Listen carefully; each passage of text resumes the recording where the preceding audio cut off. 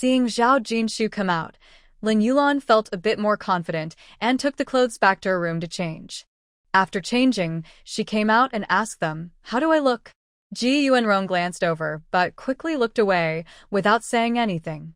Lu Xingyao covered her mouth to suppress a laugh and said, "Big sister-in-law, you should stick with your original pants. You can't quite pull these off, they look better on the third sister-in-law." The new pants highlighted all her flaws. Lin Yulan looked at Zhao Jinshu and wondered why she looked so good in the outfit while she felt she looked so bad. Lu Xingyao rolled her eyes. "Your figure is not as good as the second." Before she could finish, Zhao Jinshu, sitting next to her, pinched her. Although she didn't have a good relationship with Lin Yulan, she also didn't like it when others compared them, even if it was to compliment her at the expense of someone else. Caught off guard, Lu Xingyao winced in pain and said, "Sister-in-law, that hurt." Zhao Jinshu smiled at her. "Oh, it hurt? That's good. Sometimes, a little pain serves as a reminder, or else she might speak thoughtlessly again." Lu Xingyao. Her sister-in-law was a bit mischievous, and with their mother watching, she didn't dare say much. It was better to avoid trouble. He Mingguang, watching from the side, couldn't help but laugh. He thought Lu Xingyao was fearless, but it turned out her sister-in-law had her under control. He had to admit, she was quite capable. He didn't mind her being pinched, but her personality definitely needed some restraint. Lin Yulan was still skeptical and looked at her husband. Lu Jiaming scoffed, "Don't you know your own situation?" Lin Yulan shot him a glare and, in a huff, went to change clothes. When she returned, He Mingguang said, "Sister-in-law, I have all kinds of pants. Just choose what you like. If you don't have time, I can bring them tomorrow, and you can pick them yourself." A smile appeared on Lin Yulan's face. "You're so generous. Much better than." She paused, glancing at her sister-in-law, realizing he was far more generous than her. Over the years, she had never worn anything from her sister-in-law, but she had worn clothes given by her partner first. It was a bit of luck from her sister-in-law, so she decided not to say more. Lu Xingyao laughed. If sister-in-law wore those clothes in He Mingguang's store for a day, his business would definitely improve. He Mingguang's eyes lit up. "Sister-in-law, would you like to help me sell clothes? I can pay you." Ji Yuanrong glared at them. "What are you thinking? Your sister-in-law is busy writing now. The newspaper is waiting for her article. She doesn't have time to sell clothes. If Jinshu really went to sell clothes, what would happen to her writing? What about Yido?" Zhao Jinshu. Lu Jiaming and Lu Hefeng secretly sighed in relief. They were also reading the sword fairy story Zhao Jinshu was writing, and they were worried she might stop writing to sell clothes. What would they read then? He Mingguang shrugged. Did his future mother-in-law not see him as an outsider at all? She scolded him without any hesitation. However, this also shows that she doesn't see herself as an outsider, which is great. He asked again, "What article did your sister-in-law write that was published in the Times?" Lu Xingyao paused for a moment. "Did I not tell you?" He Mingguang shook his head. "I've never heard you mention it." Lu Xingyao replied, "That's because we've known each other for such a short time. I didn't have the chance to tell you." He Mingguang thought, such an important and honorable thing. Even with little time, you should have mentioned it. Yet, she said nothing. He felt he discovered another good quality in Lu Xingyao. She doesn't like to show off. If someone else had her background and family, they would have already gathered friends and enjoyed the attention. Lu Xingyao added, "It's fine to talk about it now." He Mingguang looked at Zhao Jinshu. "What article did your sister-in-law write?" Before Zhao Jinshu could answer, Lu Jiaming and Lu Hefeng started talking to him.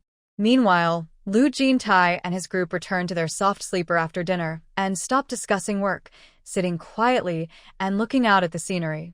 Hu Yang and Zhao Hongyang, the youngest, were chatting. Hu Yang lay on the bed and asked Zhao Hongyang, "Are you dating anyone?" Zhao Hongyang shook his head. "It's not the right time yet. With his busy work and studies, when would he have time to date? If he did, it probably wouldn't work out anyway." Lu Jintai said, "There's no need to rush. Young people should focus on studying and working hard, not on dating." Wang Zaihui chuckled. "Professor Lu has some double standards. He got married, but doesn't let his students date. Lu Jintai replied calmly, focusing on studies will help with dating later. Though he doesn't pay much attention to such matters, he still understands a bit. Hu Yang smiled. I heard that when school started this year, Professor Lu took Han Yang everywhere with him. He's intentionally training him. If he goes off to date, Professor Lu might get anxious. Professor Zhang added, Han Yang is still young, around 21 or 22. There's really no need to rush into dating. Once he achieves success, good partners will come. Wang Zaihui asked, Professor Lu got married at a pretty young age, right? Lu Jintai replied softly, I got married at 26. That's not too early. Not early, but also not late, just the right time to meet Jinshu. Professor Zhang remarked, Professor Lu is accomplished at a young age, different from us. Zhao Hongyang quickly said, I'm focused on my studies right now. I'm not thinking about dating. I just want to learn and work well with Professor Lu. When the flowers bloom, the butterflies will come, is a saying that fits everyone. I'm not unattractive. As long as I succeed in my career, I'm not worried about finding a partner. So, there's really no rush. Hu Yang rested his hands under his head and sighed. It's true, after getting married, your focus shifts. It can affect work a bit. When I'm on a business trip, I worry about whether my wife is feeling sad at home or if she's hungry. Lu Jintai paused, finding some people quite annoying. It's enough for you to know how your own wife feels. Why do you have to keep talking about it? Hu Yang replied, Professor Lu, your wife is independent, so you might not understand this feeling. Lu Jintai looked up and glanced at him lightly. I understand. Hu Yang was surprised. What? Lu Jintai said slowly, I understand. My wife is very capable and cares a lot about others' feelings, often neglecting her own. You might not know what it's like to worry about her not taking care of herself. Hu Yang was speechless. Wang Zaihui, who had been listening, suddenly laughed. Stop showing off about your wives. At my age, it just makes me feel a bit envious. Lu Jintai glanced at her. He wasn't showing off, just stating facts. Some colleagues can be quite annoying. At that moment, he felt relieved that Jinshu hadn't met them. Otherwise, they would tease her.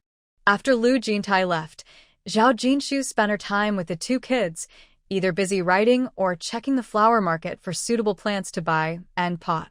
During this time, she received a letter from her hometown asking about building a house. Her parents were always reliable, so she simply replied that she would build a few rooms, with a larger bathroom.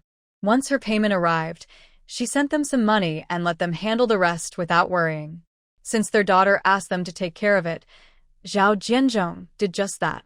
When her husband said their daughter liked spacious and bright houses, he decided to make the bedrooms larger and the windows bigger. The bed from her marriage was the same one she had as a girl. He had wanted to make her a new bed back then, but she didn't let him.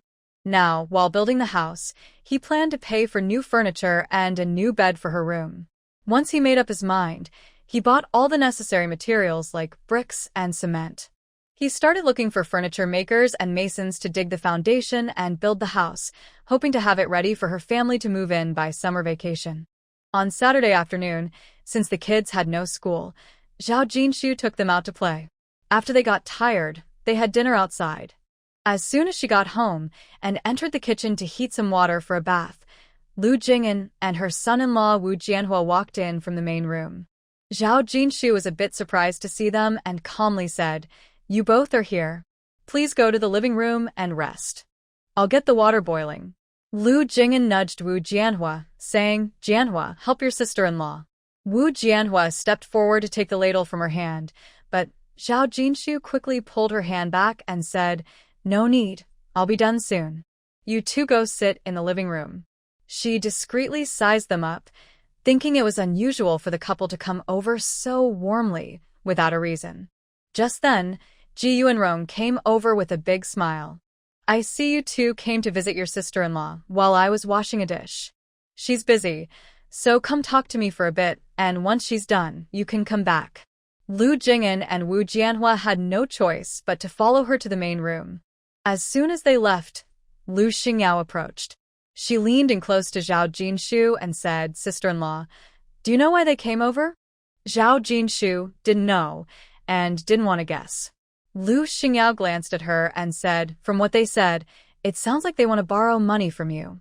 Mom asked me to give you a heads up so you can be prepared." Zhao Jinshu paused. "Even if they don't have jobs, they shouldn't borrow from me. I remember her brother Lu Kanghan has been supporting them." Lu Xingyao pouted. "Kanghan has probably given them a lot over the years. Lu Yu, his wife, is already unhappy. She's pregnant with their third child, so she can't work and their income has dropped. They have a lot of expenses for both adults and kids. I guess they heard you published a story and thought you had money, so they came."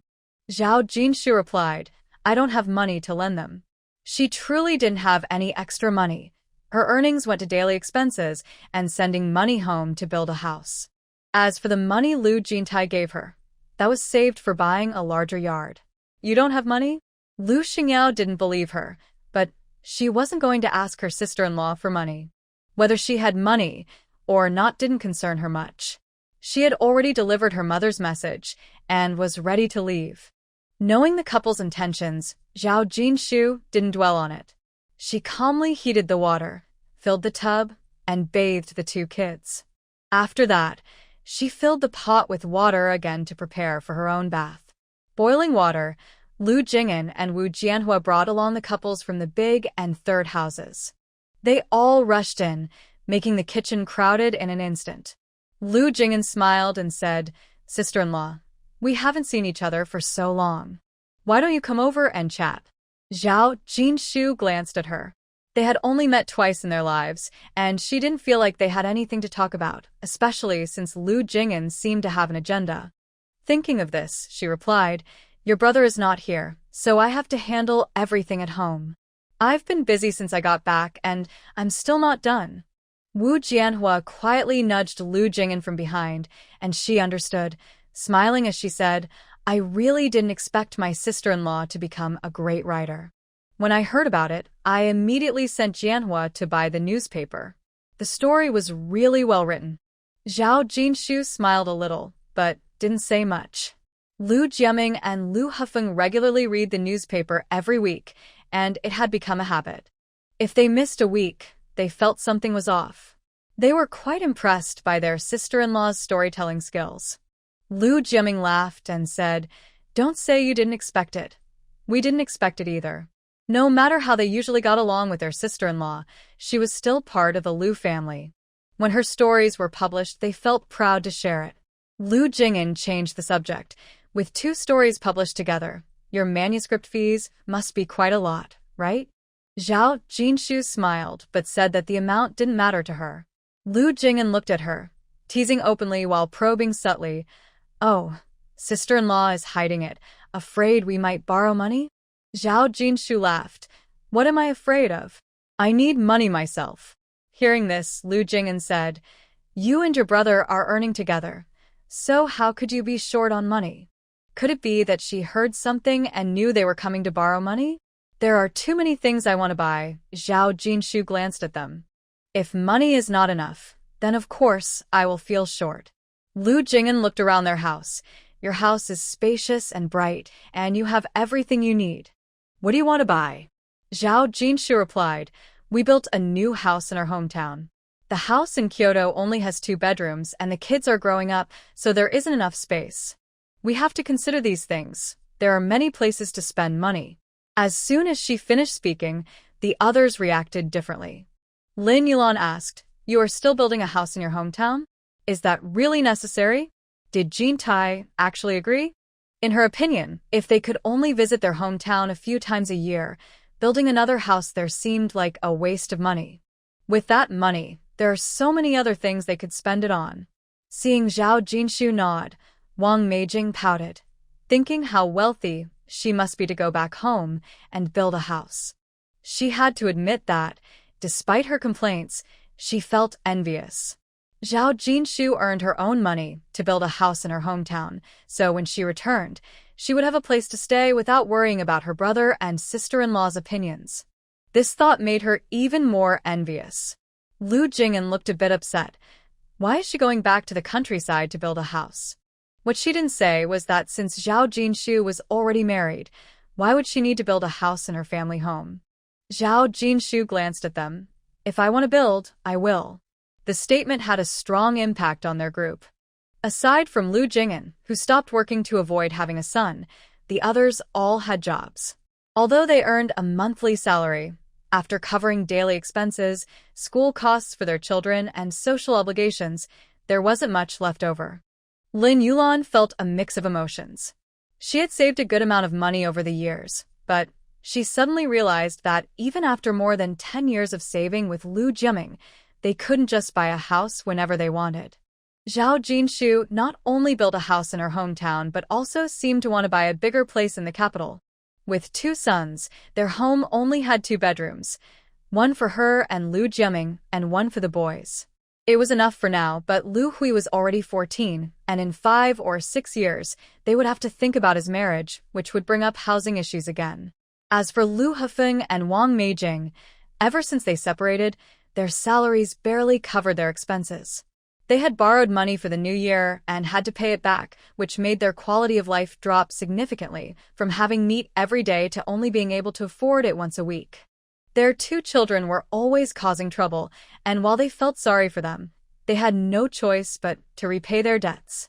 They couldn't expect that once the debts were paid off, life would become easier. The housing structure for the 2nd and 3rd families was the same, with each having 1 son and 1 daughter. The children in the 2nd family were getting older and couldn't continue sharing a room. The same was true for the 3rd family, especially since their children were even older. They could manage for another 2 years, but once the kids reached their teenage years, sharing a room would no longer be possible, leading to similar housing problems. Lu Jing'an and her husband were feeling emotions that went beyond envy. Lu Jing'an had been a youth worker, and Lu Jintai had been sent down to the countryside. They both got married in the countryside, and although Lu Jintai had returned to work, Zhao Jinshu was still not employed. Looking at them, Wu Jianhua passed the college entrance exam and got into university. The school offers subsidies, and with his parents' help, he found a job. Logically, his life should be better than Lu Jintai and his wife's, but the opposite is true. Their family is struggling more and more, while Lu Jintai and his wife are thriving. While thinking this, Lu Zhe ran in wearing slippers, holding a book. He saw a group of people in the room, greeted them, and then told his mom, "Mom, I finished my book." Zhao Jinshu replied, "You finished it again? The books your great-uncle sent you are on the first shelf of your dad's study. Go take a look." Lu Zhe said, "Okay," and then ran off with the book. Lu Jing'an watched him leave.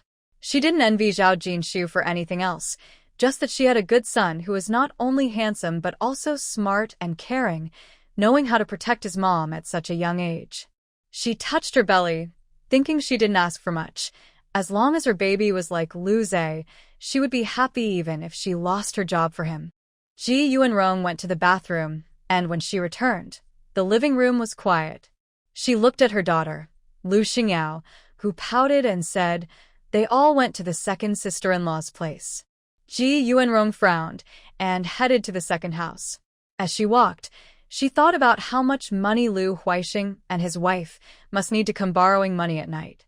Did they know their daughter and son-in-law were borrowing money? If they did, and still sent them over, she would have to talk to her good sister-in-law about it. When Jintai was struggling, he didn't ask anyone for help. Now that their lives were finally improving, everyone couldn't sit still. They should help in emergencies, not just when they're poor. If there was a real issue, they didn't need to ask her daughter-in-law. She could lend them money, but she hadn't heard they needed any urgent help. Lu Jing'an was preparing to speak. Even if Zhao Jinshu said she had no money, she still wanted to try. Just as she was about to say something, the 3rd aunt arrived. She knew the 3rd aunt's intention was to prevent her from borrowing money from Zhao Jinshu, but if she had money, she wouldn't be asking Zhao Jinshu in the first place. They were all siblings. What was wrong with helping each other? Before Zhao Jinshu could say anything, the 3rd aunt became anxious. People say the 3rd aunt is a good mother-in-law, but is that true? A good mother-in-law wouldn't meddle in her daughter-in-law's finances. Ji Yuanrong didn't give her a chance to speak, pulling her toward the main house. She glanced back at Zhao Jinshu and said, "You have to write and take care of the kids. If you're tired, Wash up and rest early. Zhao Jinshu nodded. Mom, you should rest early too. Lu Jing'an, with her big belly, didn't dare to argue and just followed her to the main room. Wu Jianhua remained silent and followed them. Lu Jiaming and Lu Hefeng had no idea what was happening.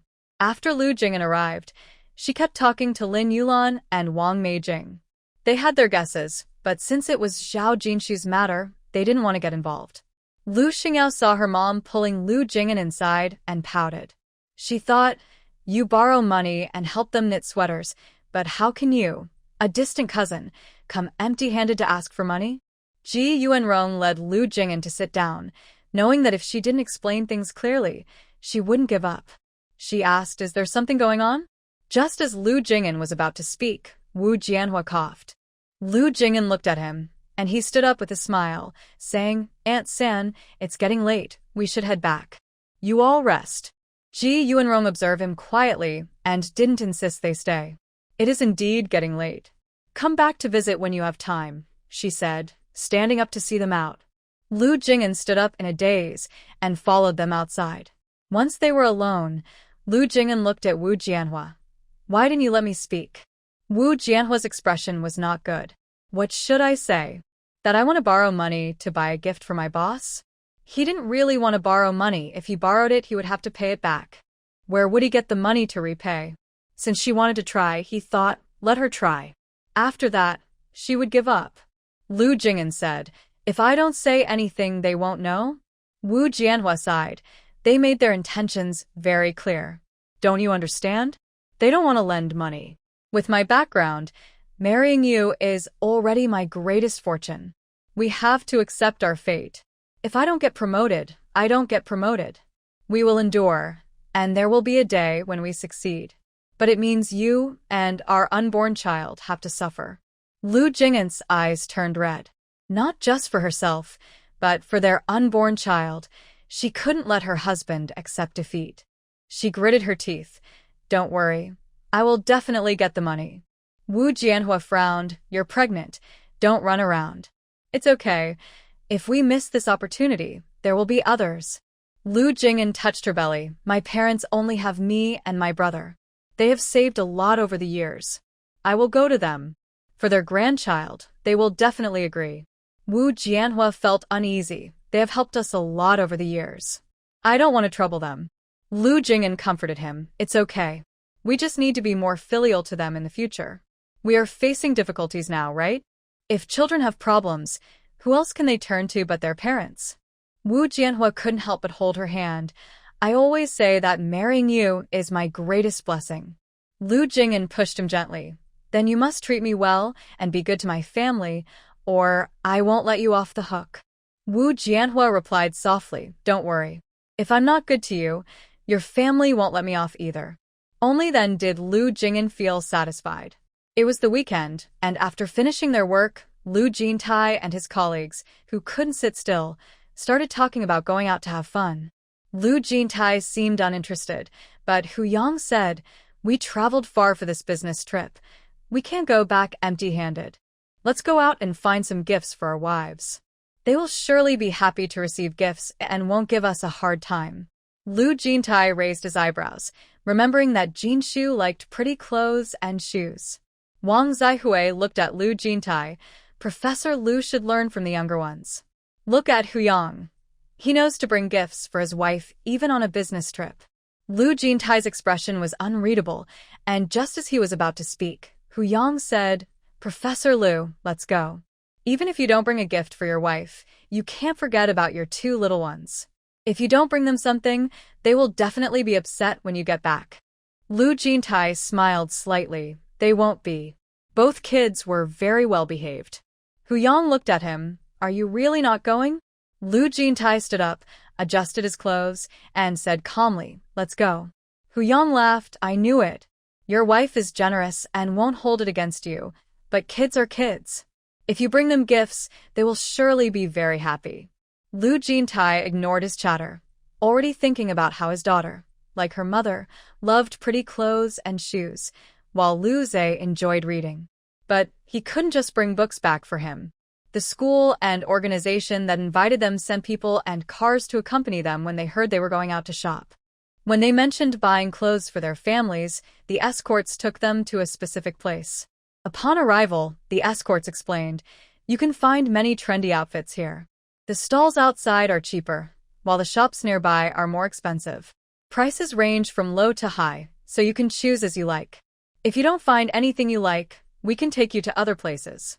A group of people looked at Lu Jintai, who opened the car door. "Let's go in and take a look." The group followed Lu Jintai into the first store. This is a women's clothing store, not too big or too small, and there aren't many people inside. Lu Jintai glanced around, and his eyes landed on a white long-sleeve dress. He raised his hand and pointed at the dress. "Can I take a look?" The owner was very friendly. Upon hearing him, she took the dress down and handed it to him. "I guarantee the quality of this dress, and the style is new." Lu Jintai took the dress, first checking the fabric and then examining the workmanship. He was very serious about it. The owner couldn't help but say, "You can trust the fabric. It's definitely good." Lu Jintai remained silent and continued to look. Jin's Shu had delicate skin, and since the dress was fitted, he wanted to be careful about the material. Wang Zaihui stepped forward to touch the fabric. "The material is good, and the style is nice, but this white dress gets dirty easily." "Jintai, do you want to look at something else?" Lu Jintai replied, "It's fine. She likes this kind." Seeing his firm tone, Wang Zaihui stopped persuading him. After buying the dress, the owner said, "Sir, even the prettiest dress needs a nice pair of shoes to match. We have a pair of shoes that goes perfectly with this dress. Would you like to see them?" Lu Jintai said, "Show me." The owner smiled and brought out the shoes. When Lu Jintai saw the high heels, he immediately said, "These aren't suitable for her." Jin Shu usually wore shoes with low heels, showing that she didn't like this type of shoe. The owner didn't mind and took out another pair. "How about this one?" Lu Jintai looked at them. The heels were low, and the style was acceptable. "Let me see." The owner handed over the shoes. "These leather shoes are soft and won't hurt your feet. You won't get tired walking in them. They are a bit more expensive than the previous pair." Lu Jintai didn't listen to her explanation. He took the shoes, first checking the material. The leather was indeed soft, and the sole was of moderate thickness, so they should be comfortable to wear, just as the owner said. Wang Zaihui and the others watched from the side, while Huyang leaned on the counter and joked, "If you told me Professor Lu never bought clothes or shoes for his sister-in-law, I wouldn't believe it. He's inspecting everything so carefully." Lu Jintai ignored him. He wouldn't discuss Jin Shu's shoe preferences with him. She usually found regular shoes uncomfortable and preferred to wear cloth shoes made by her mother. Professor Zhang chuckled. Professor Lu is serious about his research, and he's just as serious when buying things for his wife. Wang Zaihui added, "Clothes and shoes are meant to be worn." Jintai is particular. He naturally selects carefully regarding workmanship, materials, and style. Otherwise, if he buys something unsuitable from far away, he won't be able to exchange it. Though I say this, I feel deeply moved. Any woman who meets a man like Lu Jintai would surely feel happy, right? I wonder what Lu Jintai's wife is like, someone who can make a man so focused on work value her so much. At this moment, I am very curious about her and think that I must meet her if I get the chance. Hu Yang's eyes lit up. "Professor Lu, you choose first. After you pick, I'll buy the same thing." He had never bought clothes for a woman before, but he trusted Professor Lu's judgment more than his own. Hearing this, Lu Jintai frowned and looked at him, his tone a bit harsh. "Please choose your own gift. Don't buy the same as me." What kind of situation would it be if he bought the same gift for his own wife? Huyang chuckled. "What's the big deal? I don't mind." Lu Jintai glanced at him with a straight face. Huyang originally wanted to take it easy, but seeing Lu Jintai's expression, he said, all right, I'll choose for myself." Only then did Lu Jintai turn to the shopkeeper. "Get a pair in light color and a pair in black, size 30. The shopkeeper hesitated. "These shoes are nice, with good quality leather, but they are hard to find and a bit expensive." Huyang replied, "Come on, shopkeeper, it's not like I'm not paying, so what's the worry?" The shopkeeper said, The main issue is that we don't have stock here. I need to get someone to fetch them from the storage. Lu Jintai asked calmly, Is the storage far? The shopkeeper replied, Not too far, just a few minutes. Lu Jintai said, Go get them. The shopkeeper smiled and sent someone to fetch the shoes. After buying clothes and shoes and putting them in the car, the group continued shopping. They skipped the first store they had already visited and went to the second, which also sold women's clothing. As they entered, Lu Jintai glanced around but didn't see anything suitable, so he stepped back and waited for Huyang. Huyang picked out a short-sleeved blouse for his wife. As for shoes, she already had plenty of dress shoes, so he thought about getting her a pair of sandals instead. The third store was still women's clothing. As they entered, Huyang looked at Lu Jintai. We've already bought our gifts, so we won't go in. I've realized that shopping is more tiring than working. Even though they had only visited 2 stores, picking out clothes for his wife was more stressful than shopping for himself, and he was ready to stop. Lu Jintai didn't pause. He thought one dress wasn't enough for Jin Shu, so he looked up and spotted a white floral dress. Let's take a look at that one. Boss, this dress is fresh and elegant. You have great taste. Lu Jintai didn't say anything. He took the dress, checked it, and after confirming it was fine, his eyes landed on a red skirt nearby. Remembering how her eyes lit up when she saw a red coat, he couldn't help but smile and said, Let's take that red skirt down to look at it. After that, he noticed a white short-sleeved shirt nearby. Let's take that one down too. Wang Zaihui, who was picking out clothes next to him, was surprised by his actions. Jintai, are you planning to buy several outfits for your wife? Lu Jintai replied, Not really. Seeing something suitable for her made him want to buy it. Wang Zaihui laughed. Not really? Then why are you buying so much? Are you planning to replace all her summer clothes with what you buy? Replace all her clothes? Lu Jintai slowed down, thinking that might not be a bad idea. After checking that the clothes were of good quality, he paid and asked Wang Zaihui, Where can I buy jewelry? Wang Zaihui replied, You're buying more? After working together for years, she didn't know Lu Jintai had a tendency to splurge. Even if he was buying things for his wife, wouldn't she be upset about his spending habits? Huyang couldn't help but exclaim, Professor Lu, I admire you. You buy things for your wife without a second thought. Aren't you worried your wife will scold you for spending too much? Lu Jintai glanced at him. They had just gotten married, so their relationship couldn't be compared to his years with Jin Shu. Zhao Hongyang added, Our professor is generous to his family, but rarely buys clothes for himself. If his clothes get worn out, he just mends them. He doesn't care about appearances. Lu Jintai looked at his student. My clothes are all prepared by your teacher. So, he didn't need to prepare for himself. Moreover, Jin Shu worried he might not have enough money when he was out, so she put a good amount of money in his suitcase, so she probably wouldn't mind his spending. Zhao Hongyang. Wang Zaihui interjected, I don't know about others, but if my partner bought me this many clothes and shoes and even jewelry, even if I thought it was too much, I would be very happy. After all, it shows they value me. Who would spend time and money on someone else if they didn't care? Lu Jintai couldn't help but smile. That was very true. Lu Jintai was busy shopping for his wife and kids in Yangcheng. On this weekend, Zhao Jinshu was also occupied. In winter, the whole family wore long underwear to sleep, but as the weather got warmer, they gradually took them off. She planned to cut some thin cotton fabric to make pajamas for everyone. The fabric for the pajamas needed to be light and soft, focusing on comfort. As for the patterns and colors, they were less important without many options. Zhao Jinshu intended to make 2 nightgowns for herself and Lu Rui, along with a set of long pants and long-sleeve pajamas. For Lu Jintai and Lu Zhe, she planned to make a set of short-sleeve and short-pants pajamas, and another set of long-sleeve and long-pants pajamas. At the entrance of the courtyard, there was a tailor shop with a skilled master. Zhao Jinshu had often made clothes there in the past and was quite familiar with the master and trusted his skills.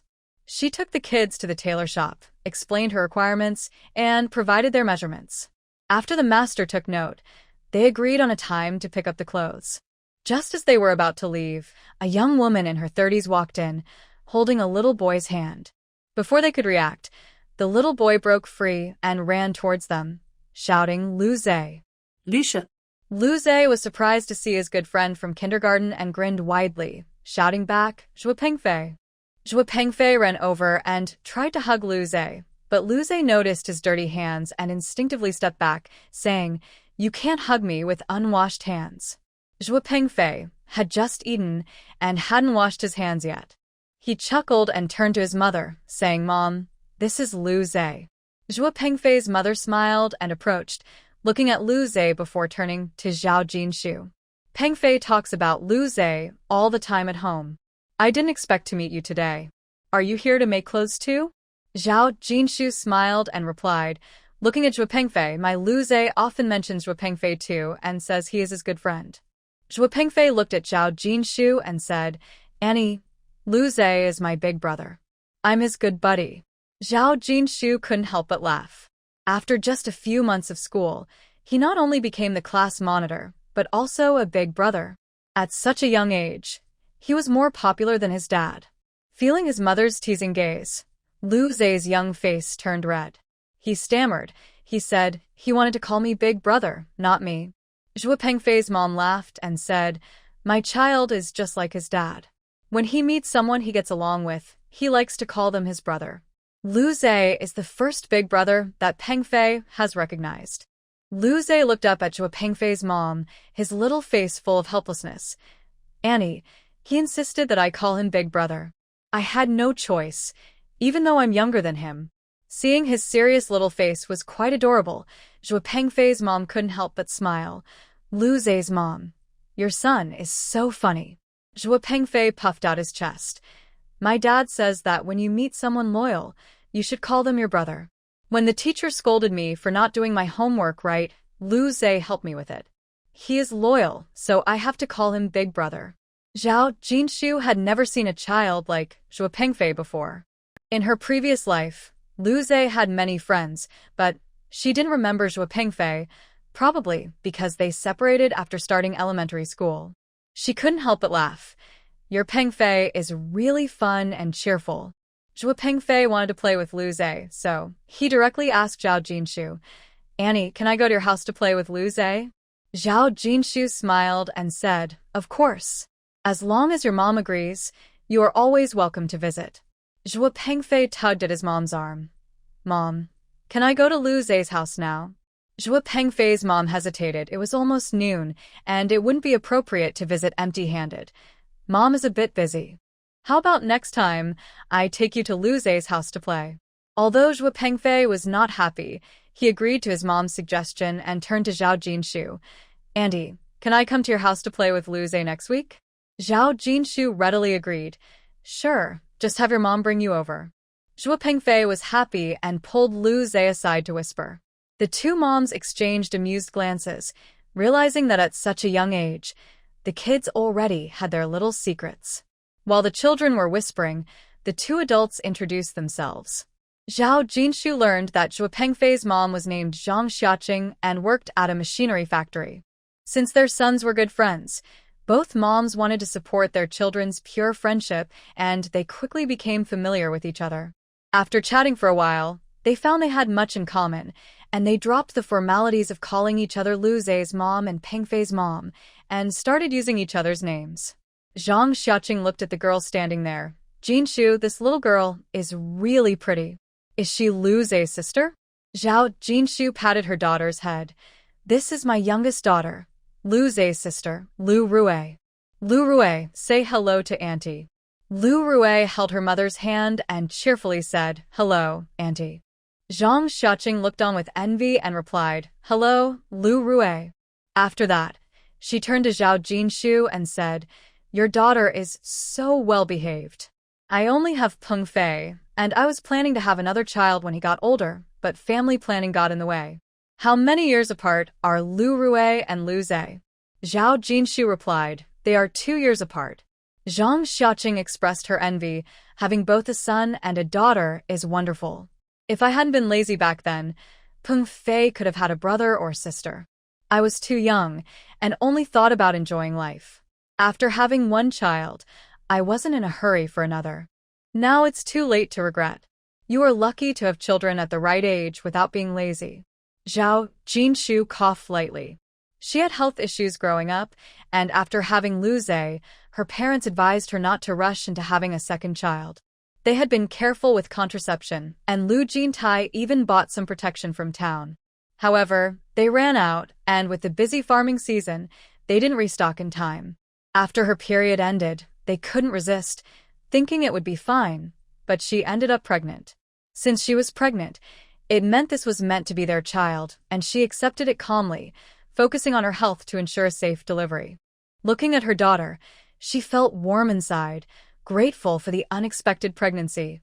Otherwise, where would she find such a lovely and well-behaved daughter? Meanwhile, Lu Jintai, who was shopping for his wife and child in another city, suddenly sneezed for no reason, frowning slightly. Zhao Hongyang asked nervously, "Professor Lu, are you okay?" Lu Jintai replied, "I'm fine."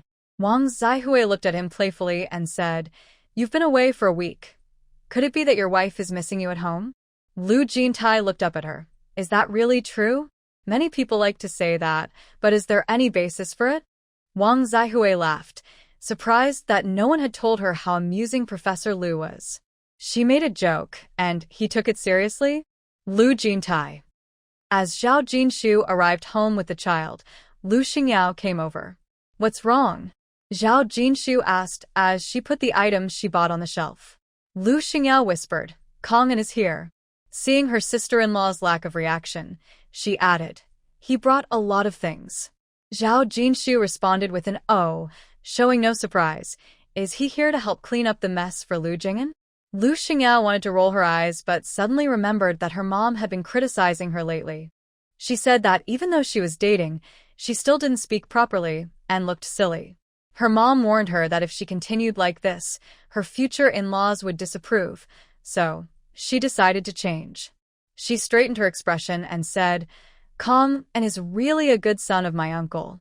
Their family has a lot of problems, and they always rely on him." First, Lu Jing'an came to borrow money, and then Lu Kong and came to make up for it. Zhao Jinshu didn't respond. Lu Jing'an was Lu Kong'an's only sister, and after she returned to the city, she had done many outrageous things. Lu Kong'an had to clean up her messes, and at one point, he even got so angry that he fainted and ended up in the hospital. She and Lu Jintai visited him in the hospital, and his sister-in-law, Lu Yu, was nearby, crying and saying that if he continued to take care of that sister, they would get a divorce. While he was receiving 4 fluids, he said, "A bone broken is still connected to the muscle. I only have this one sister. If I don't take care of her, who will?" As they were talking, Lu Kong'an came over with some items. "Sister-in-law, you're back? I brought some fruits and snacks for Lu Zhe and Lu Rui." He placed the items on the table. Zhao Jinshu smiled and said, "Why are you being so polite?" Lu Kong'an smiled apologetically and asked, "When will Jintai be back?" He left on Monday and said he would be back in half a month. Zhao Jinshu replied, inviting him to sit down while she asked Lu Xingyao to keep him company as she went to make tea. Lu Kong'an stood up and said, "Sister-in-law, don't worry about me. I have things to do, so I won't stay. I'll come back to drink with Jintai when he returns." Since Lu Jintai wasn't home, there wasn't much for her and Lu Kong'an to talk about. She didn't insist he stay and walked him to the door. Watching him walk away, Lu Xingyao couldn't help but pout a little. Kong'an really has a tough life, always worried about upsetting Lu Jing'an, even bringing things over to come for her. Everyone knows what kind of person she is. Is it really necessary to get upset with her? If she wants to borrow money and I don't want to lend it, what's the big deal? Zhao Jinshu chuckled, agreeing, after all, Lu Jing'an is still part of the Lu family. If she comes to borrow money and I don't want to lend it, there's no need to be so cautious. They're just siblings, one willing to fight and the other willing to take it. Outsiders can't really say anything, she added. Lu Xingyao paused, realizing that Lu Kong'an might actually think that way. She muttered to herself about him being strange and finally sighed. Why don't I have a brother like Lu Kong'an? Zhao Jinshu glanced at her and said, "You should ask Mom why she had you in this family, making you deal with 3 brothers. Your 3 brothers also have to deal with a sister like you." Lu Xingao realized what she said and quickly covered her mouth. I was just joking. I was just joking. Second sister-in-law, pretend you didn't hear that. After saying this, she ran away. Zhao Jinshu watched her retreating figure. She knew what kind of person Lu Jing'an was, and she understood Lu Xingao even better. Whether she heard it or not, what difference would it make? It was pointless to argue with someone like her. Zhao Jinshu focused on writing at home, unaware that many people outside were arguing about her work, Sword Immortal. As the excitement grew, many people couldn't help but write reviews in magazines and newspapers, some praising and others criticizing. The most interesting were the discussions about the plot. Some comments suggested bringing the male lead's wife back to life, while others argued that the supporting character had too many resources, which was unreasonable. Some even said it was fine if the male lead's wife didn't come back. After all, he was a sword immortal, not a monk. They could just arrange for him to have another wife. This comment angered the original wife's fans, leading to a heated argument between the two sides. Editor Lee's desk was piled high with letters, and phone calls came in one after another. He couldn't disconnect the phone line, so he hurriedly answered calls while trying to work. He felt frustrated. He had refused to accept another assistant from the newspaper, acting as if someone was trying to take his job, and he was very firm about it. He was busy, but insisted that the staff not contact Zhao Jinshu, saying she was a writer and only needed to focus on creating good stories. He didn't want anyone to disturb her writing. If they did, they would have to deal with him. What could they do? They had to comply with him. If he wanted to be busy, so be it. Editor Lee thought to himself, I'm busy, but I'm willing. Zhao Jinshu was indeed too busy to pay attention to the major newspapers and magazines. However, loyal readers like Ji Yuanrong, who followed the weekly updates, were aware of the reviews. She glanced at them and found the comments chaotic and distracting. Readers could easily get into arguments, let alone the author, Jinshu. Quietly, she informed her family not to mention these matters to avoid disturbing Jinshu's writing, so she remained unaware of it all. Although Zhao Jinshu didn't follow these discussions, she always read the letters from her readers. She roughly knows how the readers feel about this story. She has an outline, and her mind is not easily disturbed. She is determined not to change the outline. She will write it as planned. This is her final insistence as an experienced author. Time passes quickly, and before she knows it, the weekend arrives. Zhou Pingfei, who is supposed to come over, cannot make it due to family matters. Lu Huayuan and Ji Yuanyom are going to a wedding. They originally planned to take Lu Rui with them, but since Lu Zhe is eagerly watching, they have to bring him along too. The children from the big house and the third house are doing their homework at home. Lin Yulan and Wang Meijing washed clothes and cleaned in the morning, and in the afternoon, they rested in the house. As for Lu Xingyao, she is naturally out having fun with her partner. With the two kids not at home, Zhao Jinshu casually ate some lunch, turned on the radio, played a tape, and listened to music while writing. These days, she has been rushing to finish her writing. After staying up late, she felt sleepy while listening to music and writing, but she resisted the urge to sleep and eventually dozed off at the table. When Lu Jintai returned, the yard was quiet.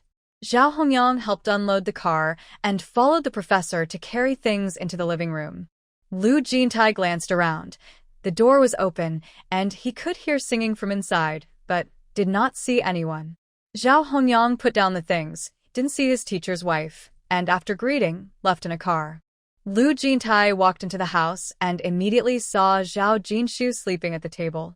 He frowned slightly and walked over to gently lift her and place her on the bed. Zhao Jinshu woke up groggily, saw someone taking off her shoes, and thought she was dreaming. She blinked and said, Lu Jintai? He responded with a sound, took off her shoes, and covered her with a blanket. Zhao Jinshu sat up and asked, You're back? Lu Jintai looked at her and asked, Why were you sleeping at the table? Zhao Jinshu rubbed her sore shoulders and replied, I guess I was too tired. Seeing her actions, Lu Jintai stood up and gently massaged her shoulders. Zhao Jinshu lazily said, Lu Zhe, Lu Rui, and our parents went to the wedding. Lu Jintai acknowledged her with a sound and quietly continued to massage her shoulders. After finishing, he asked, "Do you feel better?" Zhao Jinshu nodded, leaning against the headboard, and slowly shared what had been happening at home. "The house in my hometown is already being built. I planted roses and chrysanthemums in the flower pots outside, but it's still not warm enough for many flowers to bloom." Lu Jintai listened quietly and suddenly pulled her into his arms. Zhao Jinshu looked at him, and he asked, "Is there more?" Zhao Jinshu was about to respond when he silenced her with a kiss, holding her tightly in his arms. He only slightly released her when he heard the laughter of the children from the big house and the third house outside. His gaze fell on her slightly swollen red lips. "Also, I don't want to hear it for now." Zhao Jinshu. "If you don't want to hear it, why did you ask?" Lu Jintai tightened his embrace and leaned closer to her. Zhao Jinshu struggled a bit. "The door isn't closed." Lu Jintai paused and looked at her. "Is it okay if the door is closed?"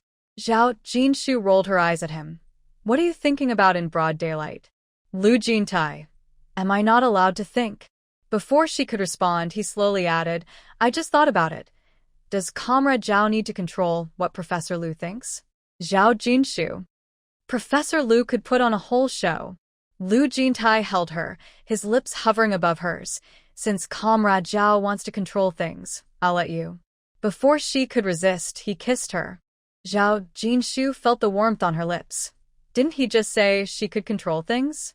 Was that not valid anymore? Lu Jintai. "Comrade Zhao, don't get distracted." Feeling the pressure of his kiss increase, Zhao Jinshu stopped thinking about it. The noise outside grew louder, but the two lost in their moment didn't notice. "Is Jintai back? Jintai? Jintai?"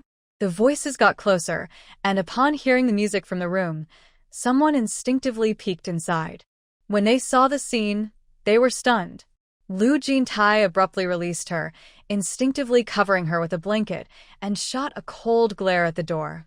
"Get out." Lu Kanghan quickly pulled back his head and hurried out of the living room, standing in the yard.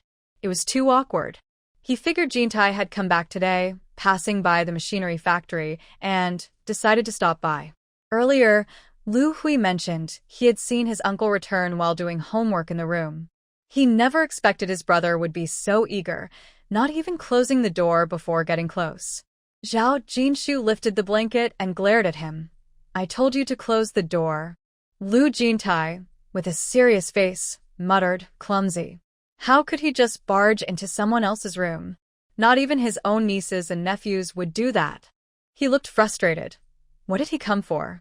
Zhao Jinshu stood up and adjusted her clothes.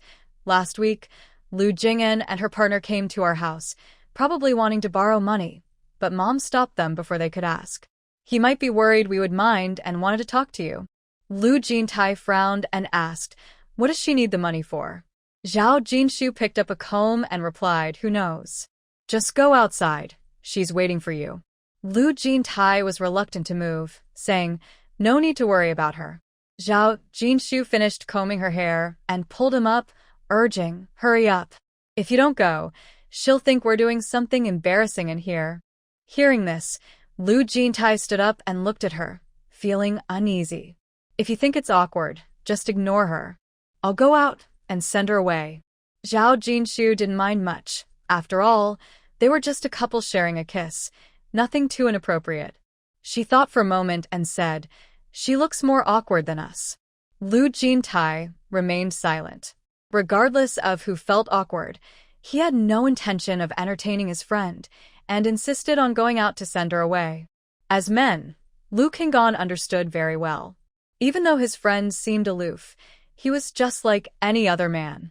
Realizing this, he felt it was best not to disturb the couple and quietly left. Lu Jintai remarked, "At least he knows how to take a hint." Zhao Jinshu couldn't help but laugh.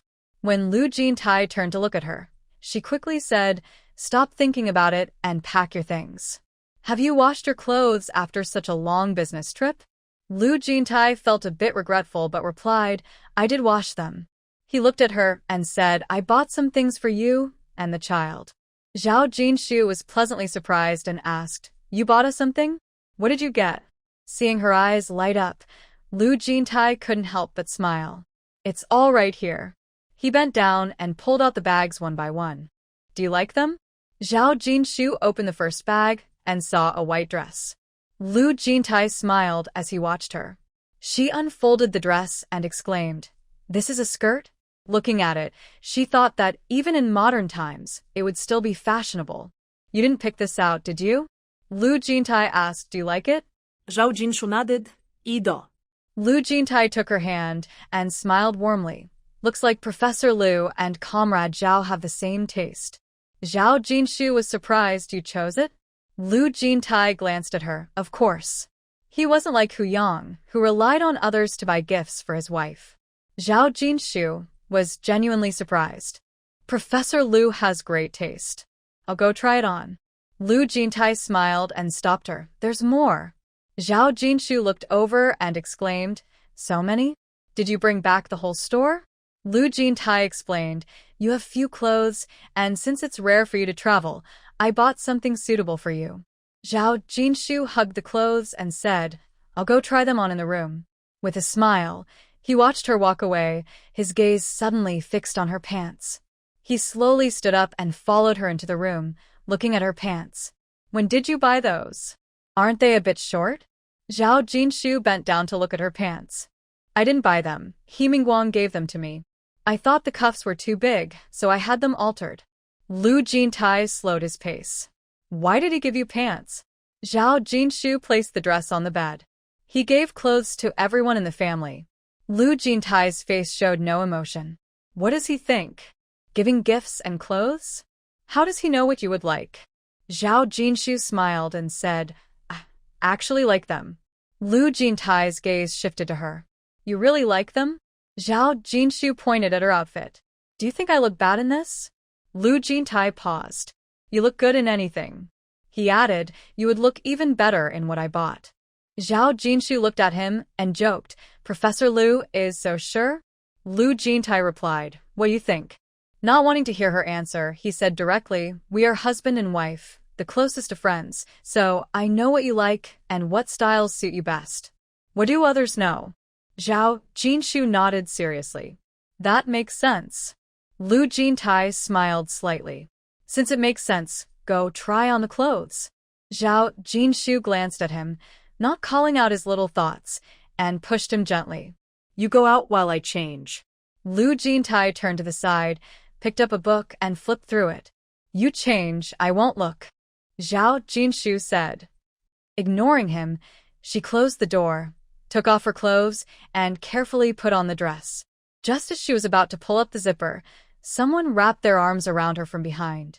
She knew she couldn't trust him and said, I need to zip it up. Lu Jintai reached over. I'll help you. At that moment, he didn't make any other moves and carefully helped her zip it up. Seeing her in the dress he had personally chosen, his eyes sparkled with joy. Now that looks good. Zhao Jinshu was also satisfied. It's not too big or too small. If it gets a bit warmer, I can wear it. Lu Jintai nodded. It's still a bit cold. You should change back to avoid catching a cold. Zhao Jinshu agreed and was about to take off the dress when he said, I'll help you. As soon as he finished speaking, he embraced her and gently pushed her onto the bed. Zhao Jinshu was lost in thought when Lu Jintai had already pulled up the blanket to cover both of them. Noticing the meaning in his eyes, she said, You haven't showered. After taking the train, he shouldn't think about touching her without a shower. Lu Jintai lowered his head and kissed her eyelid, saying, I showered at the school dorm before coming back. Zhao Jinshu replied, I haven't showered. Lu Jintai said, It's fine. Zhao Jinshu. With their clothes mostly off, Lu Jintai held her tightly. She whispered, Be gentle. There are people outside. There's music. They can't hear us, Lu Jintai whispered into her neck. Even so, Zhao Jinshu held back, not daring to make too much noise. They hadn't seen each other for many days, and Lu Jintai didn't want to upset her. Just holding her was enough. She was willing to cooperate with him during the day. Thinking of this made his eyes soften, and he slowly eased his movements, gently covering her. After some time, as the sky darkened and the room grew quiet, Zhao Jinshu relaxed in Lu Jintai's arms and asked in a hoarse voice, What time is it?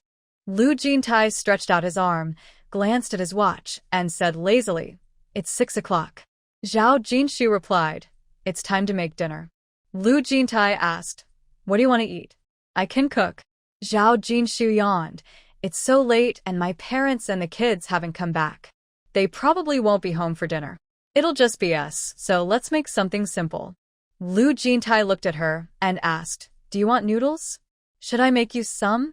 Zhao Jinshu nodded, "Sure, add more vegetables."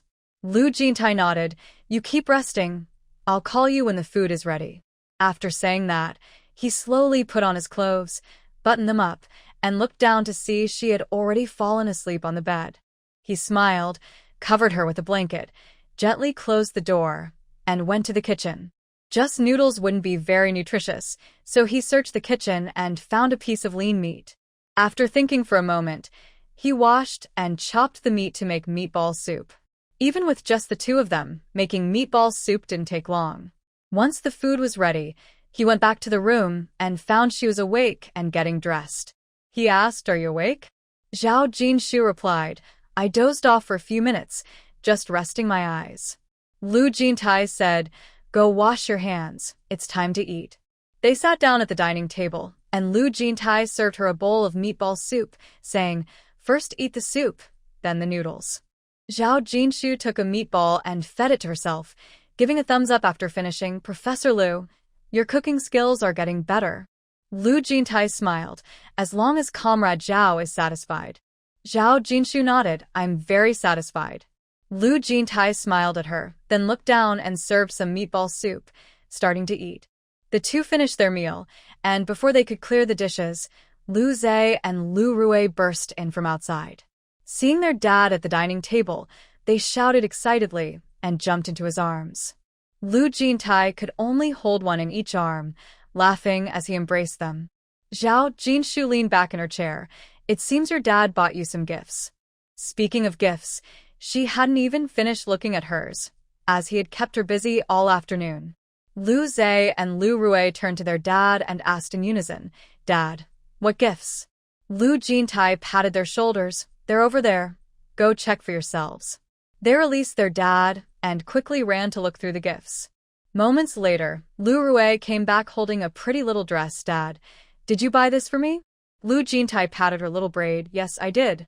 Lu Rui looked around. "Mom, is it pretty?" Zhao Jinshu smiled. "It's beautiful. Your dad has great taste." Lu Jintai added, "There are also little shoes. Go check those out." Lu Rui handed the dress to her mom and went to find her little shoes. Meanwhile, Lu Zhe found his gift, a complete outfit. The clothes didn't surprise him, but when he saw the toy gun and book inside, he jumped up excitedly. Lu Huayuan and Ji Yuanyong walked in behind them and smiled wider when they saw their son return.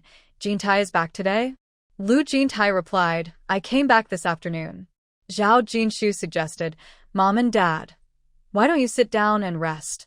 Ji Yuanyong waved her off. "We've been sitting all day. Jintai is back. You all should rest well. The kids have school tomorrow." They didn't disturb the family reunion, just greeted them before leaving. Zhao Jinshu looked at Lu Jintai. "Did you bring gifts for Mom and Dad?" Lu Jintai paused in his action of clearing the bowls, looking at her in confusion. Seeing his expression, Zhao Jinshu understood and quickly said, "I'll go out tomorrow to buy them something. Just say it's from you." Lu Jintai replied, "No need." Zhao Jinshu looked at him as he continued, "I've never brought them gifts before. I'll remember to do it in the future." Then he looked at her. "Am I being unfilial?" Not only that, if they hadn't mentioned it, he wouldn't have thought to buy gifts for his wife and kids. In the past, when he went to work, he only focused on doing a good job and never thought about bringing gifts home.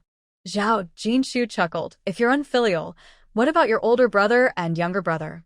Lu Jintai didn't care about anyone else and asked her, "Do you think I'm unfilial?" Zhao Jinshu looked at him and replied, "I think you're great. Among your parents' 4 children, you are the most successful. You even bought a refrigerator for the family and subscribed to milk for your parents.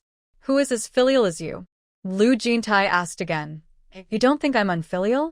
Zhao Jinshu said, "You might occasionally overlook them, but you are definitely not unfilial." His mind was filled with work. Although he didn't always think of his parents, he never hesitated to help them when they needed it. No one is perfect, but she felt he had done well for his parents. A smile finally appeared on Lu Jintai's face as he looked down at her gently and said, "You are the filial one. I'm not as good as you." Zhao Jinshu laughed. "That's because you are also good to my parents." But Lu Jintai replied, "My parents treat me very well. They gave their precious daughter to him." Zhao Jinshu helped clean up the dishes while Lu Zhe and Lu Rui took their gifts to their room, not caring about anything else. After washing the dishes, Lu Jintai noticed her yawning and frowned. "There's hot water in the pot. You should take a shower and rest." Zhao Jinshu replied, "I've stayed up late these past few nights. I'll shower after they do." Lu Jintai said, "I'll get water for them." After the three of them showered, they all changed into new pajamas. Lu Jintai glanced over and said, "These clothes are nice. They're suitable for sleeping." Zhao Jinshu smiled. "That's because they are pajamas meant for sleeping." Lu Jintai nodded gently and said nothing. Zhao Jinshu looked at him with a teasing smile, walked over to the wardrobe, and took out 2 sets of pajamas to hand to him, saying, "Here, these are for you." Lu Jintai looked at the clothes in his hands, his eyes lighting up with a smile. "I have some too?" Zhao Jinshu teased. If someone didn't have any, they'd be hiding under the covers feeling sad. She had already figured him out. Lu Jintai picked up the clothes and noticed they were exactly the same material as their sons, clearly a father-son pair. Hearing her teasing, he felt a bit awkward and replied lightly, "That person is too petty, always liking to feel sad." Zhao Jinshu sat beside him. "That person is getting thicker-skinned." Lu Jintai asked, "Should I help you ask?" Zhao Jinshu replied, "Ask what?" Lu Jintai said, "Ask that person why they are getting thicker-skinned." Zhao Jinshu playfully pushed him and said, "I'm not talking to you anymore. I'm going to sleep."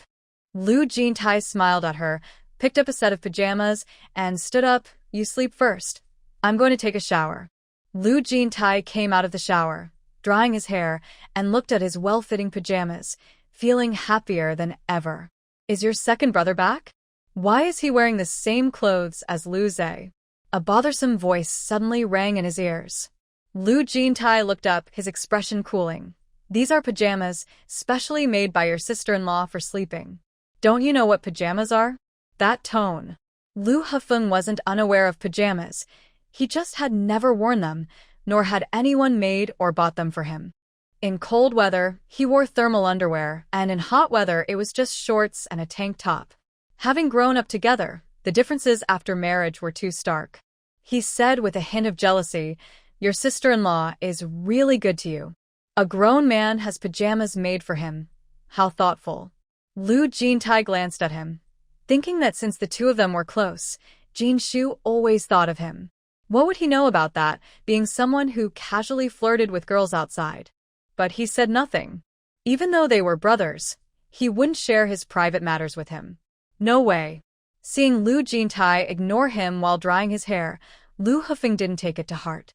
He knew his second brother well and didn't expect any comfort from him. Sighing, he went back to his room. Lu Jintai caught a glimpse of his brother's dejected figure and felt no sympathy, only thought, "You deserve it." After closing the kitchen and bathroom doors, he returned to his room and found Zhao Jinshu still awake, reading a book. His face lit up with a smile. "Didn't I say to rest early? You don't have to wait for me." Zhao Jinshu looked up from her book, confused. She replied, "I napped for a bit this afternoon, so now I can't sleep." She glanced at his pajamas. "They look good. Are they comfortable?" Lu Jintai closed the door, pulled back the covers, and got into bed. "They fit well. Have you been keeping track of my size?" Hearing this, Zhao Jinshu leaned back. "Of course. After all, I might need to make you clothes, knit sweaters, or buy you outfits." Lu Jintai's smile deepened as he looked at her. "I remember your size too." Zhao Jinshu laughed. "Professor Lu is quite impressive for remembering my size."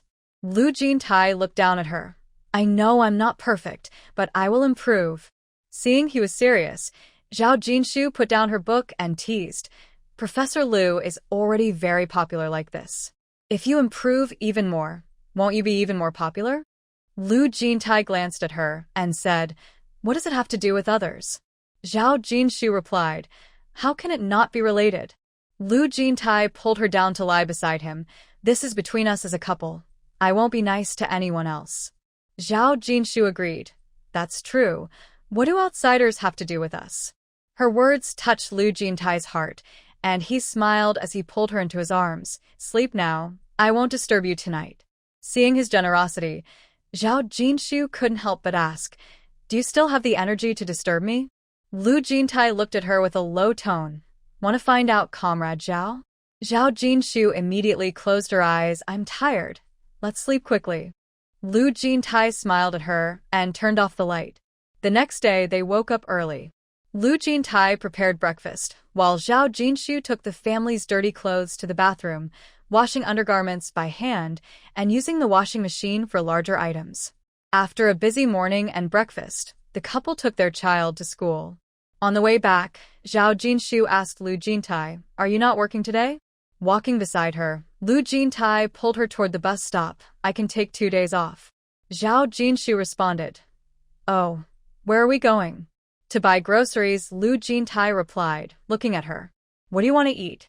Zhao Jinshu said, "I don't have anything in mind. Let's see what we find." When they arrived, Zhao Jinshu pulled him into a state-owned store. Lu Jintai thought she wanted to buy something and followed her inside without saying anything.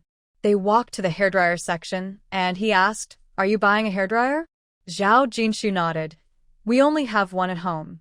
I noticed Mom didn't take it when she washed her hair, so I thought it would be better to buy her one for convenience. Consider it a gift from you during your business trip." As for a gift for her father-in-law, she hadn't thought of anything yet and decided to figure it out later. Lu Jintai tightened his grip on her hand. "I said it's not necessary. Late gifts always felt a bit odd." Zhao Jinshu smiled. "As long as it's our thought, it doesn't matter where we buy it." Lu Jintai held her hand firmly, his gaze gentle. Her words always touched him deeply. She nudged him, "Let go. People are watching us." Noticing the attention from others, Lu Jintai frowned and reluctantly released her hand. After buying the hairdryer, they went out, then visited the market to buy a fish, a chicken, a pound of meat, and some vegetables before heading home. When they got home, the two of them had some free time and filled 3 foam boxes that Zhao Jinshu had collected with soil. After finishing, they washed up and went about their own tasks. One wrote a draft while the other organized some materials. In the evening, Ji Yuanyong came back with groceries and unexpectedly received a hairdryer from her son and daughter-in-law. She looked at the hairdryer and asked with a smile, "Why did you suddenly buy me a hairdryer?"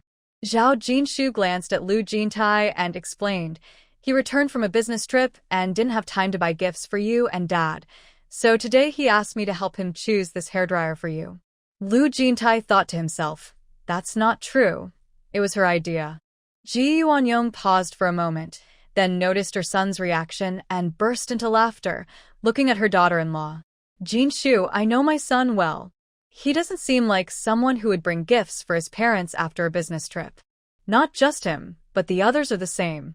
Lu Jintai remained silent. Zhao Jinshu laughed awkwardly. Ji Yuanyong turned to her with a gentle expression and teased, "Only you would think of buying a gift. In my whole life, I've only received gifts from you." At this point, she felt a bit emotional, realizing that her in-laws were better at caring for children. The two she had seen were very warm-hearted and thoughtful. Zhao Jinshu looked at Lu Jintai and thought, "Your mom is feeling sentimental. Aren't you going to comfort her?" Lu Jintai looked at her awkwardly. Zhao Jinshu met his gaze. With a helpless glance, Lu Jintai said, "I'll remember next time." Hearing his stiff words, Ji Yuanyong couldn't help but laugh. Though his words were awkward, it was a big step for him to speak up. Once they returned to their room, the warmth on Lu Jintai's face hadn't faded. He held her hand and asked, "Why do you say it was my idea?" Even though he felt uncomfortable in front of his mother, Zhao Jinshu could tell that his mood had suddenly brightened. It was clear that he cared about the idea of buying gifts for his parents, something he had never considered before. Zhao Jinshu replied, "You said it yourself. We are a couple and we are one. It doesn't matter who suggested it. She emphasized their unity as a couple. Lu Jintai couldn't help but tighten his grip on her hand, looking at her with a smile. Mom said that among the 4 siblings, none of us are as thoughtful as you, which shows how wonderful you are. Zhao Jinshu looked at him and suddenly said, I'm not as good as you think. I treat my parents well, because I want you to treat them well too. Lu Jintai squeezed her hand and replied, That's not how it works. No matter how you treat your parents, they gave you to me, and it's our responsibility to care for them. Being good to them and being filial is what we should do. You know me, so you wouldn't think that way. You are a kind and thoughtful girl. Zhao Jinshu couldn't help but laugh. It sounds like you really understand. Just then, Lu Rui ran in and asked Mom and Dad, Are you playing a hand-holding game? Lu Zhe, hearing his sister, looked helpless. His sister was so silly. Mom and Dad were married, which meant they were family. Their relationship was good, and holding hands was normal. Why would they be playing a game? Did she think everything was a game like in kindergarten? Zhao Jinshu released his hand, picked up their daughter, and said, I'll cook some vegetables, and then we can eat. Lu Jintai smiled as he watched her. Lu Rui hugged her dad's neck and said, Dad, read with me. Lu Jintai looked down at her and replied, Okay, I'll read with Rui. Lu Zhe leaned closer to his dad, resting his head on the table without saying anything.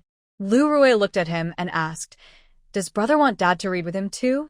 I don't want that. Lu Zhe huffed, looking proud. I'm a big kid now. I can read by myself. Lu Jintai noticed the emotions in his eyes. He remembered when he was young, adults would say he was well-behaved and never bothered his parents. But when he saw his older brother and younger brother crying for their mom and dad, and how their parents would stop working to comfort them, he felt envious, even though he didn't cry or complain. Jinshu said their son was a lot like him, and he hadn't believed it before, but now he agreed. His son was smart and considerate, but also a bit awkward. He hadn't been home for half a month, and while Rui wanted her dad, he surely wanted him too. Rui would express her feelings loudly, but he wouldn't. Thinking of this, he placed Rui on a chair and went to the study to find a history book. He looked at them both and said, Today, Dad will tell you a history story. Rui sat down obediently, and Lu Zhe sat next to his sister, sitting up straight. Although he didn't speak, his joy was hard to hide. Lu Jintai looked at him, a smile flickering in his eyes, and asked, Do you know about Qin Shi Huang? Lu Zhe raised his hand, I know. Lu Rui also raised her hand, I know too. I'm sorry, but I can't assist with that. Zhao Jinshu. It's indeed convenient for him. After a night of warmth, they sent the child off together in the morning, bought groceries as usual, and returned home. Lu Jintai pulled her out for a walk. Sitting at home every day, you need to get some exercise. Zhao Jinshu. I know, I will go running. After their walk, they reached the security desk and saw her name on the information board. Did she have mail? They walked over to ask and found a package notification slip for her. It was definitely sent from her hometown. They went home to get their IDs, went to the post office, and picked up the package. The package was heavy. Zhao Jinshu looked at Lu Jintai. Good thing you came, or I wouldn't be able to lift it alone. Lu Jintai replied, Next time there's a package, have your parents come with you to pick it up, or wait for me to return. Don't come alone. Zhao Jinshu, the package slip has the weight on it. I can pick up the lighter ones myself, and for the heavy ones, I'll ask my parents for help. At home, she opened the package and saw what was inside. She laughed. Why did they send so many peanuts? I can fry some for you. Lu Jintai chuckled. Why do you always think of me? Zhao Jinshu. Don't you like fried peanuts? I'll share some with my parents and aunt, and the rest can be used for oil. Lu Jintai. You decide how to arrange it. They opened the package, and not only did her parents and older brother and sister-in-law send peanuts, but they also included a lot of dried vegetables. Dried green beans, dried asparagus, and dried radishes, all of which she loved, filling several large bags. Inside the package were also a few letters. Zhao Jinshu took a look and saw letters from her parents, her brother and sister-in-law, and her 2 nephews. She smiled and, not rushing to read the letters, sorted out some peanuts and dried vegetables into bags. She looked at Lu Jintai. You're not working today, so take these to Aunt. Lu Jintai asked, what about you? Zhao Jinshu. I'll stay home to write my draft. I haven't read the letters they sent yet. Lu Jintai frowned. Are you just sending Professor Lu off like this? Zhao Jinshu shot him a glance. Does Professor Lu also have his moments of being neurotic? Seeing her annoyed, Lu Jintai softened his voice. Shall we go together? Zhao Jinshu wanted to finish her draft at home, aiming to complete the story before summer break. Otherwise, she wouldn't be staying up late. If she delivered things to Aunt, she would definitely be invited to stay for a meal, and that would waste a whole day. Lu Jintai noticed she was silent and slowly said, I will start work tomorrow, but I don't know when I'll be back. Zhao Jinshu replied, it's just delivering something. Don't you know the way? Lu Jintai persisted. Aren't we supposed to go to Annie's place to move some flowers? The weather is nice now. We could go together and move the flowers. Zhao Jinshu laughed. Why do I have to go with you? Lu Jintai asked, so, will you go? Zhao Jinshu stood up and teased, if I say no, Professor Lu will probably be upset. Even though Professor Lu doesn't like to be upset, if Comrade Zhao wants to see it, I don't mind putting on a little show, he said happily when he heard she would go. Zhao Jinshu suddenly leaned closer and looked at him closely. Lu Jintai was taken aback. What's wrong? After looking, Zhao Jinshu concluded, yes, it's really you, Professor Lu. Lu Jintai asked, what else would it be? Zhao Jinshu joked, why do you seem so smooth now? Lu Jintai was speechless. Seeing his rare surprised expression, Zhao Jinshu laughed and turned to go back inside with a few letters. Lu Jintai followed her at a relaxed pace. Once inside, he looked at her and said seriously, I'm not being smooth. Zhao Jinshu laughed and asked, then what are you being? Lu Jintai didn't know how to respond. When he was with her, he felt like he couldn't hold back. Many thoughts just came out naturally. He stayed silent, and Zhao Jinshu didn't mind. She opened the letters quickly, finding they were just about daily matters, nothing serious. Only her nephew mentioned in a letter that she should hold off on sending materials for now, as he couldn't finish them. She couldn't help but laugh, thinking that if he couldn't finish, he should just work harder to get it done. As for the materials, of course, she would still send them. Seeing her smile, Lu Jintai asked, what did it say? Zhao Jinshu handed him the letter. Junjie wants you to find him fewer materials. He can't finish them. Lu Jintai replied calmly, it's just a few materials. If he manages his time well, he can finish them. I'll make him a schedule, and as long as he follows it, he will get it done.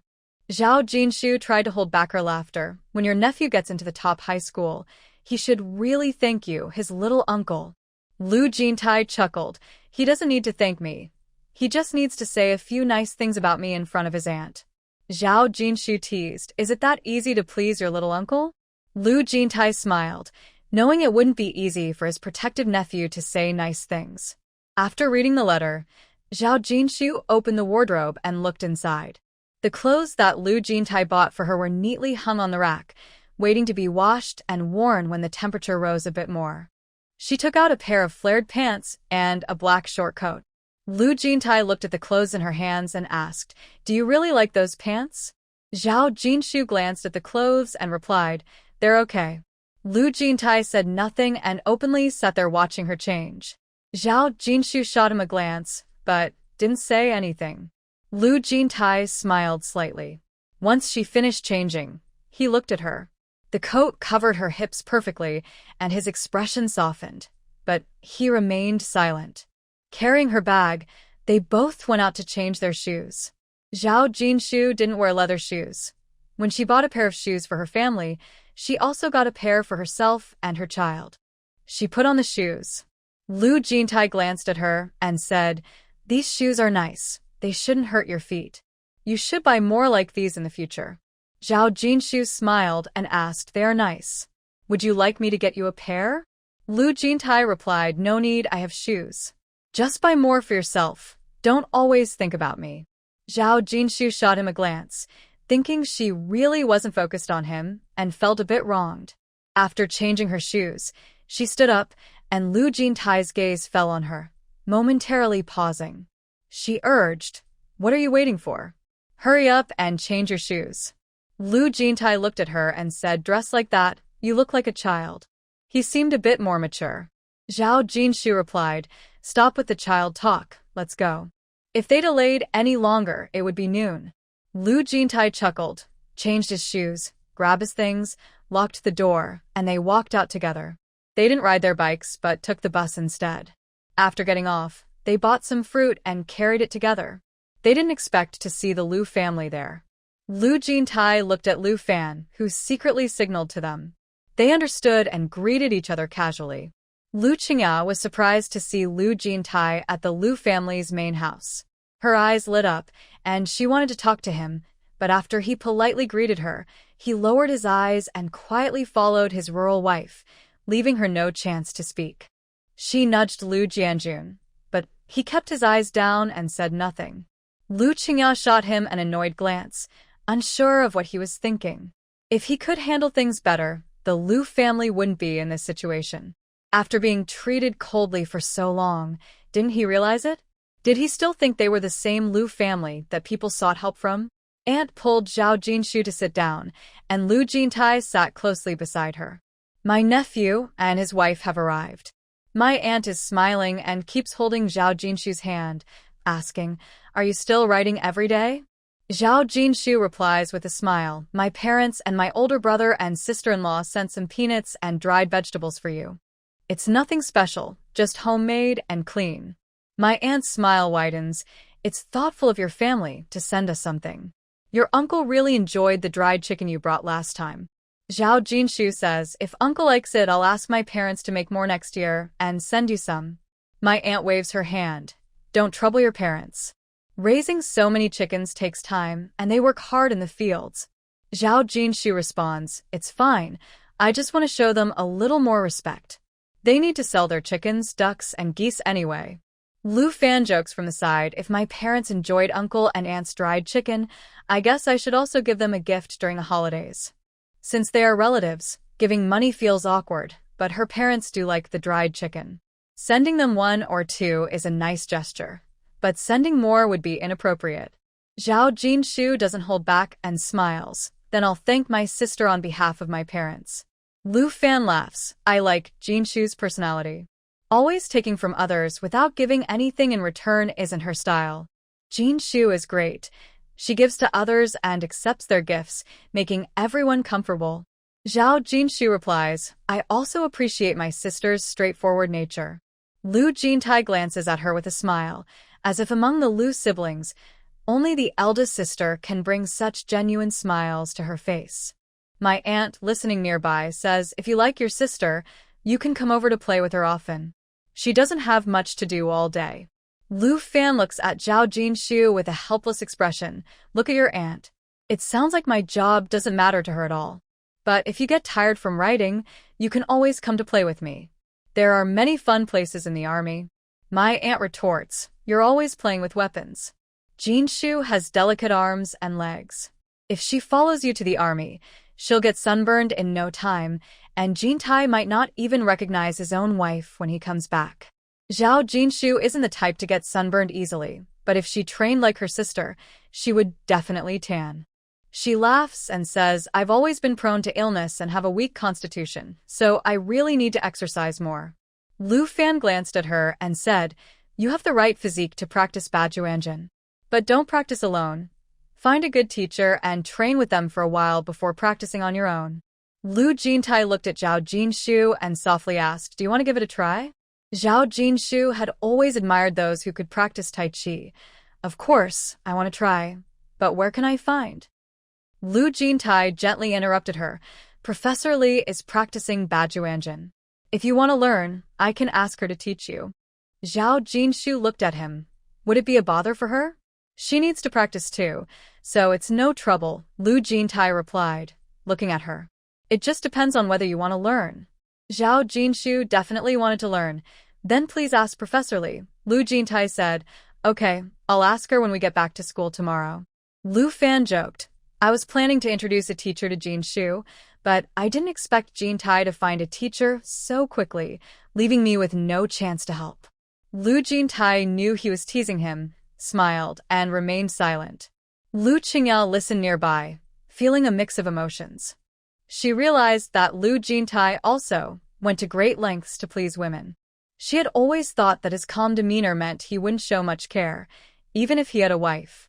However, the few times she had seen him, he was not like that. He not only cared for children but also showed great attention and care for his rural wife. She couldn't understand how a rural woman could have such charm that he couldn't let go. Yes, he couldn't let go. After seeing the ups and downs of human relationships, one becomes more aware. At this point, no matter how self-absorbed or naive she was, it was clear that Lu Jin Tai couldn't forget that rural woman. Thinking this, her gaze unconsciously shifted to the rural woman, and she was momentarily stunned. Why was that woman's skin becoming more radiant, and her demeanor improving? Looking at herself, despite using various creams, she couldn't stop the effects of time on her skin, which was getting worse. Suddenly, a feeling of unexplainable frustration began to grow in her heart. Lu's mother watched coldly as Zheng Huaying warmly chatted and laughed with the rural woman, while Lu Fan sat beside them, also friendly. She suddenly felt it was all quite meaningless. She realized that the important people in the Lu family valued this rural wife greatly. They were not only respectful, but also close to her. The rural woman had a very stable position in the Lu family. Her own daughter was not lacking. What man couldn't she find? Why waste time on Lu Jin Tai, who is already taken? No matter how good Lu Jin Tai is, he is not someone to be easily manipulated, and they cannot just do whatever they want with him.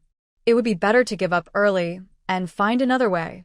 Thinking this, she sat more firmly. If the Lu family wanted to find the child, her son had clues. It should be the Lu family who would need to seek them out, so there was no need for them to rush. Zhao Jinshu chatted with her aunt and older sister for a while before saying goodbye. Even if her aunt offered a meal, she didn't feel like sitting down to eat with them. Her aunt did not insist on keeping her there. Lu Jintai stood up and said, "Aunt, which flowers in the yard can be transplanted now?" "Jinshu likes to plant flowers. Shall we take some back to plant?" The aunt stood up as well, surprised that Jinshu liked to plant flowers. She smiled and said, "What a transplant. Just take the whole pot if you like it. When the weather warms up, I'll plant more. I have nothing to do every day except take care of flowers." "Zhao," Jinshu laughed, "you can't take the whole pot. We can't be too greedy." The aunt waved her hand dismissively. "It's fine. Take whatever you like. The flower pots aren't worth much." With that, a group of them went out to the yard, followed by the 3 members of the Lu family.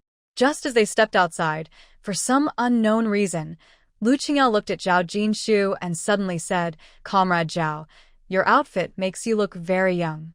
Walking with Jintai, one might think. Lu Jintai's expression turned cold. "Think what?" Faced with his stern look, Lu Qingyao turned pale and couldn't finish her sentence. Zhao Jinshu turned around and noticed Lu Jintai's gloomy expression, causing her to pause. Lu Jintai was usually very composed. He rarely got angry or treated people coldly. However, that didn't mean anyone could provoke him. Lu Qingyao hadn't even finished her sentence before his expression turned icy, indicating he was truly upset. Thinking of this, she chuckled and asked, "Do you not like that I look young?" Seeing her smile, Lu Jintai's expression softened. "No. If not, then why are you upset?" Zhao Jinshu looked at him. "I'm getting younger and younger. Do you know what that means?" Lu Jintai said nothing, just looked at her. Her aunt and Lu Fan also smiled at her. Zhao Jinshu continued, "It means I'm happy. My life is joyful. I'm cheerful every day. My marriage is harmonious. My parents and in-laws love me. My children are well-behaved and smart. I eat well and sleep soundly, and I have no worries. Of course, I look younger. All of this is thanks to Professor Lu." Whether it was truly his merit, the family knew, but when facing those with ulterior motives, it had to be credited to him. Their relationship is their own business and shouldn't be interfered with by others. Lu Jintai watched her excitedly talk about how well her life was going and how harmonious their marriage was, a smile gradually forming in her eyes. Aunt laughed loudly. Well said. Both of you are excellent. Have your own careers, a happy family, and live well. You're only getting younger. Lu Fan replied. Indeed, you can tell how well a person is doing just by their appearance. Those with a healthy glow usually have no worries. But those looking tired and worn out are definitely burdened with troubles. How could they possibly look young? Zhao Jinshu nodded. Moreover, Jintai works hard and often stays up late, yet he doesn't look old at all. Besides, he has deep knowledge and a mature personality. Whether at work or in daily life, he handles everything with ease. As they say, a person with knowledge shines with grace. Our Professor Lu's charm and demeanor are truly youthful and vibrant. Lu Jintai's expression softened. He wasn't as perfect as she described, at least not all the time. But hearing her say he was youthful and vibrant, looking into her sincere eyes, he realized this must be her heartfelt opinion. Thinking of this, his smile deepened, and the corners of his mouth lifted. Aunt Lu's expression darkened. This country girl was quite eloquent. No wonder she had captivated Lu Jintai so completely. Her daughter was no match for her. She must advise her to give up. In recent days, she had come to understand that their Lu family was not what it used to be. No one was there to support them anymore, and her siblings needed to change their ways. They couldn't just demand whatever they wanted like before.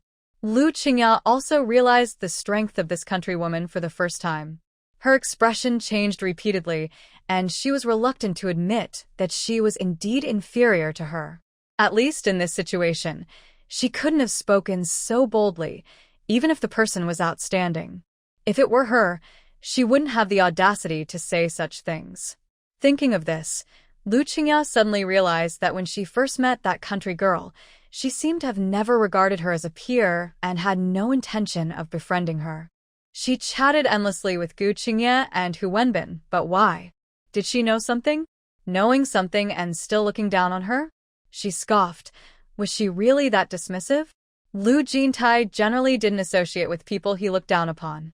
If someone offended him, he wouldn't even acknowledge them. After marrying Lu Jintai, she didn't gain his abilities, but she certainly learned his temper well. Thinking about this, she suddenly paused. Ever since Lu Jintai returned to the city, he had never taken the initiative to invite her brother. During the few times they tried to reach out, he didn't show up. Last year, they managed to get him out through Gu Qingye, but he brought his wife and child along and didn't sit with them during the meal. All these situations showed that he had long since looked down on the Lu siblings and was unwilling to associate with them. Yet, they were oblivious and still thought of themselves as close friends with Lu Jintai, even looking down on his rural wife. Feeling overwhelmed, she suddenly wanted to leave. She glanced at the Lu family, her gaze lingering on Zhao Jinshu and Lu Jintai for a moment. Clenching her fists, she took a deep breath to calm herself and smiled. Aunt Lu, it's getting late. We have things to do, so we'll head back now. Lu Mu and Lu Jianjun frowned at her. What was she doing? Didn't they agree to leave after dinner? Zheng Huaying looked at her, surprised since she had seemed eager to stay when they arrived. She politely urged, the kitchen has prepared lunch. Why not eat before you go? Lu Qingya forced a smile. No, I just remembered I have some things to take care of. Maybe next time. Zheng Huaying smiled. All right, since you have things to do, I won't keep you. With that, Lu Mu and Lu Jianjun had no choice but to leave with Lu Qingya. As they were about to go, Lu Jintai suddenly turned to Lu Jianjun and asked, I heard you have some leads on my cousin? Lu Jianjun looked at him with a meaningful smile. I do. Lu Jintai didn't say much, pausing for a moment before casually adding, you still like to drink like before, right? Lu Jianjun straightened up, squinting. What do you mean? Lu Jintai glanced at him lightly. Nothing. I need to help Jinshu move the flowers, so I won't see you off. With that, he took his wife and walked toward the garden. Lu Jianjun wanted to ask more, but was stopped by Lu Qingya.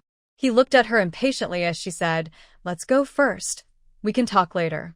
With a dark expression, Lu Jianjun left the military compound. Once they were out and alone, He turned to her. What's wrong with you? Lu Qing'ao looked at him and scoffed. Do you really have leads on the Lu family's eldest son? Lu Jianjun replied, of course I do. Lu Qing'ao warned him. You better have something, or don't think that just because you were childhood friends with Lu Jintai, he will let you off easily. She has seen through it. Lu Jintai has been demoted before, and their families have been distant. They have lost their past friendship.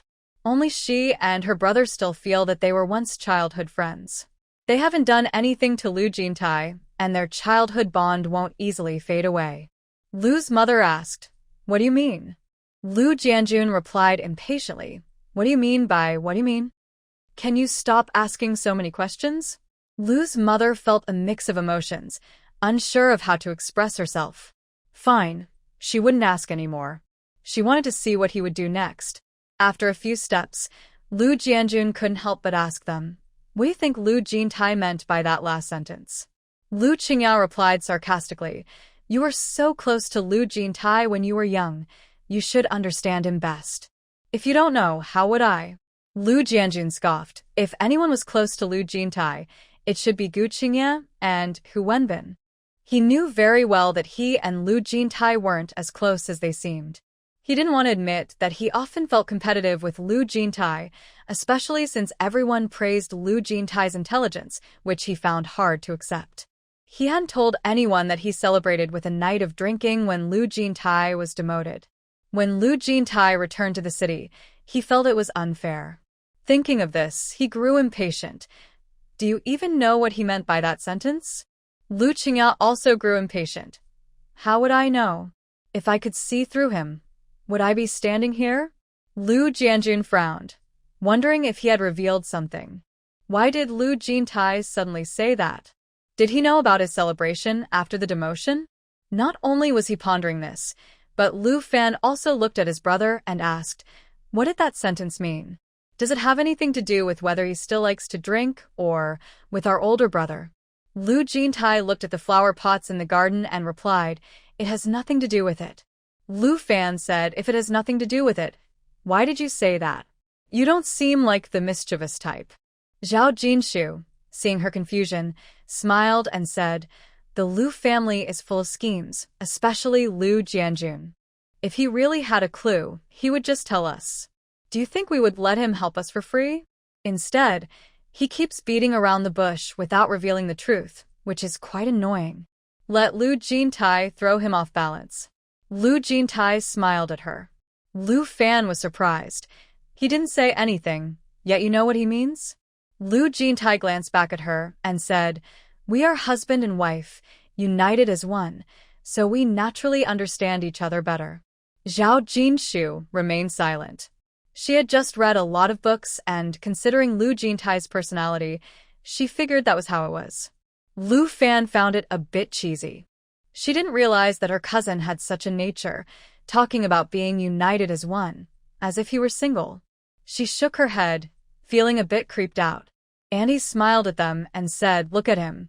Even if he has some clues, they probably aren't reliable. Forget it. If they come by again, I won't be home to entertain them.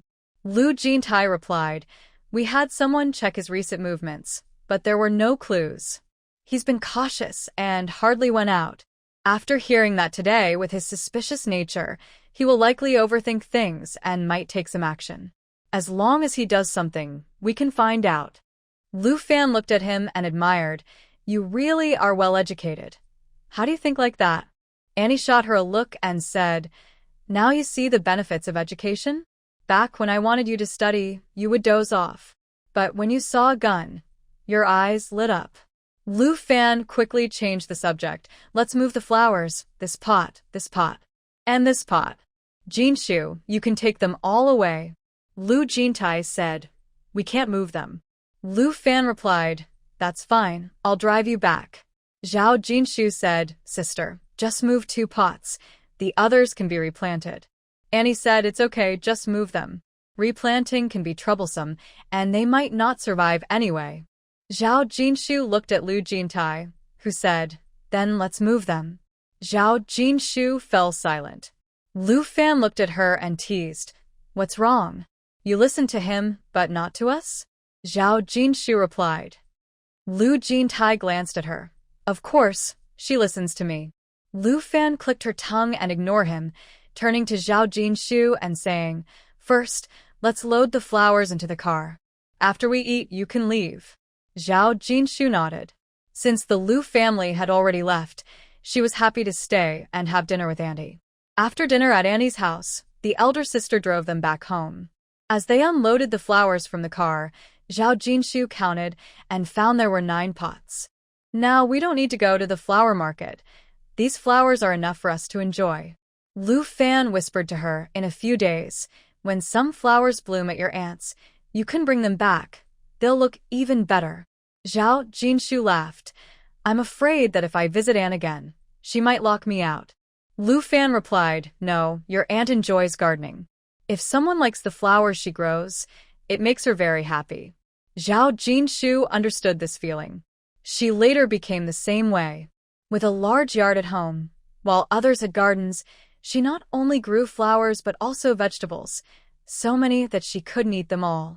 She loved giving them away to friends, and her neighbors often receive her homegrown vegetables. Lu Fan continued, I'm busy with work and often not home.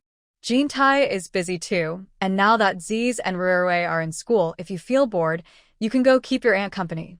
Your uncle's study is big, filled with books. The military compound is quiet, so you can write there without being disturbed. Now, she was the only child at home. After many years of marriage without children, she knew her mother felt very lonely since her health had declined and she had retired. Jinshu had a good personality, her job was flexible, and she could talk to her mother. They could keep each other company. She wouldn't say this to anyone else, not even her cousins. Zhao Jinshu had always liked her aunt. Even if she lived another life, she wouldn't dare say her aunt was wise. There were many qualities in her aunt that she admired and wanted to learn from. She smiled and said, as long as aunt doesn't mind being disturbed, I would love to go talk to her. Lu Jintai arranged the flower pots, listening to their conversation without interrupting. Lu Fan looked at the phone boxes nearby. Are you going to plant flowers in those? Zhao Jinshu smiled. No, I'm planning to grow some chili peppers, green beans, cucumbers, and tomatoes. Growing vegetables? That sounds great. Lu Fan laughed. I'll talk to your aunt when I get home and suggest she grow some vegetables too. Then you won't have to buy groceries. Zhao Jinshu replied, homegrown vegetables taste more rewarding. Your aunt should give it a try. After chatting a bit more, Lu Fan had to leave, so he drove away. Once they finished their tasks, they returned to their room. Lu Jintai noticed her yawning. Are you tired? Zhao Jinshu nodded. I planned to write when I got back, but I stayed up too late last night. She glanced at him. Lu Jintai met her gaze. Although she didn't say anything, he knew she was blaming him. He smiled and pulled her to sit on the edge of the bed. You should sleep now. I won't bother you. Zhao Jinshu shot him a look, thinking, bother me? If you keep it up, don't blame me for kicking you out of bed.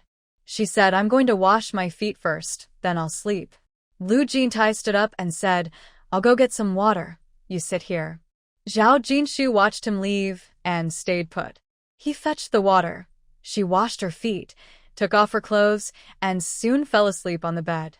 Lu Jintai leaned against a headboard, reading a book while listening to her gentle breathing. He recalled what she had said at his aunt's house that day and couldn't help but chuckle. No matter how she changed, she was still his wife. When outsiders upset him, she would always defend him fiercely. She had changed, yet remained the same. Zhao Jinshu slept deeply, only waking up due to the noise outside. She opened her eyes and asked, why is it so noisy? Looking around, she noticed Lu Jintai was not in the room. She put on her coat and slippers and stepped outside, immediately spotting Lu Qinggan chopping chicken and He Mingguang nearby gutting fish. Lu Jintai emerged from the kitchen and said warmly, You're awake? Zhao Jinshu replied with a nod and asked, What's going on out here? Lu Jintai glanced outside and explained. They ran into each other outside, both carrying groceries. They wanted to have a meal with me. Let them be busy. You should rest since you're tired. Zhao Jinshu responded, Oh, that's fine. It's nice to have ready-made food. Who wants to cook? It's getting late. I need to pick up the kids. Lu Jintai asked. Shall we go together? Zhao Jinshu replied, no need. They don't know where things are in the house, so you should stay here.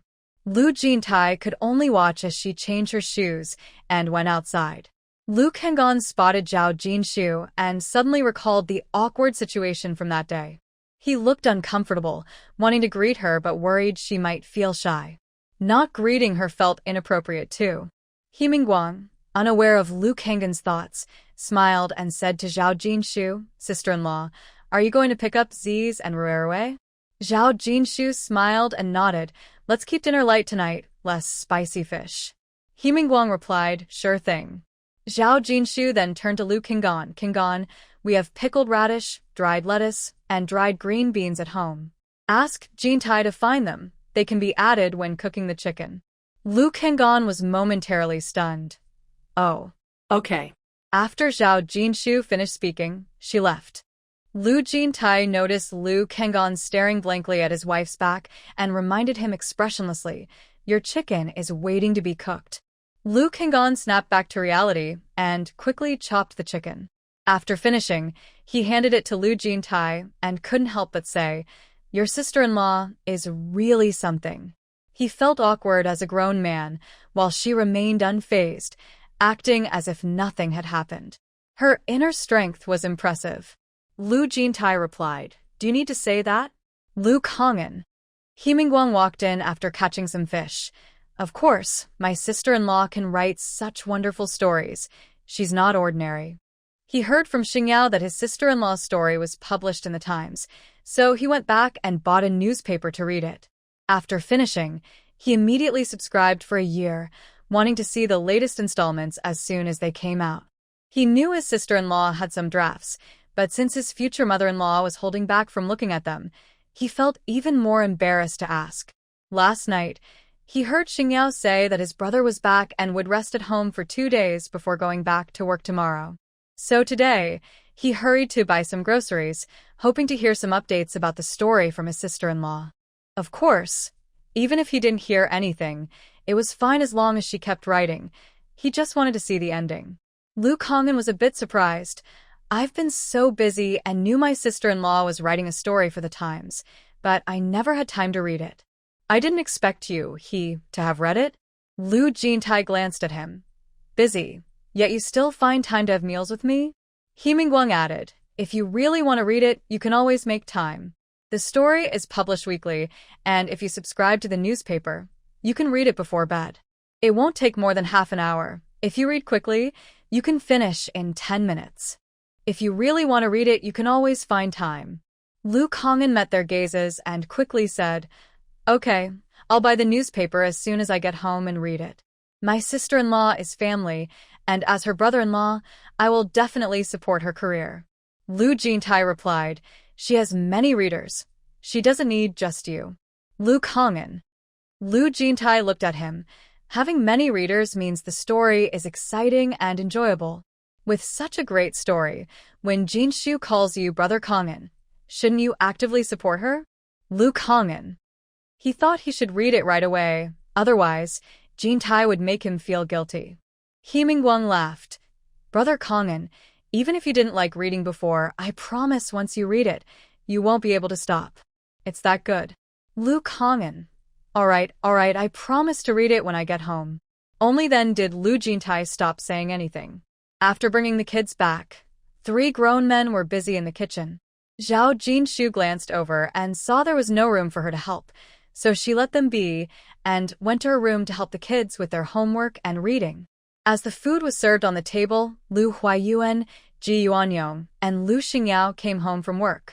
As soon as Lu Xingyao entered the yard, she spotted He Mingguang. Her eyes lit up. He must have brought a lot of delicious food, and today would be a treat. Everyone washed their hands and sat around the dining table. Lu Kangong took out the wine he brought from home, looking mysterious. I got this from my dad. There are only 4 bottles, and he never wanted to drink them. I brought them all, so everyone can try it later. This wine isn't very strong, so Aunt San, second sister-in-law, and Xingyao can have some. Zhao Jinshu looked at the red wine in his hand. It was imported, and the color looked good, clearly a fine wine. She had never been able to drink white liquor, but once she tried red wine and found it quite nice. Lu Zhe and Lu Rui noticed she liked it, so they would buy good red wine for her whenever they found it. When she felt like it, she would pour a small glass to taste. Lu Xingyao said, "Is this grape wine? It has a beautiful color and looks really good." Lu Huayuan became interested. "Your dad has quite a few good wines. Let's try it." Lu Kangan poured a glass for everyone. "This wine won't get you drunk. You can drink a bit more." Zhao Jinshu looked at the glass of wine in front of her. It was an ordinary glass, not too small, and she hesitated. She had never touched alcohol in her life, not even a sip, and red wine contains alcohol, so drinking too much would definitely make her drunk. Even in her past life, she had never drunk this much red wine at once. Lu Jintai noticed her expression. "If you don't like it, don't force yourself." Zhao Jinshu actually liked it. "It's just a bit too much." Lu Kangan laughed. "This little bit of wine is fine. It won't make you drunk, second sister-in-law. Don't worry." Zhao Jinshu glanced at him but didn't say anything, thinking she would give the rest to Lu Jintai if she couldn't finish it. Meanwhile, Lu Xingyao had already taken a sip. After drinking, she couldn't help but say, "This wine is good. It's much better than white liquor." Ji Yuanrong looked at her. "When have you ever had white liquor?" Lu Xingyao chuckled awkwardly. "Just a tiny bit, just a tiny bit." At the table, Ji Yuanrong shot her a glare, but said nothing. With the wine poured, everyone started eating. Although the dinner didn't have much chili, and some dishes were a bit salty, the red wine not only had a sweet taste, but also helped cleanse the palate. Before she knew it, Zhao Jinshu finished her glass of red wine. When Lu Jintai and Lu Kangan finished their conversation and turned to look at her, they saw her cheeks flushed as she poured more wine into her glass. Lu Jintai's voice held disapproval. "Do you want to drink more?" Zhao Jinshu was extremely thirsty. Seeing a bottle next to her, she thought it contained water or a drink and poured it into a cup. Without saying a word, she continued pouring wine. Lu Jintai stopped her and took the bottle away, saying, "You shouldn't drink too much wine. If you want more, you can have it later." Zhao Jinshu felt a bit annoyed and, feeling dizzy, looked up. When she recognized the person in front of her, she was startled and blinked a few times. Seeing her staring at him, Lu Jintai asked, "What's wrong? Is there something on my face?" Hearing his voice, Zhao Jinshu was full of questions. "How did you get younger? Did you take a youth potion?" Lu Jintai frowned, suspecting that she had imagined things due to her writing. Lu Kangan laughed from the side. "Is my sister-in-law drunk?" Without him saying anything, Lu Jintai noticed that she seemed off and likely intoxicated. He Mingguang's eyes lit up. "Are there such potions in Sword Immortal?"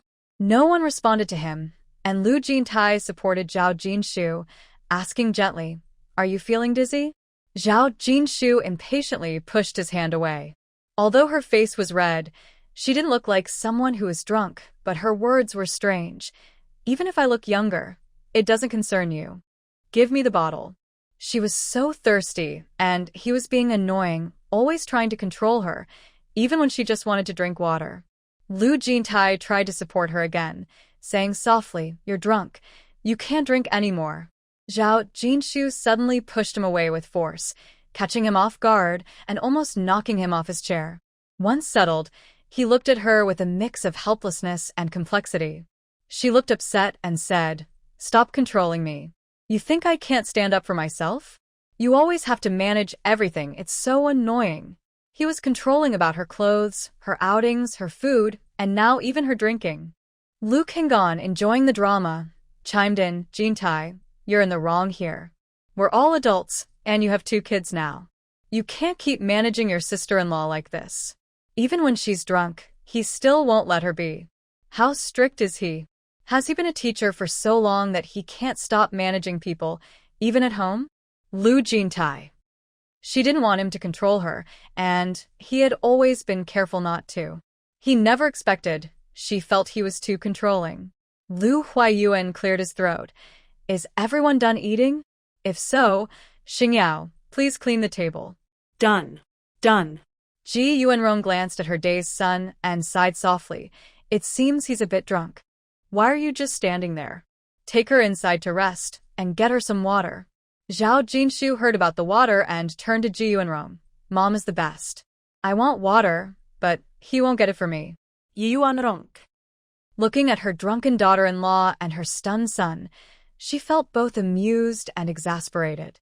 Hearing her words, Lu Jintai slowly came to his senses and looked at her. Do you want water? Zhao Jinshu replied angrily. He just bullies me and won't even let me drink water. With such a fierce tone, it was hard to tell who was bullying whom. Lu Jintai felt helpless and gently reassured her, sit tight. I'll get you some water right away. Zhao Jinshu straightened up. Hurry up. Seeing her sit obediently, Lu Jintai couldn't help but ruffle her messy hair. Zhao Jinshu swatted his hand away and glared at him. Stop it. You have a bad habit of touching. Lu Jintai. He Mingguang and Lu Xingyao were clearing the dishes while trying to hold back their laughter. No one expected that the drunken sister-in-law would be so entertaining. Lu Qinggan couldn't help but burst out laughing. Hearing his laughter, Lu Jintai looked at him while pouring water, who said this wine wouldn't make anyone drunk. Lu Qinggan quickly composed himself and fell silent. He didn't expect that just one glass of red wine would make his sister-in-law drunk. Lu Jintai poured warm water from the kettle and brought it to her lips, softly saying, It's not hot. The temperature is just right. Drink up. Zhao Jinshu didn't lift her head, took the cup and started drinking. After she finished, he took the cup and placed it on the table. She quenched her thirst and leaned quietly against the dining table, feeling soft and relaxed. Lu Jintai sat beside her and gently asked, Do you want to rest on the bed? She didn't respond. Lu Jintai glanced at her, stood up, and gently picked her up in his arms. She obediently let him carry her without a word. Seeing this, Lu Qinggan's eyes widened in surprise. Ji Yuanrong looked away and, imitating Lu Huaiyuan, cleared her throat. I'm going to check on Lu Zhe and Lu Rui. It's getting late, and the TV show should be over. You need to get some sleep for school tomorrow. She quickly left the room. Lu Jintai ignored them, carrying her into the room and placing her on the bed. She looked at him and suddenly said, Even if you look younger, you can't boss me around. Lu Jintai took off her shoes and socks, then covered her with a blanket, saying, Okay, I won't boss you around. You can just boss me around, all right? Zhao Jinshu felt a bit confused and only heard him say he wouldn't take care of her, so she replied, That's better. After saying that, she closed her eyes and turned over to sleep. Lu Jintai turned around and saw her mirror on the table. He paused for a moment, noticing that he looked young, but not so young in front of her. She was a bit drunk and he was worried about her, so he didn't go out. Instead, he took a book and sat by the bed to keep watch over her. A few minutes later, he heard the voices of Lu Zhe and Lu Rui outside. Lu Jintai wasn't in the mood to help them get ready, so he told them, Let Grandma run the water for you to bathe, then go to sleep. Just as he finished speaking, he heard Ji Yuanyong's voice outside. I'm coming. Where are their clothes? Lu Jintai replied, In the closet in their room. Lu Zhe looked at his sleeping mother and quietly asked, Is Mom sleeping so early? Lu Jintai said, Mom is asleep. You two should wash up and go to bed. Lu Zhe glanced at their sleeping mother again, took his sister's hand, and they went outside. Lu Xingyao and He Mingguang were still cleaning the kitchen, while Lu Qinggan had gone to the main room to talk with Lu Huaiyuan. Ji Yuanyong checked the kitchen and saw there was hot water in the pot. She filled a basin with water for Lu Rui to wash up. After Lu Zhe finished bathing, she boiled more water for him. Once the grandchildren had bathed and were lying in bed, she returned to her room. Time passed slowly, and the person sleeping nearby turned over and woke up groggily. She rubbed her eyes and, with the light, looked at Lu Jintai, who was reading seriously. What time is it? As soon as she spoke, she realized her voice was hoarse and her throat felt dry. Lu Jintai looked up, gazed at her deeply, and said softly, You're awake? It's 1 o'clock in the morning. Zhao Jinshu sat up and noticed she was wearing a nightgown, feeling confused. Did I take a shower? Lu Jintai looked at her and asked, You don't remember what happened before you slept? Zhao Jinshu couldn't recall taking a shower, raised her arm to smell it, and said, "No wonder I feel uncomfortable. I fell asleep without showering." Saying this, she tried to get out of bed, but Lu Jintai stopped her. "What are you doing?" Zhao Jinshu replied, "I want to take a shower." She felt uncomfortable all over. Lu Jintai said, "Sit still. I'll run the water for you." Zhao Jinshu responded with an "oh," watching his back, her mind in a jumble. She remembered eating but couldn't understand how she fell asleep. Not wanting to think about it anymore, she found her underwear and towel and went out. When she reached the bathroom, Lu Jintai had just finished running the water. He said, "I'll wait for you outside." Zhao Jinshu glanced at the dark yard. Although she wasn't afraid, she preferred to stay outside with him for her own comfort.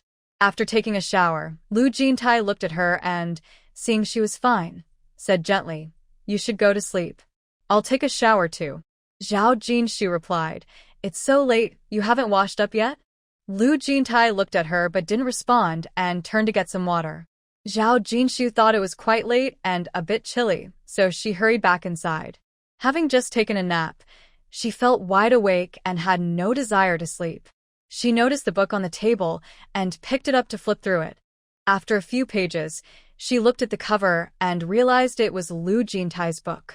Even though she had read many books, she couldn't focus on this one, so she put it down and picked up a book she had borrowed from their school. Lu Jintai came in after drying his hair and saw her reading.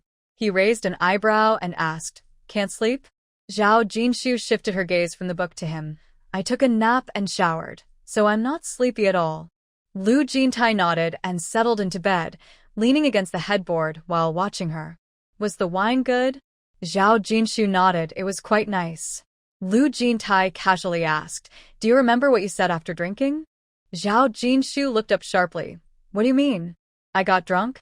Lu Jintai replied calmly, "You did." Zhao Jinshu was surprised. "I actually got drunk? I didn't feel anything." Lu Jintai suddenly said, "You kept talking." Zhao Jinshu felt a bit anxious. "What did I say? Did one glass of red wine really knock her out?" It seemed she should avoid alcohol in the future. Lu Jintai's serious gaze fixed on her. "You said I don't care enough about you, and that I should pay more attention to you." Without thinking, Zhao Jinshu replied, "That's impossible." She knew herself well. She didn't like being controlled by others.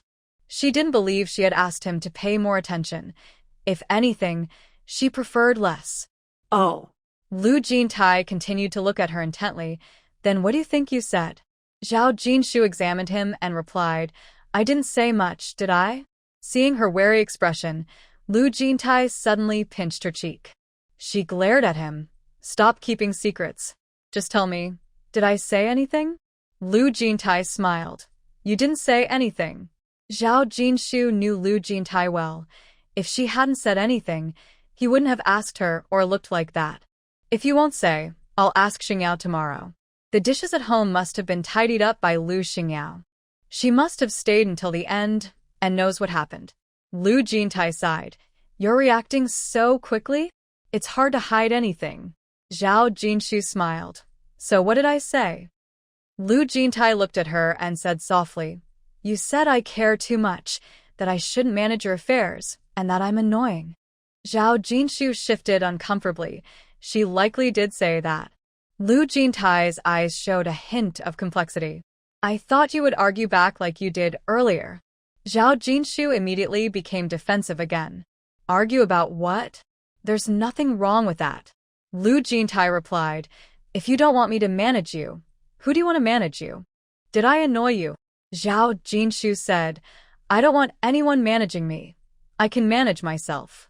If I had to manage you every day, wouldn't you find that annoying?" Lu Jintai blurted out, "Not annoying." Zhao Jinshu looked at him and said slowly, "Since that's the case, the money I earn from writing is enough to support our family. You shouldn't go to work tomorrow. It would be best if you quit and stayed home to do laundry, cook, and take care of the kids." Lu Jintai looked at her. "Are you really willing?" Zhao Jinshu looked at him, speechless. "Are you saying that if I want you home, you won't work anymore?" Lu Jintai thought for a moment.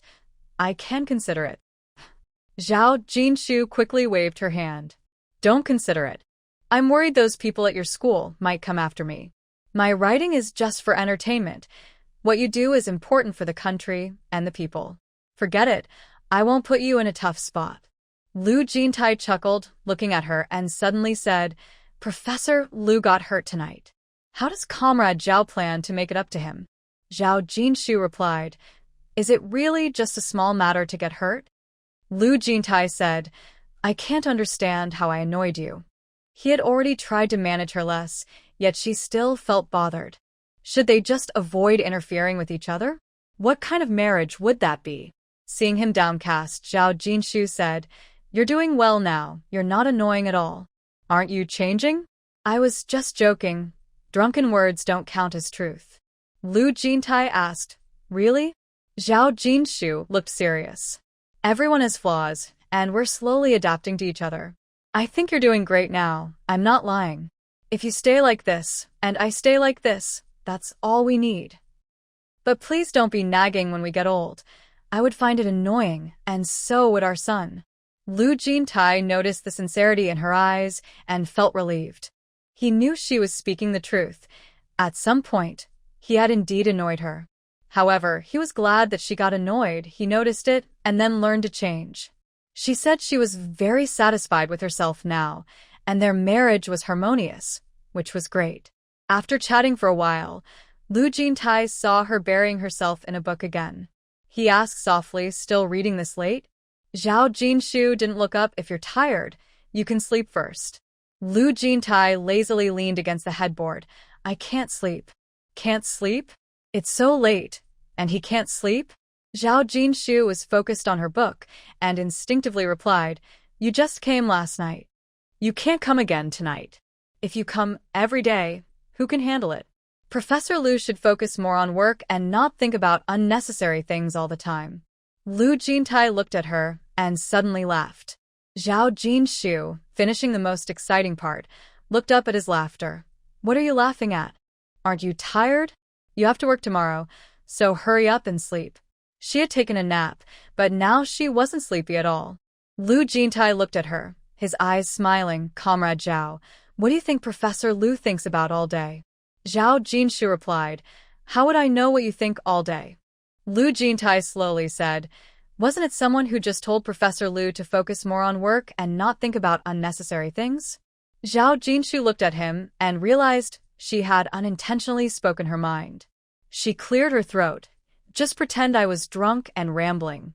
Lu Jintai listened to her very casual explanation. They say that people speak the truth after drinking. Many believe that, and even Comrade Zhao's Professor Lu believes it.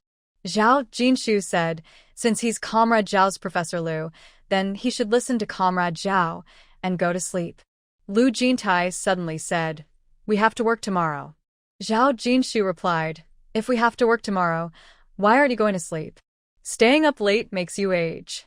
You're still the young Professor Lu. Don't accidentally turn into old Lu. Lu Jintai gave her a light glance. Old Lu? Just said he was young, and now he's old? Does Comrade Zhao change her mind every day? Thinking of this, he couldn't help but squeeze her hand. Thinking he hadn't given up, Zhao Jinshu couldn't help but say, Let's take it easy. After all, being young doesn't mean we're not getting older. We're both in our 30s. Too much isn't good. You tomorrow. Before she could finish, he covered her mouth. Zhao Jinshu sighed. In the morning, as expected, Zhao Jinshu woke up late. She rubbed her sore back and walked out to find him in the kitchen preparing breakfast, looking energetic. She couldn't help but wonder who was younger between them. She looked around and asked, Where are the kids? Realizing her voice was hoarse, she spoke softly. Lu Jintai noticed her raspy voice and said, Mom took them out for breakfast. Zhao Jinshu replied with a simple, Oh, and went to brush her teeth. Lu Jintai watched her slowly moving away, noticing her slow steps and how she rubbed her back while getting water. He felt a bit sorry for her, but had no regrets. After brushing her teeth and washing her face, Zhao Jinshu sat at the dining table, looking at the milk, steamed egg custard, and a few buns. She picked up a bun and asked, Did you buy these outside?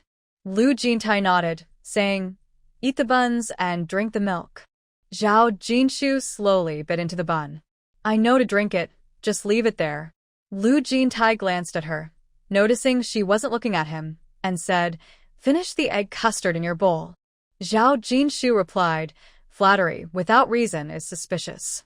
Lu Jintai paused with a bun in his hand and suddenly asked, "What title is Comrade Zhao giving Professor Lu this time?" Zhao Jinshu looked up. Lu Jintai slowly put the bun back on the plate. First it was Old Man Lu, then not so young anymore, and now it's suspicious? Zhao Jinshu looked at him. "Not only is my back sore, but my waist hurts too." "It's all you're doing." Lu Jintai gently rubbed her back and awkwardly murmured, "What's wrong with not being young anymore?" Zhao Jinshu replied, "You took a joke too seriously." It wasn't just that. After a night of ups and downs, it was hard to stay calm, especially with her in his arms. He couldn't help himself. Plus, she was teasing him. Zhao Jinshu said, "Stop rubbing. It just makes it worse." He released his hand. "Eat up. Tomorrow you'll have to make breakfast yourself, and no one will disturb you tonight." Zhao Jinshu felt relaxed, finally able to get a good night's sleep, and her appetite improved at the thought. Lu Jintai, seeing her happy expression, playfully messed up her hair. Zhao Jinshu swatted his hand away and took a sip of her milk. After finishing breakfast, Lu Jintai didn't let her help. He washed the dishes and tidied up the kitchen. Before leaving, he said, "After I go, take a nap. Don't work on your writing today." Zhao Jinshu replied, "I know, you can go now." Lu Jintai glanced at her one last time before stepping out. Hearing the sound of cars outside, Zhao Jinshu realized that the car sent to pick her up was already waiting at the gate. She didn't think much of it, feeling quite tired, so she closed the door and lay down on the bed. Zhao Jinshu ended up sleeping until noon. When she woke up, she felt less tired and her back didn't hurt anymore, but she didn't feel like making lunch. She changed her clothes, went out to buy groceries, and decided to grab lunch along the way. After walking for a while, she didn't see any restaurants she liked, so she took the bus toward the state-run shopping mall. She went straight to Gu Qingye's restaurant. It was already past 1 o'clock, and there were still quite a few customers. Lu Mining spotted her and brightened up. "Sister-in-law, have you eaten?" Zhao Jinshu replied casually, "Not yet. I walked a long way and didn't see a restaurant I wanted to try, so I came here." Lu Mining approached her. "Why go to someone else's restaurant when we have our own? You must be hungry, come on in, and let Gu Qingye cook you a couple of dishes." Zhao Jinshu, feeling quite hungry, said, "Don't bother, just give me some soup." Lu Mining replied, "I'll have someone bring you some chicken soup. Drink that first and then let Gu Qingye cook you a couple dishes." Zhao Jinshu quickly said, "I can't eat that much by myself, just a vegetable dish will be fine." Lu Mining insisted, "Sister-in-law, just sit down. There are many customers, you go ahead and be busy."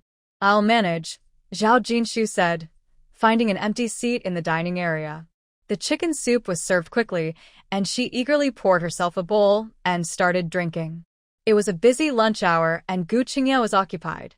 Once the dishes were ready, he personally brought them over, greeted her, and then returned to the kitchen. While she was eating, someone sat down to her left.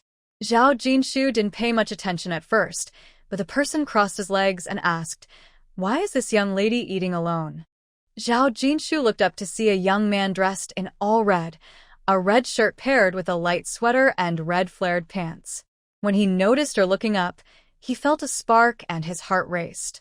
He quickly covered his chest, uncrossed his legs, sat up straight, and stammered, "See, can I sit here?" Zhao Jinshu glanced at him, but didn't respond, returning to her soup. Seeing that she didn't reply, the young man was about to ask again when Zhao Jinshu finished her soup, stood up, and walked toward the counter. The young man was taken aback and hurriedly got up to follow her. Before he reached the counter, he was stopped by someone. Facing a smirking expression, he felt a bit annoyed. "Why are you stopping me?" Gu Qingye replied with a cold smile. "Let's see, what are you chasing after? If it happened in my own restaurant, and my sister-in-law was teased, I might as well give up on the place and let Jintai handle it." The young man looked at Zhao Jinshu talking to the boss lady at the counter, then at the man in front of him, and suddenly realized that he was someone from the restaurant. He awkwardly said, "I just came to order food, that's all." Gu Qingye snorted coldly, "Be honest. Not everyone can be messed with." The young man replied, "I didn't mean anything really." But he thought to himself, since she also works here, he would surely run into her often. Zhao Jinshu didn't stay long. She chatted with Lu Minying and Gu Qingye before leaving. Lu Minying understood and said, "Sister-in-law, you should head back and finish your writing. I won't keep you." Zhao Jinshu looked at her and Lu Minying laughed. "Not only Gu Qingye is reading the story you wrote, our whole family is into it. The kids are even more obsessed than I am, reading the newspaper over and over. They've never studied this hard. They heard you are the author and wanted to run to your house to find you."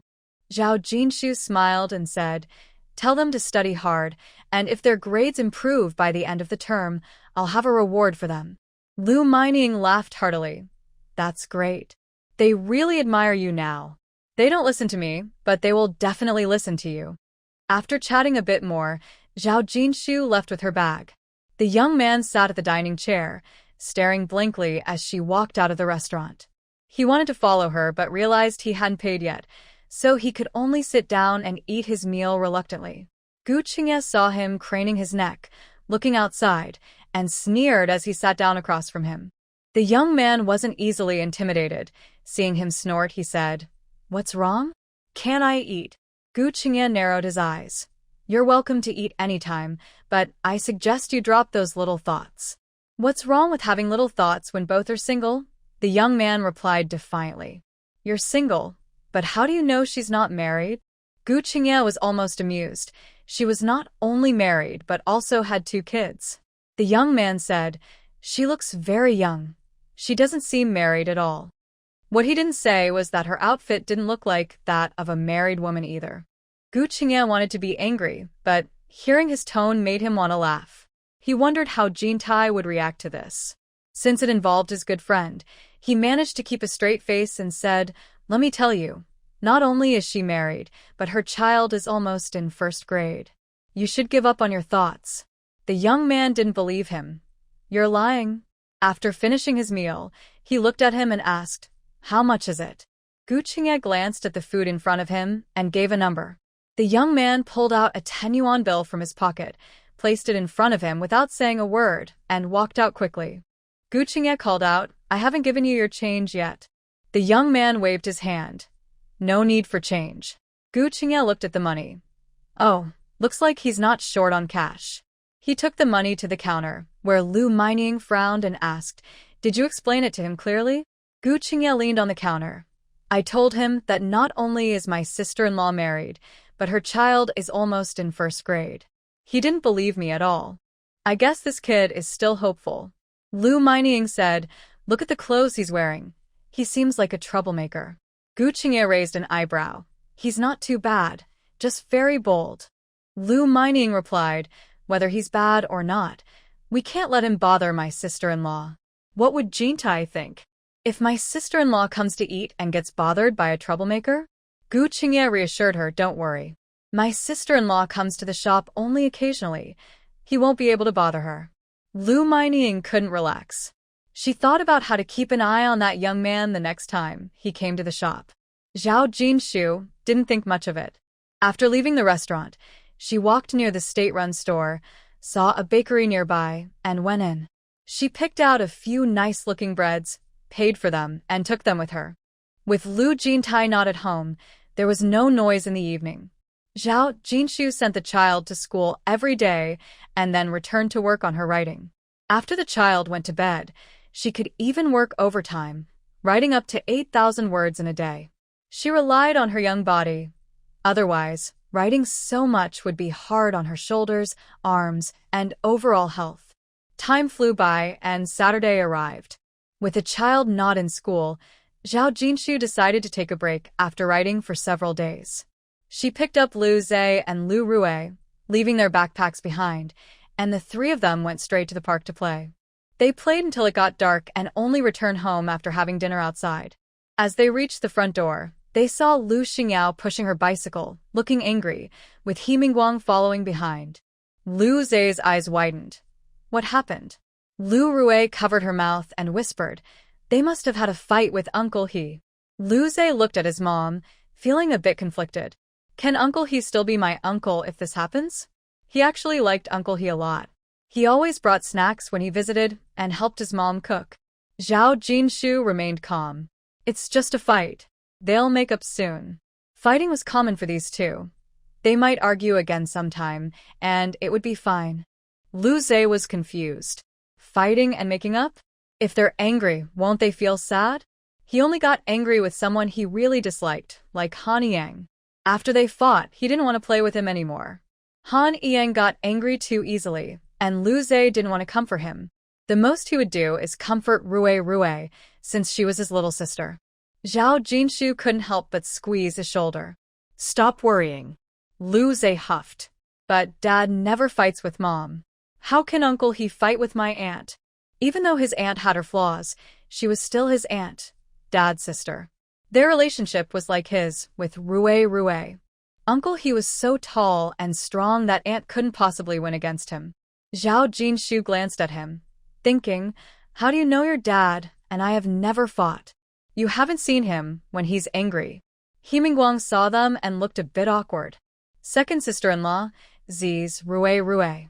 Zhao Jinshu looked at him, her expression unchanged. Let's go inside. He Mingguang followed her in. Lu Xingyao turned back. Second sister-in-law, don't let him in. He Mingguang stood still, not daring to move. Ji Yuanrong heard the noise and came out, looking at his daughter. Did you say you were going to the He family? He Mingguang looked embarrassed. My mom said something rude, and Xingyao felt uncomfortable. Lu Xingyao retorted coldly, we're just dating, and your mom is saying things about how there are too many kids in the family. With the older two married, the family money is almost gone. It sounds like she doesn't want to spend money. And your two sisters-in-law are agreeing, saying my family is well off and shouldn't mind too much. It's ridiculous. My family is fine, but that doesn't mean I should pay for my own wedding. If I have to, let her son come live with us. Ji Yuanrong looked at his daughter. You didn't say that at his house, did you? Lu Xingyao turned her face away, feeling uneasy. She had been so angry at the time that she just said what she felt. Who cared about being polite? If there's no money, let her son come live with us. He Mingguang quickly added, I have money. I won't let you suffer. Lu Xingyao glared at him. Your money is your money. Your two brothers spent family money for their weddings, so why is it that when it comes to you, there's no money? Ji Yuanrong shot a glare at his daughter. What does that have to do with you? Lu Xingyao fell silent. Hearing this, He Mingguang hurriedly said, Aunt, don't worry, I won't let Xingyao feel wronged. He knew his mother and sister-in-law didn't speak nicely, and after marriage, they wouldn't live together so she could do as she pleased. What he didn't say was that when Xingyao spoke those words tonight, he saw the disbelief in his parents' and siblings' eyes, and it felt great. If he could, he wouldn't mind moving in with her. But he knew that wasn't possible, considering Xingyao had 3 brothers. Zhao Jinshu had heard enough of her sister-in-law and brother-in-law arguing, so she took the 2 kids home. When she opened the door and entered the house, she turned on the light and saw someone on the bed looking sleepy. She paused. You're back? Lu Jintai looked at her. I came back a little after 5. Zhao Jinshu set down her things. Have you eaten? Lu Jintai replied, I've been sleeping since I got back. Zhao Jinshu asked, what do you want to eat? I can make it for you. Lu Jintai smiled at her. Anything is fine. Zhao Jinshu said, then I'll see what I can make. As she spoke, she walked out. Lu Jintai watched her until she was out of sight, then got out of bed and got dressed. It was getting late, and Zhao Jinshu planned to cook him a bowl of noodles. She had some dried noodles at home, so she washed 2 pieces of cabbage and fried 2 eggs. There was some meat left from a morning, so she chopped it up and stir-fried a bowl of sauce to put in a bowl. When the water boiled, she added the noodles, and soon a rich chicken noodle soup was ready. She served the noodles in a bowl, added some pickles, drizzled a bit of sesame oil, and brought it to the dining table before going to call him. When she entered the room, She saw the two kids talking to their dad. She smiled and said, "Let's have Dad eat first." Hearing her voice, Lu Jintai glanced at her before looking down at the kids. "Dad will eat first, and then play with you." Lu Rui said, "Dad is hungry, eat more." Lu Zhe added, "Eat until you're full." Lu Jintai patted their heads and smiled. Dad knows. He sat down at the dining chair, looked at the noodles in front of him, turned to Zhao Jinshu and smiled. "It looks great." Zhao Jinshu replied, "That bowl has the sauce. If you think it's bland, you can add some sauce." Lu Jintai asked her, "Did you just stir-fry it?" Zhao Jinshu said, "This is the first time I've cooked it, so I don't know how it tastes." "You can try it, and if you like it, I'll make it again next time." Lu Jintai took a spoonful and put it in his bowl, smiling. "You made it just for me, so it must be delicious." Zhao Jinshu glanced at him. "You eat first. I'll go boil some water." Lu Jintai replied, "After I finish eating, I'll help with that." "It's fine. There's already hot water in the pot. I can just add a bit more. There are also noodles in the pot, so if it's not enough, I can serve more after," Zhao Jinshu said as she went to the kitchen. Lu Jintai was indeed hungry. He finished everything in his bowl and the pot. Zhao Jinshu remarked, "Looks like you were really hungry." Lu Jintai stood up to clear the dishes and smiled at her comment. He hadn't had time for lunch and hadn't eaten her cooking for a few days. She had made him fried sauce, so he naturally ate a bit more. Zhao Jinshu looked at him. "When you're busy with work, can you still eat on time?" "Of course. Someone reminds me," Lu Jintai replied casually. It was common for him to miss meals when he was busy, but he didn't want to worry her with that. Seeing the fatigue on his face, Zhao Jinshu nudged him. "The water is ready. You should wash up and then rest." Lu Jintai smiled at her and didn't argue. Turning to get the water, "Can you help me find some clean clothes?" "Sure," Zhao Jinshu replied. After Lu Jintai took a shower, he wanted to help the kids with their water, but she insisted he go to bed. A smile flashed in his eyes. Did she see him as a child needing care? Although he was tired, his body was used to it, and he didn't mind doing chores. However, since she was so careful, he obediently went to bed. The kids, hearing their mother's words, stopped bothering their dad and went back to their own room with their books. Once Zhao Jinshu finished her tasks and the kids were asleep, she returned to the room and saw Lu Jintai sleeping soundly. She didn't disturb him, gently closed the door, got into bed, turned off the light, and went to sleep. Meanwhile, He Mingguang hadn't left yet. After everyone sat down, Ji Yuanrong said nothing and offered him some fruit. The calmer she was, the more anxious He Mingguang felt. After a while, Ji Yuanrong finally looked at him and said, "Technically, you and Xingyao are just dating. You're not married or engaged, so I shouldn't interfere in your family matters." He Mingguang opened his mouth to speak, but she interrupted him, saying, "But since you're still here, it shows you want a good outcome with Xingyao. Marriage is different from dating. Two unrelated people have to live together. You call her parents Mom and Dad, and she calls your parents Mom and Dad too. Your family becomes her family, and her family becomes yours. That's a big deal." She glanced at him and continued, "Xingyao is my daughter. She has never faced any hardships, and I won't let her suffer at your home. Before marriage, she doesn't handle anything, and after marriage, it should be peaceful, at least not like your family situation." On his first visit, he hinted at not wanting to give a bride price. What kind of family does that? Do they really not want the two of them to be together? He Mingguang sat up straight. "Aunt, we won't live together after marriage. I won't let her worry. You can rest assured." Ji Yuanyong replied, "I can't be at ease with this. Even if you don't live together, won't there still be interactions? As long as there are interactions, if your family isn't satisfied with her, there will be all sorts of criticisms.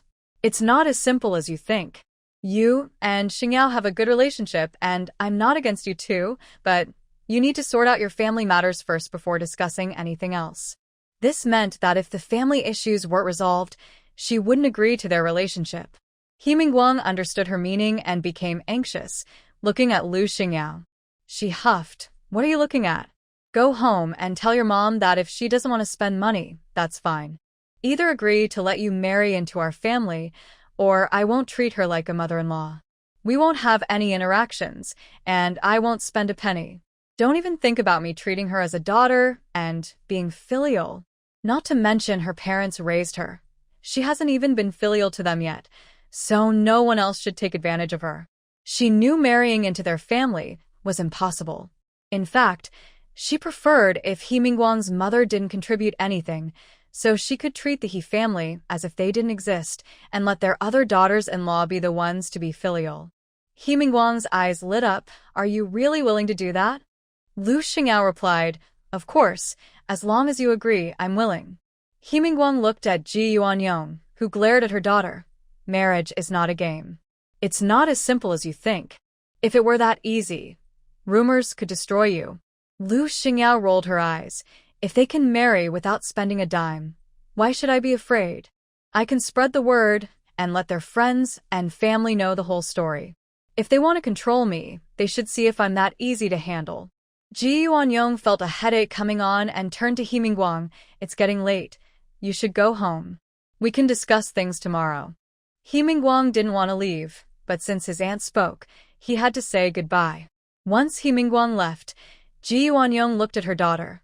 Why is your relationship such a mess? Where's your head at? Lu Xingyao remained silent. Ji Yuanyong continued. Is he really that great? Does it have to be him? In her opinion, no matter how good he was, if the parents didn't approve, it wouldn't work. Lu Xingyao said, don't you know what kind of temper your daughter has? Ji Yuanrong replied coldly. Oh, it's surprising that you know your own character. My personality is such that only he is willing to tolerate and pamper me. Family members don't count. It's better if I pretend they don't exist. Lu Xingyao had her reasons. She was lazy and couldn't cook. In this day and age, a man who can cook and is willing to pamper her is hard to find. She wasn't foolish. She had compared.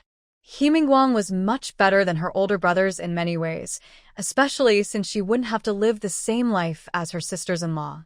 Compared to her second brother, he was only slightly less educated, but her second brother was often away, and everything at home relied on her sister-in-law. He Mingguang could at least be there for her more often. Besides, she had observed the relationships between her sisters-in-law and brothers. They didn't like each other but kept to themselves, which was fine.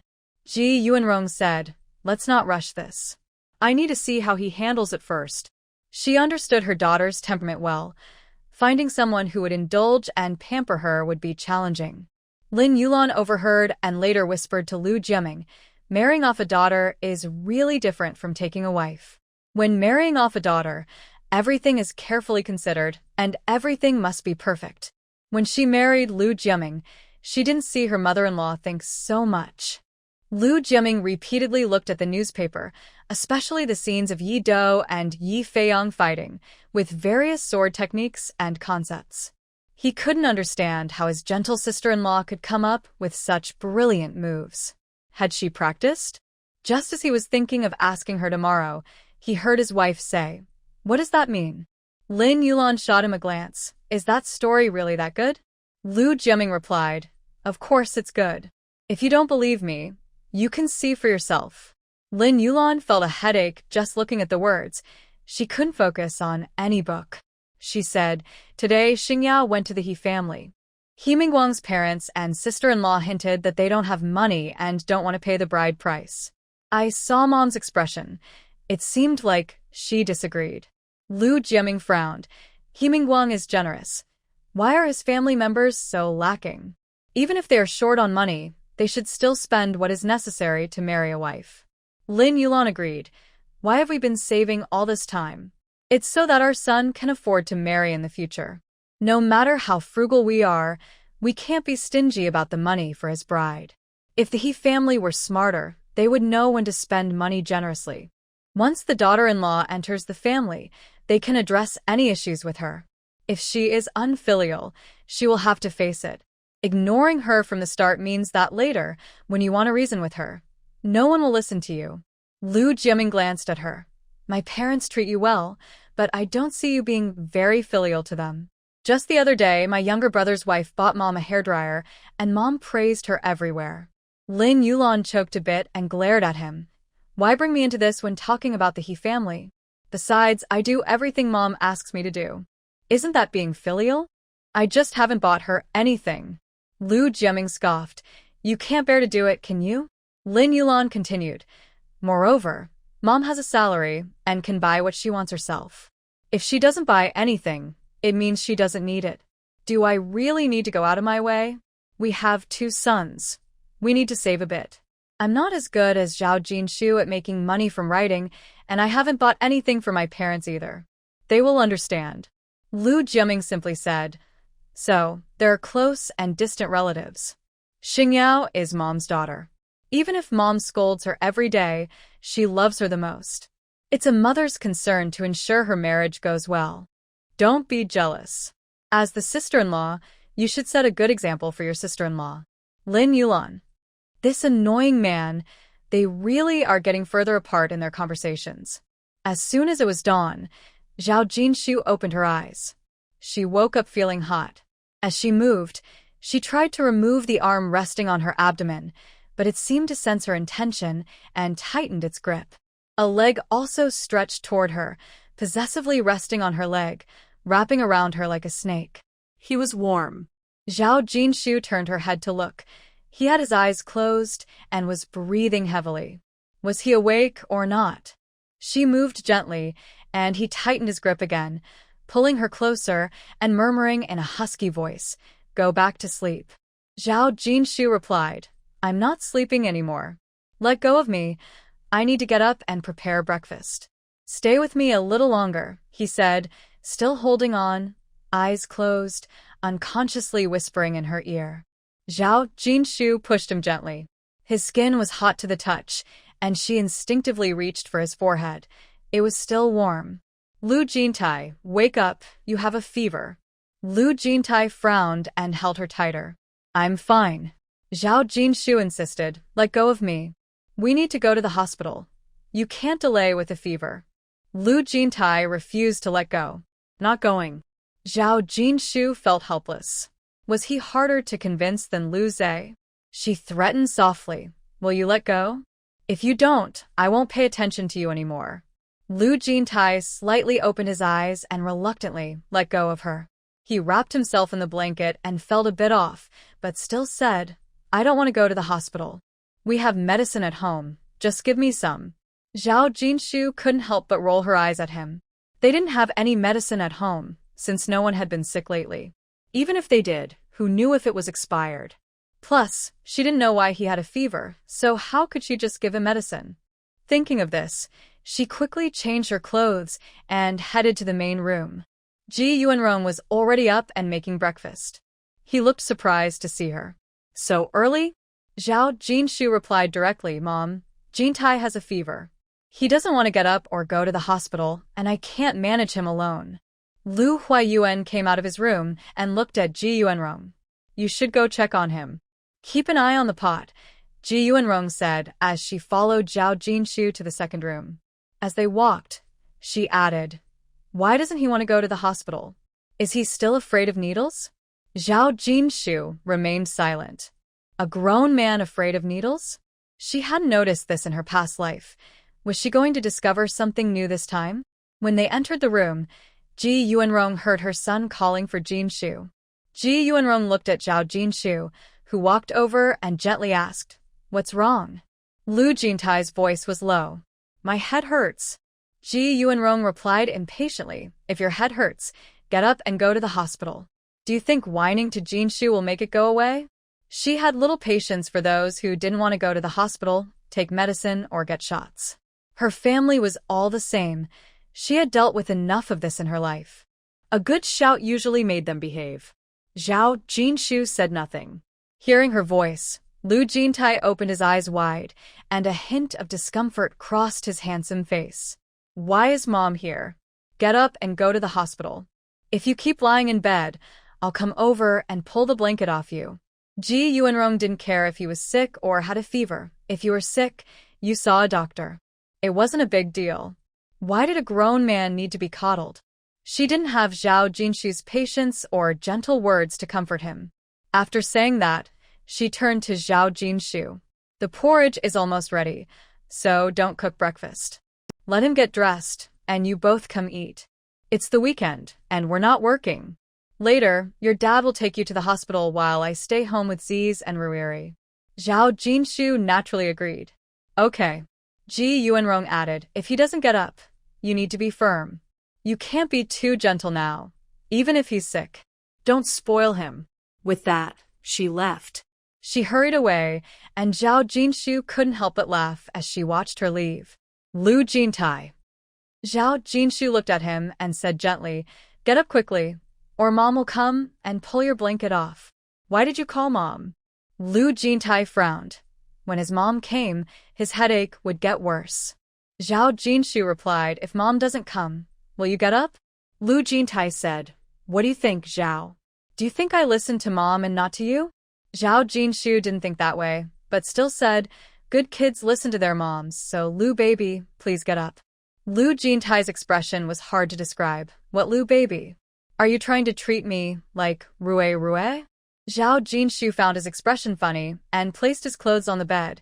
You should be a bit younger than Rue. He doesn't let anyone call him baby anymore. Seeing his speechless face, she smiled and said, hurry up and wash up. After breakfast, we're going to the hospital. Aren't you afraid Mom will come back? Lu Jintai hesitated.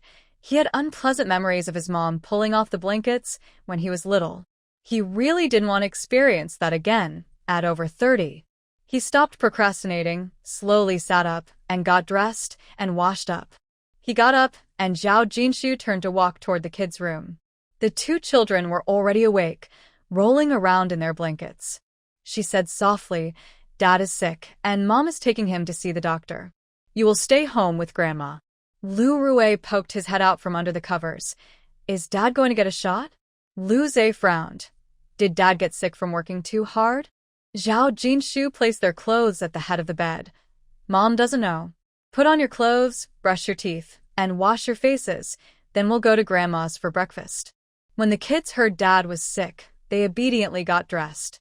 After they got dressed and saw Dad brushing his teeth and washing his face, they were about to rush over, but Lu Jintai quickly stopped them, his voice a bit weak. Dad is sick. Don't come over. The two kids paused, staring at Dad. In their memories, Dad was always tall and strong. It was surprising to see him looking weak. Lu Rue said anxiously, Dad, get a shot, and then you'll be better. When she was sick, the doctor told her to get a shot, and after that, she felt better. Lu Zhe nodded. Dad, hurry and get a shot, then you'll be fine. Lu Jintai glanced at them from a distance. Dad is an adult. Medicine will help. Zhao Jinshu handed them their toothbrushes. Stop chatting and go brush your teeth. After speaking, he glanced at Lu Jintai and thought that whether it's an injection or medicine, the doctor needs to make a diagnosis first. Can you really get better just by saying so? After washing up, Lu Jintai didn't go for breakfast as he had no appetite. Zhao Jinshu brought him a bowl of porridge, and he ate a little before stopping. Zhao Jinshu didn't insist he eat more. When he went out, he saw Lu Huayuan following behind and said, with Jinshu here, why is Dad following me? It's just a fever, not a serious illness. Lu Huayuan shot him a glance and replied, it's the weekend. Do you think I want to follow you? Your mom is worried you won't listen to the doctor. Since you don't listen to Jinshu either, she asked me to keep an eye on you. Lu Jintai said, Mom is overthinking it. You should stay home. He was 32, not 3. Lu Huayuan also felt that at his age, having a wife with him was enough for a fever. He didn't need to be a bother, so he said, when your mom starts worrying, I just say you won't let me come. Lu Jintai looked at him calmly and said, if I say you can't come, you won't? I didn't know you were so obedient. Lu Huayuan held back his temper and generously decided not to argue with his feverish son. So, what do you suggest? Lu Jintai replied, tell Mom you have something to do and can't go to the hospital. What do I have to do on a weekend? I'm fine, Lu Huayuan said irritably. Lu Jintai insisted, just find any excuse, but don't say it's because I don't want you to come. Lu Huayuan was speechless. Zhao Jinshu laughed and said, Dad, just tell Mom it's me who doesn't want you to go. He's an adult. Does he really need to be told what to do? Lu Jintai looked at her. Lu Huayuan smiled and said, "All right, I won't go. I'll take your mom and Ziyu and Rui out to play later." Lu Jintai didn't want to go to a big hospital. There was a clinic outside the compound, and during the spring season, many people were coming in with colds and fevers. After waiting a while, they finally saw the doctor. After the examination, the doctor said it was a viral cold, with a throat infection that had already become pus-filled, and he still had a fever. The doctor said flatly, "Let's give you some 4 fluids." Lu Jintai looked at Zhao Jinshu, who said, "The doctor said you need fluids. What do you want me to do?" Lu Jintai lowered his eyes and didn't respond. Seeing his tall and handsome appearance, the doctor, noticing he didn't look like an ordinary person, joked, "If you're scared, you can ask your wife to buy you some candy to cheer you up." Lu Jintai replied. He wasn't scared. He just thought medicine would be enough and there was no need for 4 fluids. The doctor said, "Your throat is quite serious. It's infected. 4 fluids will help you recover faster, especially since you still have a fever." Zhao Jinshu comforted him. "Let's first give you some fluids to reduce the fever. If you don't have a fever tomorrow, we won't need to continue." Lu Jintai nodded in agreement. Zhao Jinshu paid the fee, but the small clinic was full, so they had to find a spot to sit while he received fluids. Lu Jintai didn't mind and sat quietly. Zhao Jinshu observed him as the nurse prepared for the injection. He kept his head down and didn't even glance at the nurse, showing no signs of fear of needles. She smiled, thinking she was overreacting. Usually, children are afraid of shots, but as adults, they might not like them, yet can remain calm when necessary. As the fluid started, Zhao Jinshu touched his hand and asked, "Are you cold? Should I get you a blanket?" Lu Jintai suddenly grasped her hand and said, "I'm not cold, just stay here." After a moment, he released her hand. Zhao Jinshu looked at him as he added, "Don't catch my illness." She chuckled softly, "We live in the same room. If you were going to catch it, you would have already." Lu Jintai recalled how they had cuddled together at night and said, "Last night Zhao Jinshu interrupted, "You didn't even know you were sick. Don't think too much. Even though I have to work late on my writing, I still get enough sleep, take naps, eat regularly, and exercise. I'm much healthier than before and won't get sick easily." If he did catch a cold, it would be manageable. They were married and would take care of each other. There was no need to blame anyone, just let things be. Lu Jintai looked at her calm and gentle face, a faint smile appearing in his eyes. Just as he was about to speak, 2 people sat down nearby. They seemed to be a couple in their 30s. As soon as they sat, the wife began to scold, "I told you not to drink, but you never listen. You drink every day. Why don't you just drink yourself to death? Finding a man like you is such bad luck." The husband glanced around and said, "Can you keep it down?" The wife scoffed, "Oh, now you care about being embarrassed? You drank so much you caused a stomach bleed and needed fluids for days. I have to come to the clinic every day with you. Don't I have a job? And you still think about drinking? Why didn't you care about being embarrassed then? If you drink yourself to death, I might actually feel relieved." Lu Jintai leaned his head on Zhao Jinshu's shoulder. Zhao Jinshu asked, "What's wrong?" Lu Jintai replied softly, "I have a headache." Zhao Jinshu whispered, "Then close your eyes and rest." Lu Jintai leaned on her shoulder. He wouldn't drink excessively or harm himself to the point of causing her worry or making her anxious. Thinking of this, he raised his eyes slightly to look at her gentle face. She had always been kind, and he couldn't imagine her turning into someone who would curse him at any moment. He silently held her hand and closed his eyes. Next to them, a couple was arguing. The man's wife had changed because of her husband's drinking habits. He thought to himself that the man deserved the scolding.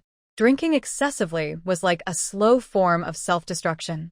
It showed a lack of care for one's own health and was irresponsible not only to oneself, but also to one's spouse and children. He also realized that maintaining harmony in a marriage might be more complicated than his research projects.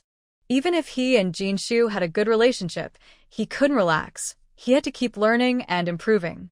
The clinic was crowded and noisy, so Lu Jintai could only close his eyes to rest. Fortunately, When he did, the couple next to him stopped arguing for a moment. But in just a few minutes, they started again. The argument began because the man hadn't slept well and needed to watch his diet. He had woken up late and hadn't had breakfast before coming for the 4-drip. Now he wanted a cup of soy milk and asked his wife to buy it, but she refused, leading to their dispute. The man pointed to the couple nearby. "Look at that woman, taking care of her sick husband, asking how he's doing. And look at mine, she won't even buy me a cup of soy milk." He was sitting right next to Lu Jintai and didn't pay attention to his volume. Lu Jintai already had a headache, and hearing the man's voice made him feel dizzy. He opened his eyes and looked over with a blank expression. The man happened to meet his emotionless gaze and immediately choked on his words. He forced a laugh and said, "Sorry for bothering you." Lu Jintai's expression was indifferent, and he had no desire to speak. Zhao Jinshu glanced over, but didn't say anything. Seeing Lu Jintai silent, the man continued, "You see how heartless some women can be? I just want a cup of soy milk, and she won't buy it. You're not like that." He rambled on, and Lu Jintai straightened up and asked, "Did you drink too much and come for an 4-drip?" The man rubbed his head with his unbandaged hand and chuckled awkwardly. "You heard what my wife said? It's just a little hobby of mine. I enjoy it." Lu Jintai nodded slightly and suddenly said, "If you have a stomach issue, it's better to eat less. Not drinking a cup of soy milk isn't a big deal." There was no need to argue about it and disturb the peace. The man felt very wronged. "I didn't even have breakfast, just wanted a cup of soy milk, but she wouldn't buy it.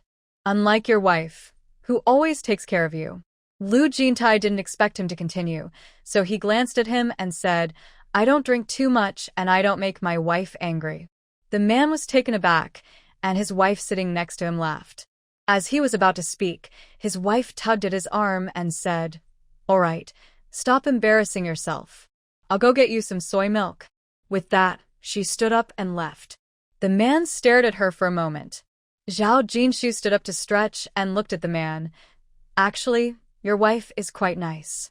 The man smiled.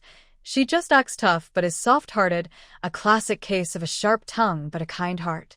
Zhao Jinshu glanced at Lu Jintai. "If my husband drank like that, I definitely wouldn't take care of him." Lu Jintai looked up and pulled her down to sit.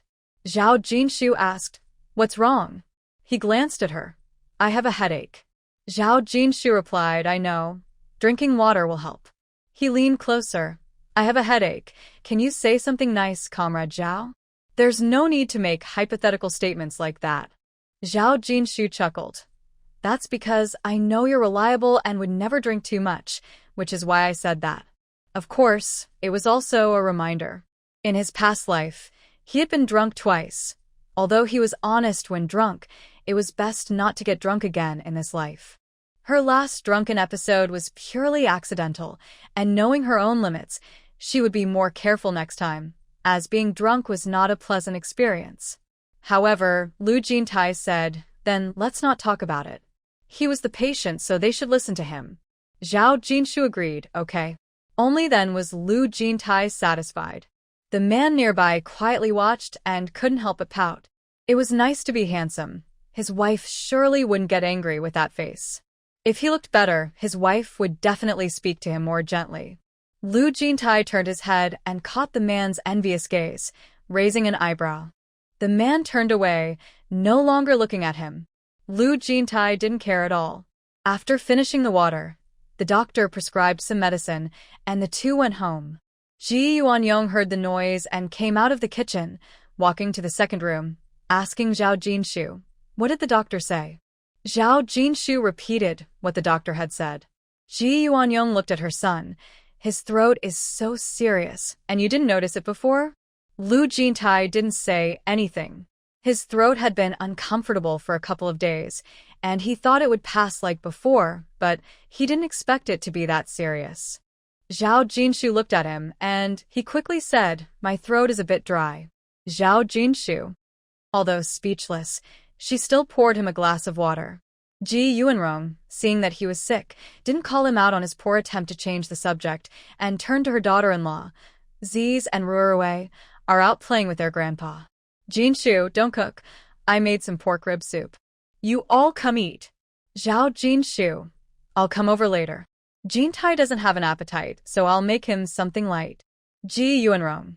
It's normal not to have an appetite when you're sick. A little hunger is fine. Lu Jintai. He felt this sounded familiar. While they were talking, He Mingguang came over with some things. He had planned to talk with his uncle and aunt but realized that his second brother was sick, so it wasn't the right time to discuss their matters.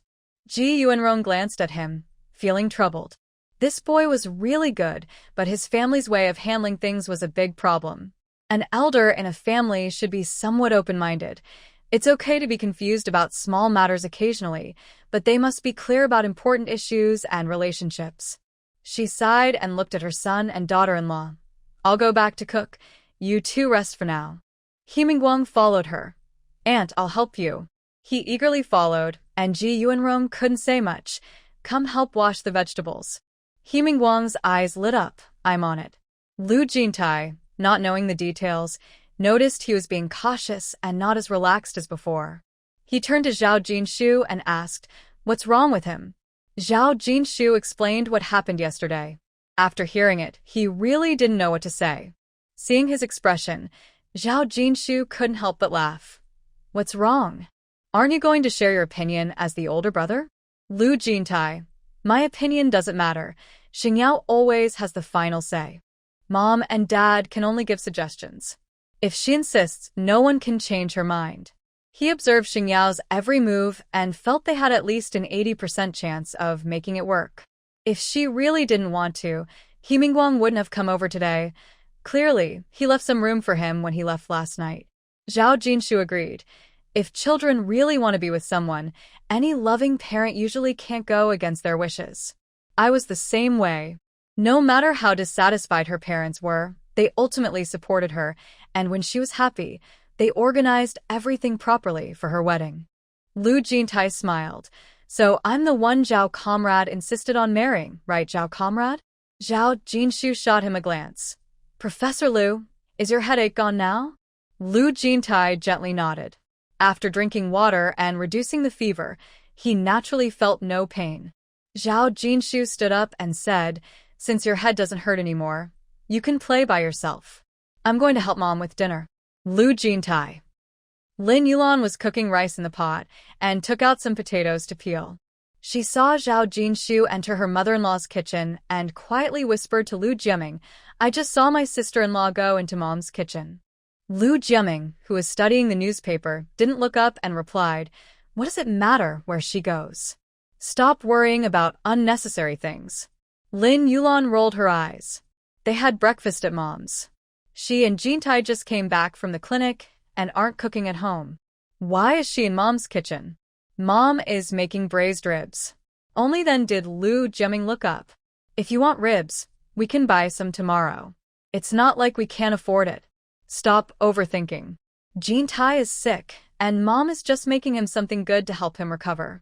Lin Yulan responded with an "oh" and said meaningfully, but Mom didn't seem this concerned when you had a cold a while back. She didn't make you ribs or anything to help you. Lu Jiaming replied impatiently, Jintai and I are not the same. He was always around their parents, while Jintai only came back once every 10 days or so. Naturally, they would worry when he returned sick. Lin Yulan said, What's the difference? Aren't we all Mom and Dad's children? You say that He Mingguang's parents are unfair, but I think. Be quiet. Lu Jiaming said sternly. Tell me, how have our parents wronged you? Lin Yulan fell silent. She wanted to say that their in-laws treated them poorly, but she knew that outside opinions could be harsh.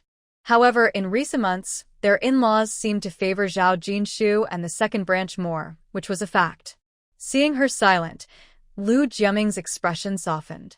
Since you also think our parents haven't wronged us, then stop being jealous. Jintai has had a tough time these years, and my sister-in-law and their children have only been in the capital for less than a year. They are young, so it's only right for our parents to take care of them a bit more. Lin Yulan, with many thoughts in her mind, walked outside with the potatoes. She knew Lu Jiaming was right, but sometimes it still felt off. Their mother-in-law was so considerate. Why didn't she think to care for all 3 daughters-in-law? Of course, she wasn't Wang Meijing, so she only dared to ponder this in her heart and wouldn't foolishly say it out loud. Meanwhile, in the main house, dinner was ready and Lu Huayuan returned with Lu Zhe and Lu Rui. Lu Zhe ran to his mother and asked, "Did Dad get a shot?" "He's been treated," Zhao Jinshu said, patting his dark head. "His fever has gone down." Hearing this, Lu Zhe's little face was full of pride. Grandpa said Dad is naughty and doesn't want to get shots when he's sick. I told him that with Mom around, Dad would definitely get the shot, but Grandpa didn't believe me. Lu Xingyao teased him. "How do you know that, little guy?" Lu Zhe glanced at her. "Of course I know. In our family, we all listen to Mom. Dad listens to her the most. Whatever Mom says goes. He doesn't dare argue." He had observed this carefully. Zhao Jinshu patted his shoulder. "You talk so much." Lu Xingyao joked, "Your dad listens to your wife, and you have to listen to your wife when you grow up too." Lu Zhe's little face was serious. "Of course, I will listen to my wife." Lu Xingyao laughed at him. "You're so young and already talking about wives. Aren't you embarrassed?" Lu Zhe pressed his lips together, confused about what being embarrassed meant, but insisted, "When I grow up, I will have a wife." Exactly. Arziz will definitely be taller and better looking than his dad when he grows up, but will he even find a wife? Zhao Jinshu quietly listened. He wasn't embarrassed now, but when he grew up and started dating, he would want a daughter-in-law who took the initiative. Just like his dad, his mind was mostly on work. If the daughter-in-law wasn't chasing after him, who knows if he would even have one? As for how she knew this, the daughter-in-law was cheerful and got along well with her. After marrying her son, she shared everything with Zhao Jinshu, so she was well informed. After dinner, the whole family sat in the yard enjoying the sun. Lu Jintai started to feel sleepy after a while, and Zhao Jinshu suggested he go to bed. He didn't insist, and, meeting his wife's caring gaze, he stood up and headed inside. Zhao Jinshu watched his back and gently reminded him, "There's hot water on the stove. Wash your feet before sleeping. It will be more comfortable." Lu Jintai knew his wife's habits. Even if she didn't say anything, he would wash his feet before getting into bed. Seeing him go to the kitchen, Zhao Jinshu didn't say anything more. Lu Jintai was also clean, which made Zhao Jinshu very happy. Although she often washed the bedding, it was their bed, and she liked cleanliness. Naturally, she hoped he felt the same way, otherwise, her efforts would be in vain. Lu Xingyao, watching from the side, said Lu Zhe wasn't wrong. Second brother really listens to second sister-in-law. Lin Yulan agreed. Whatever second sister-in-law says, Jintai will listen. The key is that he takes it seriously. Lu Jiaming added, "That's because second sister-in-law is right, so Jintai naturally listens." Lin Yulan snorted. She wasn't always wrong, right? With her mother-in-law present, she didn't want to argue too much. Wang Meijing next to her said, "In our house, whatever I say, Lu Hufeng always disagrees with me, let alone actually doing it." Lu Hufeng rolled his eyes. "If you spoke to me like Er Sa does, I would listen. Starting off like a firecracker, who would enjoy that?" Wang Meijing scoffed. "Why don't you say you should talk to me like Er Ge? People are not all the same." Lu Hufeng replied, "Then don't compare me to Er Ge." Wang Meijing fell silent. She accepted her fate. She realized that among the three sisters-in-law, only Zhao Jinshu could manage her man. Er Ge listened to her completely and was happy about it. She and Dasa were in a tough spot. They could never expect their men to care for them. Ji Yuanrong sat nearby, pretending not to hear, and stayed quiet. They weren't family, so why should he get involved? Couples who could get along usually had similar qualities. No one should point fingers. If they truly couldn't get along, they would have separated long ago instead of sitting here bickering. Lu Xingyao looked at He Mingguang and couldn't help but ask, "You see my brother and sister-in-law arguing, and my mom is silent, while my dad went straight to his room. If I were to argue with you at your house, how would your parents handle it?" She often heard married colleagues say that mothers-in-law protect their sons and side with them during arguments. She wondered if the He family was the same. Lin Yulan and Wang Meijing forgot about their own men and turned to look at her. Even Zhao Jinshu was interested in what she said. He Mingguang, who had been watching the scene, didn't expect to become part of it. He sighed and glanced at Lu Xingyao. His older brother and sister-in-law usually avoided their parents when they argued. If they couldn't avoid a few disagreements, his mother would just say, "His job is tiring. You should be more considerate." As a daughter-in-law, don't just think about your own happiness. You need to take care of your man too. You can't always argue about who's right or wrong. Of course, he wouldn't say this out loud. Besides, his mother cared more for his older brother and sister-in-law and was indifferent toward him. He said, "I won't live with them in the future. I'm already looking for a place. Even if they argue, they won't hear me." Lu Xingyao wasn't satisfied with this, but she accepted it. He Mingguang looked at them and said, "Last night, I laid everything out with my parents." Everyone turned to look at him. Last night, after He Mingguang returned home, it was the weekend, so he didn't have to rush to rest. The whole family was in the living room watching TV. When they saw him come in, they only glanced at him before turning their attention back to the screen. He Mingguang clearly remembered when his older brothers first brought their wives home. His parents paid special attention to it. Even though they had limited resources, they tried their best, using all their meat coupons to buy meat, and his mother even took out some eggs she had saved for a long time to make a dish. When his brothers returned home after dropping off their wives, his parents asked them many questions, worried that they might have overlooked something that would upset the girls and delay the marriages. He thought that even if they were not satisfied with his job, he was still their son. He expected that they would care about his marriage, even if it wasn't as much as they did for his brothers. But when he came home, they didn't say a word. Were they not worried that he wouldn't find a partner? A bitter expression crossed his face as he suddenly stood up and turned off the TV. Just when the show was getting exciting, the screen went black. The adults were quiet, but the kids immediately started to fuss. He ignored them and looked directly at his parents. His mother frowned and said, "What's wrong? Can't you see Xiao Wan and Liang Ping are making a fuss? Hurry and turn the TV back on." He Mingguang didn't move but asked them, "Mom, Dad, there's something I've wanted to ask for a long time.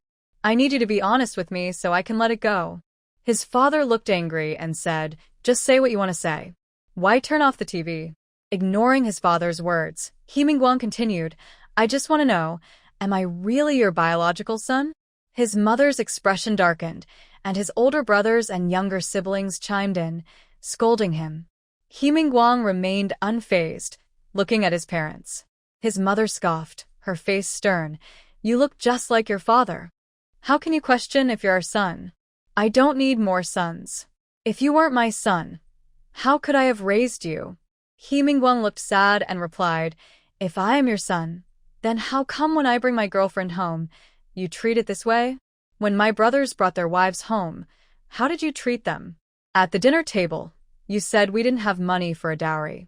Is that your attitude towards my marriage? Why didn't you say that when my brothers got married?" His mother didn't think she was wrong. "In the past 2 years, you've been running around. Everyone says my son is making money. Since you're earning, do you still need me to spend money on your marriage? You can handle it yourself. I won't interfere." His father said, "Yes, we won't interfere. You can give as much bride price as you want." He Mingguang looked at them and said, "Since you won't interfere, then you should never meddle in my affairs as your son. When I get married, everything about my wife is none of your business. Whether she acknowledges you depends on her feelings. He is wealthy and understands they want him to spend more money on his wedding." However, they should not have said those things to Xingyao on her first visit. They could have discussed it privately. His father and mother looked serious and questioned, "What do you mean? Do you want to be unfilial?" He Mingguang replied calmly, "You gave me life and raised me, and I will be filial to you. As for my future wife, if you don't want to spend a penny and don't want to be involved, then when she comes to our home, you shouldn't make her uncomfortable. No one would want that, so don't expect anything else. But don't worry, after I get married, I will move out and will send you money for your retirement."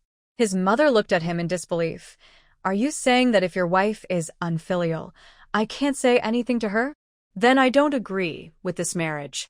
On the first day, he dares to oppose her, talking about whether to take her name or not. No one has dared to challenge her like this for years. A young man on his first visit is already so bold, showing poor upbringing. Now he is encouraging her son to be unfilial. She absolutely cannot accept this daughter-in-law. He Mingguang sarcastically said, "Disagree? Fine. Then put up the money to find a daughter-in-law you approve of, and the spending should match what you gave to my sisters-in-law." His mother stiffened. "We don't have money." He Mingguang replied, "If you can't provide money, then who I marry is my decision. How I treat her will also be my decision." His mother angrily shouted, "You brat." He Mingguang shrugged, "I don't have a job. Since you've always said I'm not as obedient as my older brothers and that I haven't achieved much, you've known this all along, right? Either pay up and be a good mother-in-law, or don't spend a penny and accept that my future wife won't be as filial as my sisters-in-law. It can't all be on your side." His mother's expression turned cold. "If you're not afraid of outside gossip, then go ahead. If you don't care, don't expect her family to care either, and don't lose face." He Mingguang sneered. These were his parents, and he couldn't say such harsh words. He could only say, "Mom and Dad, whether you agree or not, this is my attitude. Your third son has come this far from nothing, relying on this reckless nature and a thick skin. You know that once I set my mind on something, no one can change it, not even you. Even if my future wife wants to be filial to you, I won't agree. She shouldn't have to take a hit from you and then offer the other cheek." I absolutely disagree. If his parents had treated Xingyao well yesterday and discussed things privately, like contributing less money for his wedding due to tight finances while he covered most of it, he wouldn't be so angry and heartbroken. They showed no regard for his feelings or Xingyao's, clearly not taking his relationship seriously. His mother glared at him and said, "Get out." He really left, heading to the shop to sleep on the floor. After hearing He Mingguang's words, the yard fell silent. Ji Yuanrong looked at He Mingguang with a complicated expression, realizing that this young man had quite a temper. Most people wouldn't cause such a scene even if they felt their parents were biased. His mother scolded him for being reckless, which wasn't entirely wrong. However, her own daughter wasn't much better. Yet they insisted on being together, and thinking about it gave her a headache. Lu Xingyao didn't think much of it. She felt it was only right. She wouldn't stop He Mingguang from supporting his parents, but she wouldn't be expected to be filial to her in-laws. That was just her nature. If she wanted to, she would, and if not, then forget it. Lu Jintai woke up and saw everyone sitting in silence, looking at each other. He walked over and sat next to his wife. Zhao Jinshu touched his forehead and said, "Not hot, so it seems you're not feverish anymore." Lu Jintai took the opportunity to hold her hand and said, "I'm better now. I won't need 4 fluids tomorrow." Zhao Jinshu glanced at him. "That depends on the situation. We'll see tomorrow." Lu Jintai played with her hand and fell silent. Wang Meijing looked at them enviously and said, "So, does this mean you're breaking ties with your parents for Xingyao?" He Mingguang seemed like a good young man, so why was he so devoted to Xingyao? She looked around but couldn't see what made her sister-in-law so captivating to him.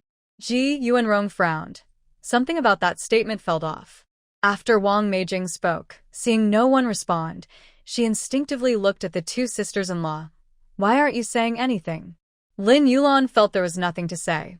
No matter how bad her sister-in-law was, she had her in-laws taking care of everything for her, so why should she, as a sister-in-law, worry? Lu Xingyao also wanted to hear her sisters-in-law's opinions. She noticed the eldest sister-in-law was silent and turned to the second sister-in-law. "What do you think, second sister-in-law?" Zhao Jinshu looked at her. "Do you really want me to say?"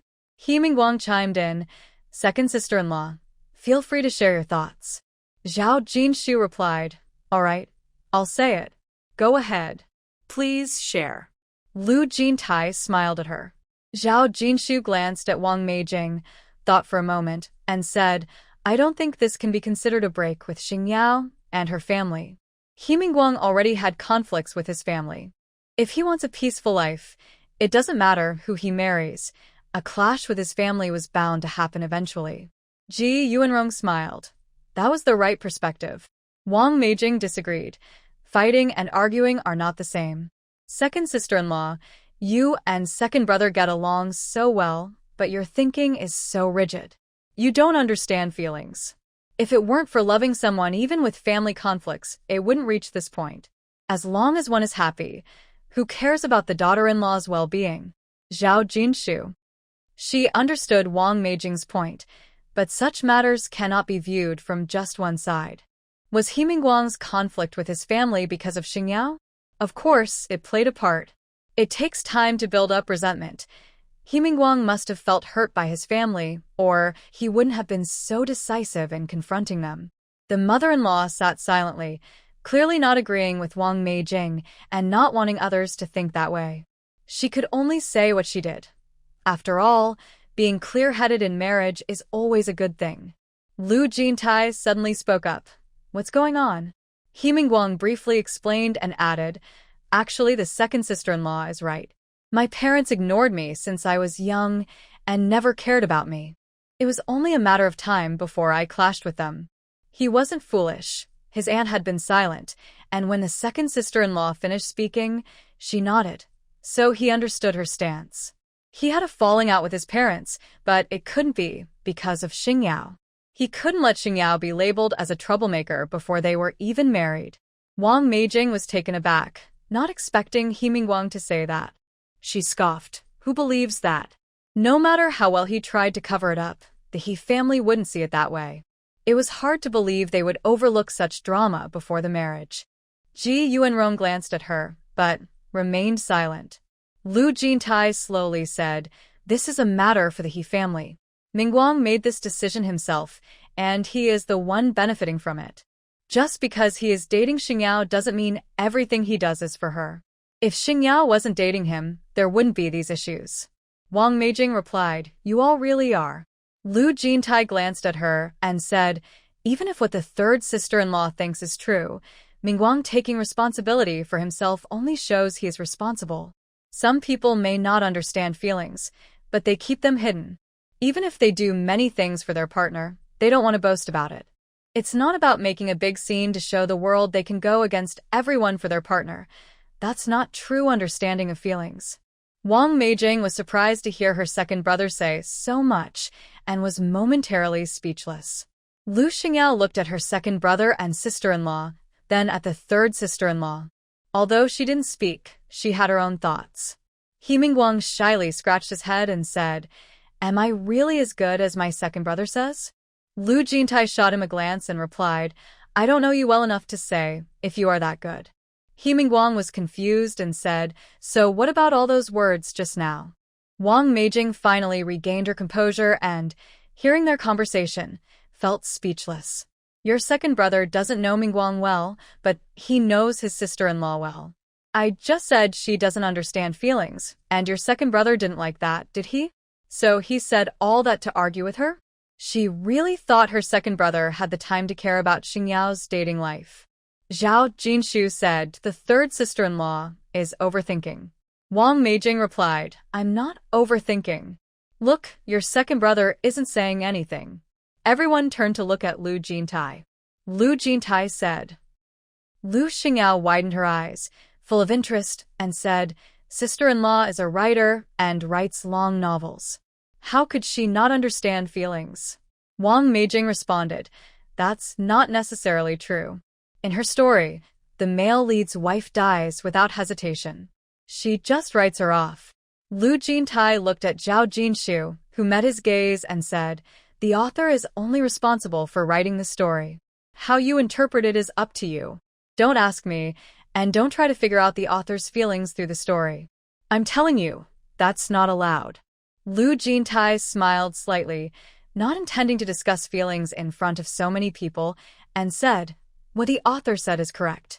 Ji Yuanrong's gaze swept over her children and their spouses, finally landing on He Mingguang. After a brief pause, she looked at her daughter again and asked, what will you do if I don't agree with your relationship? He Mingguang was a bit anxious and was about to speak, but Lu Xingyao shot him a glare, causing him to quiet down. Lu Xingyao understood her mother well.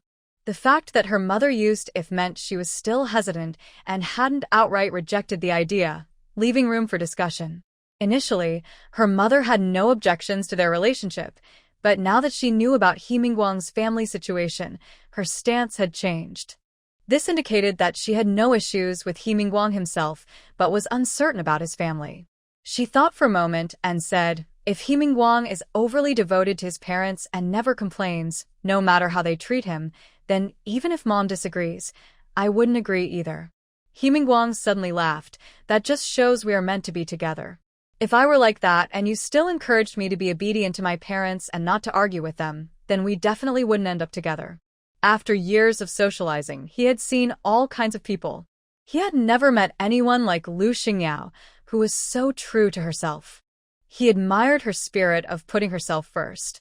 If he had been like her all these years, he wouldn't have felt so conflicted. Lu Xingyao huffed, I've never been bullied. If your family dares to upset me, I would turn their world upside down.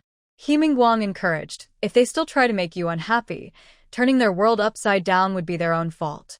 Ji Yuanrong. They weren't even married yet and they were already discussing turning their future in-laws' lives upside down. Only her daughter would do this. Wang Meijing nudged the man beside her, who was dozing off in his chair.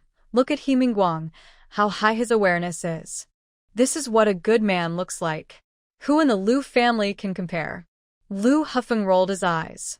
He shouldn't be sitting here. He stood up and said, I'm going to lie down in my room. Wang Meijing. Not only were they shocked, but even Lu Jintai was surprised to see how well the two could get along. Lin Yulan was also astonished. She had indeed found a good match for her sister-in-law, and she had to admit that not everyone was so lucky. Thinking of this, she glanced at Lu Jiaming, who was engrossed in his newspaper, and felt a surge of frustration.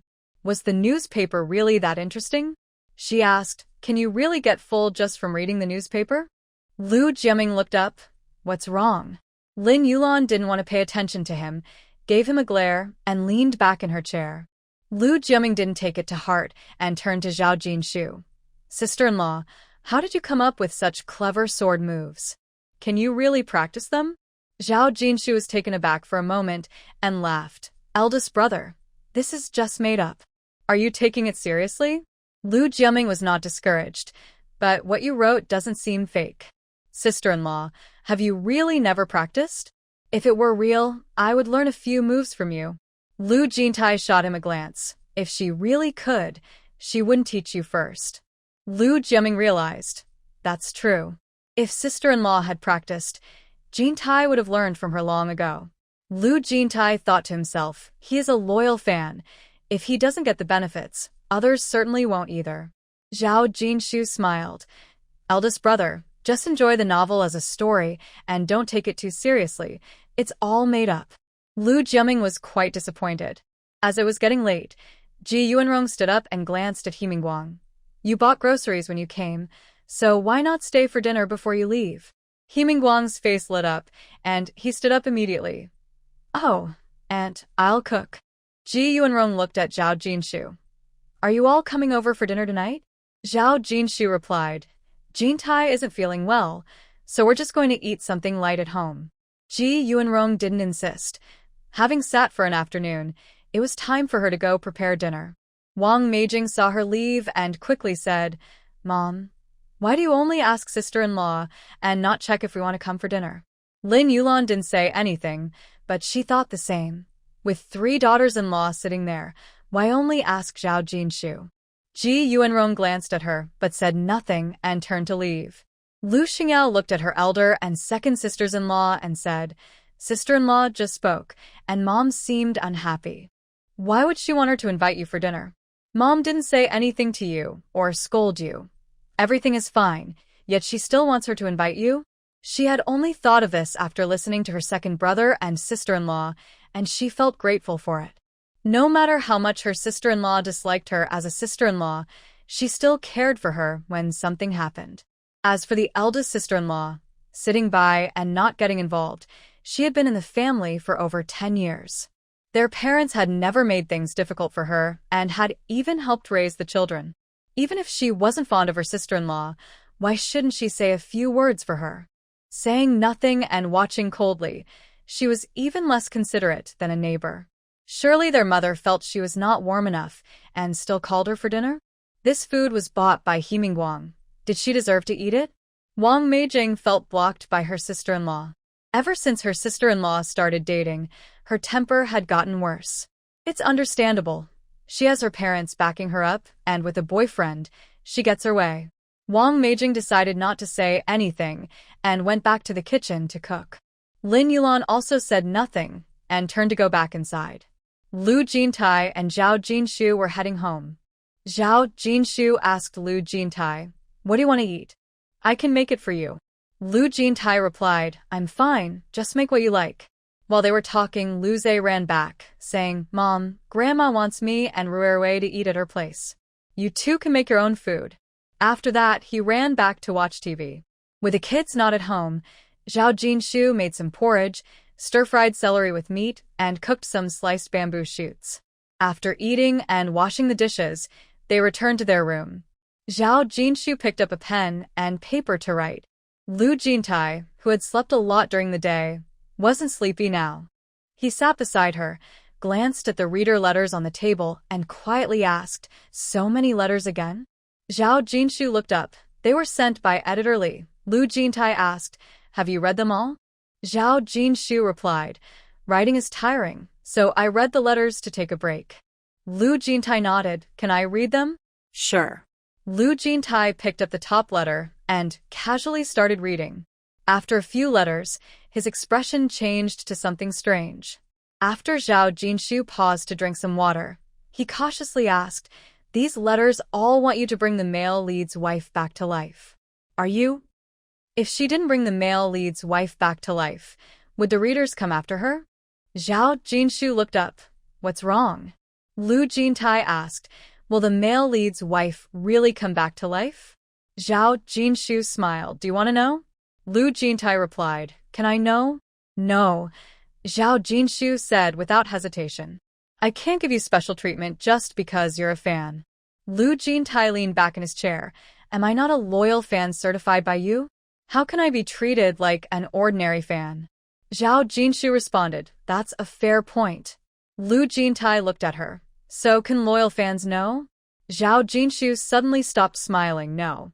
After that, she focused on her writing, refusing to be disturbed. Lu Jintai sighed and straightened up, picking up the letters again to read silently. If he could know, then he would still be a loyal fan. He wouldn't let anyone else take that title. Lu Jintai did not have a fever at night, and his throat felt better. The next day, he went to work with the medicine prescribed by the doctor. He was gone for over 20 days. During that time, Zhao Jinshu visited his school but did not see him. Instead, she met Professor Li. Professor Li, who had seen Lu Jintai the day before, told Zhao Jinshu he has recovered from his cold. He mentioned that you want to learn Bajuanjin. I've been busy lately and can only practice twice a week. You might not catch up in time, but when things are less hectic or during summer vacation, come find me and I'll make sure to teach you. After chatting with her, Zhao Jinshu borrowed a few books from the library and went home. After dropping her child off at school that day, she bought some fruit and took it to her aunt's house. Her older sister had visited 2 days ago and told her that the peach blossoms in her aunt's yard were blooming, inviting her to come see them. She had planned to take her child there on the weekend, but Lu Zhe had recently developed a passion for basketball and spent every weekend at the court. Seeing how much he enjoyed it, she bought him a basketball, which made things even more exciting. After school, he stopped studying and the siblings practiced dribbling in the yard. Carrying the fruit, she walked slowly and had just arrived at her aunt's house when someone suddenly blocked her path. "Oh, so you live in the military compound?" She looked up to see a person in a red shirt and red flared pants, looking surprised. She frowned and asked, "Do you need something?" The person in red seemed a bit disappointed. "You don't recognize me?" Zhao Jinshu naturally did not know him. She thought every era had its own style, and this was the second young person she had seen dressed like this. Since she didn't recognize him, she didn't think much of it and walked past him into the yard. The person in red watched her enter the yard, excitedly asking, "How did you get into Uncle Lu's yard? Are you Uncle Lu's niece?" Her aunt, knowing her niece was coming today, had been watching outside. Hearing the commotion, She stepped out of the house and saw the neighbor's son talking to her niece. She quickly approached, asking what's going on. Just as the person in red was about to speak, an older man in military uniform came running after them, holding a broom and shouting, "If Zhou Qing'an doesn't change that outfit, I'll personally make him regret it today." Zhou Qing'an turned bright red, especially when he saw the girl. He liked looking at them in surprise. He wished he could disappear. As his father got closer, he didn't want to be embarrassed, so he ran away. After a few steps, he turned back and ran home. Old Mr. Zhou was so angry that he puffed out his cheeks and glared, but when he saw his son running home, his anger lessened. He greeted Auntie and stormed back with a broom in hand. Auntie smiled and said, "This happens every now and then. You'll get used to it. Come, Jinshu, look at how beautifully the peach blossoms are blooming this year." Zhao Jinshu saw the trees full of peach blossoms and was about to praise their fragrance and beauty when Auntie happily exclaimed, "How many peaches will we get this year? This peach tree has been growing for years, and this year it has the best blossoms. When the peaches are ripe, bring Ziz and Ruiri to pick some." Zhao Jinshu laughed. "I will definitely come. If I forget, Auntie, you have to save some for me. The blossoms are so beautiful, and the peaches must be delicious. I have to taste them." Auntie gave her a playful glare. "Who's going to save them for you? If you want peaches, you need to come often. When they're ripe, pick them yourself. Many people are thinking about my peaches. I can't save them all." Zhao Jinshu smiled. "For these peaches, I'll make sure to come often." Auntie replied, "You can come every day if you want."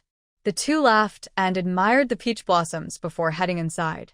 Meanwhile, old Mr. Zhou returned home and saw his son sitting properly on the sofa, peeking outside. "The sun isn't setting in the west, is it?" Zhou Qing'an looked at the broom in his father's hand and awkwardly smiled. "Dad, I'm back now. You can put the broom down." Old Mr. Zhou huffed, knowing his son had run home today, and set the broom aside, sitting across from him. "So, what's on your mind?" Zhou Qing'an fidgeted, his face slightly flushed. "Dad, the girl standing next to Aunt Zheng." Old Mr. Zhou's eyes widened in surprise. "What girl?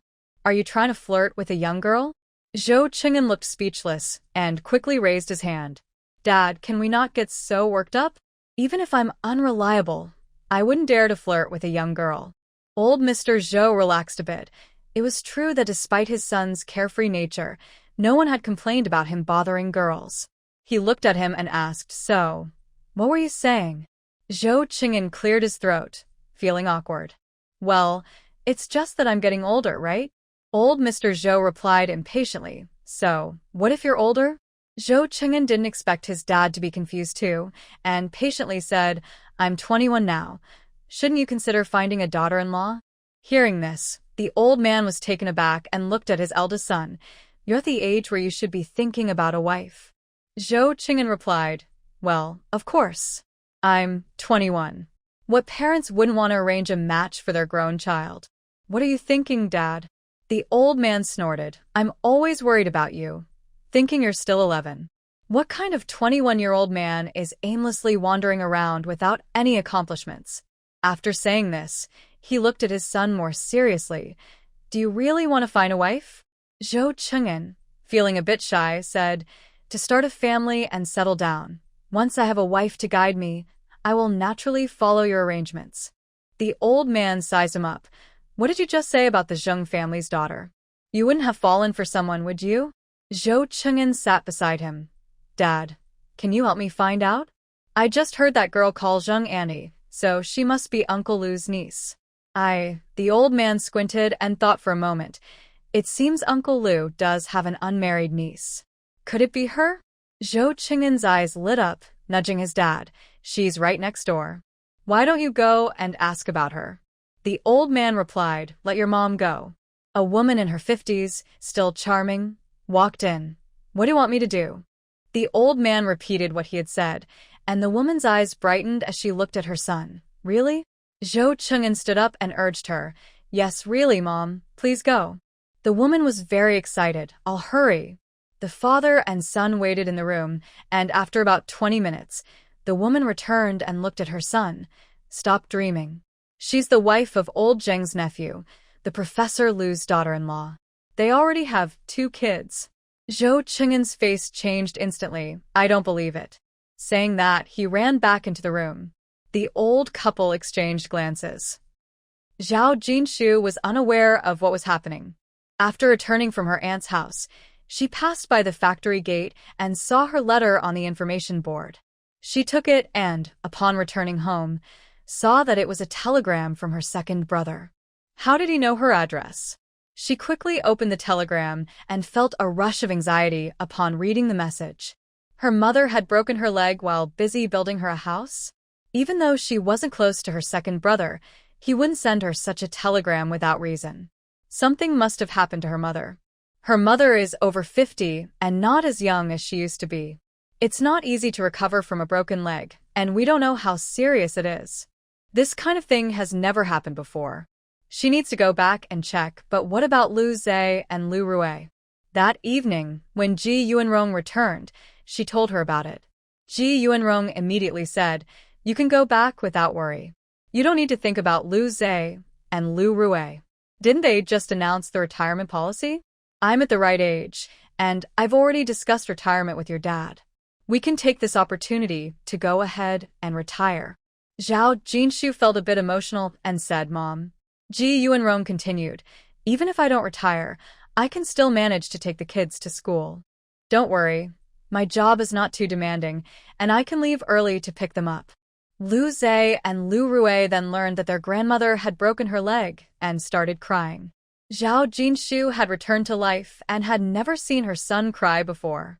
Seeing him with red eyes, she gently touched her children's heads and said, "Grandma will be fine." Lu Zhe held his mother's hand and said, "I can't go back to see Grandma. It must hurt so much." "Mom, why don't you bring Grandma to Kyoto? The hospitals there are big, and there are many doctors." Lu Rui, hiding in her mother's arms, sniffled, "Mom, bring Grandma to Kyoto." Zhao Jinshu comforted them. "Don't worry, I'm here. Just listen to Grandpa and Grandma at home." Ji Yuanrong added, "Why don't you go back and see? Try to bring your mother to Kyoto. And don't worry about where to stay. I'll tidy up a room, and Zhe can stay in our spare room." Zhao Jinshu didn't think too much and decided to check the situation. If it was serious, even if they didn't come to Kyoto, she would take her mother to a big hospital for treatment. In the morning, Zhao Jinshu didn't let anyone see her off. She packed her bags, took a taxi, and went to the train station. Lu Rui and Lu Zhe stood beside their grandparents, with red eyes watching their mother get on the train, holding back their tears. Lu Huiran held his granddaughter in his arms, and Lu Rui, leaning against her grandfather, said with a choked voice, "Mom will be back soon with Grandma." "I'm not crying." Lu Huiran patted her shoulder. Rui, be good. Grandpa and Grandma will take you to school." Lu Zhe held his grandmother's hand and walked silently beside them. Ji Yuanrong patted his head and said, "Grandpa and Grandma will come to pick you up after school. Okay?" Lu Zhe then said, "Grandma, since Dad and Mom are not here, I will take good care of my sister." Ji Yuanrong smiled and replied, "Then Grandpa and Grandma will help you, okay?" Lu Zhe smiled back, "Okay, but if my sister misbehaves, Grandpa and Grandma can't scold her." Lu Rui straightened up from his grandfather's arms, saying, "I will listen. I always listen." Lu Huiyuan quickly replied, "Good. Rui listens well. Rui listens well." Ji Yuanrong added, "Our Rui has always been very obedient, and of course, Zhe listens too. You're all good kids." Lucia smiled quietly. Zhao Jinshu couldn't get a sleeper ticket, so she bumpy rode to the station, feeling exhausted. She took a bus to the town, and no one knew she was back, nor was anyone there to greet her. She had to walk home with her luggage. After a few steps, she heard an old man's voice behind her. "Hey, doesn't that girl look like Jinshu from the Jianzhong family?" Carrying her luggage and looking worn out, she turned around and, upon recognizing him, smiled. Second grandfather. Second grandfather was driving a bullock cart. "Come on, get in. Why are you alone?" Zhao Jinshu quickly climbed onto the cart with her luggage. "My mom broke her leg, so I came back to see her." Second grandfather said, "It's broken. but it's not a big deal. Just take your time to recover. Zhao Jinshu felt relieved. When they reached her home, she got off the cart. In her rush to return, she hadn't brought much, just a bag of candies she had prepared in case of low blood sugar. She handed a handful to him. Second grandfather, I came back in a hurry and didn't bring anything, but here are some candies for you to try. Second grandfather waved his hand. I don't like those. Don't give me candies. Your stories are good, write more. I like to listen. Zhao Jinshu hesitated, but still placed the candies in his hand. After watching him drive away, she looked at the house next door, which was almost finished, and then returned home with her luggage. Yu Shuang was in the yard picking vegetables. When she saw Zhao Jinshu, she exclaimed and tried to stand, but with her leg in a cast, she could only sit and stared at her. Why are you back? Why didn't you let the family know? Seeing her in good spirits, Zhao Jinshu smiled. Of course, I missed Mom and Dad, so I came to see you. Now tell me, what happened to your leg? Were you planning not to tell me if I hadn't come back? Her expression turned serious at the end. Yu Shuang was taken aback. This girl was only looking for trouble. Meanwhile, Lu Jintai finished his work and returned home. Upon arriving, he found the house empty and searched around but didn't see Zhao Jinshu anywhere. He went to the kitchen, where the stove was cold and the coal was out. Lu Jintai walked out quickly, then turned back after a few steps. The front door was still unlocked. After locking the door, he headed towards the kindergarten. The security guard at the kindergarten thought something was wrong at home and called out Lu Zhe and Lu Rui. Lu Zhe was the first to come out. When he saw his dad, he ran over. Seeing his son, Lu Jintai relaxed and reached out to pat his head, asking, "Where's your mom?" When Lu Zhe saw his dad, his eyes couldn't help but turn red, and he hugged his dad's hand tightly, saying, "Grandma broke her leg, and Mom went back to see her." Lu Jintai paused, wanting to ask for more details, but seeing his son's red eyes, he pulled him into a hug, holding back his own words. Lu Rui came out and, upon seeing her dad, her eyes also turned red. Lu Jintai let go of his son and picked her up, saying, "It's okay, Daddy's here." Lu Rui hugged her dad's neck and couldn't hold back her tears. Seeing his sister cry, Lu Zhe felt a bit shy. He didn't know why, but seeing his dad made him feel upset and want to cry too. He leaned against his dad and said softly, Rui cried at night too. Grandma let Grandpa sleep in the guest room, and we slept with Grandma. Lu Rui said, I miss Mom. Missing Mom made her want to cry. Lu Jintai hugged his daughter tightly, saying, It's okay to cry when you miss Mom, but you can't cry all the time. After crying, you should sleep or eat, or else Mom will worry about you at home. Lu Zhe added, Rui is very good. She only cried for a little while. When Mom and Dad aren't here, if my sister cries, I stay with her and then she stops. Lu Jintai patted his head again, saying, You're good too, Zhe. Lu Zhe stood up straight, puffing out his chest. Lu Jintai comforted his son and daughter at the kindergarten gate until they calmed down, then let them go into school while he walked to his mom's workplace. Ji Yuanrong saw her son and, without surprise, directly asked, How many days off do you have this time? Lu Jintai replied, I can rest for a week. Ji Yuanrong looked him over. Before Jin Shu arrived, he had come back looking scruffy, but since Jin Shu came to Kyoto, he always returned looking neat. Today, not seeing Jin Shu, she felt a bit disappointed. In this situation, she didn't tease him. Your mother-in-law broke her leg, and you just have time to go back and see her. Jin Shu might be home now, and I wonder how she's doing. Jin Shu is really worried. Lu Jintai tightened his grip. I'll book a ticket now. Lu Zhe and Lu Rui are feeling a bit emotional, so you and Dad should pay more attention to them. They're still very well behaved, Ji Yuanrong said. We can't make it today, so we'll have to leave tomorrow. I'll take a half day off to buy some things for your in-laws. Jin Shu left in a hurry and I didn't have time to prepare anything. I gave her some money, and before she left, she gave me some back for Lu Zhe and Lu Rui's living expenses. If she doesn't give them money, how can I let my grandchildren go without? She went on about taking leave and then turned back to walk out with her son, saying she was in a hurry to get back. I guess she can only get a hard seat. It's a long journey, and it won't be easy to sit through.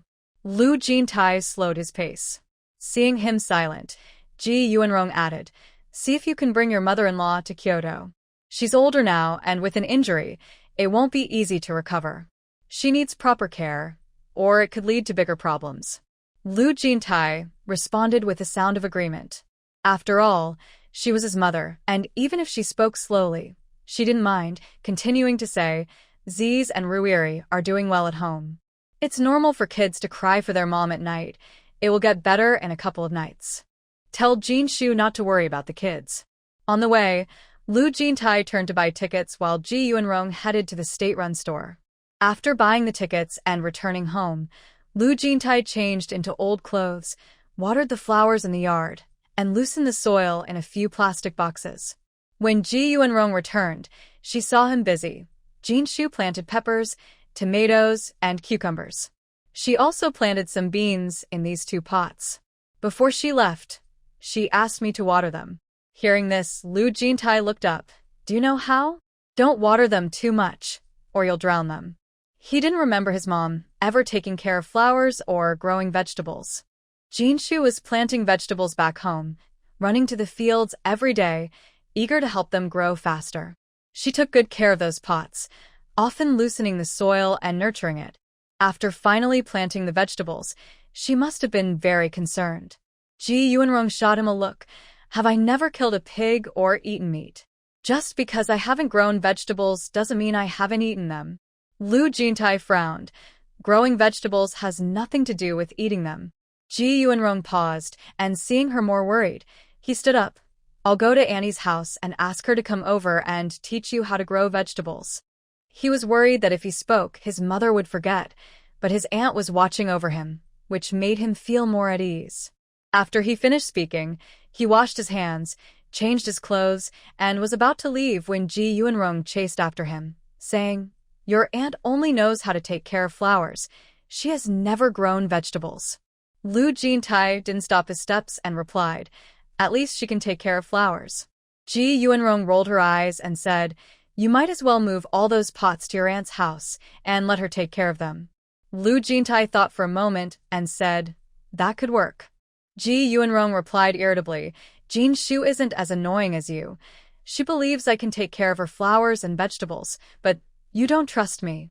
Seeing her expression change, Lu Jintai carefully said, Didn't you just say you were going to retire? After you retire, you can learn to take care of flowers and grow vegetables from your aunt. Ji Yuanrong shot him a glance and said, Go ahead, go ahead. If I don't let you go, are you going to refuse to let me take care of the vegetables? Lu Jintai didn't respond, thinking that it was Jin Shu's first time growing vegetables in Kyoto, and he didn't want to ruin her excitement. Ji Yuanrong, annoyed with him, asked as he was leaving, Are you coming back for dinner? Lu Jintai replied, My aunt will probably have dinner ready. Ji Yuanrong clicked her tongue and said with a hint of jealousy, You finally come back, and now you're going to see your mother-in-law? You should spend some quality time with your aunt. Lu Jintai remained silent. As he walked away, Ji Yuanrong called out loudly, Bring some fruit or something. Don't go empty-handed. Even though they were family, his aunt wouldn't mind, but it would be nice for the younger generation to bring her some fruit. When she served it to guests, she could say it was a gift from her younger relatives, and it would surely bring a smile to her face. Lu Jintai replied, Got it. Ji Yuanrong gave him a glance before heading back.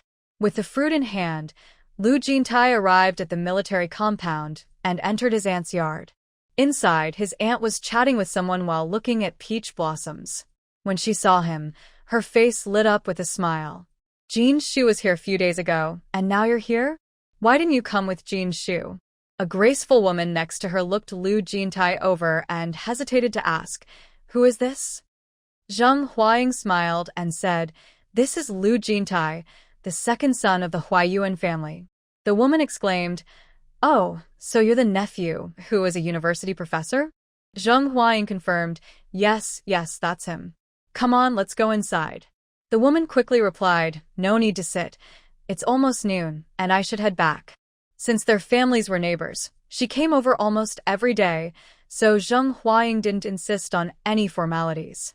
The woman returned home and saw the old man sitting there reading the newspaper. She couldn't help but say, "Old Lu's nephew looks impressive and very composed. Our son really can't compare to him." Ever since their son found out that the girl he liked was married with children, he had been lying in bed, acting as if he were dying, and he stopped going out.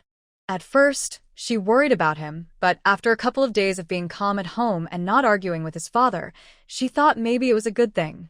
When we are young, everyone is like someone at least once, and over time, we naturally move on. Old Mr. Zhou looked up and adjusted his glasses. "Li Xiaohua, what are you talking about?" Li Xiaohua replied, "I said old Lu's nephew looks impressive and has a strong presence. He is much better than our son." Old Mr. Zhou asked, "Old Lu's nephew is here?" Their older son hadn't gone out in a couple of days, which felt unusual, so he was naturally concerned about his son. Li Xiaohua said, "He just arrived." Zhou Qing'an got up to use the bathroom, but upon hearing his mother's words, he rushed out like the wind. Old Mr. Zhou and Li Xiaohua were startled and hurried after him, worried something might happen. Zhou Qing'an, wearing slippers, ran into the neighboring yard and entered the house. He saw the man sitting there. Although he looked good and composed, he seemed very mature and must be quite older.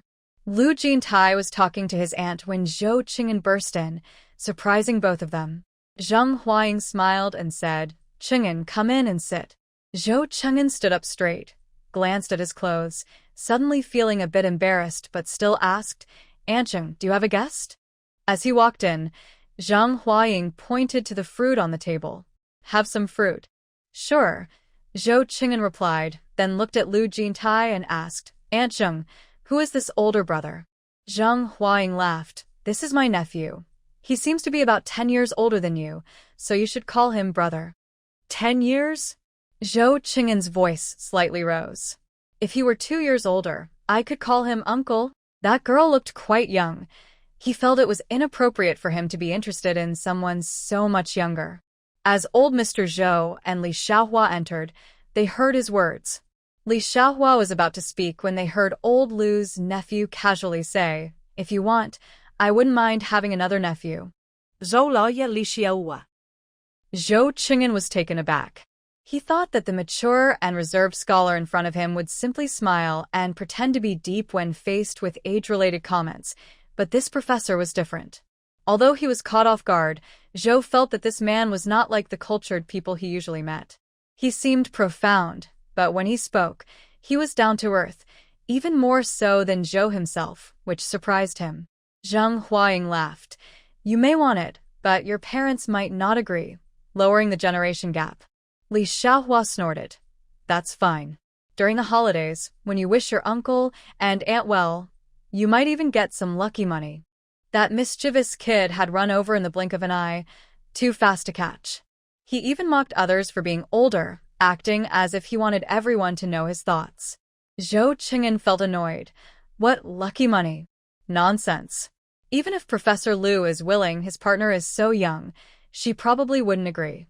After saying that, he turned to Zheng Huaying and said, "Aunt Zheng, you're busy. I have things to do this afternoon, so I'll head back." He glanced at Lu Jintai, who was sitting expressionless. Zhou couldn't read him at all, so he pursed his lips and left quickly. Zhou Laoi coughed. "Old Zheng, we should head back for dinner." Zheng Huaying replied, "Oh, okay." She watched as their family left in a hurry and turned to Lu Jintai. What was that family here for? Lu Jintai remained silent but thought to himself, did he know that his partner was young? Had he met Jinshu? Seeing him quiet, Zheng Huaying understood his nature and didn't press further, muttering, "That kid is so carefree, always making old Zhou angry." Lu Jintai replied, "Just a young kid." Zheng Huaying chuckled. He is indeed a young kid, with a fiery temper, never willing to back down. During their first meeting, he had immediately commented on Jintai's age, speaking without tact, all because of how old Zhou and his wife raised him. Lu Jintai stayed silent, lazily leaning back on the sofa. Noticing his lack of interest, Zheng Huaying changed the subject. Lu Jintai had lunch at his aunt's house before leaving. His aunt knew that his mother-in-law had broken her leg, so she packed a lot of things for him. Your uncle has plenty of cigarettes and alcohol. Take these to your father-in-law, and this milk powder for your mother-in-law. These were gifts for his parents, and Lu Jintai did not refuse. He took the items and left. Ji Yuanrong watched but said nothing. In the afternoon, when Lu Jintai picked up the kids, they ran to him as soon as they saw their dad. That evening, after dinner in the main house, Ji Yuanrong mentioned that after washing up, she would take the grandchildren to bed. However, the kids held onto their dad's hand and wouldn't let go. With no choice, Lu Jintai took them back home. Once there, the two kids refused to go to their own beds and insisted on staying with their parents. Eventually, Lu Jintai had to sleep with them. As he watched them sleep, he thought about how, when he wasn't home, they would cling to their mother to have her sleep with them. With that thought, he slowly fell asleep. The next morning, he woke up early, sent the kids to school, and then took his luggage to the bus station. Zhao Jinshu had been back for 2 days and wanted to take her mother to the hospital. However, her mother refused, saying she had just returned from the county hospital where they put a cast on her leg and that there was no major issue, so she didn't want to be troubled. Zhao Jinshu had no choice but to agree. Since her mother broke her leg, there were many dirty clothes piling up at home. Zhao Jinshu was busy washing them and had no free time at all. She also wanted to buy a washing machine for the family during this visit, so that even if her parents were busy, they wouldn't have to leave dirty clothes unwashed. Yu Shuang saw her busy and said, "Your sister-in-law came to help wash once, but it's planting season now, and she's busy planting cotton and peanuts. I didn't let her come over." Zhao Jinshu was washing the sheets and replied, "You say I shouldn't have come back, but luckily I did. Otherwise, you would have trouble even going to the bathroom, let alone washing clothes." Yu Shuang shot her a glance and said, "A few days ago, when you weren't here, I managed just fine. Your dad was around, so you didn't need to worry." Zhao Jinshu didn't want to discuss this further, as it would lead to her mother complaining about her return, saying that without her parents around, what would Ziz and Riri do? Their grandparents were there, so there was nothing to worry about. As Zhao Jinshu filled a bucket with water and was about to carry it to the basin, a pair of large hands lifted the bucket in front of her. She was startled and looked up quickly. Lu Jintai? Lu Jintai had already put down his luggage and glanced at her, saying, "I'm here." After that, he picked up a bucket and poured water into the wash basin. Zhao Jinshu looked at him in confusion. Yu Shuang was also surprised. Why did the couple come back one after the other? Zhao Jinshu asked, "Why are you here?" Lu Jintai didn't reply. He set down the bucket, looked at his mother-in-law, and called out to her, asking about her leg. After confirming it wasn't a big issue, he slowly turned to Zhao Jinshu, took off his coat, and asked, "Is there anything else to do?" After asking, he casually draped his coat over the chair and rolled up the sleeves of his white shirt. Zhao Jinshu nudged him, saying, "I'm asking you, why are you here? Do you need to wash the sheets?"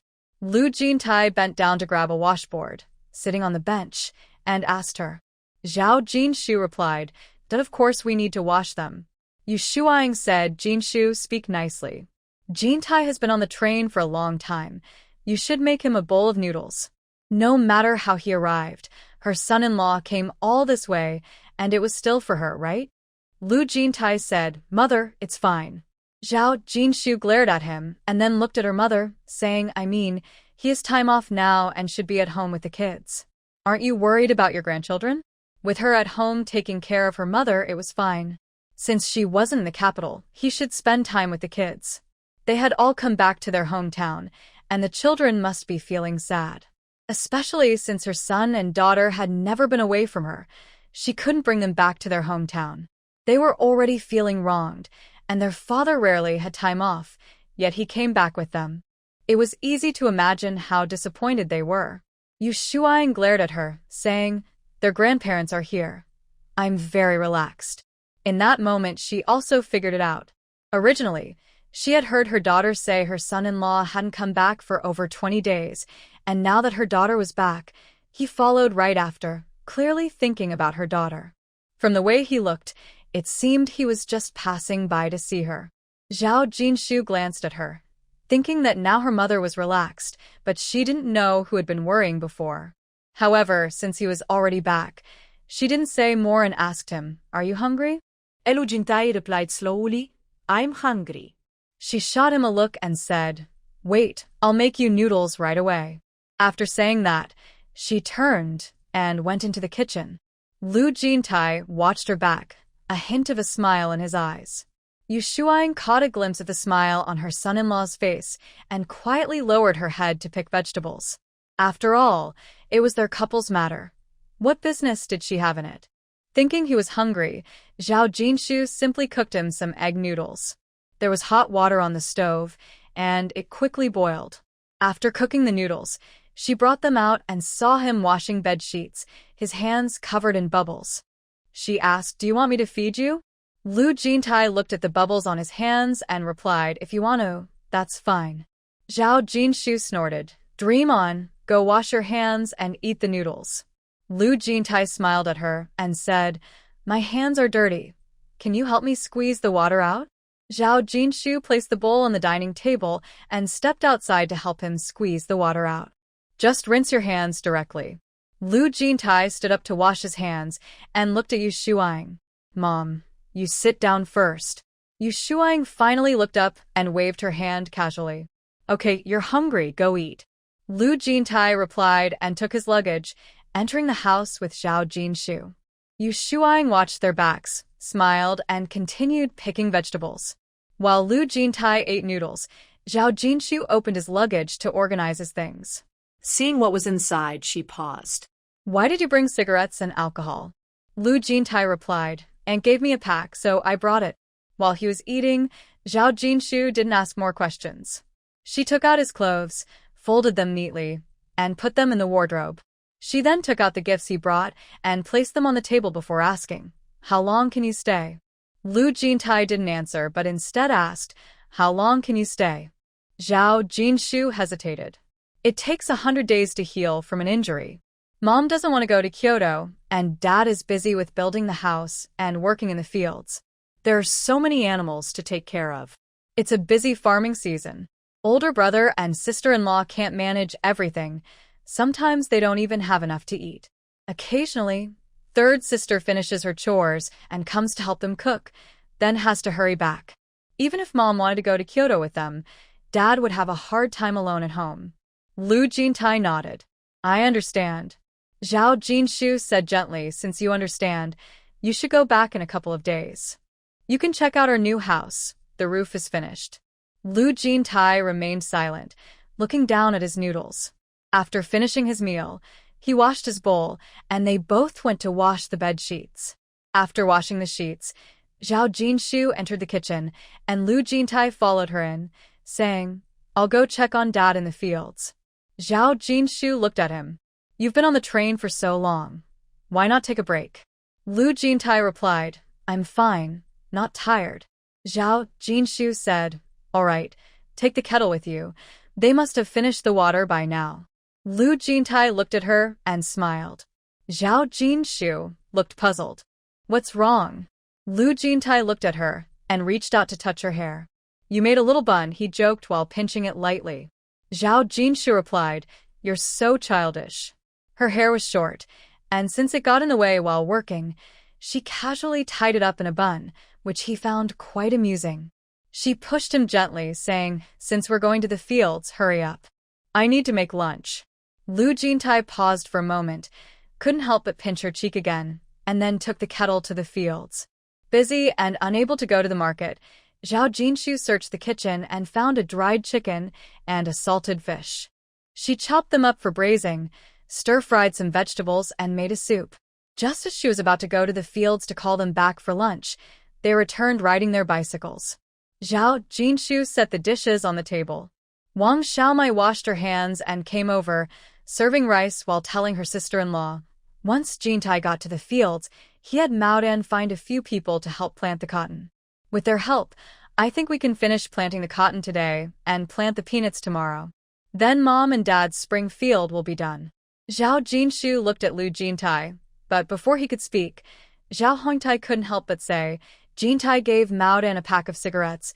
promising to help finish planting the peanuts at home tomorrow, and he'll give him 2 more packs. Zhao Jianzhong muttered, "These are special supply cigarettes. They usually can't find them to buy." Not just Mao Dan and his friends, even the town mayor would envy him for smoking these. If he didn't agree to give some benefits to their village, he wouldn't let them have his special supply cigarettes. He usually didn't even want to smoke them himself. Zhao Jinshu shot her father a look, saying, "It's just a few packs of cigarettes. Hurry up and finish the work in the field so you can relax. Don't worry, this time Jintai came with 2 packs of cigarettes for you, one from Andy and one he got for you himself." She thought it would be better not to smoke at all. No matter how good the cigarettes were, they were still harmful to health. Hearing this, Zhao Jianzhong's eyes lit up. He couldn't blame himself. Such good cigarettes were precious to him.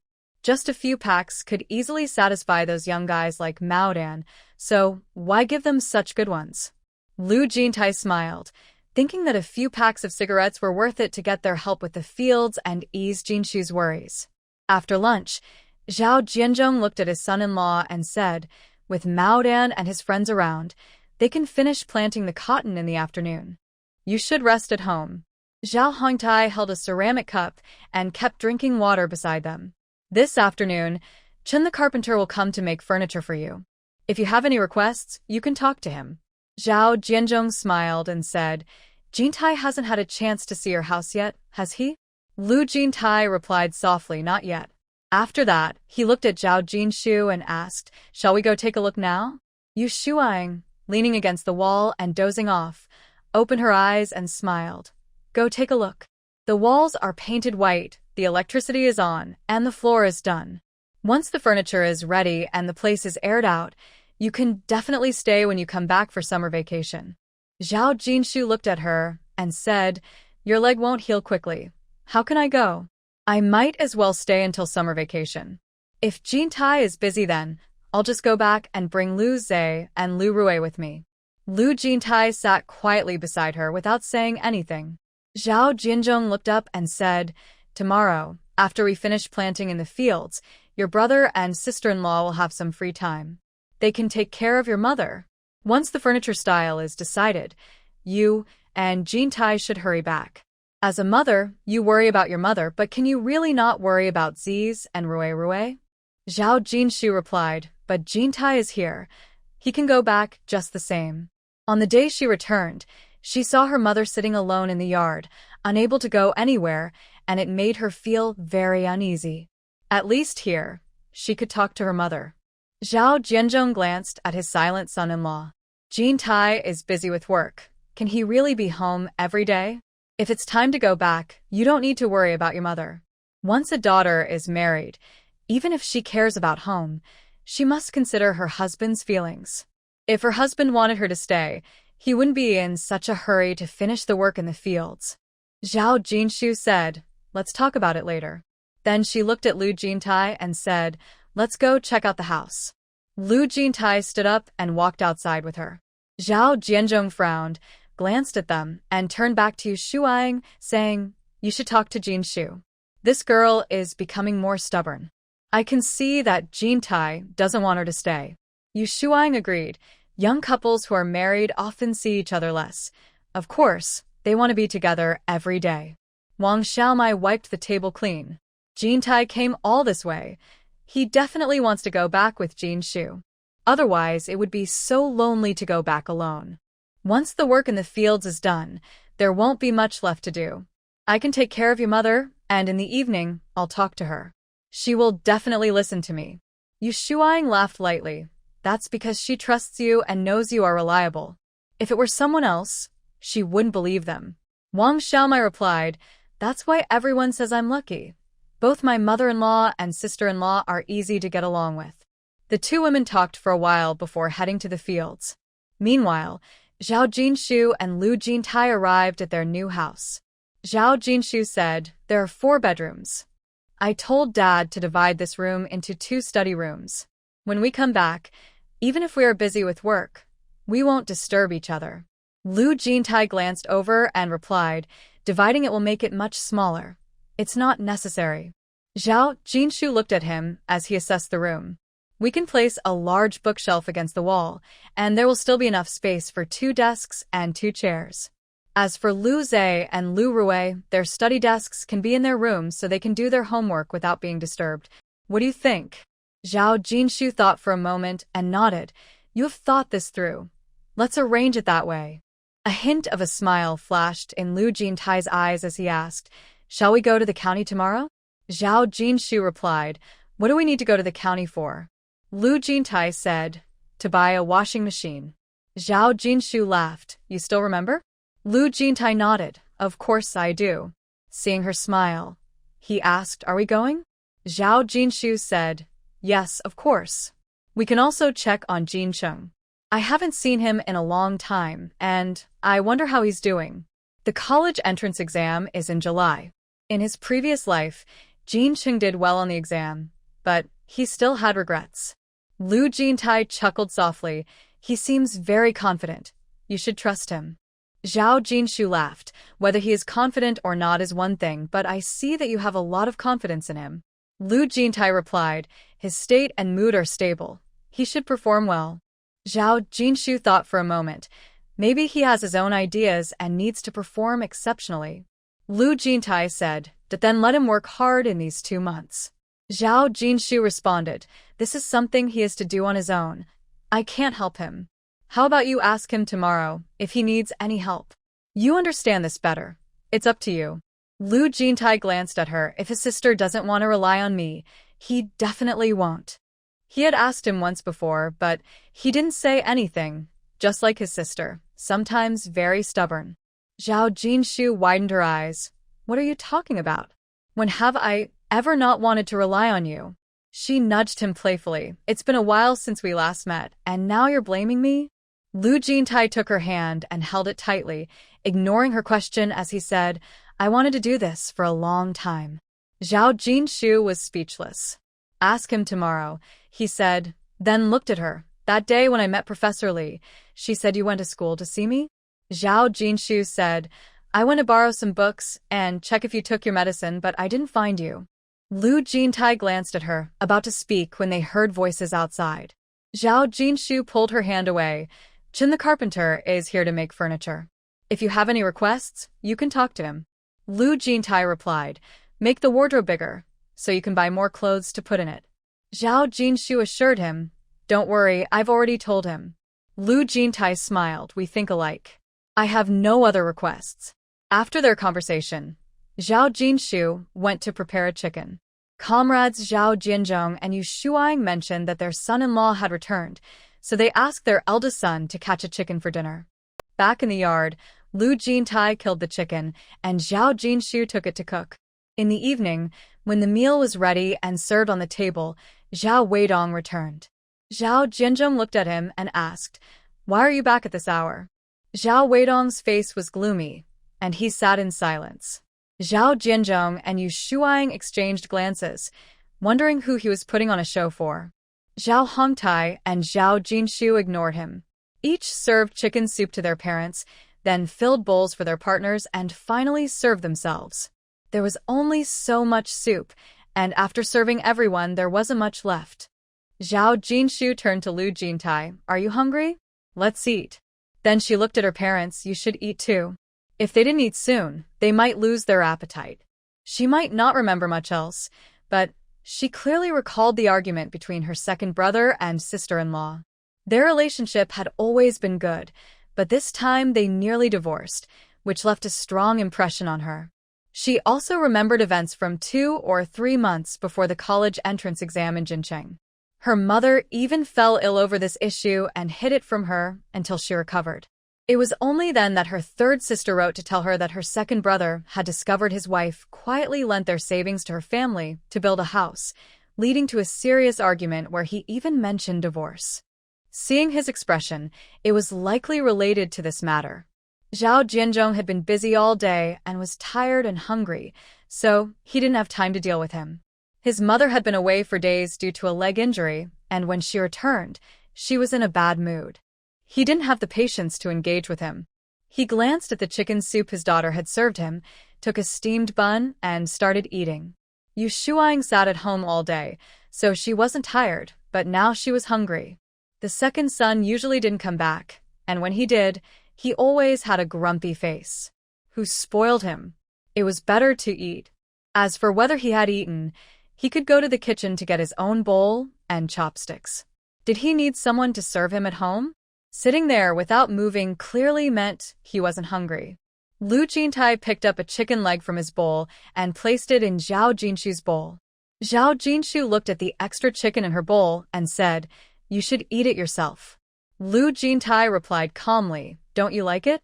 Saying this, he also added a chicken wing to her bowl. Zhao Jinshu loved chicken wings, and when she served soup, she couldn't be picky. Whatever she got was what she got. He made sure to give her what she liked. She smiled and took 2 pieces of chicken from her bowl and put them in his bowl. Lu Jintai looked at her with a smile, and she said, "You've given me everything. What will you eat?" Zhao Hongtai said, "There's more in the pot." Wang Xiaomai kicked him under the table. Zhao Hongtai looked at her in confusion and muttered, "Why did you kick me?" Though he spoke softly, the table was small, so everyone heard him. Wang Xiaomai lowered her head to eat chicken, thinking she could kick him if she wanted. Zhao Jianzhong and Yu Shuang pretended not to know. Zhao Jinshu looked up, knowing what her sister-in-law meant, and teased her older brother. "Big brother, you should give a piece of chicken to your sister-in-law. She definitely won't kick you then." Zhao Hongtai replied, "Doesn't she have enough chicken in her bowl? If not, she can get more from the pot after finishing." Lu Jintai. Zhao Jinshu laughed, and Wang Xiaomai rolled her eyes. Zhao Weidong saw them enjoying their meal, with no one paying attention to him or asking if he had eaten or if he was hungry, and he felt very cold inside. Just as they finished eating and were clearing the bowls, Zhang Panqing came in with 3 children chasing after her. As soon as she entered the room, she pushed the 3 children towards Zhao Weidong, saying, "If you're leaving, take your Zhao family's kids with you. Do you think you can just leave them with me to find another partner?" "No way." Zhao Jinshu and Wang Xiaomai continued clearing the bowls, not even taking a moment to rest. Lu Jintai and Zhao Hongtai also helped nearby. The 3 children started crying loudly. Zhao Jianzhong stood up and glared at his second son, saying, "If you want to make a fuss, go outside. Why are you causing a scene here?" Zhao Weidong pointed at Zhang Panqing and said, "There's a family in town that wants to move to the county. They want to sell their yard." I discussed it with her, but she kept changing the subject and refused to agree. I thought that even if she didn't want to, we should still buy the yard. I checked our savings, but the money was gone. When I asked her, she vaguely said she lent it to her family to build a house. Over 1,000 yuan. All of it lent out. Yu Shuang sat nearby, eating sunflower seeds. Over 1,000 yuan lent out? That's quite a bit of money. Most people can't lend that much to their family. Zhao Jianzhong stayed silent. He had nothing to say. Times were tough, with people borrowing money to build houses, marry, pay for their children's education, and buy food and oil. When it came to big matters like building houses or weddings, siblings would help each other, but it wasn't expected to lend out all their savings. Zhang Panqing had her own thoughts. "Once we sell the wheat, I'll pay you back." "Is it worth getting so angry over this?" Zhao Weidong sneered. "You think it's no big deal? Why didn't you discuss it with me when you borrowed the money? You didn't just forget to ask. You secretly lent it out. You really think you could hide this from me forever if I hadn't checked the savings because of the yard?" Zhang Panqing thought to herself, "If I had asked you, would you have agreed?" Her family rarely asked to borrow money. How could she refuse? Zhao Jinchun was washing dishes while Zhao Jinshu took a basin to get water for her mother to wash up. "Mom, after you brush your teeth and wash your face and feet, you should rest in bed." When a son and daughter-in-law argue over family matters, it's best for the in-laws to stay out of it. Lu Jintai glanced at Zhao Jinshu, a hint of a smile in his eyes. Zhao Jianzhong stood up. "I'll wash my face and feet and then lie down early. I need to get up early to plant peanuts tomorrow." Zhao Jinshu added, "Jintai and I are going to the county tomorrow." Zhao Jianzhong asked, "What do you need to go to the county for?" "We don't need to buy anything else. Your mother just needs to take her time recovering." Zhao Jinshu didn't mention buying a washing machine, knowing her parents would object. She simply said, "We're going to see Jincheng. He's about to take his college entrance exam, and it's a good chance for Jintai to talk to him about his studies. This was a serious matter, so Zhao Jianzhong naturally supported it. After arguing for a while, Zhao Weidong and his wife realized no one was paying attention to them, and they lost interest, their voices gradually fading. After a while, Zhang Panqing noticed they were still being ignored and looked at her sister-in-law who had come out of the kitchen. "Sister-in-law, is there anything to eat at home? The kids haven't had their meal yet." "Wang Xiaomai, I just finished washing the pot." "Zhao Weidong, is the chicken soup all gone?" No one answered him.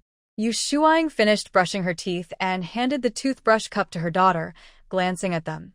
"If you want to eat something, go to the kitchen and make it yourself. Are you waiting for someone to serve it to you?" She didn't want to deal with her son and daughter-in-law anymore, but she couldn't let her grandchildren go hungry. "Zhang Panqing, didn't you say there was chicken soup? I can just cook some noodles in it."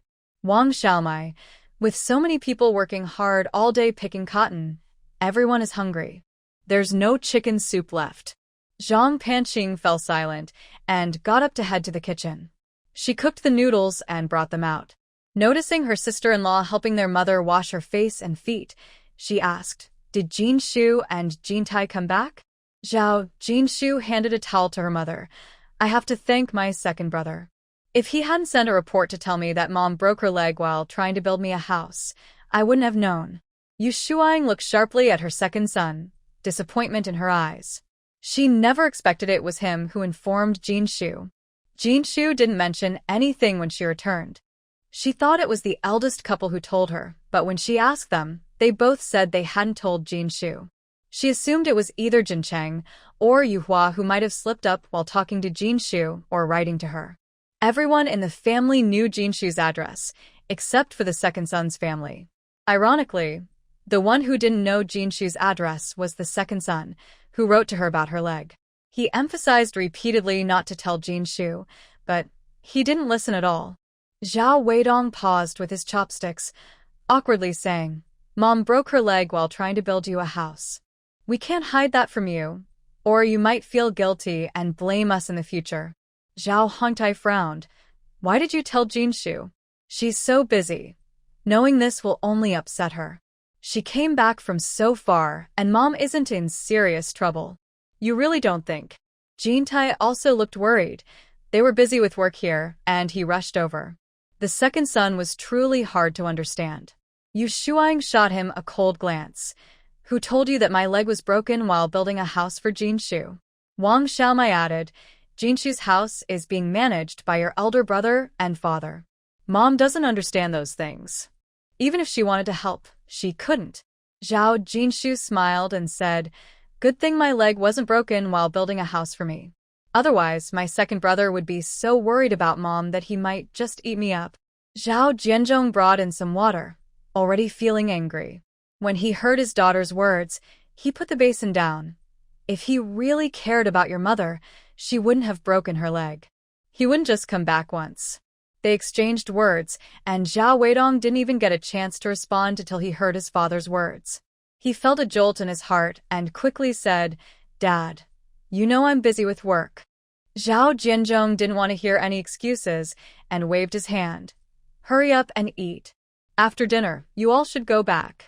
Zhao Weidong glanced at his older brother and sister-in-law, hesitating, then said, "Dad, I want to buy that house in town." Zhao Jianzhong didn't look up and took off his shoes to wash his feet. "You all moved out a long time ago. Buy whatever you want, you don't need to discuss it with us." Seeing his father's impatience, Zhao Weidong could only hold back his anger and eat.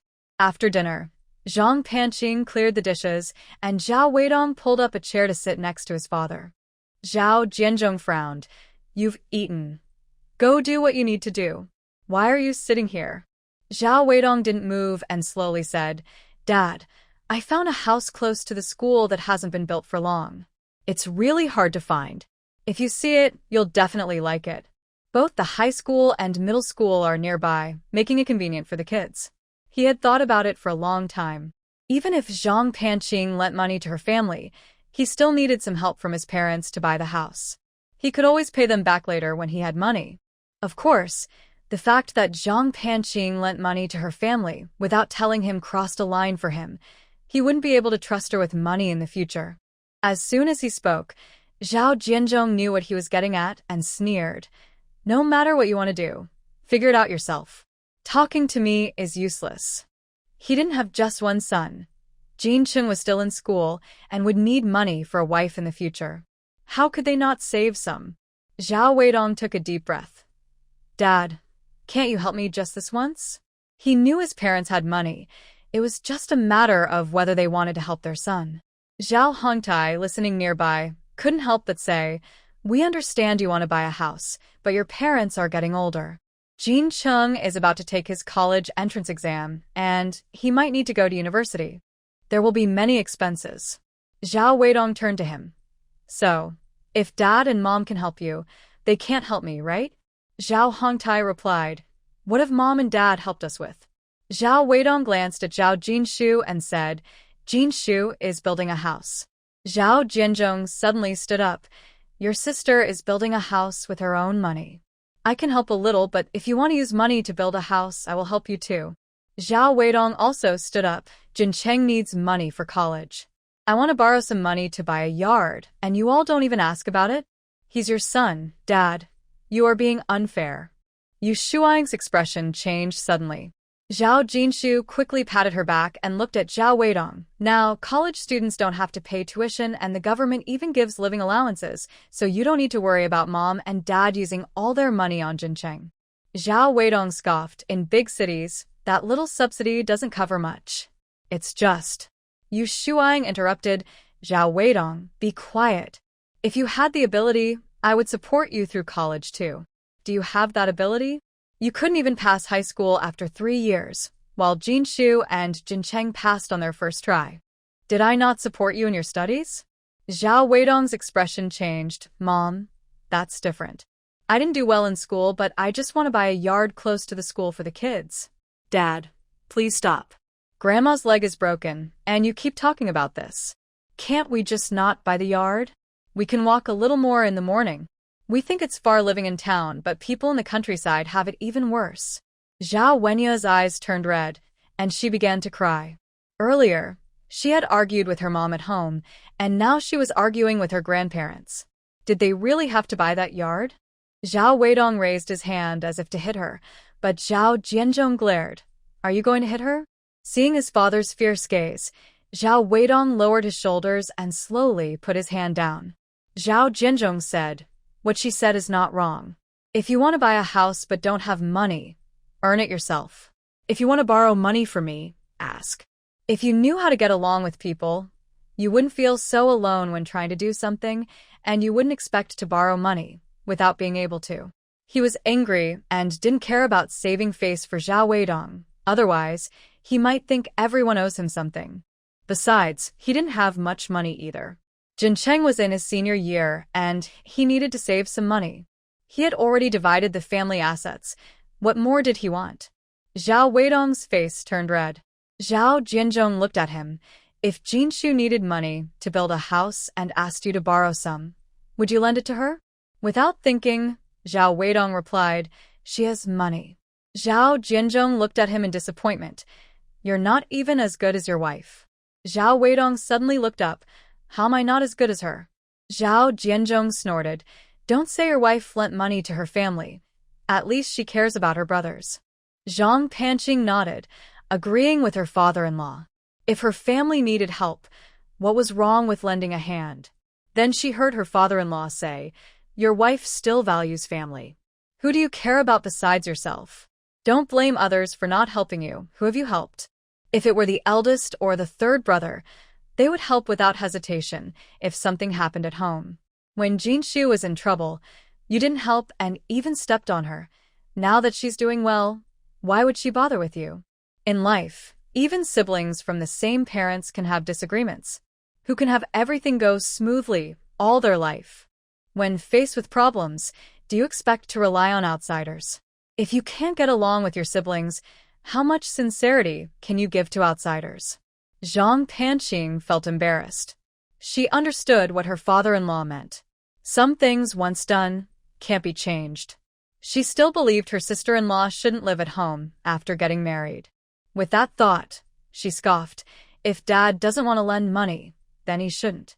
Why say so much? Favoritism isn't new. If we can't borrow from the in-laws, I doubt the family can help either. Zhao Jinshu smiled. Sister-in-law gives her all to help her family. I'm sure they would help you just as much when you need it. In the past, her second brother couldn't buy a house, and by the 90s, he had to return home to build one as his son was ready to marry.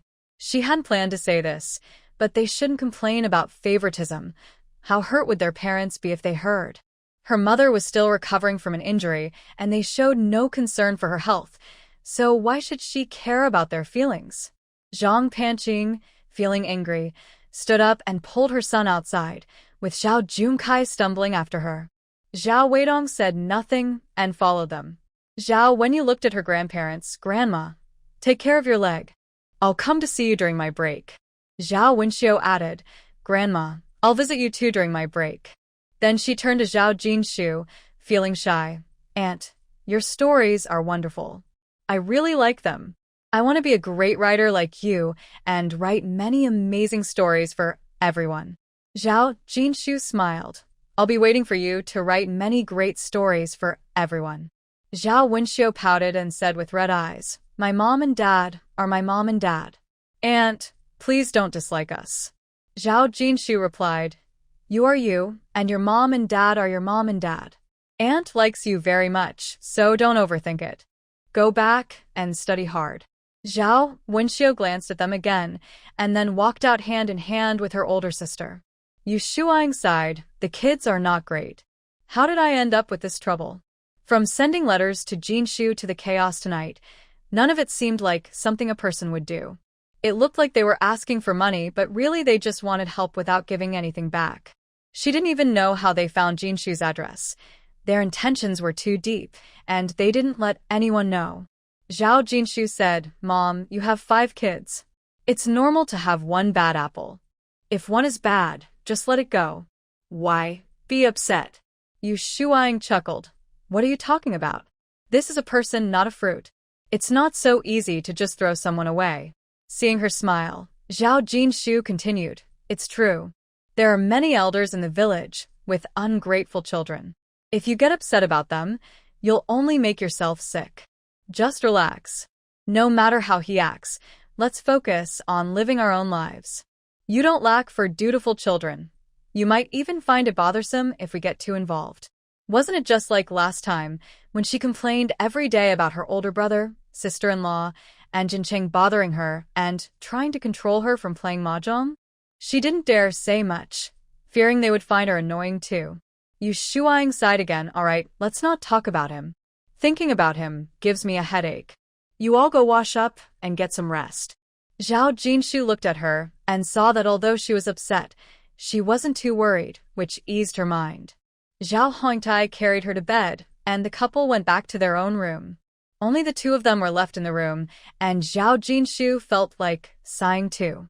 Lu Jintai squeezed her shoulder. Still upset? Zhao Jinshu replied, I'm not upset, just thinking. You say my siblings are all good, but that's not always true. Look, there's one bad one. Lu Jintai laughed. If you only focus on the good ones, then they all seem good. As for the bad one, didn't you say to just let him go? After today's events, he wouldn't think Zhao Jinshu would still consider her second brother seriously. Zhao Jinshu laughed. You're not just saying that to comfort me, are you? You don't really believe your brothers are just looking for a good one and can't find one, right? Not at all. You don't need my comfort, Lu Jintai said with a smile, then added, to be fair, he's not that bad. At least he wouldn't dare to cause such a scene with Mom and Dad. That's the third one. When he needs money, he only dares to borrow from outside and doesn't even have the courage to say a word to our parents. Zhao Jinshu thought the same way. Lu Jintai looked down at her and asked, Are you going to take a shower? Zhao Jinshu replied, Of course, I need to shower. I'll go heat some water. Lu Jintai smiled. There's already a pot of water. You go ahead and shower, and I'll heat more. Zhao Jinshu agreed. After they showered and got ready, they locked the door. As they got into bed and chatted, Lu Jintai suddenly leaned down and kissed her. After a moment, he pulled away, leaning against the headboard with a hint of frustration on his face. Zhao Jinshu, just getting into the moment, was confused when he let her go. What happened? Is he not able to handle it at such a young age? This never happened in the past. Is work too tiring? Lu Jintai noticed her doubtful expression and squeezed her hand in annoyance. What are you thinking about? Zhao Jinshu raised her eyebrows. She couldn't help but think more since it wasn't usually like this. Lu Jintai said, I forgot to bring. Zhao Jinshu paused, her gaze lingering on him as she suddenly understood what he meant and laughed. Seeing her bright smile, Lu Jintai scratched her palm. Is it that funny? He was usually reserved, and even when he occasionally acted out, he never showed such a troubled expression, making her find it amusing. Lu Jintai took a moment to calm down and pulled her down to lie beside him. Let's sleep. Last time was just luck. We can't rely on that every time. Being impulsive once doesn't mean it should happen every time. Zhao Jinshu shifted in his arms to find a comfortable position, and he held her down. If you move again, you might end up with a surprise. Zhao Jinshu immediately stopped moving and slowly closed her eyes to sleep. Listening to her gentle breathing, Lu Jintai sighed softly and closed his eyes as well. In the morning, they got up early, made breakfast, and after eating, they said goodbye to their family and headed to the town. When they arrived, it was still early, and there were only a few people scattered on the bus. They bought tickets, found their seats, and sat close together, whispering softly. Zhao Jinshu? Is that really you? A surprised voice came from nearby. Zhao Jinshu looked up to see a familiar face filled with joy. After a moment of reflection, she remembered the person's name. Wang Yuezhen? That's me. Wow, it's been so long. I've missed you guys from school. Wang Yuezhen said, glancing at Lu Jintai beside her. Can I switch seats with you? I am the partner of the high school classmate sitting next to you, Lu Jintai explained. Wang Yuezhen exclaimed softly. She had been focused on Zhao Jinshu and hadn't noticed him. She took a moment to look him over. After speaking, Lu Jintai turned to Zhao Jinshu, who suggested, why don't you switch seats with her? Wang Yuezhen, understanding the situation, quickly said, no, you two sit together. I'll just sit in front of you, and we can chat after we get off. Even though she wanted to catch up with Zhao Jinshu, she didn't want to interrupt the couple. Zhao Jinshu didn't insist, and Lu Jintai smiled, saying, your classmate seems nice. Zhao Jinshu smiled back and agreed, yes, she is nice. Lu Jintai's smile grew as he held her hand tightly, which was resting on her lap. Zhao Jinshu glanced at him, then looked out the window without saying anything. When the time came, the bus was full, and it started moving slowly toward the county town. Once they arrived, the two got off with the crowd. As soon as they stepped out, they saw Wang Yuezhen standing outside, smiling and waving at them. They walked over, and Wang Yuezhen asked, where are you two headed? Zhao Jinshu replied with a smile, we're going to buy a washing machine first, and then we'll visit my younger brother at the high school. Wang Yuezhen thought for a moment. Is that the younger brother who always follows you around? He's in high school now. Zhao Jinshu smiled. I'm already in my late 20s with 2 kids. He should be growing up too. When marriage was mentioned, Wang Yuezhen looked at Lu Jintai playfully, saying, so this is your type. In high school, many boys liked her, but she never reacted. It made sense. Those boys were too immature compared to him. Zhao Jinshu laughed. Exactly. Hearing this, Lu Jintai looked at Zhao Jinshu, unable to hide his smile. Wang Yuezhen chuckled. You've changed so much. Getting married really does make a difference.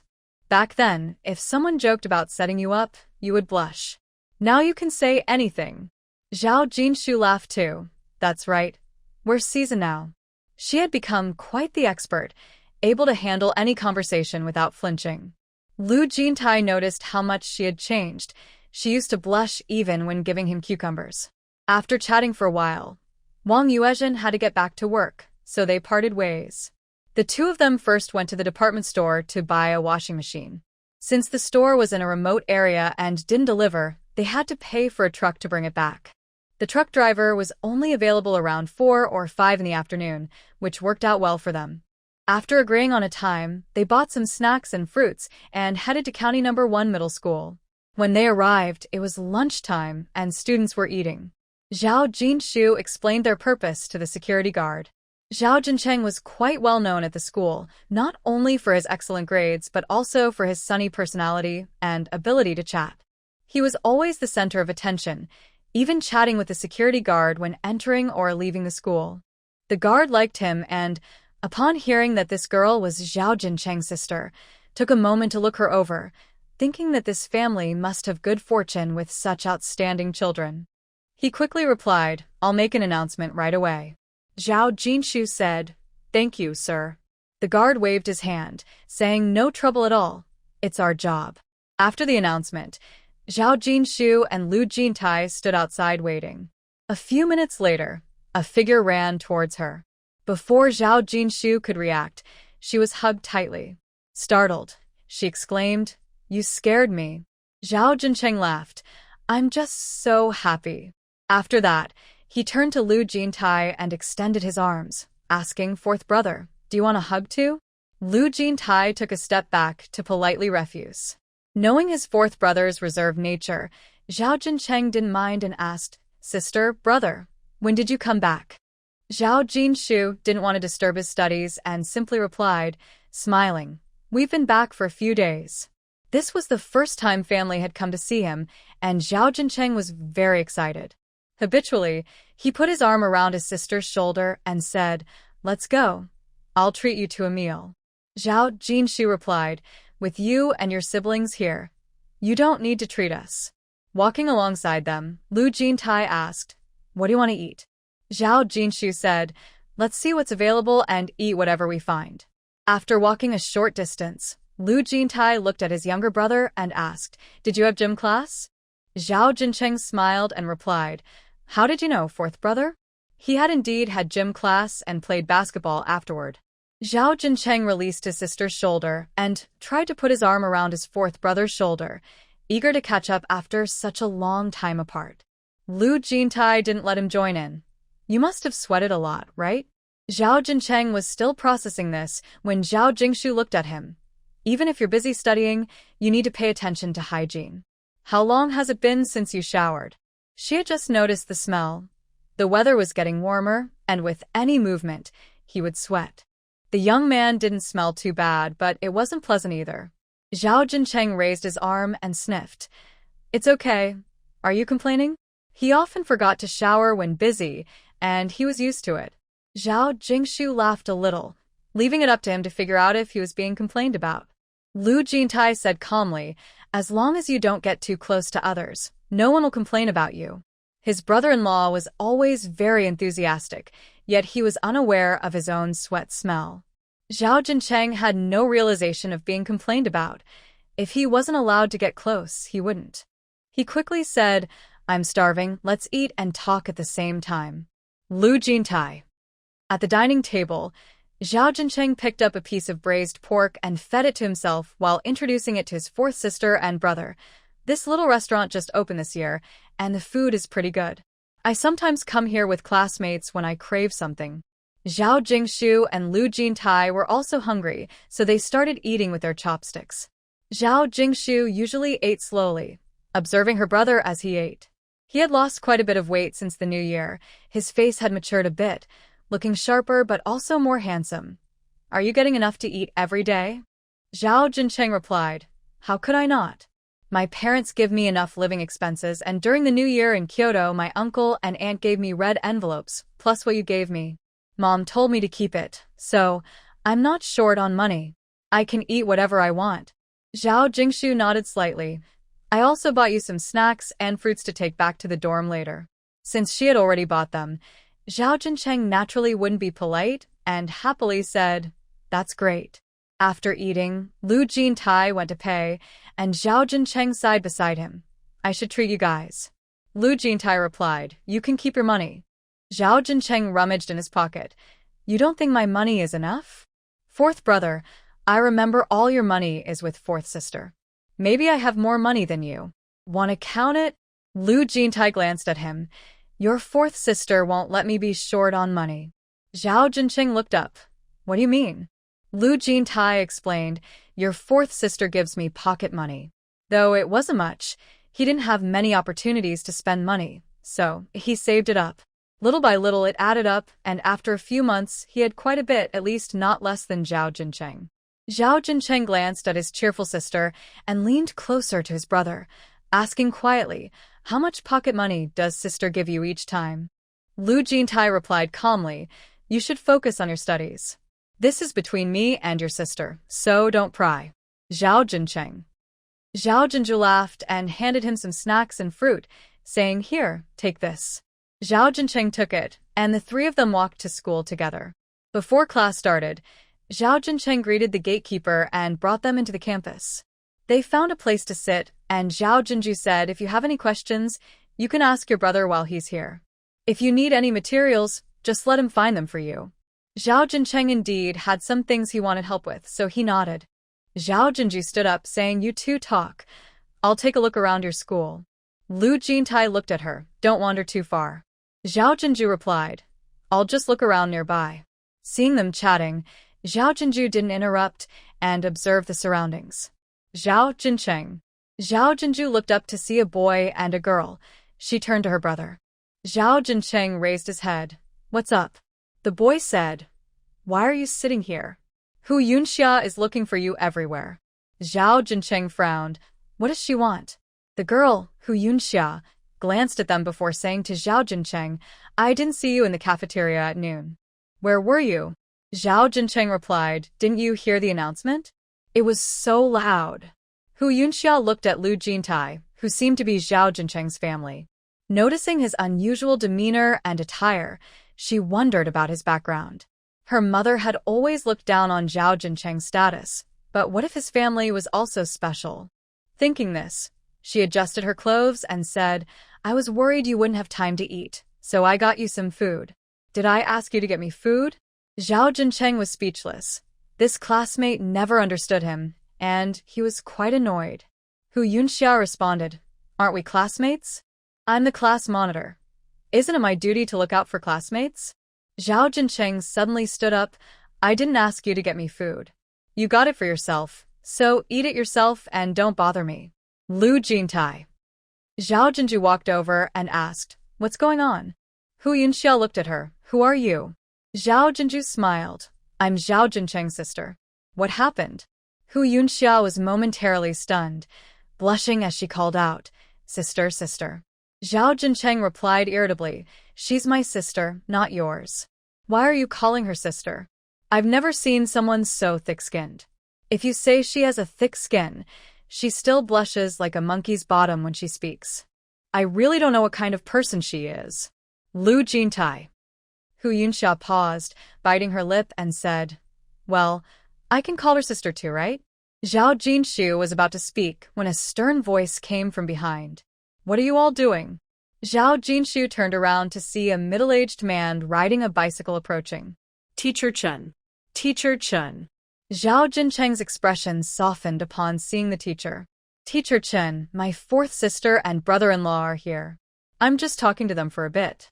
Teacher Chen looked at Zhao Jinshu and Lu Jintai beside him and smiled. Your family came to see you? Zhao Jincheng stepped forward to introduce them.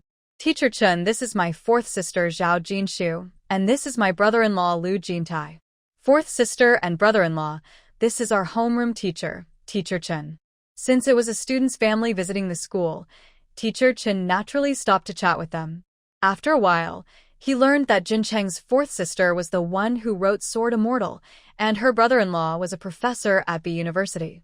The newspaper was published nationwide, and as soon as Sword Immortal was released, Zhao Jincheng rushed out to buy a copy.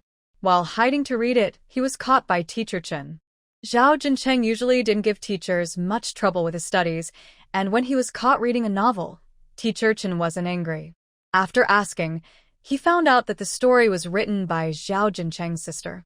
On his way home from work, he passed by a newsstand and, thinking of his student, instinctively bought a newspaper. As a senior class homeroom teacher, he was always busy and had no time or interest in reading novels. He brought the newspaper home, but didn't read it. His wife, who had a more relaxed job, picked it up and started reading. She became so engrossed that on the publication day, she waited at the newsstand, afraid of missing the latest plot. Zhao Jincheng said, "That's my sister who wrote Sword Immortal." She not only wrote Sword Immortal, but also children's stories, which have already been published. Teacher Chen listened to him enthusiastically praising his sister and smiled at Zhao Jinshu. "Comrade Zhao, your stories are very well written. Many people are captivated by them, especially that family member of hers."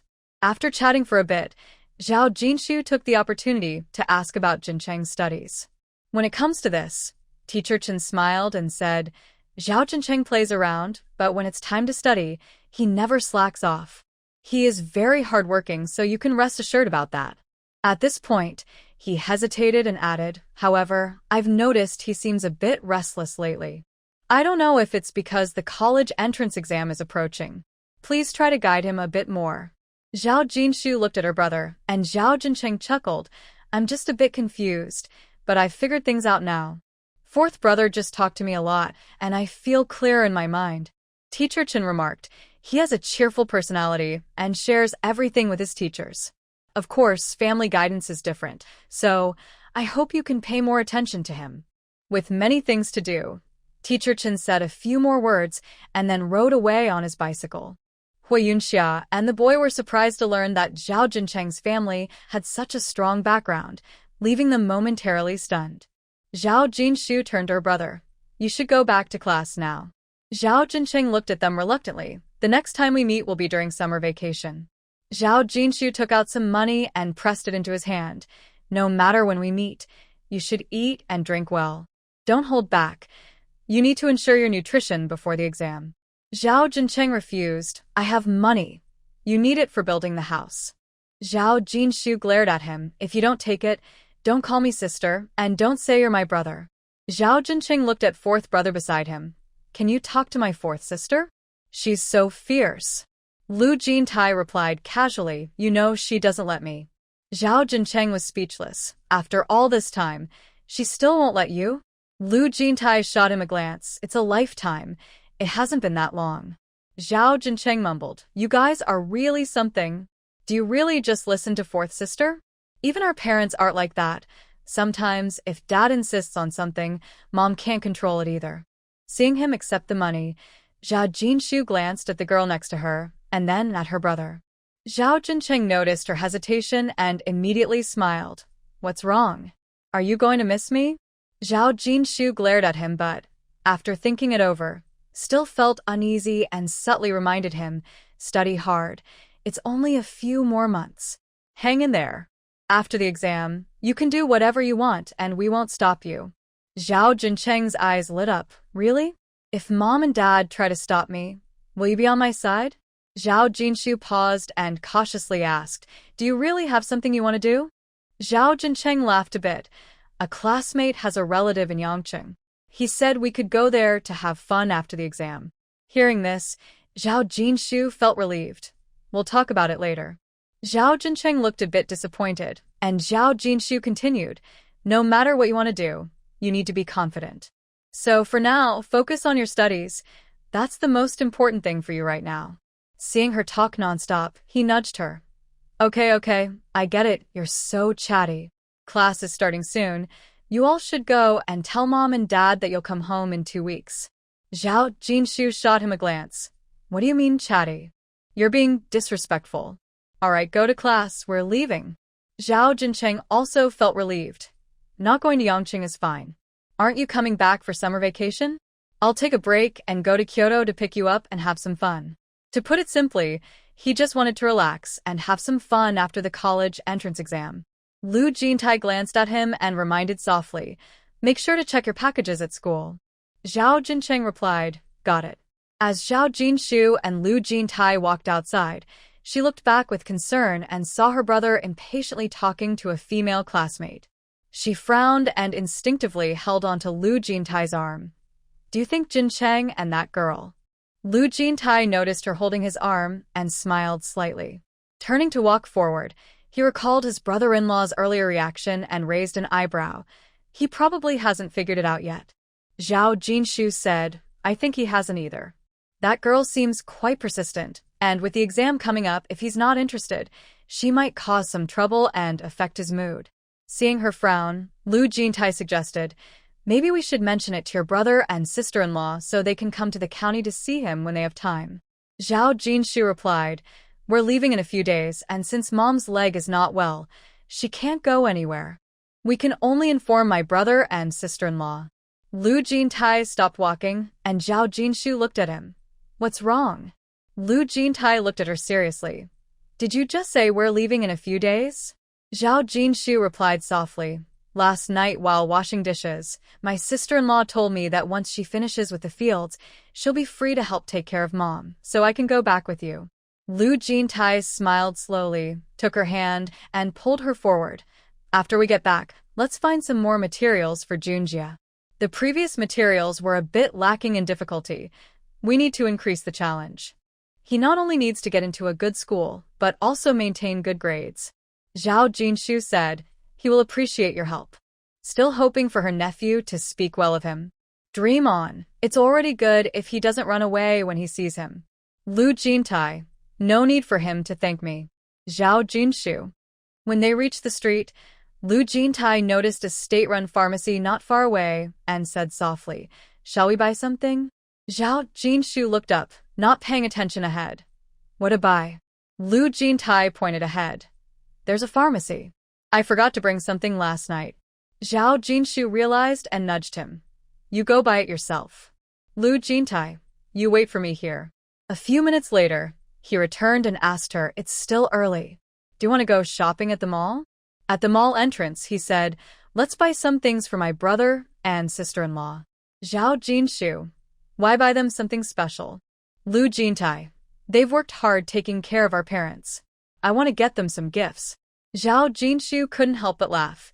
Professor Lu understands human relationships now. He even knows how to please his brother-in-law. Lu Jintai glanced at her but didn't say anything, thinking to himself, what's wrong with that? His brother and sister-in-law are so thoughtful.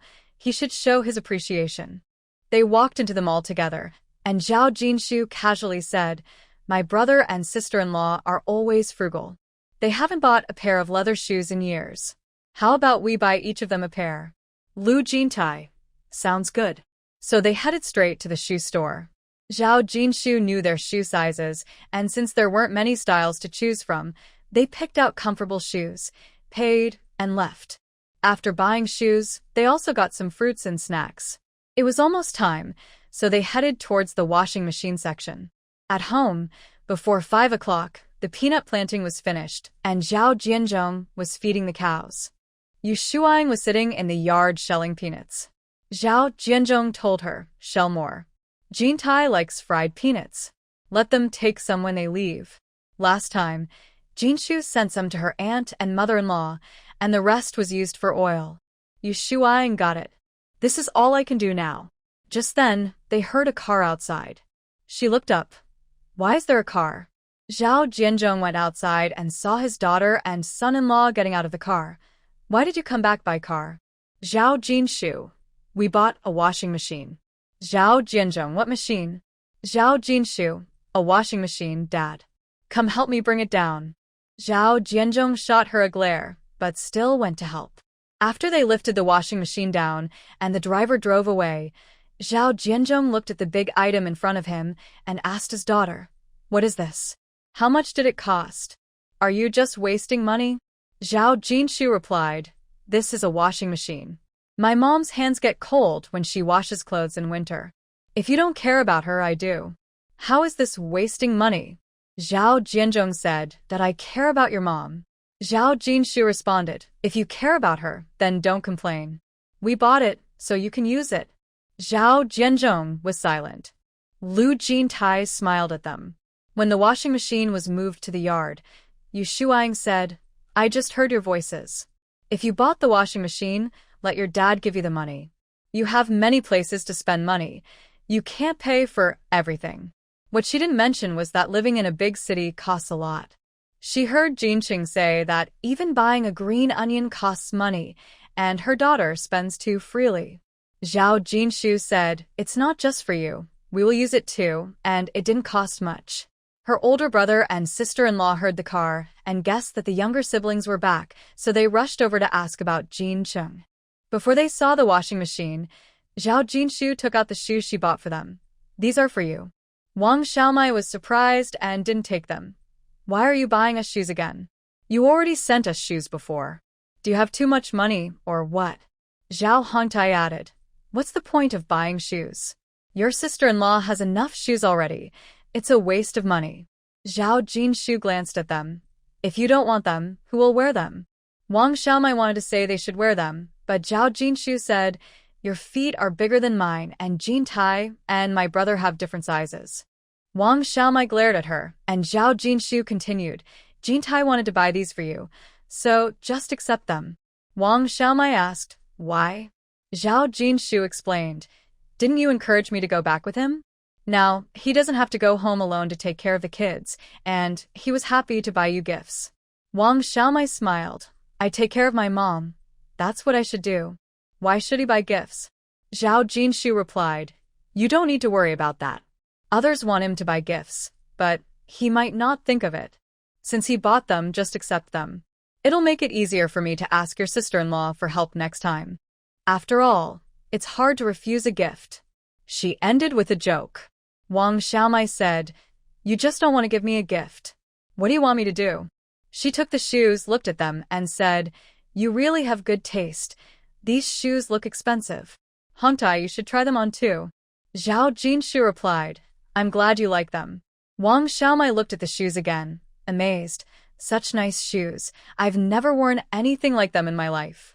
How could I not like them? Yu Shuiying was peeling peanuts, smiling as she watched her sister-in-law and sister talk. People say that suffering is a blessing. The eldest daughter-in-law is willing to take on burdens, not worrying about anything, always doing things first.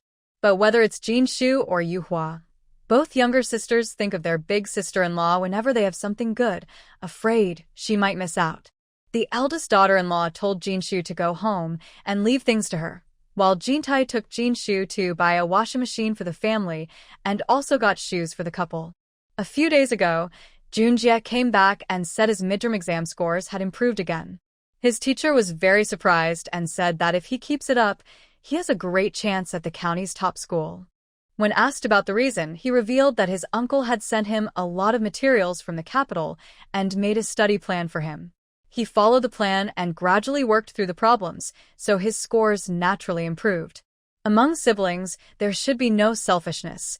You help me, I help you, and that's how life gets better. Thinking about the second brother, she sighed again. If only he weren't so independent and selfish. Even a little guidance from Jintai would be immensely helpful. He wouldn't be looking to buy a house and struggling to borrow money without success. That evening, the eldest brother and sister-in-law stayed, and the sisters-in-law were cooking in the house, while Zhao Hongtai and Lu Jintai helped bring the cattle and sheep back. Wang Xiaomai was washing vegetables and chatting with her sister-in-law. No one in our village has a washing machine yet. Zhao Jinshu replied, you shouldn't wash by hand anymore. Just bring your dirty clothes to wash. Since we bought it, we should use it. Wang Xiaomai laughed. Do you think I don't know how to enjoy life? I will definitely use it. Zhao Jinshu laughed too. The eldest sister-in-law was not someone who wouldn't enjoy her blessings. She continued, Jin Cheng is about to take his college entrance exam. In a while, when my brother has some free time, let him go to the county to check on Jin Cheng and see how he's doing in school. Wang Xiaomai glanced outside and saw her mother sitting in the yard peeling peanuts, not paying attention to them. She leaned closer and asked, what's wrong? She knew her sister-in-law well. If there was nothing important, she wouldn't say this. Zhao Jinshu said, I went to his school today and saw a girl pursuing him quite closely. Jin Cheng probably doesn't have those kinds of feelings, but regardless of the girl, during this crucial time before the exams, it's best to keep things normal and not let it affect his emotions. Wang Xiaomai became serious. I understand. I'll talk to your brother about it later. It's not easy for a family to have a college student. Everyone is counting on him. At this crucial moment, nothing can go wrong. After dinner, once everything was done, Zhao Jinshu took a shower and returned to her room in her pajamas. She pulled out the materials she had organized about her third grandmother. Lu Jintai, also in pajamas, walked in, drying his hair, and sat beside her. Are you still busy? Zhao Jinshu looked up.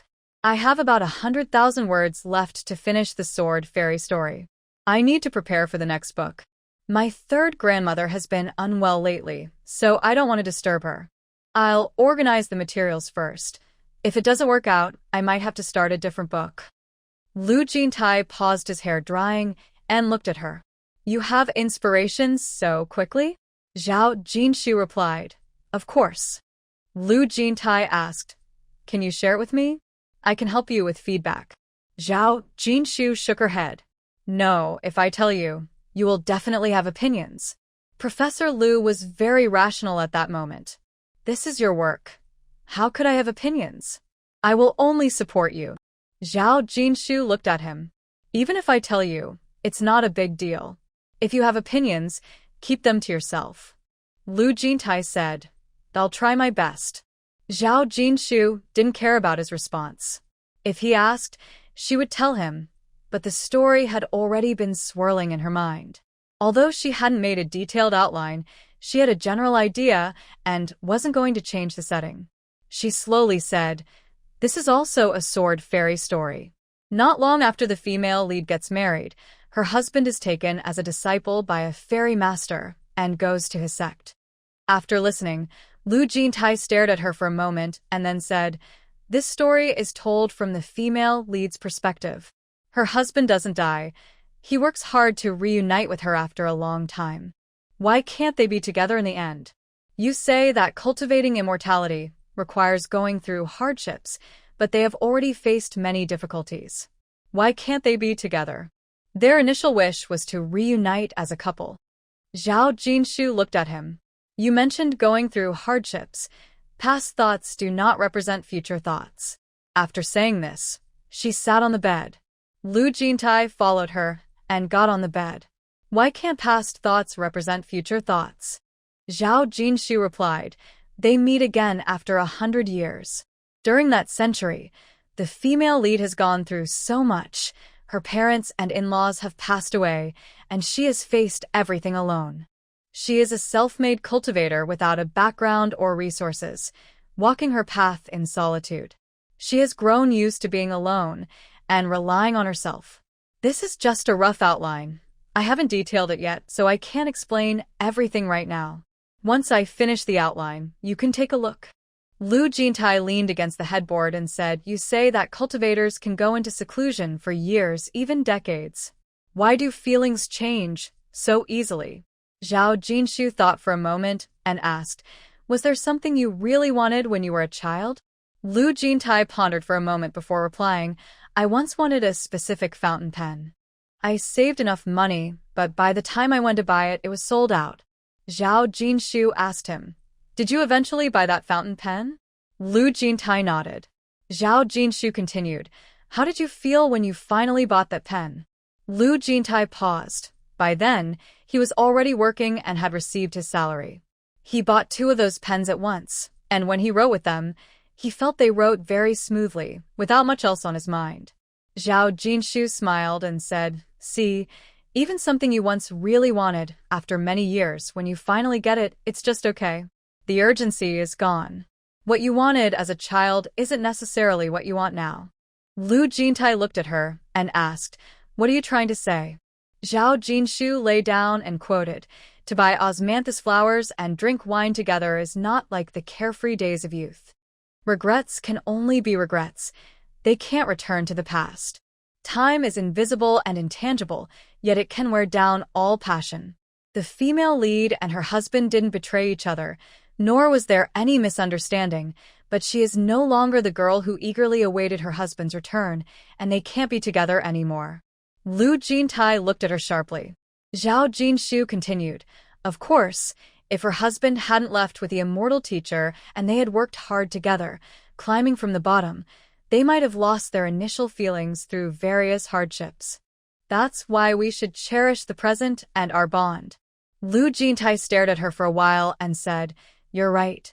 This story is quite good. At least it made him realize that if they had waited longer to be together, they might have gone their separate ways.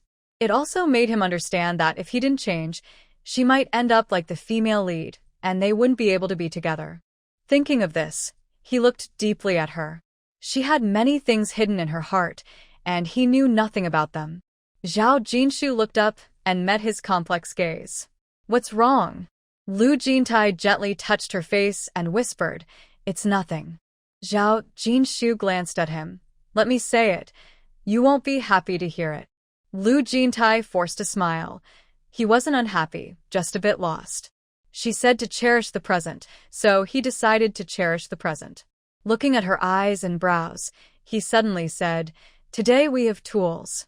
Zhao Jinshu looked at him, wondering if the topic had changed too quickly. Before she could respond, he had already pulled her into his arms, watching her react to him with emotion, a hint of a smile forming in his eyes. At least now, in his embrace, they would cherish each other. Before dawn, Lu Jintai woke up to the sound of roosters crowing. He didn't turn on the light, feeling the warmth and comfort of her in his arms. He moved slightly and found her hand resting on his waist, one leg bent over his. Even when she was asleep, she used to turn away from him, unwilling to be close. Now, she lay comfortably in his embrace. As he tightened his arms around her, she snuggled closer, a smile flickering in her eyes. It was still early, no need to rush out of bed. Although he wasn't sleepy, he closed his eyes. When Zhao Jinshu woke up, the sun was already bright. She moved but found she couldn't get up. When she spoke, her voice was a bit hoarse. "Aren't you awake yet?" Lu Jintai, holding her with his eyes closed, replied, "I woke up early." Zhao Jinshu nudged him. "Then let go, it's time to make breakfast." With a smile in his eyes, Lu Jintai said slowly, "I was going to get up to make breakfast, but you're holding me so tightly that I didn't want to wake you." Even so, he loosened his grip, adding, "My arm is getting numb." They both sat up, and Zhao Jinshu looked at his smiling face, maintaining a serious expression. "Yeah, you smell nice. I really like holding you while I sleep. I've even made your arm numb." She wondered who it was that held her so tightly, every night. Over time, she had gotten used to it, and now he was saying she was the one holding him tightly. How thick-skinned. Lu Jintai got up to change clothes. Hearing her, he chuckled, "I use soap every night, so I guess I smell good." Zhao Jinshu shot him a glance. Who could match his thick skin? Not saying anything more, she got out of bed, opened the wardrobe, and began to change. Once dressed, they both stepped outside. In the yard, Zhao Jianzhong was already up, cleaning the cattle pen. Lu Jintai offered to help, but Zhao Jianzhong glanced at his son-in-law's white shirt and waved his hand. "You two go make breakfast, it's very dirty." "I'll finish cleaning up quickly." Zhao Jinshu handed him an apron, but Lu Jintai didn't take it. "Help me put it on." Zhao Jinshu looked at him, and then helped him put on the apron. Lu Jintai noticed the indulgence on her face, and happily went to the kitchen. Zhao Jinshu followed him into the kitchen. "You are the guest of the house now, so I need to take good care of you. Wearing an apron is nothing special." Zhao Jinshu washed rice and cooked porridge while Lu Jintai took out some eggs. "Shall I steam some eggs for you?" Seeing her nod, he glanced at her and whispered, "Who is the guest here?" Zhao Jinshu smiled at him. "Aren't you the guest?" Lu Jintai lowered his head to wash the eggs. "Of course not. I don't consider myself a guest. This place is my home, just like Kyoto." Zhao Jinshu couldn't help but laugh. "That's true. I built you a new house, so when you move in, it will naturally be your home too." Lu Jintai understood her meaning and glanced at her with a hint of helplessness. "As long as you're happy." Zhao Jinshu replied, "I am definitely happy." After saying that, she smiled even wider. Lu Jintai looked at her bright smile and couldn't help but smile back. Zhao Jianzhong finished cleaning the cattle pen and came out to wash his hands. Hearing his daughter's laughter, he muttered to himself, wondering what was so funny early in the morning. It seemed that Jintai's return truly made her happy. After dinner, Zhao Jinshu washed the dishes. Zhao Jianzhong handed her some money. "There aren't many vegetables at home, and the field work is done. You two should go to the market and buy some meat or ribs. I also caught a duck, and I'll kill it later. Zhao Jinshu didn't take the money. Alright, please keep an eye on things at home. I'll check if my brother and sister-in-law are going. Just then, Wang Xiaomai and Zhao Hongtai arrived on their bicycles, wearing brand new clothes and shoes that their sister-in-law had bought yesterday. They looked lively as they parked their bikes outside and walked in. Wang Xiaomai asked Jinshu, Jintai, are you going to the market? Zhao Jinshu replied, Dad just said I should go buy some vegetables. Wang Xiaomai said it's getting late, so let's go together. Zhao Jinshu looked at Lu Jintai. Put on your jacket. Lu Jintai nodded and went inside to get his jacket. There was only one bicycle at home, and as Zhao Jinshu walked out, she said, I'll borrow another bicycle from third aunt. Lu Jintai interrupted, It's not necessary. One bicycle is enough for us. Wang Xiaomai glanced at her brother-in-law and cheerfully said, Exactly, it's really not necessary. Besides, third aunt might need her bicycle too. We can just put the groceries on my bike and your brother's. Zhao Jinshu glanced at her teasing sister-in-law. That works. Lu Jintai smiled at her. It's not like we can't carry you. Zhao Jinshu walked up to him and said, I know you can carry it. It's not that I'm worried about buying too much and not being able to bring it back. When they arrived in town, the group found a place to park their bicycles and went to buy groceries. As they reached the meat stall, they unexpectedly saw second sister-in-law Zhang Panqing standing next to a woman around 60 years old, whom Zhao Jinshu recognized as second sister-in-law's mother. Before she could speak, the eldest sister-in-law greeted them. Are you here to shop too, ma'am? Zhao Jinshu and the others also called out to her. Zhang's mother smiled upon seeing them and casually looked them over while saying, Are you all here to shop? Wang Xiaomai replied with a smile, We just finished working in the fields and came to buy some vegetables. After exchanging greetings, Zhao Jinshu looked at the meat on display and pointed to some pieces she liked, saying, this one, and this spare rib. The vendor asked, Do you want all of these? Zhao Jinshu replied, I also want this piece of pork belly. Wang Xiaomai looked at her, surprised. Are you buying so much? Zhao Jinshu explained, It's fine. This afternoon, Junjie and Junyi are off, and I'll make dumplings for them tonight, along with steamed pork belly. Wang Xiaomai said, I was thinking of getting some meat too, so we could make dumplings together.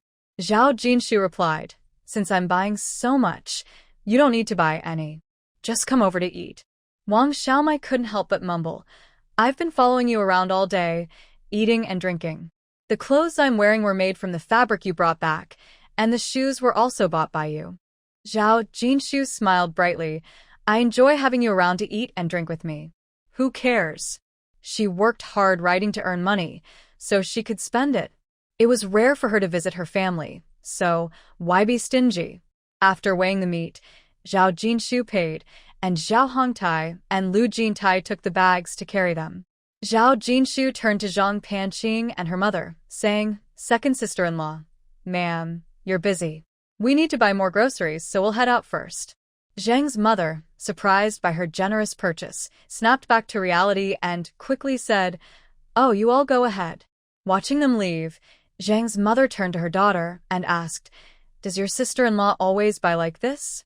Zhang Panqing replied impatiently, I've never gone shopping with her, so how would I know? Zhang's mother nudged her. She bought so much meat and invited your eldest sister-in-law to dinner. Why didn't she invite you? Zhang Panqing's expression stiffened. They have a good relationship.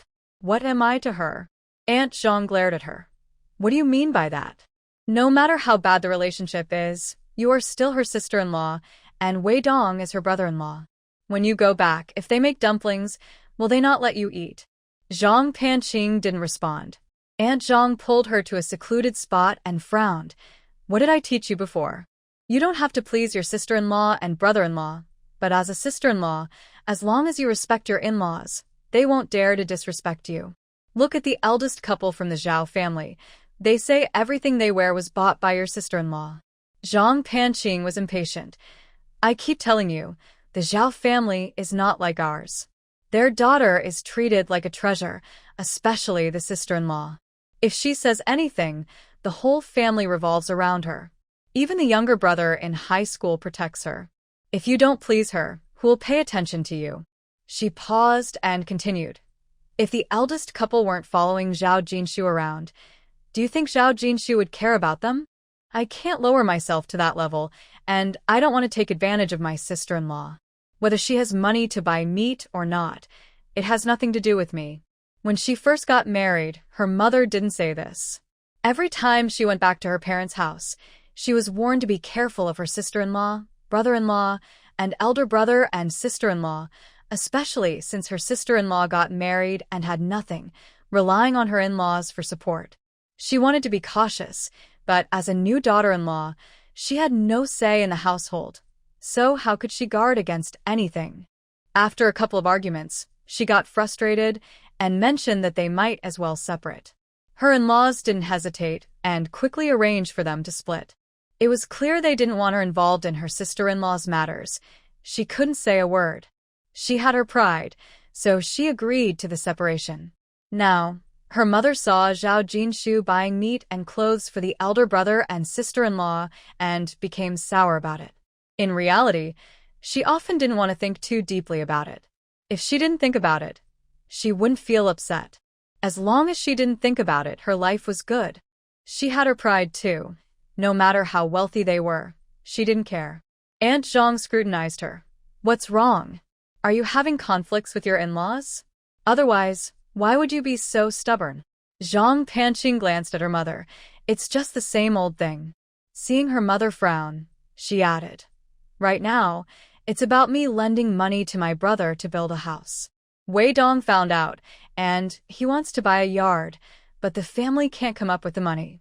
You need to make sure my brother figures out how to gather the money quickly, or who knows if your daughter can keep her marriage. Yesterday when I got home, I argued with her, saying we must get the money back, or else there's no point in continuing the relationship. Aunt Zhang frowned. Your brother just built a house. Where will the money come from? We have to wait until the autumn harvest and sell the crops. You should talk to Wei Dong. He will definitely pay it back. Zhang Panqing replied, You should ask my brother to find a way. Maybe ask my sister-in-law's family. We can't let them build a house and then have me and Wei Dong get a divorce, right? Aunt Zhang said, Your sister-in-law has plenty of money. If you don't ask her for help, it will be difficult for us. We're all siblings, and when things get tough, we still need to rely on each other. You shouldn't be so stubborn. Sometimes you have to lower your pride. Buy them something nice, and let your in-laws mediate. That will help ease the tension. Zhang Panqing was unhappy and felt rejected by her mother's words. When I offended people before, you didn't advise me. Instead, you added fuel to the fire. Now you say this. Not only do I disagree, but Zhao Weidong's parents won't care about this either. Mom, hurry and ask my brother to gather some money. If Wei Dong and I get divorced, I will just move back to my parents' house and live in his new home. Family is important, but my own family is even more important. If they have difficulties, I will help. If I have difficulties, I won't ask for their help. I just want the money back. There was a big argument with my in-laws, but it was useless. They clearly stated they wouldn't get involved. They have already separated, and I can't force them to help. Otherwise, the villagers would talk badly about them. If Wei Dong wants to buy a yard, he can only rely on himself. Aunt Zhang finally understood her situation and could only comfort her. I will talk to your brother. She had warned her before, but it wasn't to let her offend everyone. Zhang Panqing said, Then tell my brother to act quickly. Aunt Zhang replied, Got it. Zhao Jinshu and her group didn't think too much and bought some vegetables before riding their bikes home.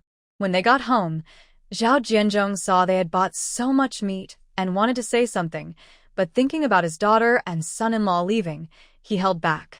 Zhao Jinshu took out the pork ribs. We'll have ribs for lunch. Zhao Jianzhong came in. I also killed a duck. I'll cook it. Zhao Jinshu looked up. Let's save the duck for Junjie and Junyi when they come back. Zhao Jianzhong waved his hand. Jintai likes duck meat. Why save it? With so much meat, Junjie and Junyi won't lack for food when they return. Zhao Jinshu then looked at Lu Jintai. Do you like duck meat? Lu Jintai looked at her and chuckled. It's you who likes it. Zhao Jinshu. You don't like it. Elu Jintai. Ido kropka. He is not picky. As long as it's not organ meat, he is fine with everything else. Zhao Jinshu said sourly. My dad keeps talking about what his son-in-law likes. Lu Jintai chuckled. It's okay. What his son-in-law likes is also what his daughter likes. Zhao Jinshu. After lunch, Yu Shuang looked at her daughter and son-in-law. When are you going back? Of course. She didn't want her daughter to leave, but her grandchildren were still young and needed their mother, so it was better for them to return early. Zhao Jinshu turned to Lu Jintai. What do you think? Lu Jintai suggested cautiously. How about next Monday? Today is Saturday, so next Monday is just 2 days away. Zhao Jinshu nodded. Then we'll go back next Monday. Since they had to return anyway, one more day or one less day didn't make much difference. A smile flickered in Lu Jintai's eyes as he sat beside his mother-in-law, helping her peel peanuts. Yu Shuang glanced at her son-in-law and frowned slightly. Was he too easygoing? She was happy that her son-in-law had a good temper, but being too accommodating and always listening to her daughter wasn't ideal.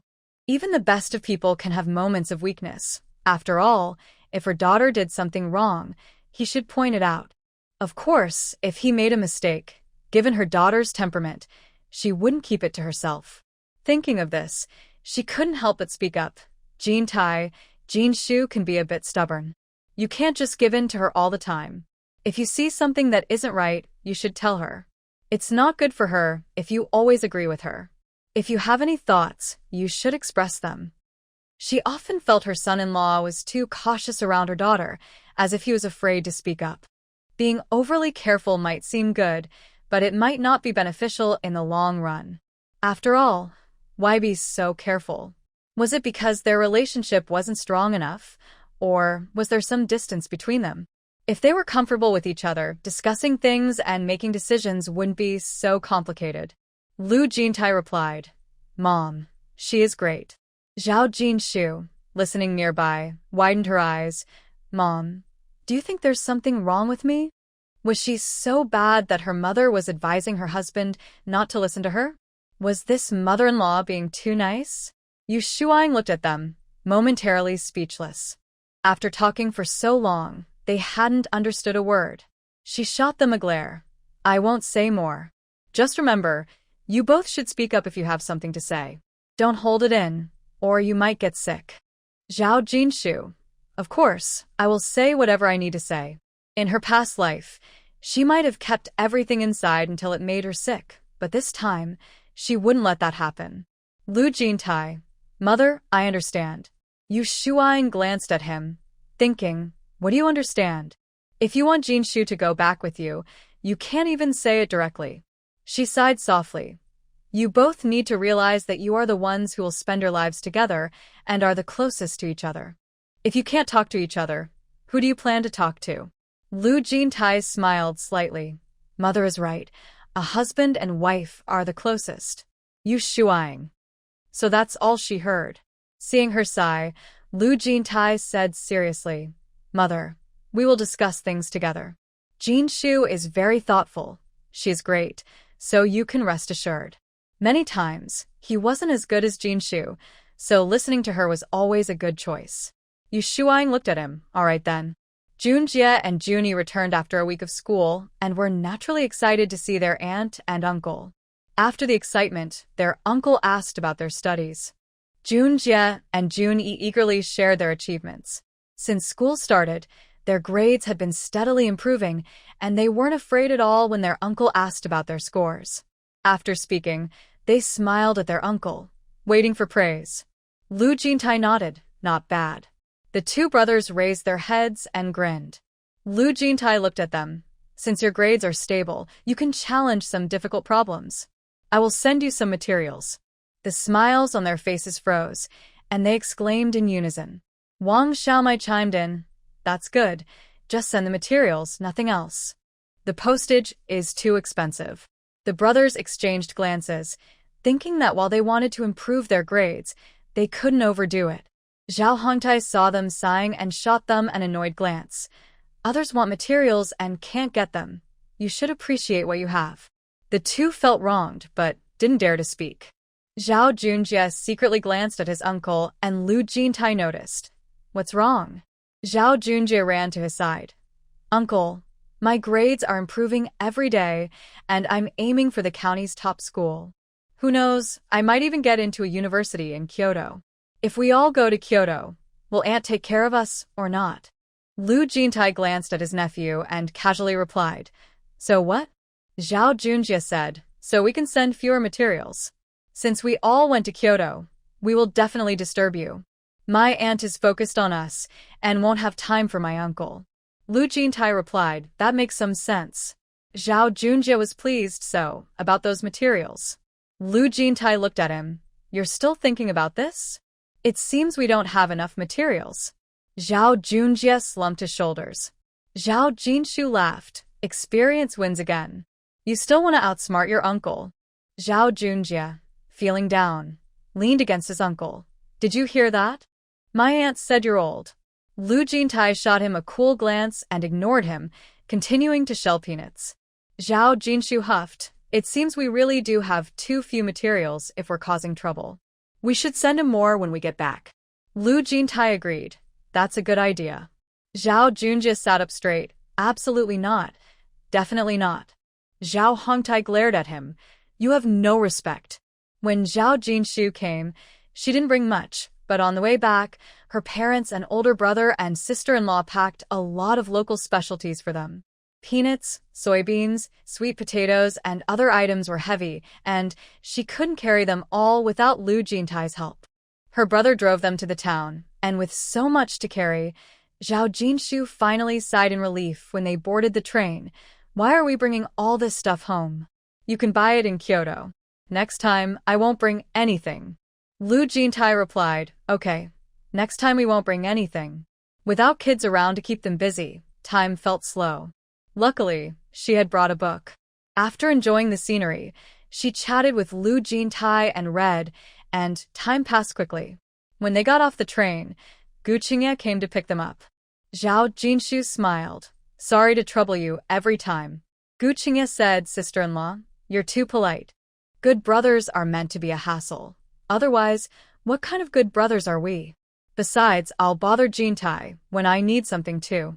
Looking at his good brother, he thought about the troublemaker in red who hadn't been hanging around the shop lately. It seemed he had given up, which was good. It spared Jintai from getting annoyed. Lu Jintai held Zhao Jinshu's hand. You don't have to be too polite with him. Gu Qingye replied, Sister-in-law, being too polite makes it feel distant. The car drove right up to their home, and Ji Yuanrong heard the vehicle and ran out. Seeing her son and daughter-in-law getting out of the car, she came over to help them with their things. While carrying things, she said, Rue has caught a cold these past 2 days, so I took her to the doctor, and she got a shot this morning. Now she's sleeping. Zhao Jinshu worriedly asked, Does she have a fever? Lu Jintai also looked over. Ji Yuanyong replied, She has a slight fever, but the shot has helped. Zhao Jinshu said, Thank you for your hard work, Mom.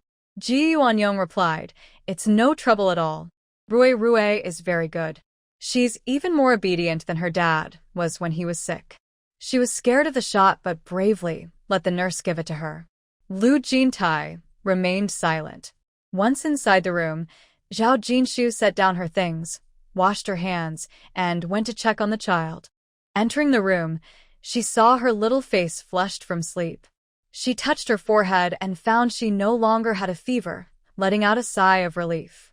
Lu Jintai followed her in and also checked their daughter's forehead. Don't worry, she's fine.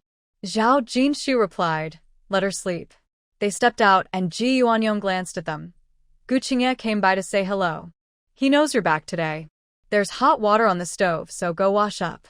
I'll go back to cook, so you don't need to worry about dinner. Zhao Jinshu smiled.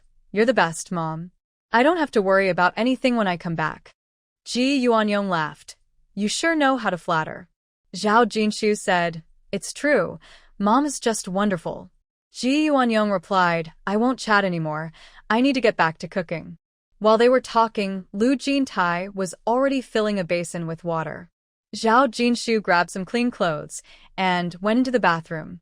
Just after finishing her shower and drying her hair, Lu Rui came out in her slippers, her hair messy. Seeing her mom walk out, she rushed over and hugged her leg, her eyes instantly turning red. Zhao Jinshu picked her up and Rui tightly wrapped her arms around her neck, sniffling, "Mommy, my head hurts." Zhao Jinshu carried her back to her room, and once on the bed, she held her close. "You had a shot this morning, so don't take too much medicine. Let me rub your head." Lu Rui obediently sat in her mom's lap, allowing her mother to gently massage her forehead. After a while, Zhao Jinshu asked, "Does it still hurt?" Lu Rui nestled closer, looking content. "It hurts." Zhao Jinshu glanced at her, not calling out her little trick. She covered them with a blanket, lay back against the headboard, and continued to rub her head. Lu Jintai dried his hair and entered the room. Noticing the mother and daughter cuddling together, he walked over. Lu Rui looked up at him and softly said, "I want to hug Mommy." Zhao Jinshu teased her. "Don't you want to hug Daddy?" Lu Rui glanced at her dad and tightened her hold on her mom. "I want Mommy, and I want Daddy too." Lu Jintai sat on the edge of the bed and smiled at her, saying, "Do you want Daddy? Then Daddy will give you a hug." Lu Rui leaned against her mother's embrace and said, "When I get sick, Mommy hugs me, and I feel better. At night, I want to sleep with Mommy. Daddy can't take Mommy away from me." Lu Jintai asked, "Why not?" Lu Rui replied, "When you are sick, you want Mommy to take care of you. When I am sick, I also want Mommy to take care of me. Mommy's care makes me better." Lu Jintai was speechless. Zhao Jinshu hugged her tightly and said, "Okay, tonight Mommy will sleep with Rui, and we'll send Daddy away." Lu Rui said, "You can't send him away. I will sleep with Mommy, and Daddy can sleep nearby with his own blanket." Zhao Jinshu laughed heartily. "You are really Daddy's little sweetheart." Lu Rui proudly said, "I am Daddy's little sweetheart." Lu Jintai thought, "What a sweet little sweetheart." Unable to resist, he pinched her nose and smiled at the mother and daughter before getting up to pack his things. After lunch, Zhao Jinshu did nothing but hold her daughter and sleep on the bed all afternoon. When Lu Jintai entered the room and saw the mother and daughter sleeping soundly, he didn't disturb them. He first went to the yard to check on their flowers and vegetables. After confirming everything was fine, he headed to the study. In the evening, Lu Jintai stepped out of the room and bumped into his mother. Ji Yuanrong glanced at him and said, "You stay home. I will go pick up Lu Zhe." "No need. I will go get him," Lu Jintai replied, already changing his shoes. Ji Yuanrong didn't insist. "I will make dinner. You all will eat here tonight." Lu Jintai nodded slightly. "Make some sweet soup. They both like it." Ji Yuanrong replied, "Got it." Lu Jintai added, "And don't put in too much sugar." Ji Yuanrong shot him a look. "I know. Jinshu doesn't like it too sweet." Lu Jintai said, "I'm going to pick up Lu Zhe." With that, he strode out. Lu Zhe, carrying his backpack, was coming out in a line with his teacher. As soon as he spotted his tall dad outside, his face lit up with a big smile, and he excitedly waved his hands. The teacher noticed his excitement and asked with a smile, "Why is Lu Zhe so happy?" Lu Zhe put his hands down but couldn't hide his smile. "Teacher, my dad is here." The teacher said, "Since your dad is here to pick you up, hurry up and go." As soon as the teacher finished speaking, he ran out with his backpack. "Daddy." Lu Jintai watched his son run over and met him halfway. Lu Zhe hugged his dad's big hand and asked, "Daddy, is Mommy back yet?" Lu Jintai patted his son's head and smiled, "You're back." Lu Zhe grabbed his dad's hand and jumped up excitedly. Seeing her son's excitement, Lu Jintai's smile deepened as she held his hand. "Let's go home." On the way, Lu Zhe asked his dad, "Is Grandma's leg okay?" Lu Jintai replied, "It's not serious. By the time you have summer vacation, Grandma will be better." Lu Zhe said, "When vacation starts, I want to go back to see Grandma." Lu Jintai responded, "Okay." When they got home, Zhao Jinshu and Lu Rui were already awake and were in the yard looking at the flowers and vegetables they had grown. "Lucia ran over, Mom." Zhao Jinshu hugged him. "In just a few days, how did my Z's grow taller?" Lu Zhe happily said, "Really?" Zhao Jinshu replied, "Of course it's true." Lu Zhe hugged his mom's arm. Then I need to grow taller quickly, so next time mom won't have to go to grandma's alone. I can go with her, and she won't be scared on the train. Zhao Jinshu laughed. All right. Mom will wait for Ziz to grow up so he can go anywhere with her. Lu Rui, not wanting to be left out, said, What about me? What about me? Zhao Jinshu patted her head. You can go with me too, Rui. Lu Jintai glanced at them, but didn't say anything. Lu Zhe looked at his dad. Let dad come too. It's lonely for him at home. Lu Rui added, We'll all go with mom. Lu Zhe nodded. Right, dad, mom, and me and Rui we're a family and we should all be together. Lu Jintai looked at him. You really have grown up. Lu Zhe proudly raised his head. If dad takes a long time to come back next time, I will have grown even taller. Lu Jintai paused for a moment, gently stroking his head. He heard his daughter's sweet voice. Grandma says I've grown taller too. By the time dad comes back next time, I will be tall as well. Zhao Jinshu looked at him. What's wrong? Lu Jintai said, They've grown up when I wasn't watching. Zhao Jinshu teased, Professor Lu is getting sentimental? Lu Jintai looked at her helplessly. He was just feeling nostalgic. Zhao Jinshu said, Don't be too emotional. Even if I'm at home, I can't always be with them. They have to go to school, and before you know it, they've grown up and learned so much. As parents, we just need to accept it naturally. There's no need to overthink. Lu Jintai looked at her and said, Mom also said you're stubborn. Where are you stubborn? You're clearly wonderful. With her by his side, all his worries seemed to fade away. Zhao Jinshu nudged him. Stop selling melons like that. Mom is cooking, you should stay with the kids while I help her. Lu Jintai replied, Should I go? Zhao Jinshu said, You have to work the day after tomorrow. Spend more time with the kids while you can, or you'll just be sighing about how time flies. With that, she walked briskly to the main house. Lu Jintai thought to himself. Time passed quickly, and soon it was May, the season for harvesting wheat at home. His sister-in-law wrote to say that their mother's leg was slowly healing, and in a few days she would be able to walk a few steps. This meant she wouldn't need help with daily tasks, so there was no need to worry. Zhao Jinshu wrote back, saying they could hire help for the harvest and to spend money as needed, without being frugal. She also sent some money home. When she received another letter from her brother and sister-in-law a few days later, they mentioned that they had hired help to harvest some of the wheat. Junjia and Junyi were on break from school and were now old enough to help out like adults, so she didn't need to worry. They had finished harvesting all the wheat. Zhao Jinshu felt relieved. She had finished writing Sword Immortal and was now working on the outline for her next story. She had some free time and needed to get out more, otherwise, sitting and writing all the time would make her thoughts stagnant. Her mother-in-law had retired, and Zhao Jinshu was concerned she might feel unwell like before, always complaining of being sick. Whenever she had free time, she would call Zhao Jinshu to go shopping or watch movies. They had already seen all the few movies available, and when they got tired of playing, they would eat out instead of cooking. One Saturday, the two of them picked up Lu Zhe and Lu Rui from school, dropped off their backpacks at home, and headed out cheerfully. The weather was just right, not too cold and not too hot. The two kids suggested going to the zoo since it had been a long time since their last visit, so off they went. After seeing the animals, it was already late. They were tired but happy, so they found a restaurant, ordered a few dishes, and after eating, they took a taxi home. When they got home, the two kids ran to the main house. It was Saturday, and they wanted to watch some TV. Zhao Jinshu and Ji Yuanyong followed behind, walking slowly to the main house. Before they even entered, they heard the kids calling for their dad. Ji Yuanyong quickened her pace. Is Jintai back? Zhao Jinshu smiled. Looks like it. As the two women entered the house, they saw the father and son sitting at the dining table eating noodles.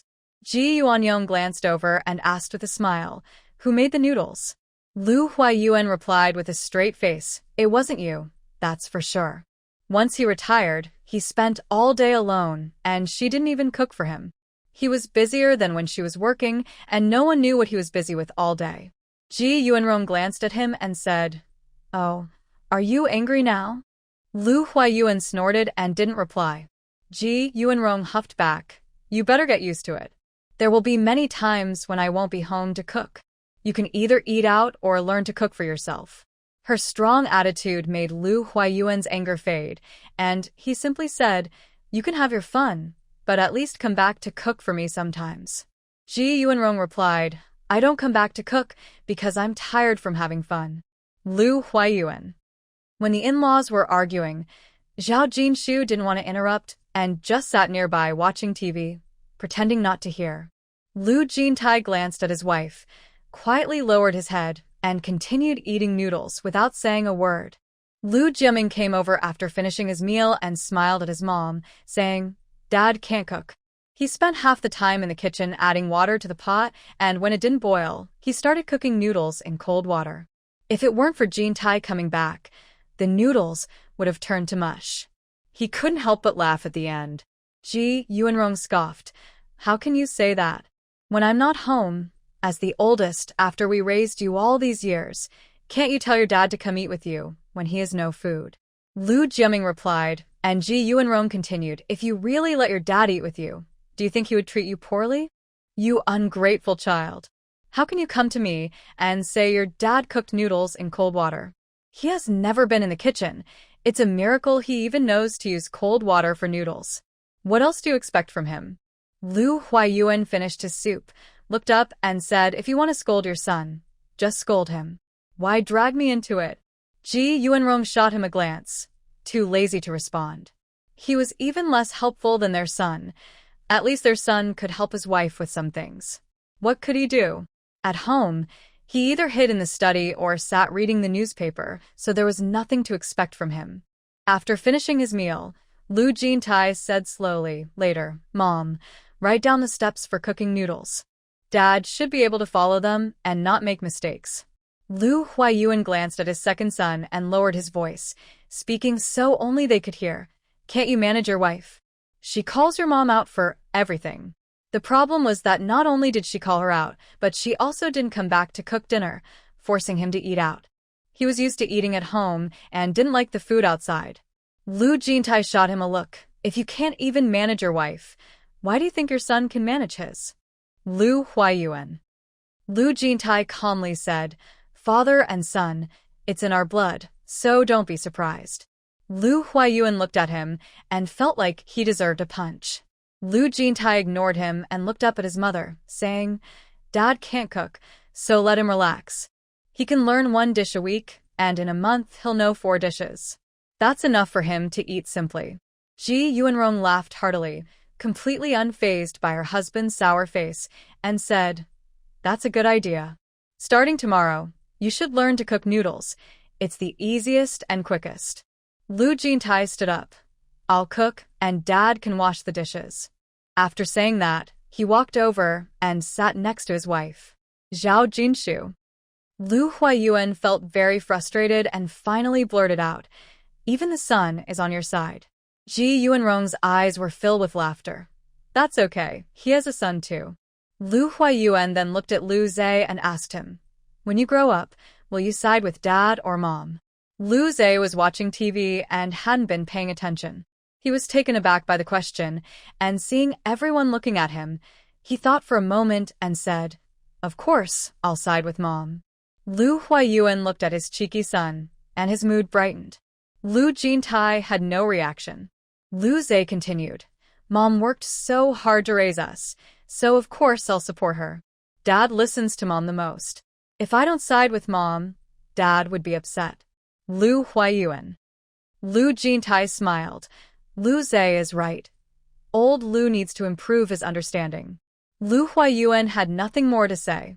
His son was too thick-skinned, so he just got up to wash the dishes.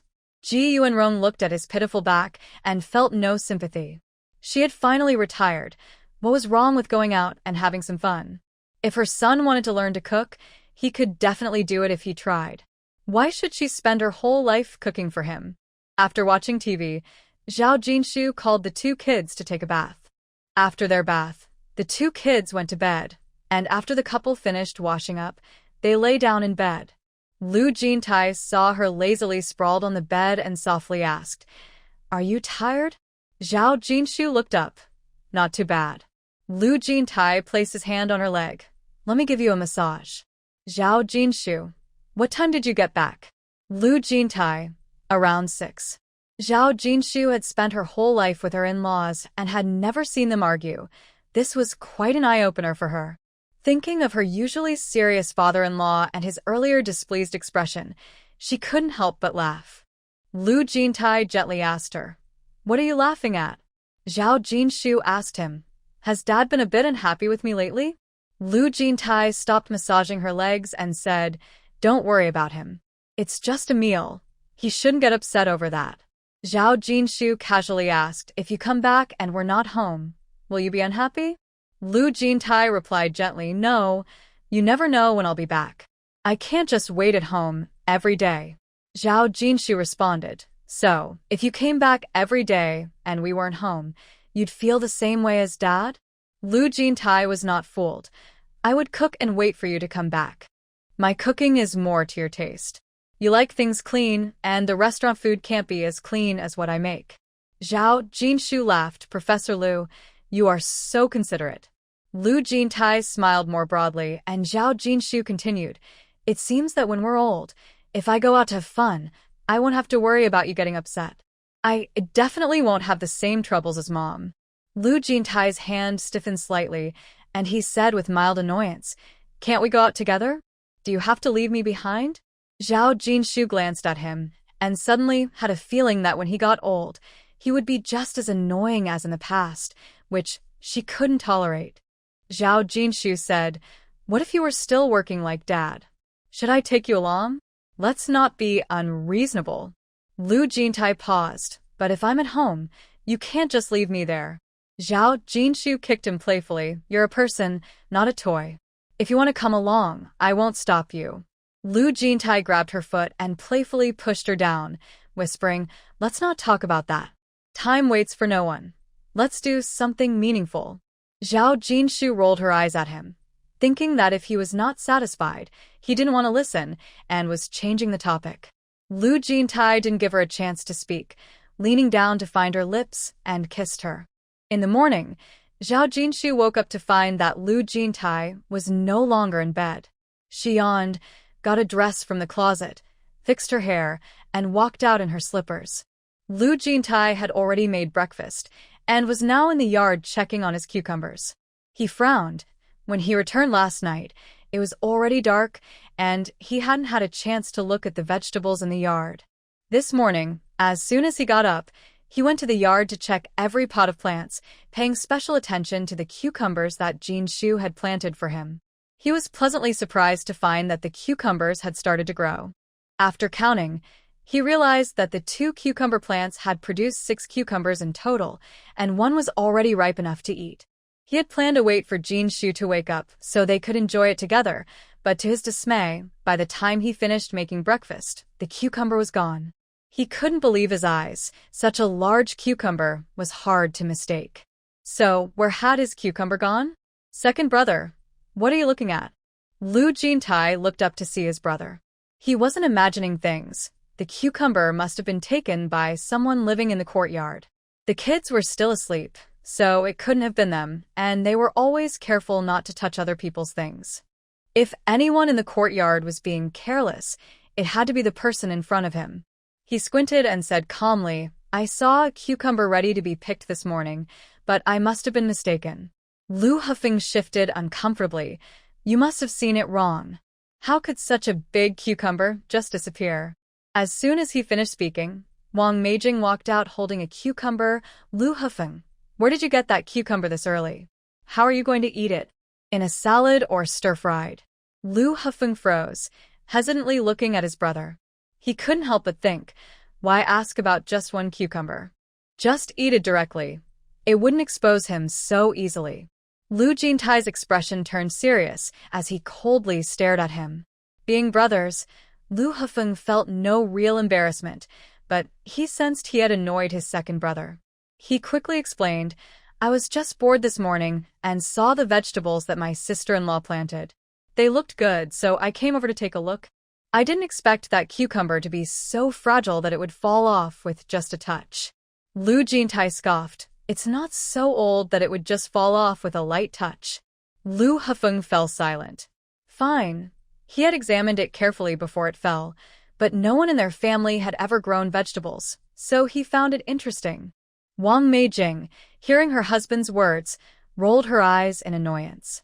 Her second brother cherished their vegetables and flowers, and every time he returned, she saw him tending to them. If he was really that bored, he could count ants in the corner instead of messing with other people's plants. Even if they were struggling, they wouldn't steal someone else's cucumber. It was clear that he had been careless and touched something that wasn't his.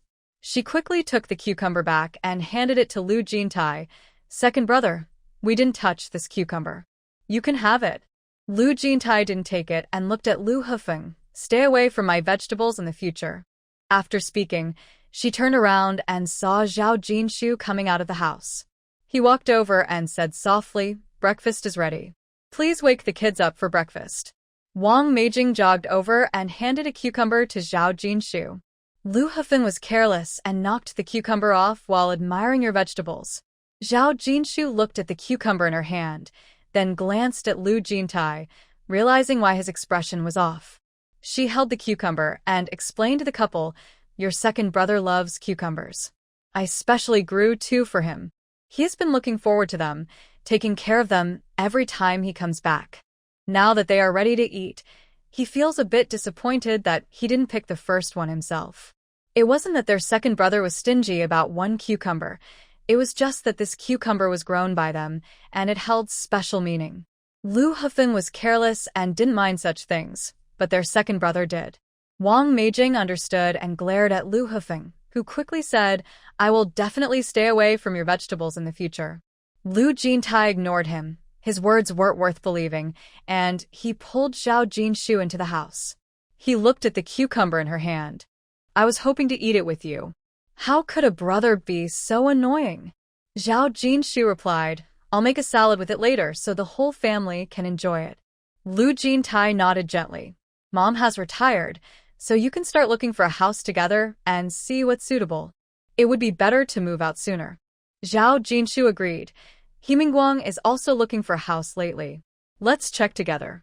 Finding a suitable house isn't easy. Lu Jintai replied and noticed her white dress, smiling slightly. I knew you would look good in that dress. Zhao Jinshu looked at her dress. I've worn it several times. We have a lot of peppers from the first harvest. Let's pick some to take to Aunt. Lu Jintai said, okay. After breakfast, they picked the peppers, filled a basket and took the kids, calling their parents to join them on the way to Aunt's house. Lin Yulan and Wang Meijing were washing clothes in the yard. Watching their backs, Lin Yulan murmured, now our parents take Zhao Jinshu everywhere. It feels like we don't exist. Wang Meijing felt a pang of jealousy, but Zhao Jinshu was so talented. Many people loved her stories. She was a great writer, and having her mother-in-law show her off brought pride. She sometimes thinks that if in the future Kaifei finds a wife who is so capable, she would also like to show her off often. Now, she has stopped competing with Zhao Jinshu. She just wants to focus on her work. She just saw the beautiful dress and shoes Zhao Jinshu was wearing and wondered how much they cost. Now that the family has paid off their debts, maybe she can buy a dress next month when she gets her salary? Lu Xingyao came out with her bag and, hearing her sister-in-law's words, shot them an annoyed glance. My mom isn't home to cook dinner tonight. You all made food but didn't even invite Dad to eat. You don't think much of your parents, yet you expect them to think highly of you? What a wishful thought. Lin Yulan's expression changed. You aren't married, so why don't you come home to cook for Dad? Lu Xingyao replied, then don't complain behind my back that Dad only cares about the second sister-in-law. I know you want to say I'm not very filial, but the second sister-in-law is, and Dad and Mom value her. Isn't that right? After saying this, she noticed they were silent and walked away confidently. Once outside, she slowed her pace. In the past, she always felt defeated by her 3 sisters-in-law, but this time she finally stood up for herself, though her mood wasn't much better. She remembered Himingguang's words. As long as she was reasonable and stood her ground, she wouldn't feel small. Even if others wanted to criticize her, they needed to have valid reasons. Otherwise, they were just looking for trouble. Her previous actions and words might have seemed like troublemaking to them too. Zhao Jinshu and her group arrived at her aunt's house, where her aunt came out to greet them. Lu Zhe and Lu Rui called out Grandma from a distance. Her aunt gently patted their heads and said, "Good kids." Zhao Jinshu and Lu Jintai also greeted her. Her aunt smiled and responded, noticing the fruit in her nephew's hands, playfully scolding, "You always buy so much fruit whenever you come." Ji Yuanrong laughed. "We didn't buy it. Jintai did. He hasn't visited you in so long, and he can't come empty-handed." Her aunt then looked at Zhao Jinshu. "What do you have in the basket?" Zhao Jinshu handed her the basket. "I grew some peppers in the yard. The first batch is ready to eat, so I picked some for you." Her aunt took the basket and smiled at the green peppers inside. "Homegrown vegetables. I must try them." They chatted and laughed as they entered the house. Just as they settled down, they heard voices outside. Her aunt stood up. "Who else is here? That sounds like Kong In." Before she could step outside, they heard someone calling for the sister-in-law. Auntie smiled and said, "Now it's good. The second brother's family has arrived, just in time for you brothers to reunite." Just then, a group of people walked in. Aunt Yuan Yanxiu walked into the room, saw Ji Yuanrong and the others, and smiled. "When did you all arrive?" Ji Yuanrong replied, "Just got here, second brother and sister-in-law. Please sit." He moved over to make room for them. After greeting each other, Lu Qinggan looked at Lu Jintai and asked, "Are you not busy these days?"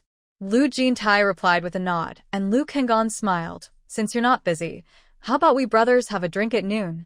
Without waiting for an answer, he looked at Zhao Jinshu and joked, "Sister-in-law, do you want to join us for a drink?" As soon as he finished speaking, his mother, Yuan Yanxiu, shot him a look and said, "You brothers can drink, but why call her? Be careful, or your third aunt might get annoyed."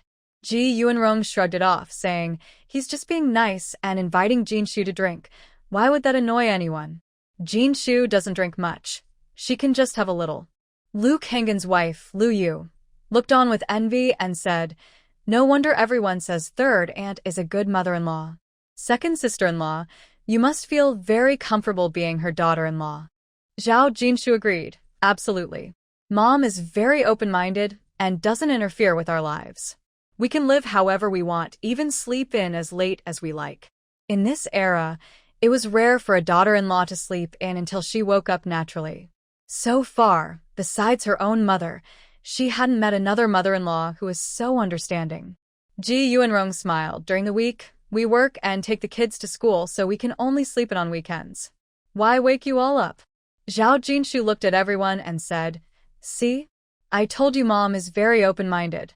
Ji Yuanrong laughed. "Now that I'm retired, Jinshu worries I might get bored, so she takes me out to have fun every day. What a wonderful daughter-in-law. Who wouldn't cherish her? It's just sleeping in.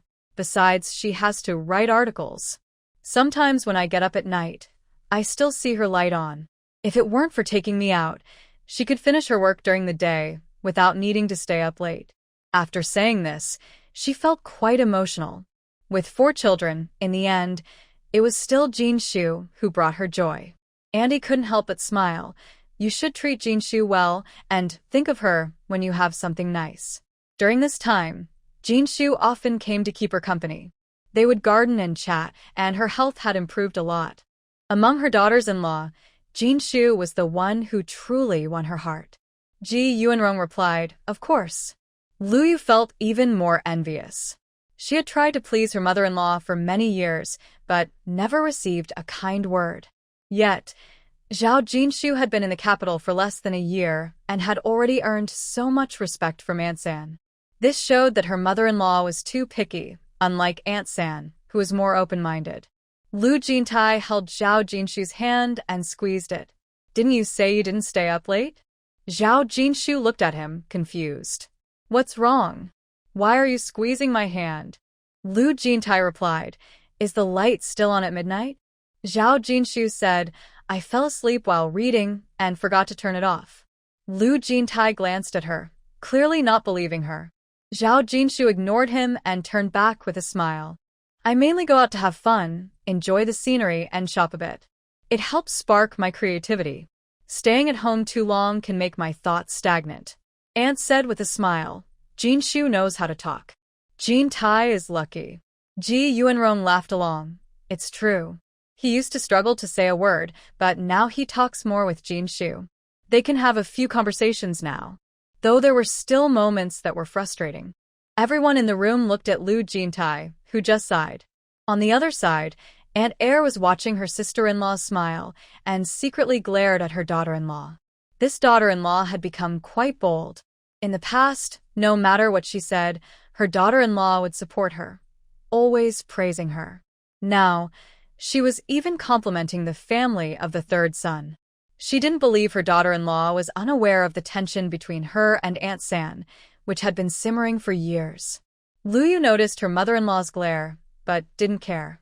After marrying into the Lu family for so many years, she had respected her in-laws and managed the household well. However, recently, due to her sister-in-law borrowing money, her mother-in-law had started to treat her coldly. She was accused of being too controlling, with her sister-in-law choosing to borrow from outsiders instead of her brother. This made Lu Yu feel quite disheartened.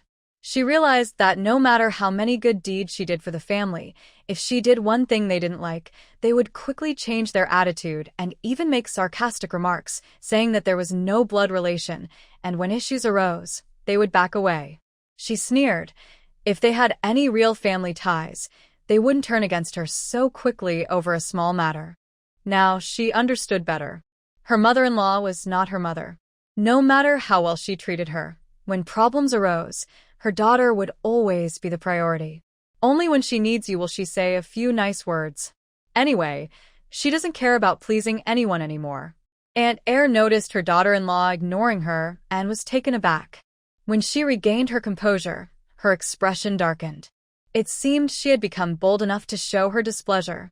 Especially when she saw the smile on Ji Yuanrong's face, it felt glaring, and she couldn't help but say, "Why didn't you bring your eldest and third daughters-in-law to meet their aunt?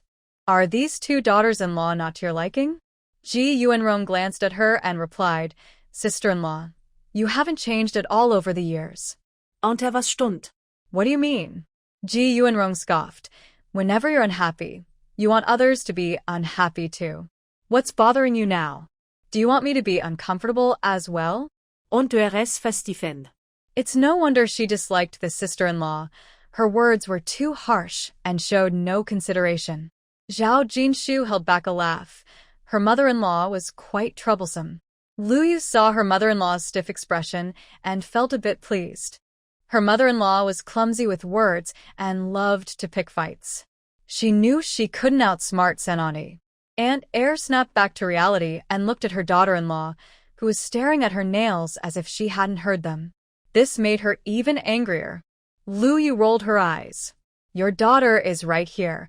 Why not let her stand up for you? Even your son is nearby, and he hasn't said a word either. It seemed that in critical moments, she thought only her daughter-in-law would unconditionally support her. That used to be true, but not anymore. Ji Yuanrong didn't want to make things difficult for her sister-in-law. She smiled and tried to ease the tension.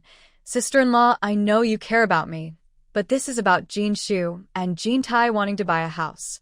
I brought them along to see if you know anyone selling a property. We have important matters to discuss. Aunt Air forced a smile, unsure if she believed her. Suddenly, Lu Jing'an, sitting next to her, turned to Zhao Jinshu and asked, Are you really going to buy a house? Zhao Jinshu replied, Of course, if we find the right one. Lu Jing'an said, I thought you didn't want to lend us money, and we're just saying that. I didn't expect you to really want to buy a house. Zhao Jinshu looked at her. Did you ask to borrow money from us? When? Lu Jing'an was speechless. She had missed her chance to say it. Lu Jintai glanced at her. The money is earned by your sister-in-law through hard work. Why would she need a reason to not lend it to you? Lu Kong'an frowned. We have enough to eat and drink. Why borrow money? He naturally knew why they borrowed money. Wu Jianhua had been at work for a short time, but was already thinking about a promotion. Not just him. Even he didn't have such good luck. Lu Jing'an pressed her lips together and fell silent. She shouldn't have brought it up. Auntie saw her daughter being scolded by her brother and sister-in-law, while her son-in-law said nothing, frowning deeply. Even Jintai, who usually kept quiet, knew to protect his wife. But here he was, usually talkative, now suddenly silent. What a coward. She wanted to nudge her husband, but when she turned around, she realized he had already gone to the study to chat with his brother, leaving her to stew in frustration. Wu Jianhua noticed his mother-in-law's disapproving look, but what could he do? Auntie was sharp-eyed and seemed to see right through people. He didn't dare speak freely, fearing he might say the wrong thing. Following the principle of the more you say, the more mistakes you make, he tried to stay quiet. He didn't understand why Zhao Jinshu felt so comfortable around Auntie, saying whatever she wanted. Didn't she fear her? Auntie calmly peeled apples for Lu Zhe and Lu Rui. If they had argued in front of her before, she would have stood up and left. Now, she was enjoying the show, finding it much more interesting than a TV drama. Lu Zhe and Lu Rui sat beside Auntie, eating candy and not paying attention to the conversation. Just then, Lu Huizhang and Lu Fan returned, followed by a short-haired man in military uniform. Lu Zhe and Lu Rui stood up and called out, "Great uncle, great aunt." Ignoring everyone else, Lu Huizhang came over to pick up the two children. Lu Fan stepped forward and hugged Lu Rui. "Dad, you're so greedy. One isn't enough. You want to take both home? Isn't that right, Rui?" As she spoke, she tickled Lu Rui, lifting her up. Lu Rui giggled, unafraid. "Great aunt, I want more." Lu Fan laughed. "That's right, our Rui is a good kid." She lifted her up again. Annie asked, "What kind of good kid?" Without thinking, Lu Fan replied, "Of course, a good kid for the army." Auntie rolled her eyes at her, as if everyone wanted to send their kids to the military. Lu Fan said, "What's wrong with being in the army? Look at Zhou Qing'an.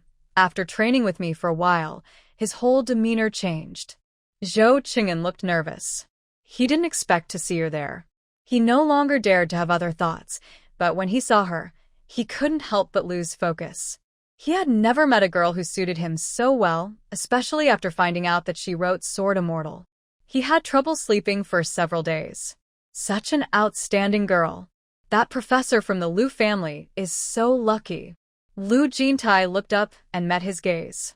He noticed Zhou Qing'an's eyes lingered on his buzz cut for a moment. Last time, his hair was a mess. Did he get a haircut? He lowered his head and held the hand of Zhao Jinshu next to him. Zhao Jinshu glanced at him, and he suddenly smiled, saying it's nothing. Zhao Jinshu didn't think much of it and continued chatting with the older sister beside her. Zhou Qing'an pouted, thinking, what a childish old man. I'm not jealous. Lu Huizhang hugged Lu Zhe a couple of times before lifting him up. This kid has a strong build. He would make a good soldier. Lu Zhe grinned. When I grow up, I want to be like uncle. Zhao Jinshu smiled, knowing she had always focused on the nutrition of her two children. They were noticeably taller than they were at this age in their last life. As for what profession Lu Zhe would choose in the future, she didn't mind if he didn't become a soldier like in the past. She just wanted him to be happy. Lu Jing'an, feeling envious, suddenly said, Uncle, make sure to send my child to the army in the future. Wu Jianhua's eyes lit up. The uncle's family had no children, so if they sent theirs, they would surely receive his full support. Lu Huizhang, surprised to hear someone actively wanting to send their child to the army, smiled and asked his niece, Is it your first or second child? Those two girls have good personalities and can work hard. Lu Jing'an's expression stiffened, and she forced a laugh, saying neither. Lu Huizhang looked at her. Then who? Under her uncle's scrutinizing gaze, Lu Jing'an struggled to find the words but finally said, Well, they aren't born yet. I just think he will definitely be strong and smart like Lu Zhe. Lu Fan laughed from the side. I didn't know we had this kind of legacy in our family. Lu Jing'an asked, What do you mean, big sister? Lu Fan replied, You seem to have a gift for predicting the future. You don't even know if it's a boy or a girl yet you're so sure he will be like Lu Zhe? Lu Jing'an felt a bit upset. I can feel it. He will definitely be a boy. No one paid her any attention. Even the second aunt felt a bit troubled. Her daughter seemed obsessed with wanting a son. Looking at her son-in-law next to her, she felt even more annoyed, as nothing seemed satisfactory. Although Jean Tai's wife was also from the countryside, she was much more graceful and composed. How could he, a grown man, claim to be a college student? Next door, old Mr. Zhou looked at his wife and said, "Old Lu's two brothers came to see him, and that professor's nephew and his wife are here too. I just saw Lu Fan bringing our son back. You should go check on them and, if possible, bring that boy back." Li Xiaohua rolled her eyes. Chung'an trains with her every day, so he's not thinking about anything else. Don't overthink it. If I go over and nothing happens, it would be awkward. Old Mr. Zhou replied, "As a mother, you should be more careful." He may seem to have given up, but why has he been so well-behaved lately, steadily helping Lu Fan? Li Xiaohua understood this point. People often change after facing setbacks. We should actually thank old Lu's niece-in-law. Otherwise, with Chang'an's temper, when would we ever get him back on the right path? Old Mr. Zhou shook his head. You still don't see the whole picture. Old Lu's niece-in-law published 2 stories in the newspaper. As soon as he came back, he was reading that paper. He was so into it that when he saw some tabloids criticizing the stories, he even wrote to complain. Didn't you notice any of this? Li Xiaohua stared at him. So what? That just shows our son loves to read. I didn't like reading before, but once I found out those stories were written by old Lu's niece-in-law, I forced myself to read them a few times, and slowly, I started to like them too. I have to say, our son may have some flaws, but you have to admit one thing. Old Mr. Zhou asked, "What's that?" Li Xiaohua smiled. He has great taste. The first girl he liked was so outstanding, but unfortunately, she's already married. Old Mr. Zhou replied, "You really are something," laughing at our son. "Stop chatting and go check next door." Joking aside, Li Xiaohua got up and walked to the next yard. She had interacted with Ji Yuanrong a few times, and she was much nicer than her second sister-in-law. Lost in thought, she arrived at the next yard. Aunt arranged lunch and, upon seeing her come out of the kitchen, smiled and said, "What's wrong? Are you worried I won't treat your Ching'an well?" As soon as they returned, "You came over?" Li Xiaohua replied, "Can I come over just to enjoy your cooking?" Aunt laughed. "That sounds great. My house is lively today. Should I invite your old Zhou to join us?" Li Xiaohua smiled and waved her hand, saying, "It's fine. The kitchen at home is busy right now." She found another excuse. "I heard your niece-in-law who writes Sword Immortal is here, so I came over to say hello. I've been reading her stories and couldn't help but want to talk to her about how she comes up with such amazing plots." This was indeed her true thought while reading the stories, and she was quite curious about old Lu's niece-in-law. Hearing her words, the aunt laughed heartily and linked arms with her, saying, "Then hurry over and say hello." Li Xiaohua followed her and walked over. Zhou Qing'an turned his head and saw his mother approaching, giving a slight hum. How much did she not trust him? It wasn't just that the professor was mature and steady. He had done many foolish things in the past, but he still understood basic morals. Knowing she was married, he forced himself to let go of his feelings and kept his distance. Now, he only liked her books. Her stories were so captivating, and many people enjoyed them, so he could too. Surely, he should be allowed to appreciate that, right? Li Xiaohua pretended not to notice his displeased gaze and walked straight to Zhao Jinshu. The aunt looked at Zhao Jinshu and said, "Jinshu, your Aunt Li enjoys your stories and wants to chat with you for a bit." Just as Zhao Jinshu was about to stand up, Li Xiaohua waved her hand, saying, "No need to get up. Just stay seated." Zhao Jinshu remained seated and smiled, calling out, "Aunt Li, please sit." Li Xiaohua sat down and greeted everyone. After exchanging pleasantries, she turned to Zhao Jinshu with a big smile, saying, "We met last time and chatted a bit, remember?" Zhao Jinshu nodded with a smile. "Aunt Li, you live next door to my aunt, right? If I remember correctly?" Lu Jintai leaned back in his chair and glanced at them. Ji Yuanrong also watched them with a smile. The aunt laughed and said, "Young people have good memories. How could they forget?" Then she looked at Zhao Jinshu, sitting next to her as her son Zhou Qing'an. "Qing'an is your older sister's aide, and he really enjoys your stories. After reading your piece in your uncle's newspaper, he took it to keep as a collection. Zhao Jinshu didn't expect to meet two readers at her aunt's house. She glanced at Zhou Qing'an and smiled, saying, "The upcoming plot will be even more exciting, so you can look forward to it." Zhou Qing'an was surprised that Aunt Zheng would suddenly mention him and say he liked her stories in front of her. He never expected she would talk to him and smile, making him feel a bit shy. Facing her smile, he felt a bit embarrassed and couldn't control his thoughts. He sat up straight and said loudly, "Even if it's not exciting, I still look forward to it. I really like this book. I'm your loyal reader, and I will support every book you write in the future." Lu Jintai glanced at him with a blank expression. Li Xiaohua wanted to cover her eyes. She really didn't want to admit this was her son, especially with his partner's child sitting nearby. Zhou Qing'an didn't pay attention to his mom. Right now, he was a loyal fan of the author's books, and his reaction was perfectly normal, okay? Zhao Jinshu laughed, saying that being a loyal reader didn't need to be so loud. Hearing her laughter, Lu Jintai turned her head, looked at the smile on her face, paused for a moment, and then lazily glanced at the shy young boy. When she returned her gaze, her expression softened. Lu Zhe heard what the uncle said and stood up, saying cheerfully, "So many people like the stories my mom writes. There are piles of letters from readers on her desk. She spends a long time reading them every day." Lu Rui added, "A huge pile of letters." Lu Jintai looked at her son and daughter. Jinshu had many loyal readers. Just picking a few students at school might reveal one who liked her books, so there was really no need to be proud of that.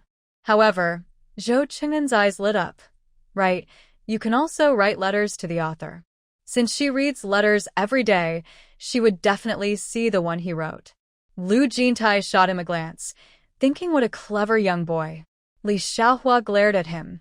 Some readers enjoy writing to authors, but his thoughts were clearly different from those of ordinary readers. She said with annoyance, "How can you show your messy handwriting like that?" Zhou Qing'an exclaimed in surprise. Li Xiaohua ignored him and looked at Zhao Jinshu, whose smile deepened. She continued, "Your aunt and I are not just neighbors. We are good friends for many years. Back then, on the front lines, I was a nurse, and when she got injured, I was the one who bandaged her up." Hearing this, Lu Zhe and Lu Rui hurried over, one leaning on Grandma's lap and the other against their mom, curiously watching them. Auntie gently patted Lu Zhe's head, allowing him to rest on her lap, and teased her.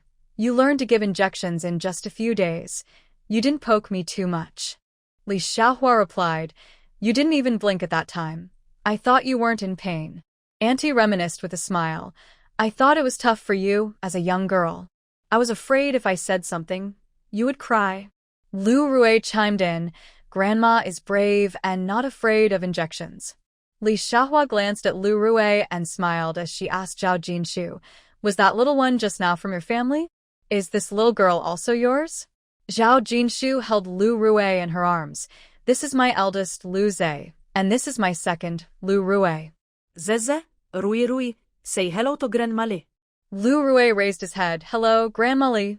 Lu Zhe said, "Hello, Grandma Li." Li Xiaohua was both curious and envious. Good. You both are wonderful. These two kids are really adorable." Lu Zhe looked at her. "Grandma Li, what else?" Li Xiaohua smiled at him. "You really enjoy hearing stories from me and your great-grandma, don't you?" Annie chimed in. "This child loves when I tell him stories from the war. He also likes to read, but since he has no books, his mother has to write stories for him." Li Xiaohua looked surprised and glanced at Zhao Jinshu. "The key is that she writes so well, and so many people enjoy it. You need some talent for that. This girl not only looks good and speaks gently, but she also has talent." The two children are not only good-looking but also smart and clever. The more she looks, the more she likes them. She couldn't help but sigh. "It would be great if they were from my family." She only had 2 sons. After her eldest son got married, he gave her 2 grandsons. In her life, she never thought about having a daughter. She hoped her sons would give her a granddaughter, but that didn't happen. Her younger son is not married yet, and she doesn't know if he will give her a granddaughter in the future. Comrade Zhao is nice, and she likes the pretty little girl in front of her even more. Auntie couldn't help but joke, "If you like her so much, Why not adopt Jinshu as your goddaughter? That way, you'd have a daughter and a beautiful granddaughter. Li Xiaohua's eyes lit up. This way, she could both end her son's hopes and gain a daughter. Lu Jintai. Zhou Cheng'an stood up. Mom, Dad is waiting at the door. Dinner must be ready at home.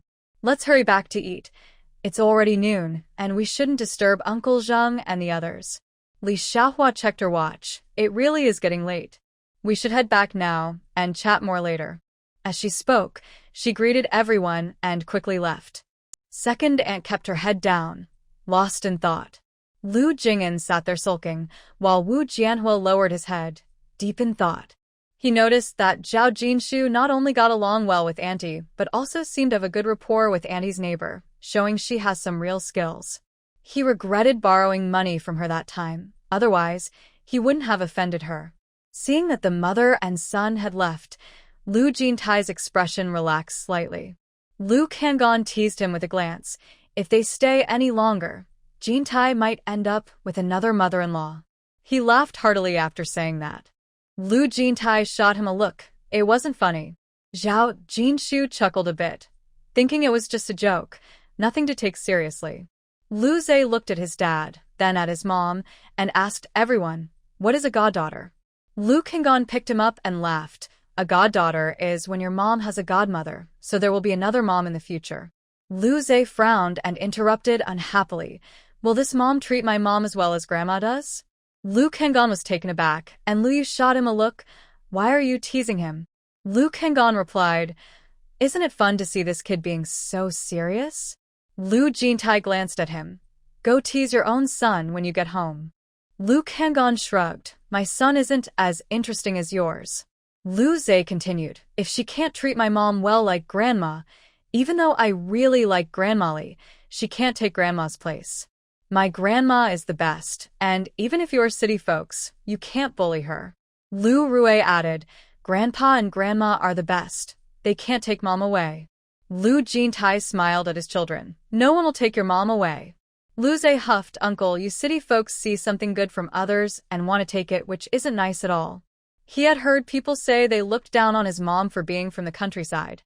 Why should they look down on country people when the countryside is so nice? Lu Kangan laughed. We are city folks. Where are you from? Lu Zhe got down from his lap and stood by his mom. I'm from the countryside. We came from there, and it's great. We can grow lots of wheat and canola. My grandpa even raises fish in a big pond, and ducks and geese swim in it. He also has big yellow cows and many sheep. Lu Rue chimed in, Brother, there are also lots of little chickens that lay many eggs, so we can eat egg custard every day. Lu Zhe nodded, yes, we have many little chickens, no, big chickens. The roosters crow, and the hens lay eggs. Lu Kangan couldn't stop laughing and looked at Lu Zhe. You keep saying your countryside. Is your dad from the countryside or the city? Luce was stunned. He looked at his dad. Dad, where are you from? Grandpa and Grandma are city people, and Dad should be too. But since Dad is part of their family, and they are from the countryside, he feels confused. Lu Jintai glanced at Lu Kangan, and then at his cheerful wife. Was she laughing at him? He turned to his son and said, I don't know, ask your mom. If your mom says Dad is from somewhere, then that's where Dad is from. Zhao Jinshu squeezed her son's small hand, saying, Your dad has been in the lab for too long. He doesn't even know where he's from anymore. Lu Zhe looked at his mom and then at his dad, feeling conflicted. Dad is Grandpa and Grandma's son, so he must be a city person. But if Dad is different from us, what if he thinks Mom is just a countryside person in the future? He sighed softly, worried that if Dad is a city person, he might not like Mom being from the countryside. Lu Jintai looked at Zhao Jinshu and said, It's not that I'm foolish. It's that your son is being silly. Zhao Jinshu replied, Now he's my son again. Eluze haft. I'm not silly. I, Rue, and Mom are all from the countryside. So where are you from? He refused to admit he was a city person. His sister was the same and definitely wasn't a city person either. Seeing Lu Jintai's serious expression, Zhao Jinshu cleared her throat. All right, let's end this topic. He is your dad. We built a house in our hometown and bought a yard in the city. Your dad can be from the countryside or the city. It's up to him. Lu Jintai's expression softened a bit as he glanced at his son. What do you mean by different kinds have different hearts? Do you see your dad as an outsider? Don't say such things next time. Lu Zhe awkwardly replied, but dad is a city person. There's a classmate who is like him. His mom is from the countryside, and his dad is a city person. That dad looks down on his mom and even wants to send her back to the countryside. That classmate cries at school. When they were in the countryside, dad wasn't around, and people in the village said dad didn't want them anymore. Lu Jintai asked, didn't mom just say something important? Lu Zhe huffed, but you can't look down on mom. Zhao Jinshu was surprised. She didn't realize how much this mattered to him. Lu Jintai pulled him closer. When has dad ever looked down on mom? Lu Zhe stubbornly stared at him. Then tell me. Lu Jintai met his gaze and slowly said, dad would never look down on mom. After he finished speaking, he added, dad has never looked down on your mom, and he never will. Lu Qinggan was trying to hold back his laughter. This family was really funny. Your mom is so capable, and so many people read her stories. How could your dad possibly look down on her? If anything, it's the other way around. Lu Zhe thought for a moment and said, mom can look down on dad, but dad can't look down on mom. Mom is so good and so gentle. Even if she were to be upset with dad, she wouldn't kick him out. Besides, mom wouldn't actually look down on dad. What he saw was city people looking down on country folks. Lu Qinggan couldn't hold it in any longer and burst out laughing. Lu Jing'an looked on with envy. Her son was protective of his mom. Just look at Lu Zhe. No matter how capable or talented his second brother is, as long as Lu Zhe is there to protect his sister-in-law, what could the second brother do? If the second brother dared to do anything, with this child's temper, he might even go against his dad. She was right to insist on having a son. Lu Yu was also quite envious. Her son was a few years older than Lu Zhe and only knew how to eat, drink, and have fun. Even when she felt unwell and told him, he wouldn't pay much attention, let alone protect his mom. Zhao Jinshu really raised her two kids well. Lu Fan came out of the bathroom and laughed when he heard Lu Zhe's words. Aunt and Ji Yuanrong were peeling garlic and couldn't help but chuckle. No one took the childish remarks seriously. They brushed them off. Aunt looked at her sister-in-law's smile and scoffed a little. That child didn't admit to being a city kid, yet Ji Yuanrong could still smile. No matter how much she loved this grandson, it didn't matter. Just listen to how he talks. Every word shows he's from the countryside, and he doesn't see himself as part of the Lu family at all. Whoever raised him is who he feels close to. You can't change that. If you ask her, she thinks her sister-in-law is just wasting her efforts. Meanwhile, Lu Jintai looked at Zhao Jinshu and asked seriously, if I want to hit him, what should I do? Zhao Jinshu shot him a glance. My son is so well-behaved. Would you dare hit him? Lu Jintai looked at her. So, would mom look down on dad? Zhao Jinshu pushed his face away. Everyone is watching you. Lu Jintai stiffened and said, let's talk about it at home. He slowly sat up straight. Zhao Jinshu glanced at him, thinking, who would talk about this at home? Kids take things too seriously. Aunt hadn't been well these past 2 years and had gotten used to taking afternoon naps. After everyone had lunch and tidied up the house, they left. It's hard for brothers to get together. Lu Qinggan originally planned to find a place to talk with Lu Jintai after dinner, but as soon as Aunt cleaned up her room, she took her husband and children and rode away on their bicycles. He pushed his bicycle out of the military compound and muttered, why are they in such a hurry? Lu Jing'an suddenly said, I feel like Aunt is really nice to Zhao Jinshu. Zhao Jinshu, an outsider, seems to be valued more than me, her own niece. Uncle and Aunt also seem to care a lot about Zhao Jinshu. They smile whenever they mention her. Lu Yu secretly scoffed, thinking that only her parents and brothers see her as a treasure and tolerate her bad temper. Wu Jianhua glanced at Lu Jing'an and slowly said, I heard from my sister that Air Saw often goes to keep Aunt company. Aunt is lonely at home, and Air Saw chats with her to lift her spirits. The two families visit each other often, so their relationship is likely getting closer. Aunt stopped and looked at her daughter. Since you're not working now, you should visit your aunt more often, just to chat. Not to mention your uncle and aunt. Even if you get along well with your sister, she can help you out without you having to seek connections everywhere. You're not as resourceful as Zhao Jinshu. Look at Zhao Jinshu. Not only does her mother-in-law adore her, but even her brother and sister-in-law can't stop praising her. Thinking of this, she glanced at her son-in-law, who seemed downcast. He didn't even know how to maintain their current relationships and was always borrowing money and sending gifts to make connections. Did he really think that just because he was Lu Jing'an's uncle, they would help him out without question? If he keeps this up, she wouldn't bother with him, not even if he were her own parents. Wu Jianhua's expression darkened. He wasn't foolish.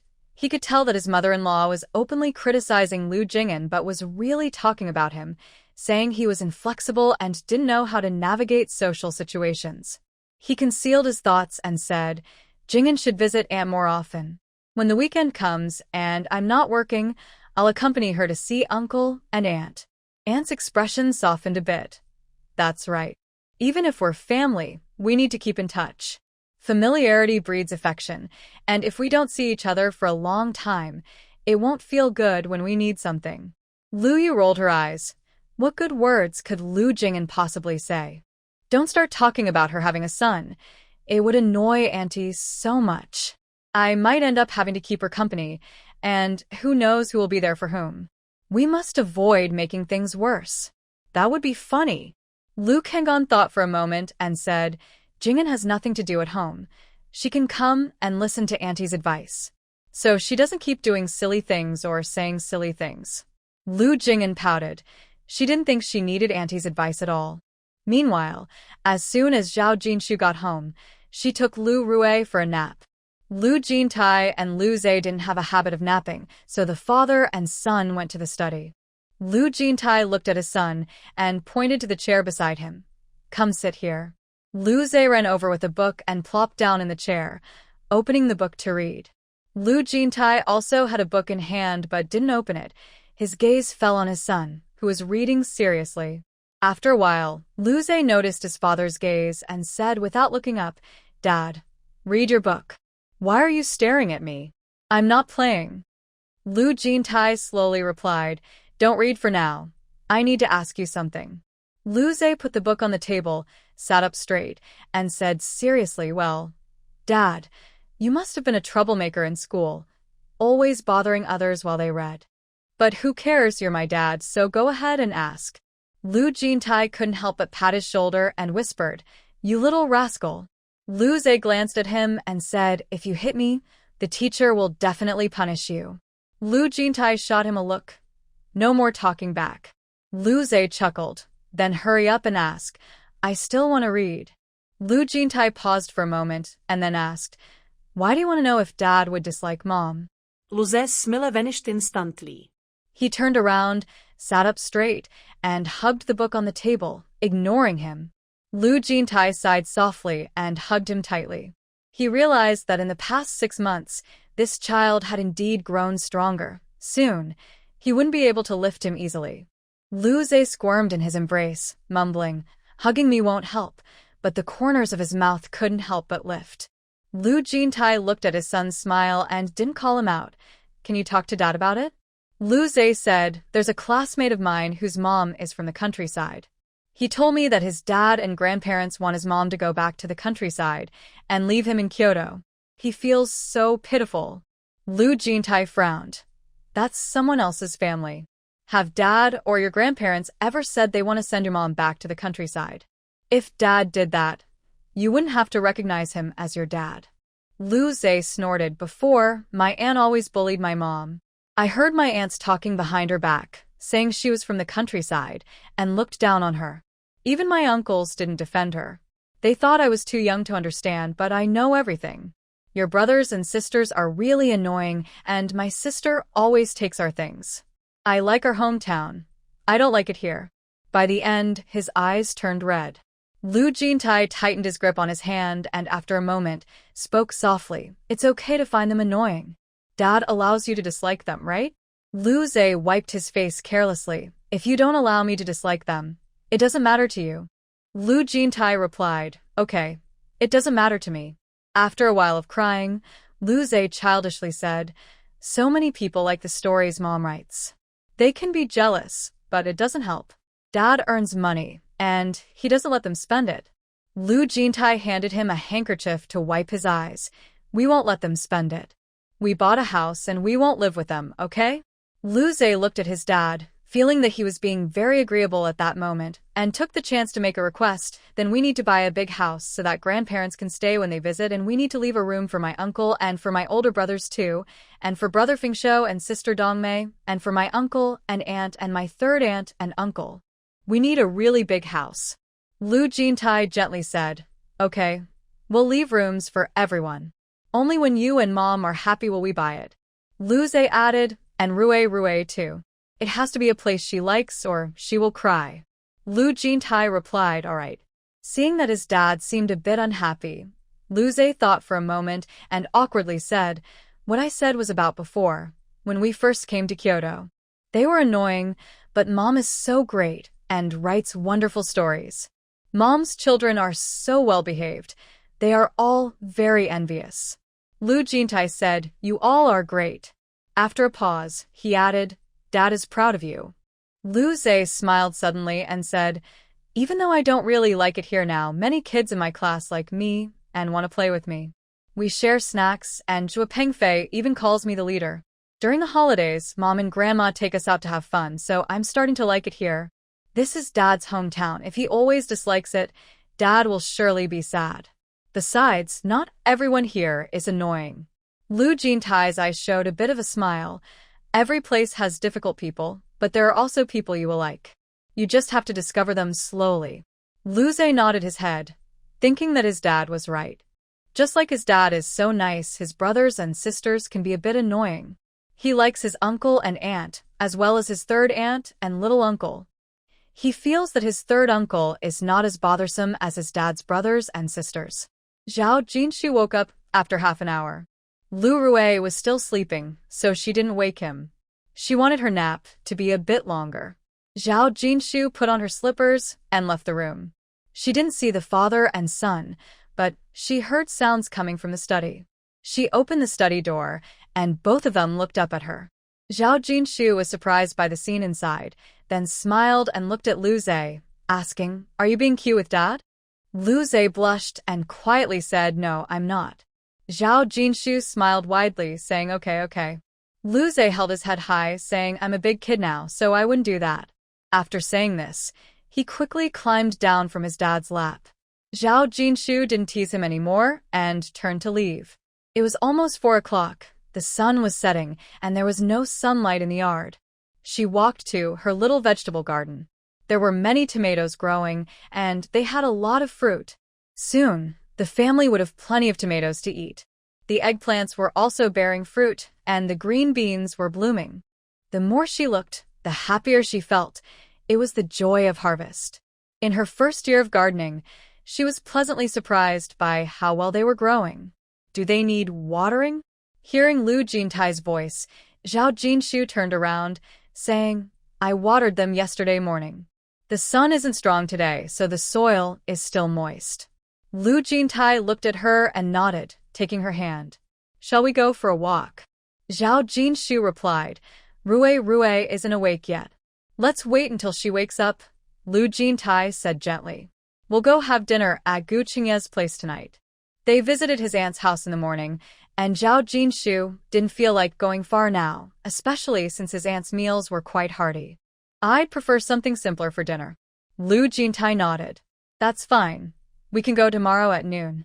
Zhao Jinshu looked at him, asking, aren't you working tomorrow? Lu Jintai replied with a yes. Zhao Jinshu smiled and asked, are you craving Gu Qingye's cooking? Lu Jintai looked at her smiling face and said, his place is always busy, and he hears a lot of news. I'll ask him to keep an eye out for any houses for sale. A few old professors at the school had their properties returned after resuming work, and one professor wanted to sell his house, but it wasn't very big, so he hadn't gone to see it.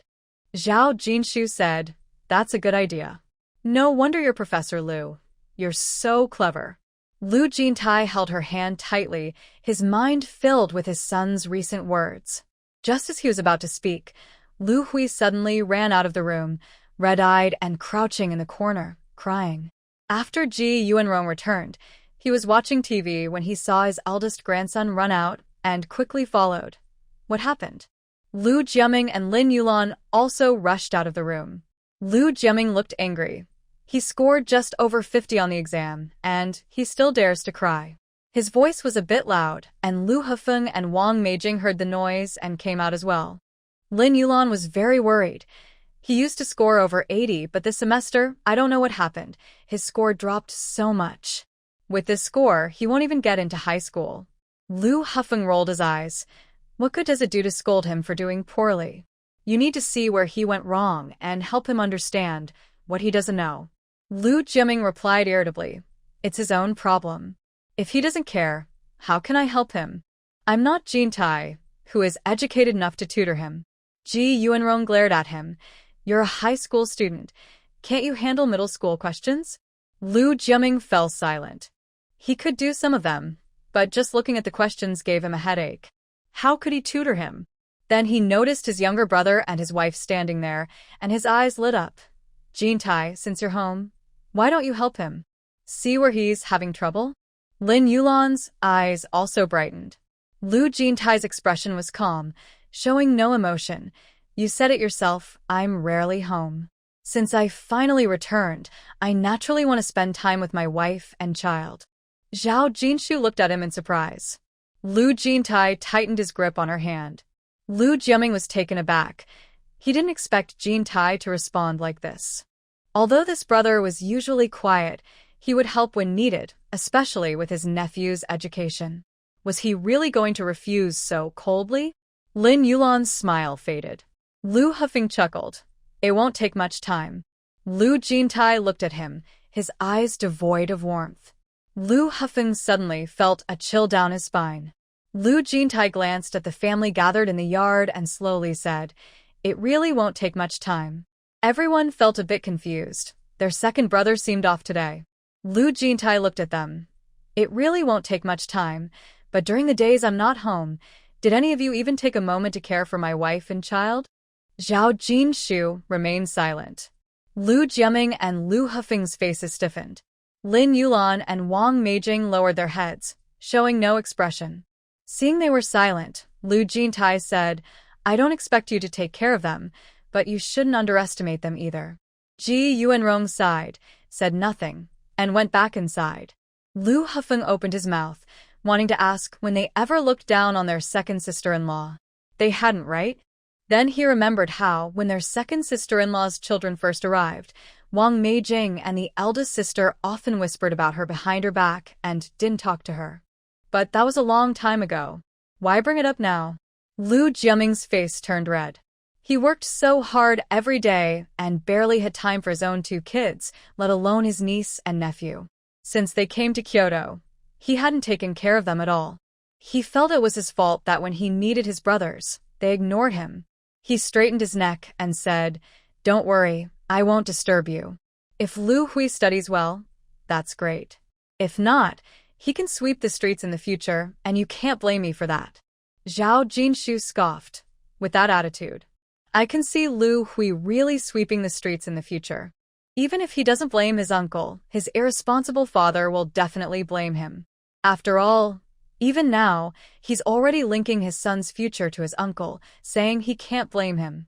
What right does he have to complain? Lu Jiaming stiffened again. He actually felt that Jin Tai was being overly critical. He hadn't taken care of his wife's children, but as an uncle, he wasn't really suited to look after them. It was important for his nephew to study, yet he could say such things. He felt a bit unhappy about it. Lu Hui suddenly stood up and looked at his parents. Don't blame anyone else, blame yourselves.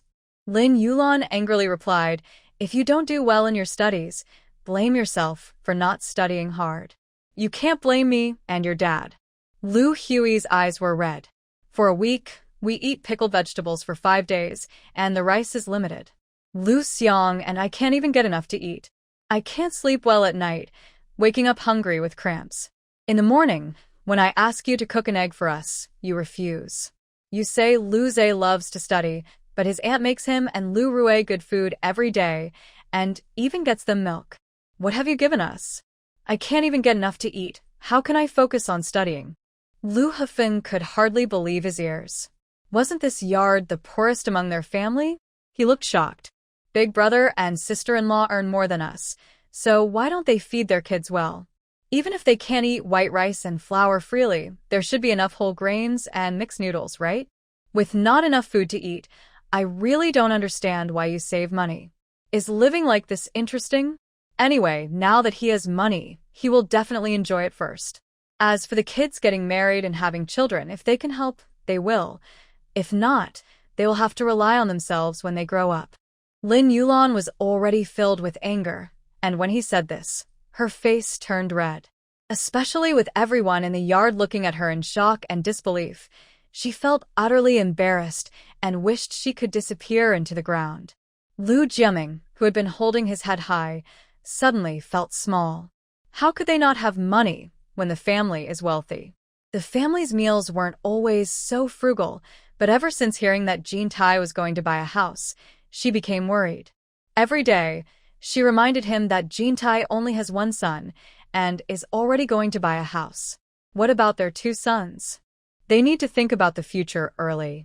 Even if both sons start working, their jobs might not guarantee them a house.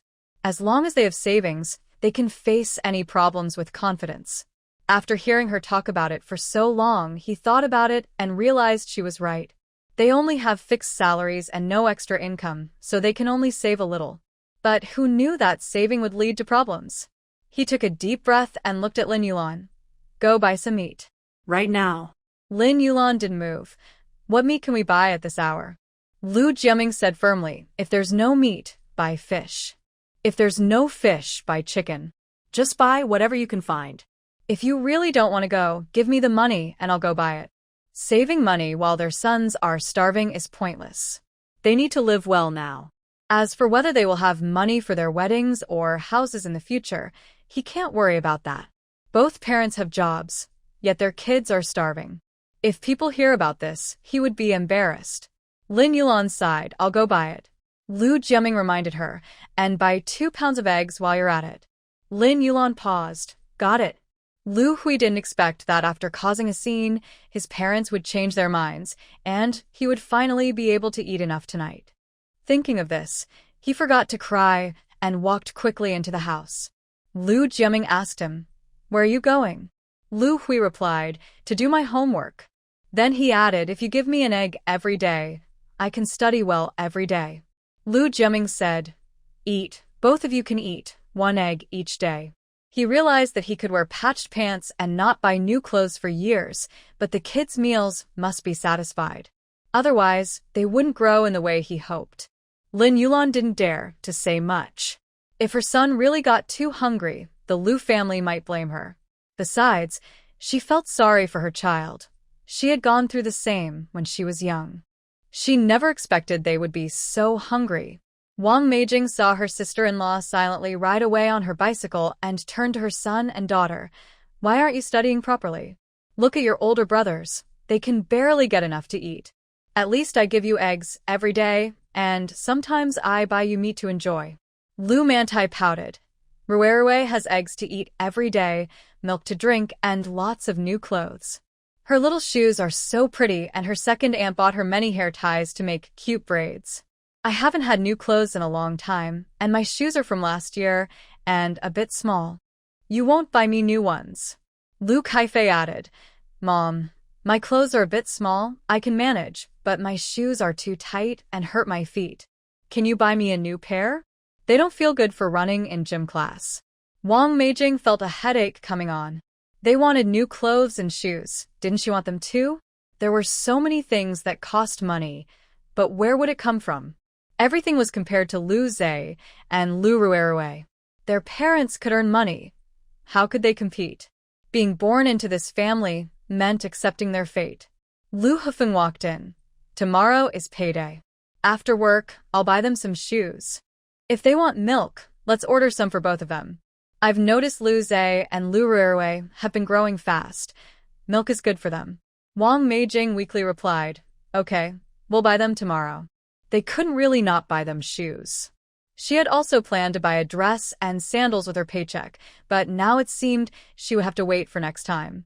In just half a year, she deeply understood that raising children was like a bottomless pit. With the two of them around, she couldn't enjoy a carefree life. Everything had to be focused on them, or else they would fuss like it was a chant.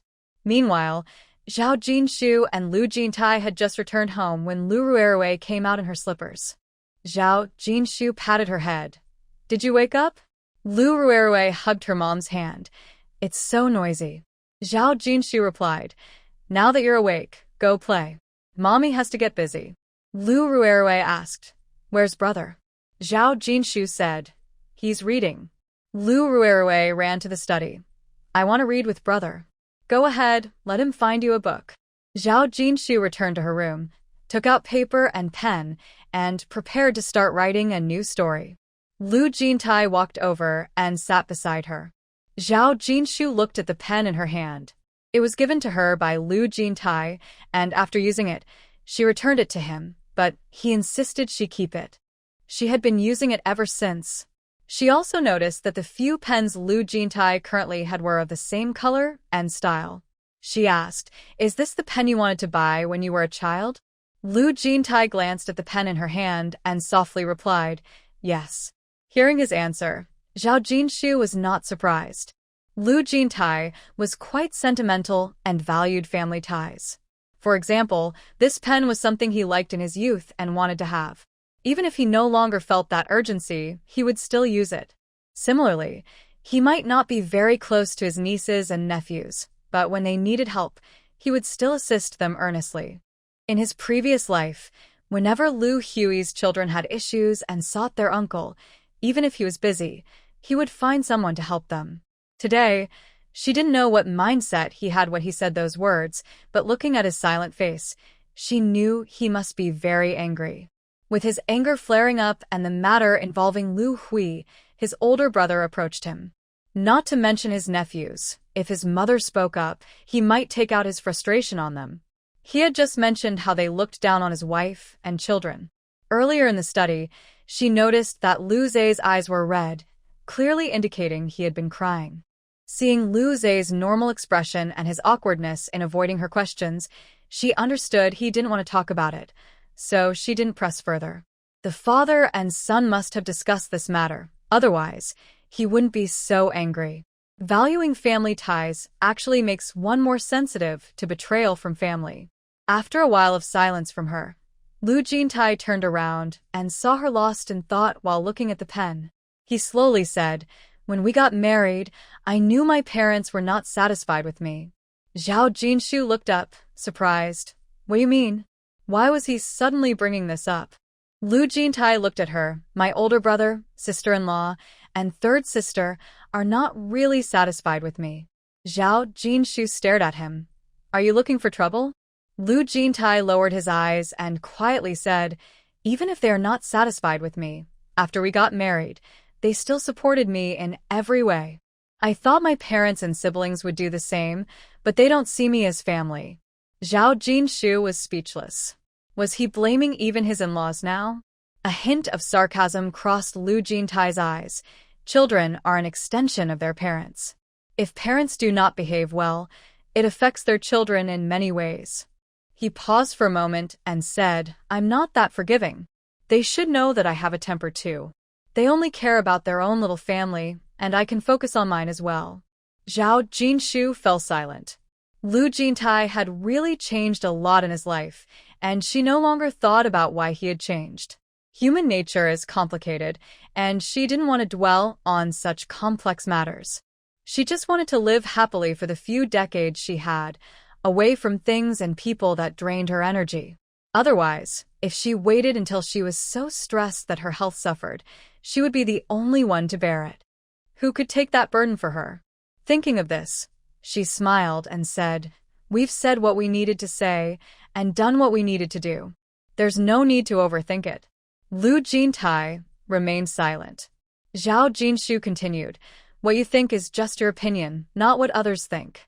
Others won't take responsibility for your thoughts. You can't impose your ideas on them. They aren't responsible for how you feel. Lu Jintai looked at her and said, "You're right. I was presumptuous to bring you all here but couldn't take care of you properly." Zhao Jinshu thought for a moment and replied, "You're busy with work, which is unavoidable. I also have my faults. I'm not assertive enough. We both have many shortcomings, but I don't see that as a problem because we know where we need to improve. We just need to change." Lu Jintai nodded. Zhao Jinshu added, "What we should fear are those who know they are wrong but refuse to change."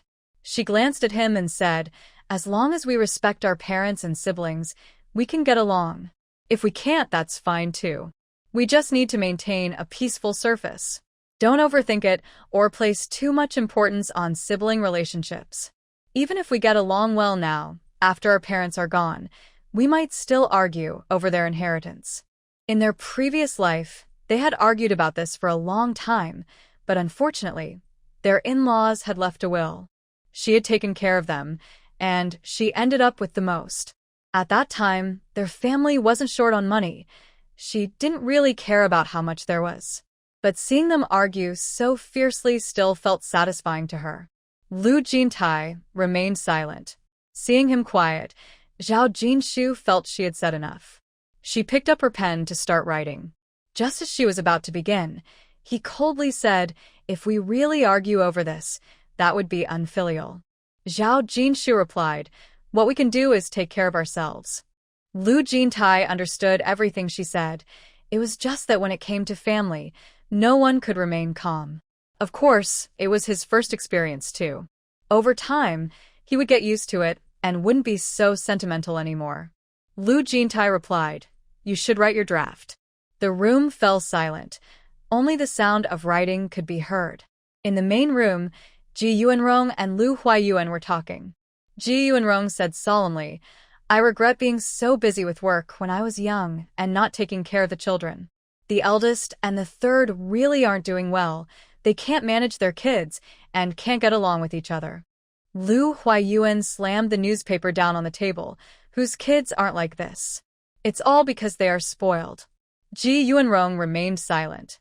Lu Huayuan continued, "In fact, the one who wasn't spoiled is doing much better." Ji Yuanrong sighed. Looking back, when they were young, the eldest and the third would always cause trouble if things didn't go their way. I had to give in to them, while Jintai stood quietly by without saying a word. I was so busy back then that I didn't think about it. Now, it makes me uneasy. We always say we treat all the kids equally, but did we really? Did we unintentionally neglect Jintai? Lu Huayuan replied, "He's always quiet and seems deep. Who knows what he's thinking?" Ji Yuanrong said softly, "Just because he talks less doesn't mean we should ignore him. His growing silence must be related to our neglect." Lu Huayuan responded, "You're overthinking it. He spends all day reading. How much could he be thinking? They are all married with kids now, and the grandchildren are getting older. They've helped where they could, and if they still complain, then they are just ungrateful. Let them be. It's common for siblings to argue. This is nothing serious, and there's no need to sigh and lament." Ji Yuanrong said, "Isn't Jintai looking to buy a house? You should help him look. If he wants to move out, let him." Lu Huayuan agreed. "I've been keeping an eye out for them." Just then, they heard a noise outside, followed by their daughter calling for her sister-in-law in the yard. Ji Yuanrong frowned. What's wrong with her now? She walked outside. Lu Xingyao and He Mingguang were carrying groceries and had already entered the second house's living room. Zhao Jinshu and Lu Jintai came out, and upon seeing them, Lu Jintai asked calmly, "What's going on?" He Mingguang called out, "Second brother. Second sister-in-law." Lu Xingyao, not noticing anything unusual about her brother, lifted the groceries. "I wanted to eat the dishes made by my sister-in-law, and He Mingguang bought the ingredients." Lu Jintai interrupted her. "Your sister-in-law is not your servant. If you want something, just ask her to make it, right?" Lu Xingyao's smile suddenly froze. "I didn't mean it like that." After realizing it, she muttered, "If you don't want to do it, then why act so fierce? It's so confusing." After saying that, she picked up the vegetables and was about to leave. He Mingguang quickly stopped her. If she really left, how would she face her brother and sister-in-law in the future? He smiled and said, "Brother and sister-in-law, what do you want to eat? I've learned a few dishes recently. Let me cook for you to try." Zhao Jinshu smiled and replied, "Really? I can't wait to taste it." He Mingguang then took the vegetables to the kitchen. Lu Xingyao looked at her brother and sister-in-law, then followed He Mingguang into the kitchen. Zhao Jinshu nudged Lu Jintai, saying, "He Mingguang is not bad. You're so fierce and he didn't leave. Stop frowning." Lu Jintai replied, "He has thick skin." Zhao Jinshu glanced at him, and if her lips hadn't curled up slightly, she might have believed him.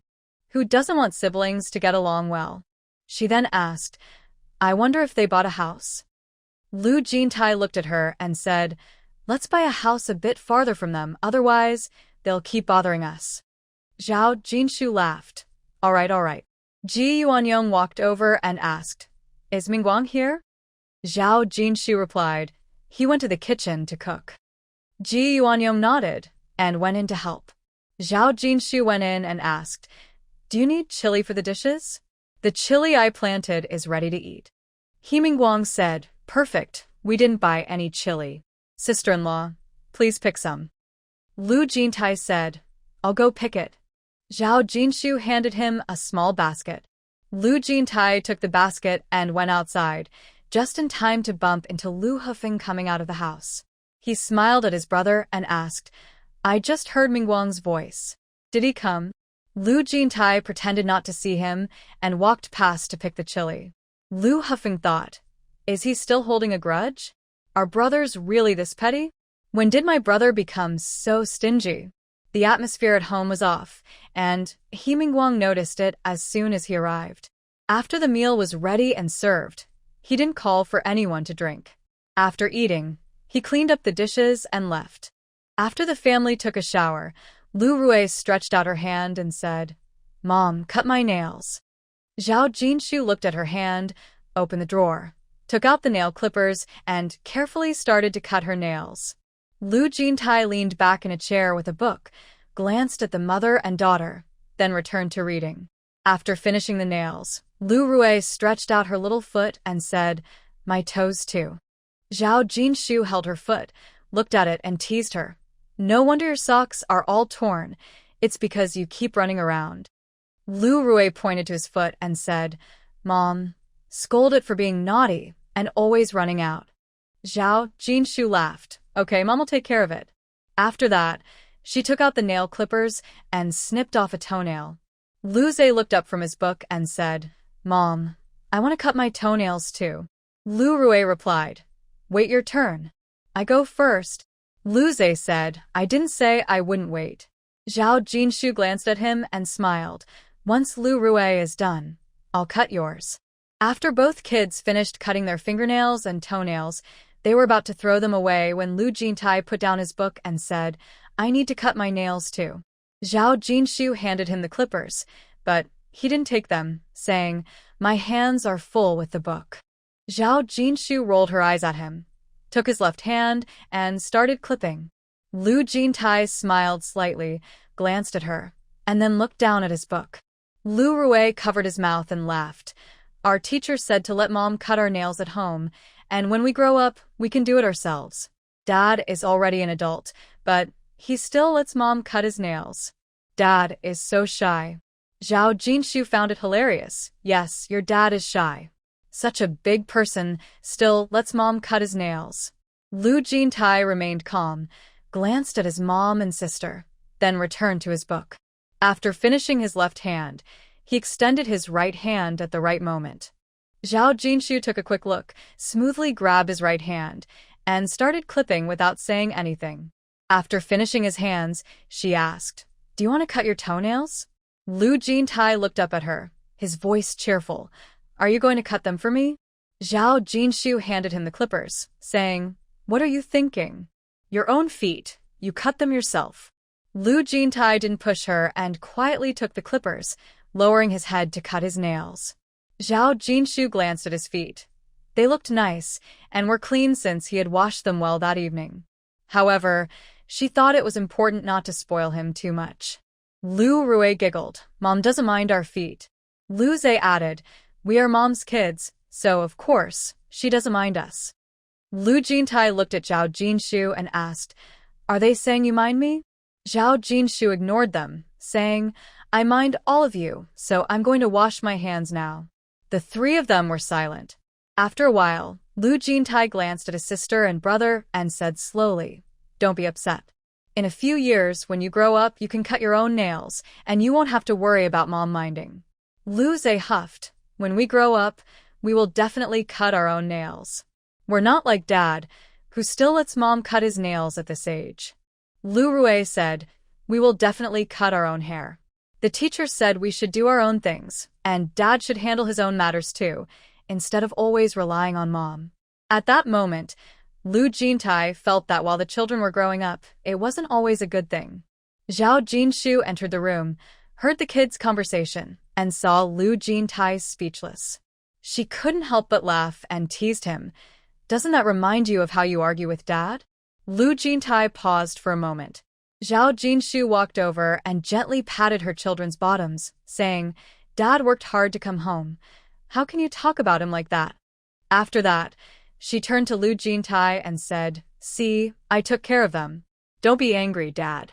The two kids looked at their mom, and seeing her signaling them, they quickly covered their bottoms and shouted, "Ouch, that hurts. Mom, your spanking really hurts. We shouldn't have said that about Dad." Lu Jintai helplessly glanced at the three of them. Were they treating him like a 3-year-old? He tidied up, stood up, and said to Zhao Jinshu, "I'm going to wash my hands." As he stepped outside and heard the laughter of his wife and children, he couldn't help but chuckle softly. He turned on the yard light and was about to wash his hands when he suddenly noticed someone standing by the pillar. He frowned and said in a serious tone, "Who's there?" "It's me, second brother." "It's me." Lu Huffing stepped out from behind the pillar, holding a cigarette. Seeing him, Lu Jintai's expression softened a bit, but he ignored him and continued to wash his hands.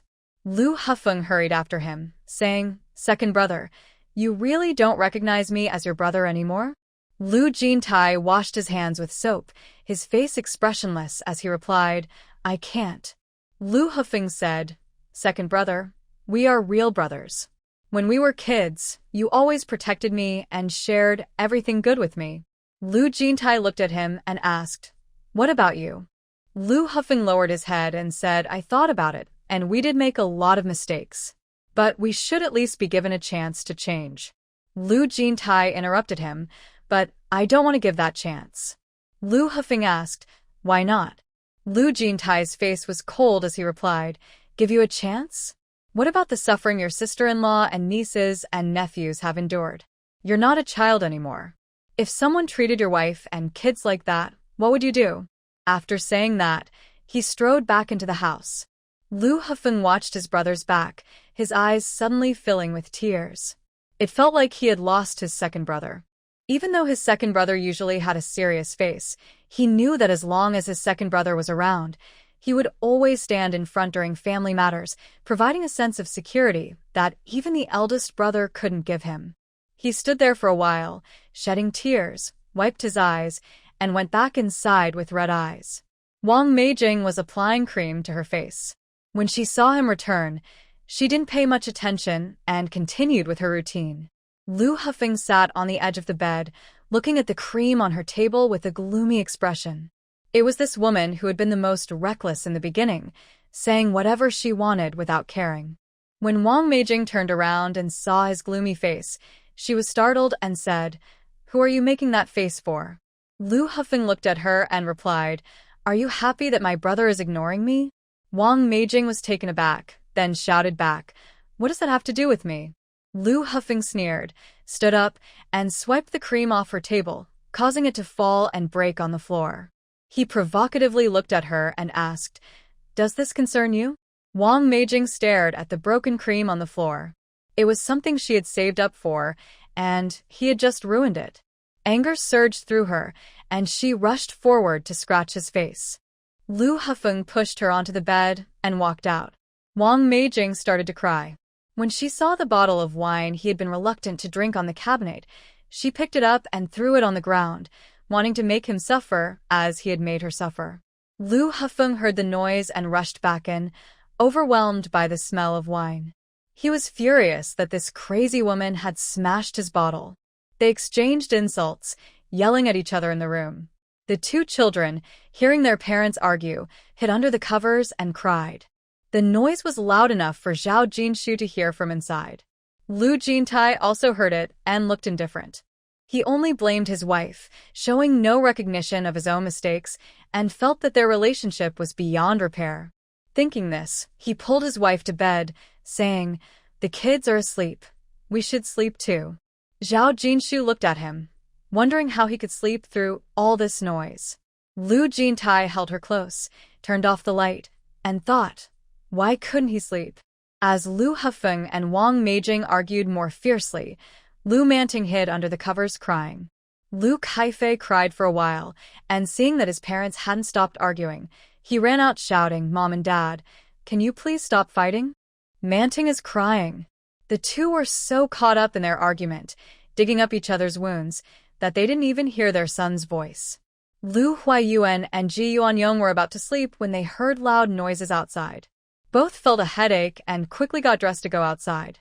They followed the sound to their third son's room. Ji Yuanyong looked at the two people arguing loudly and said angrily, "What are you making noise about at this hour?" Wang Meijing, with messy hair and red eyes, pointed at Lu Hafeng and said, "My second brother is ignoring him and taking it out on me, saying it's all my fault. He can't even manage his own relationships with his brothers, so why is it my problem?" Lu Hafeng wiped his face and sneered, "Fine. If that's how it is, if I can't manage my own brotherly relationships, then don't expect me to help your family. In the future, when you go back to your family, don't call for me. That's your family, not mine." Ji Yuanyong glared at both of them. "If you want to argue, take it outside to the street. As long as you don't disturb anyone's sleep, you can argue as much as you want." The two lowered their heads and fell silent. Ji Yuanyong looked at Lu Hafeng. "You are in your 20s or 30s. Think about why your second brother is ignoring you. Instead of blaming others, why not reflect on yourself? If you can't even stand properly, how can you criticize others?" Lu Hafeng gradually lowered his head. Ji Yuanyong continued, "You are a grown man. They all depend on you to live. If you keep acting irresponsibly, what right do you have to judge others?" Lu Hafeng suddenly looked up. "Does Wang Meijing have no faults at all?" Ji Yuanyong replied, "You both are equally at fault. If you could support this family, I would talk to your wife about her mistakes, but if my own son is not behaving well, I can't face her." Lu Hafeng fell silent. Ji Yuanyong glanced at their room. "Clean up and get back to what you need to do." After saying this, she turned and took Lu Huayuan back inside. Leaning against the bed, Lu Huayuan said, "With all this noise, Jin Tai must have heard it." Ji Yuanyong suddenly sat up. "What are you trying to say?" Lu Huayuan sighed. "Jin Tai is becoming distant from his brothers." Ji Yuanyong snorted. "With all this noise, we heard it. Jia Ming and Xing Yao must have heard it too. Have they come out? Why only mention Jin Tai?" Lu Huayuan replied, "Look at you. You need to let me finish my thought." Ji Yuan felt a surge of frustration.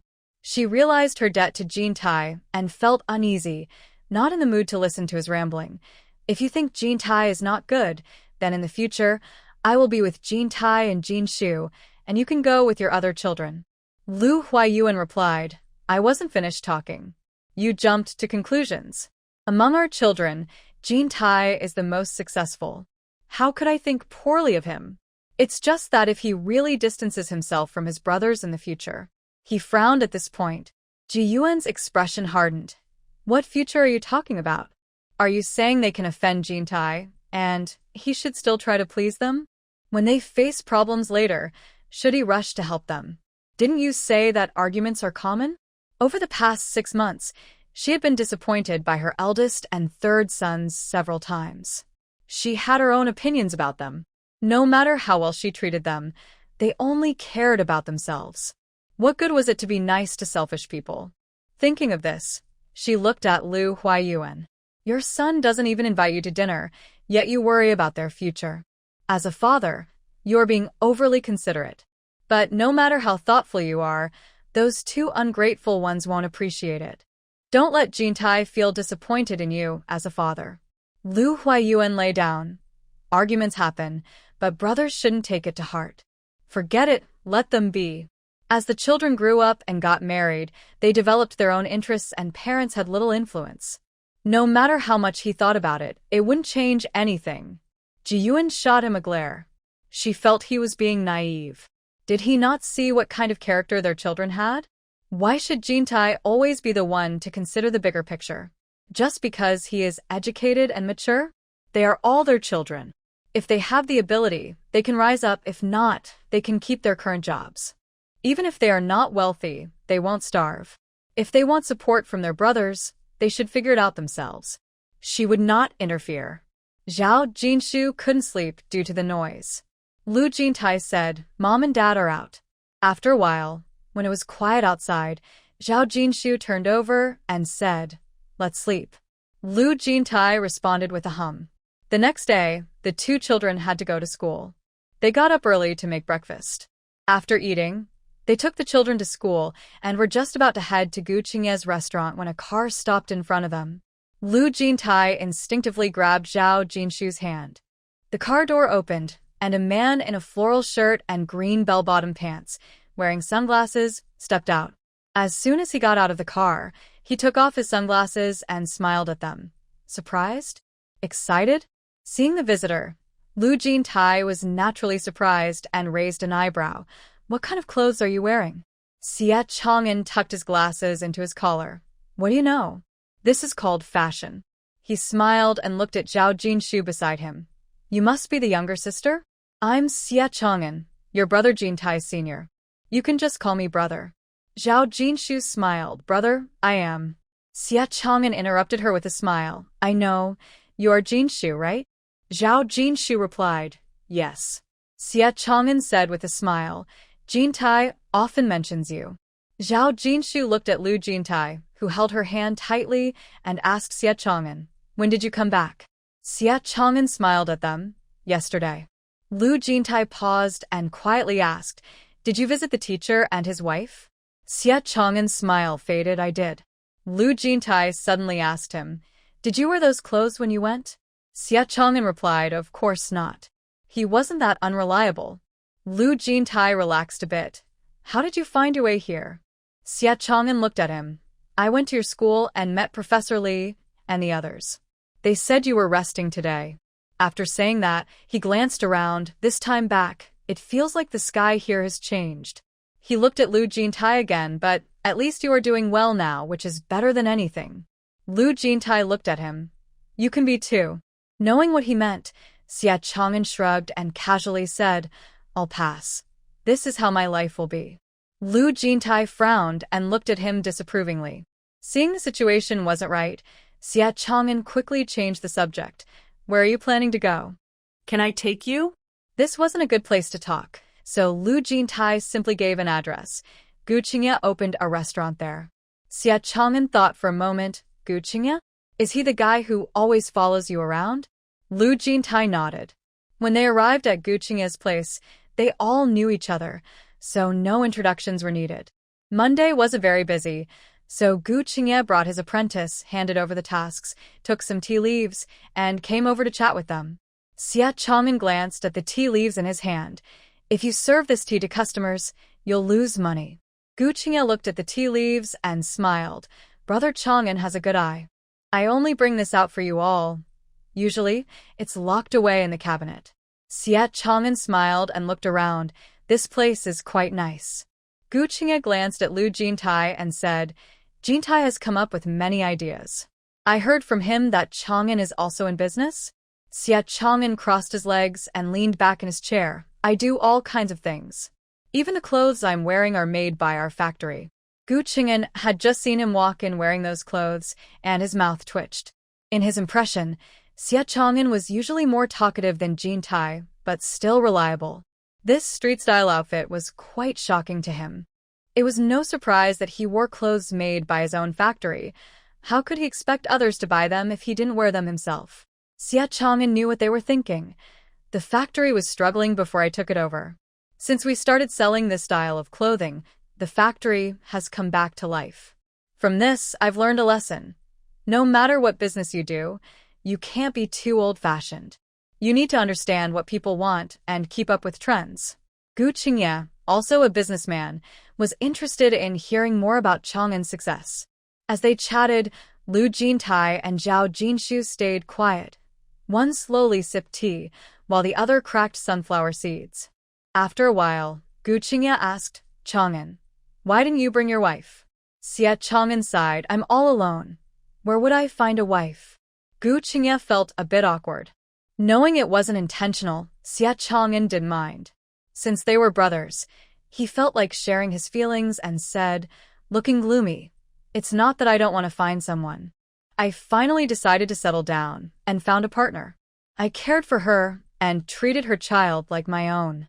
But when her ex-husband came back, she left without a second thought.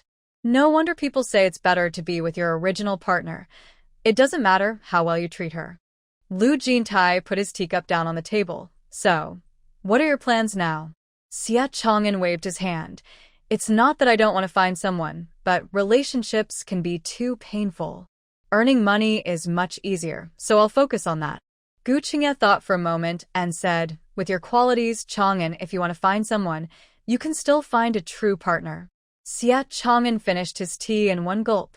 I thought her ex-husband treated her badly, sometimes even hitting her.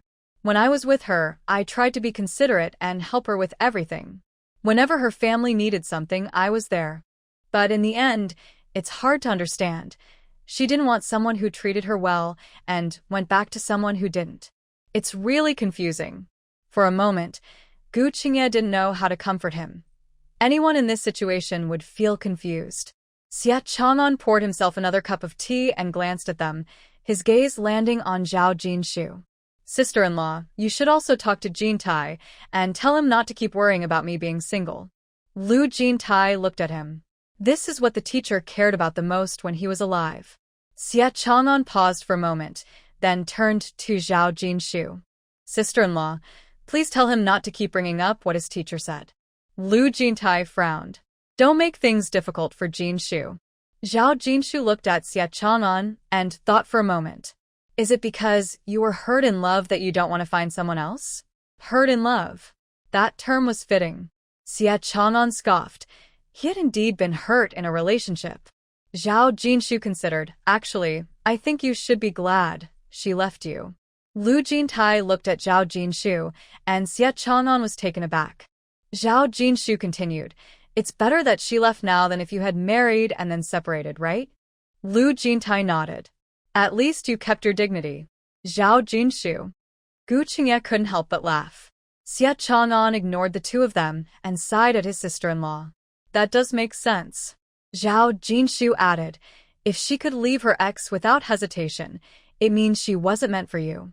Shouldn't you be relieved to be rid of a burden? Xie Chang'an replied, I just can't understand how someone I treated so well could leave for her ex. Was he not good to her?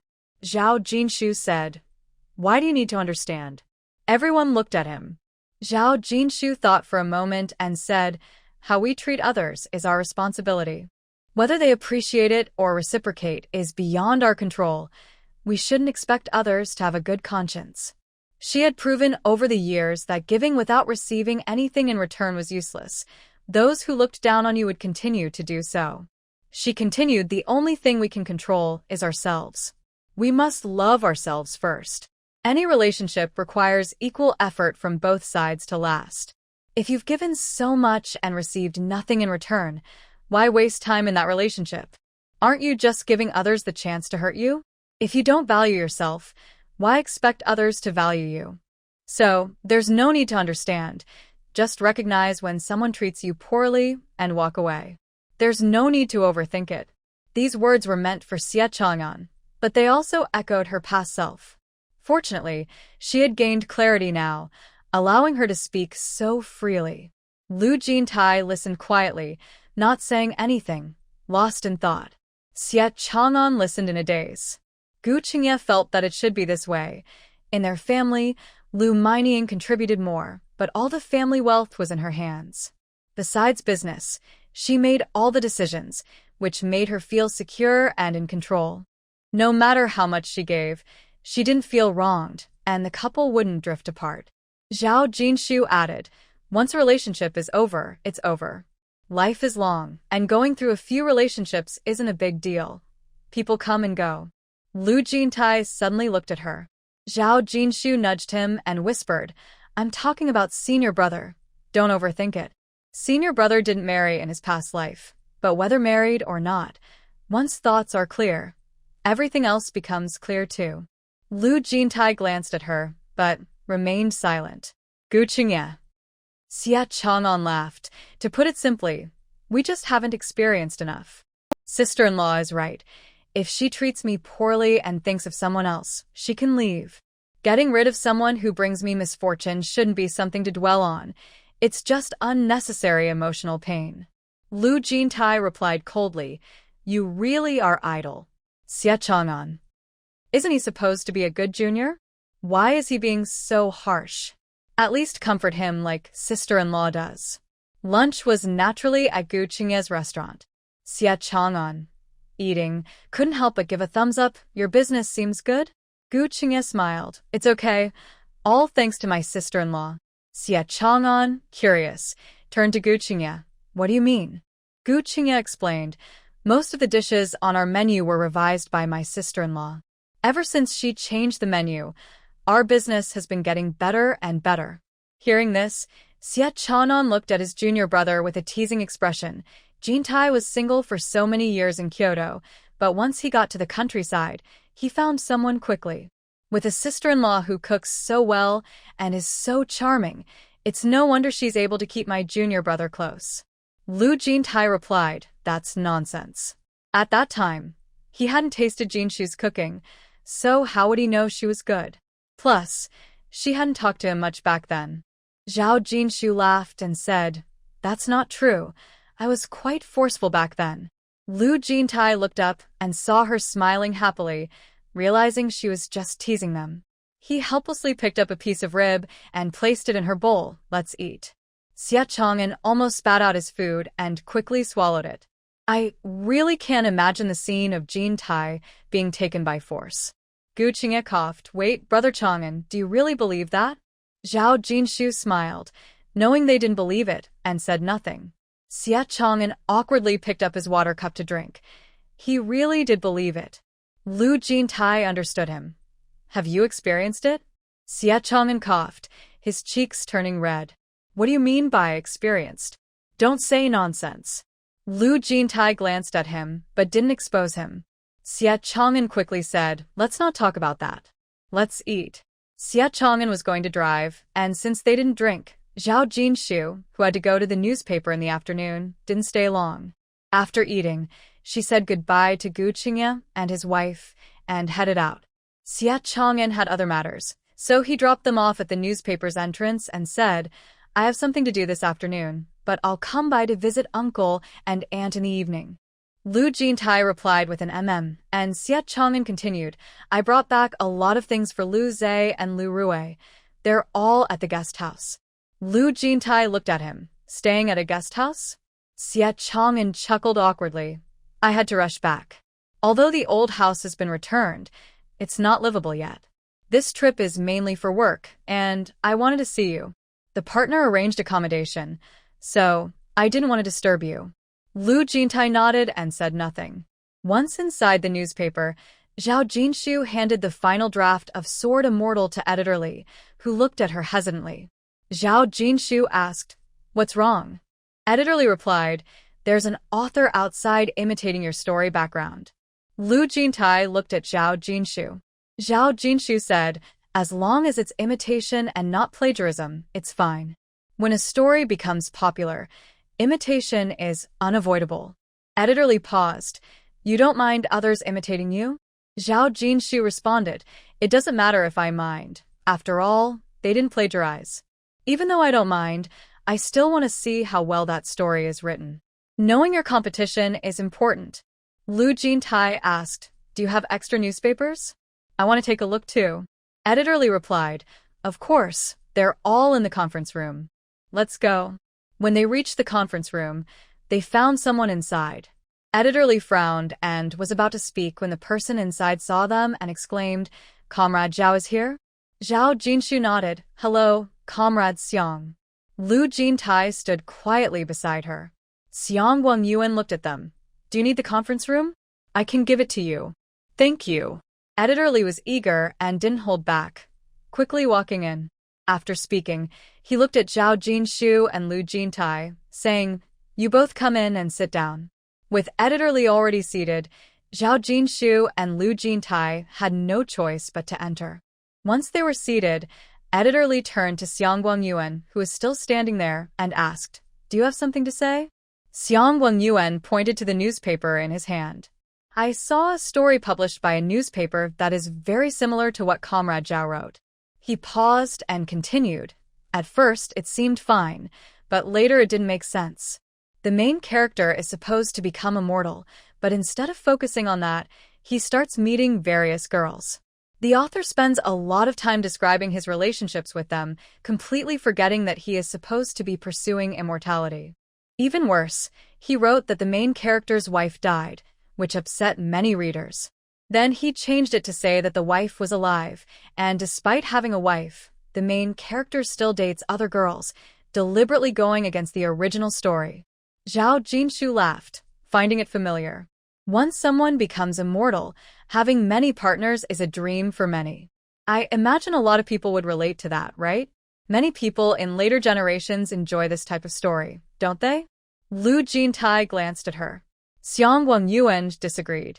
"I think if he has a wife, he should focus on becoming immortal instead of falling for every girl he sees, which distracts him from his goal." Editor Lee interrupted him. "If Comrade Xiang has something to do, please go ahead. We still need to discuss some matters." Feeling a bit embarrassed, Xiang Guangyuan scratched his head. "Then I'll let you talk." He just wanted to remind Comrade Zhao that someone was imitating her story. After he left, Editor Lee took the newspaper and showed it to them. Zhao Jinshu flipped through it. "It's several thousand words. Let's take it home to read." "That's up to you."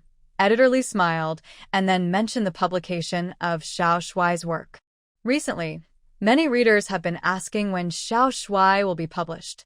I contacted our longtime partner publisher, and they said the basic payment would remain the same as before. Considering your current popularity, I negotiated a 12% royalty for you, which is the highest available now. What do you think? Even though Zhao Jinshu didn't go out much, working in this field, she had some understanding of current publishing rates and royalties. She smiled. "I certainly trust Editor Lee." Editor Lee said, "Since you agree, let's find a time to sign the contract." Zhao Jinshu naturally agreed. After finishing their conversation, the two of them left the newspaper office. On the way to the bus stop, Lu Jintai glanced at Zhao Jinshu and said slowly, "Comrade Zhao, you must be doing well in your career now, right?" Zhao Jinshu looked at him and asked, "What do you mean?" Her tone didn't sound happy. Was he uncomfortable with her success? What was he thinking? He spoke with some difficulty. "Are you thinking about having it all?" She had just mentioned that having it all was a dream for many people. Zhao Jinshu suddenly stopped in her tracks and said, "Lu Jintai, you're crazy." After saying that, she walked ahead quickly. Watching her walk away, Lu Jintai realized he might indeed be the one with issues. Once on the bus, Zhao Jinshu noticed he sat next to her and looked out the window, ignoring him. The two didn't speak during the ride. When they got home, Zhao Jinshu went straight to her room and started reading the newspaper. Lu Jintai gently sat next to her and said softly, "I'm sorry." Zhao Jinshu huffed, "I can't handle it." Lu Jintai slowly took her hand. She tried to pull away, but couldn't. He lowered his gaze and said, "I don't know why I think like that. I can't control it." He was being overly sensitive. Zhao Jinshu scoffed, "You better control yourself and stop overthinking. If this happens again." Lu Jintai tightened his grip on her hand. "I'll try my best." Zhao Jinshu shot him a glance. "What do you mean, try? Even if you can't control your thoughts, you should control what you say." Lu Jintai looked at her and replied, "Okay." He could control what he said, but controlling his thoughts was harder. He had tried and failed. Zhao Jinshu looked at him and said, "Let go. I want to read the newspaper." She had been so cold earlier. Lu Jintai not only didn't let go but held her hand even tighter. Zhao Jinshu shot him a glare and used her left hand to turn the pages of the newspaper. Seeing this, Lu Jintai's mood gradually eased. While the two were reading the newspaper, Ji Yuanrong came out after her nap. Seeing their door open, she called out, "Jinshu?" Hearing her call, they both came out. Zhao Jinshu asked, "Mom, what's up?" Ji Yuanrong looked at them and smiled. "I'm going to pick up Ziz and Ruerwei this afternoon. You stay home and write your article." Lu Jintai turned to her and said, "Shi Xiang is back. He's coming over tonight to see you. You prepare dinner, and I'll go pick them up." Ji Yuanrong was surprised at first, then delighted. "Chang'an is back? When did he return?" Lu Jintai replied, "He's back to discuss work and will leave again in a couple of days." Ji Yuan shot him a glance. "Why didn't you say it earlier?" "There aren't many vegetables at home." Lu Jintai replied, "You're on your lunch break, and he's not a stranger. He'll eat whatever we have." Ji Yuan glared at him. "Even if he's not a stranger, he hasn't been back in years. I should prepare a nice meal for him. It's still early. I'll go to the market and buy some vegetables. You two keep busy." After she finished speaking, she rode off on her bicycle. The two returned to the house to continue reading the newspaper. Lu Jintai read the beginning and then set it aside. Besides the story written by Zhao Jinshu, he wasn't interested in the other stories, especially since they were confusing. It was better to help Jinshu with the reader letters instead. Zhao Jinshu didn't mind him, and after finishing the newspaper, she chuckled softly. Lu Jintai looked at her. "What's so funny?" Zhao Jinshu pointed at the newspaper. "Actually, this author is quite clever. He captures both male and female readers. The male lead, after becoming a cultivator, transforms from an ordinary person into a proud and aloof immortal. Although he is pursued by many girls, he neither accepts nor rejects them, always talking about his wife. He establishes a deep and affectionate character. Those girls may like him, but it doesn't matter as long as he doesn't have any real relationships with them. Even if there's some flirtation, he remains the good man who loves his wife, even after becoming an immortal." She just wondered if female readers would buy into this. She could see the problem at a glance. Lu Jintai expressed his thoughts. "It's all mixed up." Zhao Jinshu laughed. "You haven't even finished reading. How do you know it's mixed up?" Lu Jintai replied, "The character you wrote, Yido, has determination and spirit. He is focused on reviving his wife and helping the people fight off monsters, never swayed by external temptations. He endures hardships and seeks survival in desperate situations, never giving up easily. It's not surprising that he can become a sword immortal. But this author's main character can forget his original intentions over a little attraction to women. How can he become an immortal? It doesn't make sense." He looked very serious, and Zhao Jinshu couldn't help but say, "Don't worry. As long as the author gives him a special ability, he can become an immortal." Lu Jintai disagreed. "Even a consistently excellent student will see their grades drop if they become lazy." After a pause, he asked, "What do you mean by a special ability?" Zhao Jinshu thought for a moment and said, "For example, a student with excellent grades becomes lazy. Their grades drop, and they get criticized by teachers, scolded by parents, and mocked by classmates. Feeling regret won't help. They've fallen too far behind to catch up.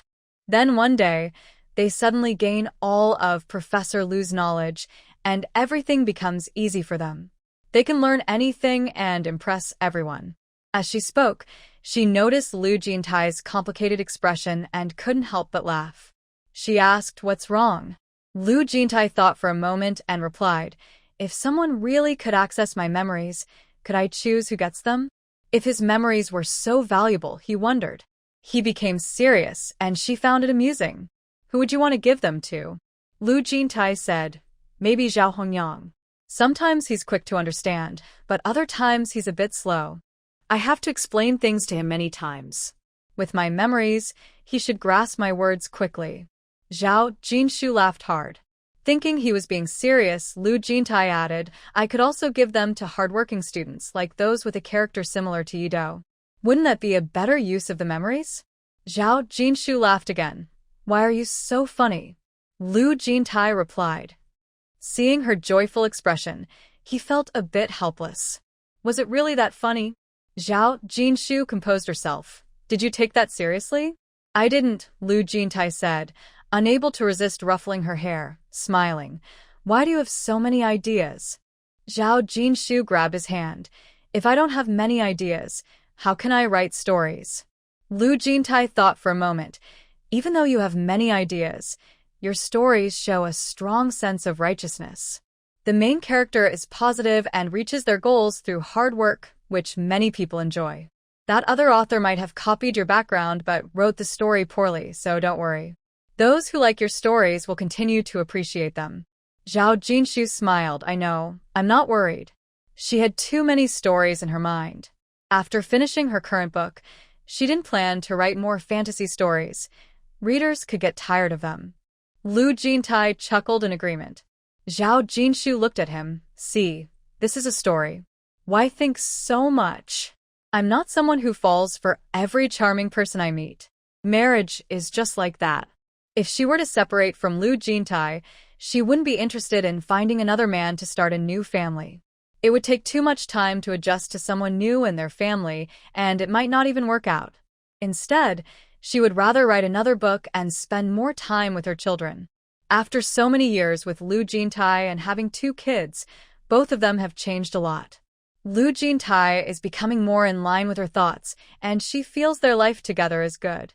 There's no need to hurt their small family for outsiders. She knows clearly what she wants in life. Lu Jintai held her hand and said, It's my fault. Zhao Jinshu replied, Of course it's your fault. You are now a father of 2 kids, so what are you afraid of? Lu Jintai was taken aback and looked up at her. Zhao Jinshu glanced at him and said, Who told you to be the father of my kids? A father is important to a child. I only plan to have these 2 kids in my life, so of course, I need to hold on to you tightly. Otherwise, if their father leaves, what will I do when the kids cry? Lu Jintai reassured her, I won't leave. It's nice to be important because of the kids. At least she said she would hold on to him tightly. Zhao Jinshu nudged him. It's getting late. We should go pick up the kids. Lu Jintai pulled her up. Together? We've been sitting for too long. Let's get some fresh air. It's not good for our health to sit all the time. Zhao Jinshu nodded, locked the door, and they both went outside. After picking up the kids, Ji Yuanrong returned from grocery shopping. Zhao Jinshu grabbed an apron to help, but Lu Jintai took it from her. You stay with them while they read and do their homework. I'll help in the kitchen. Zhao Jinshu glanced at him and handed him the apron. The 3 boys had been a bit moody lately, so Ji Yuanrong didn't call the oldest and youngest to avoid making things uncomfortable. She felt uneasy too. Xia Chang'an arrived after finishing his tasks, and by then, everyone in the yard was back. Ji Yuanrong and Lu Jintai were cooking when they heard the noise and came out to greet him, with Lu Huayuan following behind. The yard was lit up, and Xia Chang'an spotted them from a distance, calling out, Uncle. Aunt. Ji Yuanrong jogged over and patted his shoulder. You've been away for so long, and you didn't even come back to visit. Lu Huayuan looked at him and said, It's good that you're back. Xia Chang'an smiled. Lu Jintai approached and looked him over, noticing he was dressed normally, which didn't surprise him. Xia Chang'an handed over some gifts, saying, These bags are for Lu Zhe and Lu Rui, and these are for Jintai and his siblings. This is for you, uncle and aunt. Ji Yuanrong said, It's not easy to make money. Why buy so many things? Xia Chang'an smiled and replied, Don't worry, aunt. The clothes and other items are all made in our factory, so we didn't spend any money. Ji Yuanrong had asked her son and knew he was in business, but she didn't know he had opened a clothing factory. She didn't say more and picked up her things, saying, Let's go inside and talk. The group walked into the yard with their items. Zhao Jinshu heard the noise inside and came out with the children.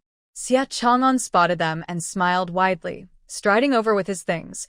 Is this Lu Zhe and Lu Rui? Lu Zhe and Lu Rui looked at him curiously. Lu Zhe raised his head and asked, Which uncle are you? Zhao Jinshu chimed in.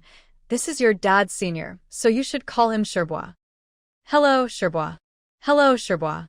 The two children greeted in unison. Xia Chang'an wanted to hug them, but since he was holding things, he bent down and said, "Hello to you too. Sherbo brought you gifts. Come on, let's go inside and open them."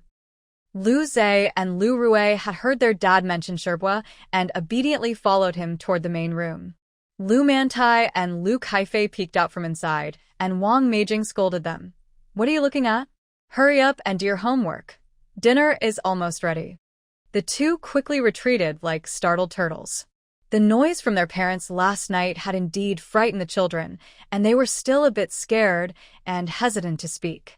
Lu Hafeng sat on a stool picking vegetables. Xia Chang'an often came over to play before, and they had a good relationship.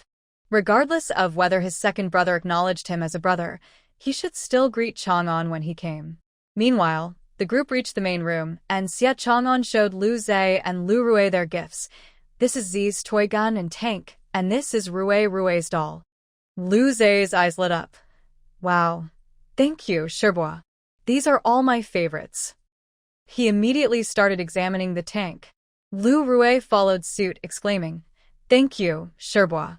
So many dolls, 1, 2, 3, 4, 6 dolls. I want to put them all on my bed and hug them while I sleep." They were excited outside, while the Lu family sat at the dining table eating. They heard the commotion but didn't come out. Listening to the noise, no one spoke, and they quietly continued eating their meat. Suddenly, Lu Xiang remarked, "Uncle's friends are so generous. They always bring gifts for Lu Zhe and Lu Rui.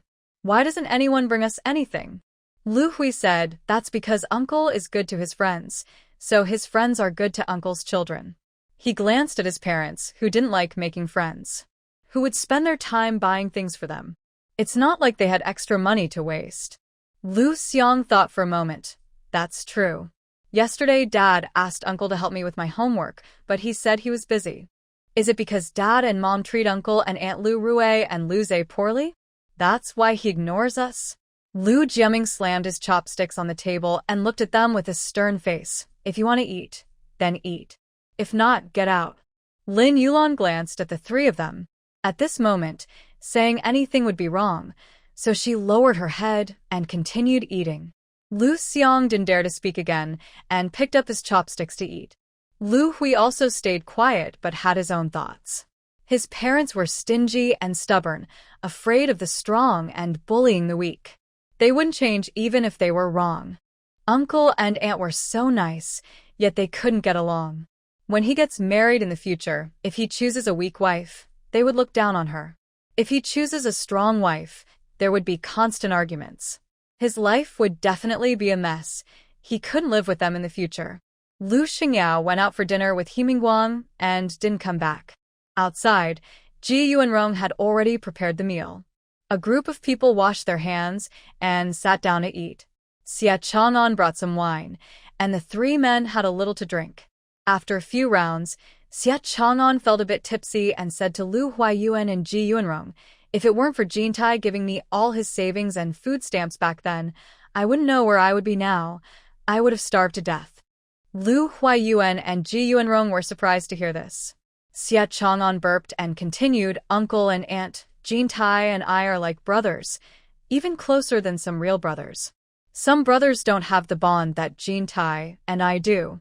Lu Huayuan felt uncomfortable hearing this, thinking about how his own three sons were almost fighting. Xia Chang'an added, "My parents are gone, and Jintai is my only family. In my life, I trust no one but him. If he asks, I would give my life for him. Good junior brother." Zhao Jinshu was drinking soup and almost choked when she heard this. Lu Jintai reached out to pat her back and said to Xia Chang'an with annoyance, "What would I want your life for? Do you want me to break the law?" Zhao Jinshu thought, "Should I be glad I don't have soup in my mouth right now?" Lu Huayuan couldn't find the mood to laugh. He always knew that Jintai was a righteous person, but it was foolish that his older and younger brothers offended him. On the other side, Xia Chang'an rolled his eyes and looked at Zhao Jinshu, saying, "Sister-in-law, is your Jintai really that boring?" He rarely got emotional after drinking, yet he wasn't cooperating. Lu Jintai remained expressionless and didn't want to respond. After all these years, he still talked too much. Zhao Jinshu smiled. I think my Jin Tai is quite interesting. Lu Jintai glanced at her, and his lips unconsciously curled up. Xie Chang'an admitted defeat. No wonder you two are a couple. Lu Jintai's smile deepened. Ji Yuanyong looked at him and said with a smile, a couple is one, so Jinshu naturally supports Jintai. You should hurry and find a wife to be close to. Xie Chang'an quickly put a piece of meat in her bowl, saying, Auntie, let's eat. Ji Yuanyong shook her head with a smile and didn't say more. Xie Chang'an hadn't been back for many years and got overly excited to see his good friend, leading him to drink too much. Because of this, Lu Jintai couldn't let him leave. Ji Yuanyong prepared a guest room, and fortunately, Xie Chang'an was well behaved. Even when drunk, he didn't cause any trouble. After washing up, he collapsed on the bed and fell asleep. Lu Jintai made sure he was settled, but when he turned around, he didn't see Zhao Jinshu anymore. He asked Lu Zhe, where's your mom? Lu Zhe shifted his gaze from the TV to him. Mom said she went to take a shower. Lu Jintai nodded. It's getting late. You shouldn't watch anymore. Lu Zhe asked, Dad, can we finish this part? It'll be done soon. Lu Jintai glanced at the screen. Finish it and come back with your sister. Lu Zhe replied, got it, Dad. Lu Jintai then looked at his daughter. Come back with your brother later. Lu Rui said, okay. After giving instructions to his children, Lu Jintai returned home. The bathroom door was open and the kitchen light was on. He went to the kitchen and saw her carrying water outside. He quickly walked over and took the bucket from her hands, saying, Why didn't you call me? Zhao Jinshu stood up straight.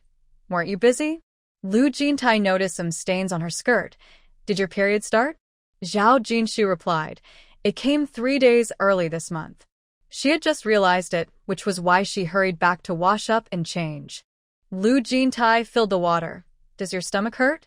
Zhao Jinshu gently said, It hasn't hurt for the past 2 months, and I feel fine now.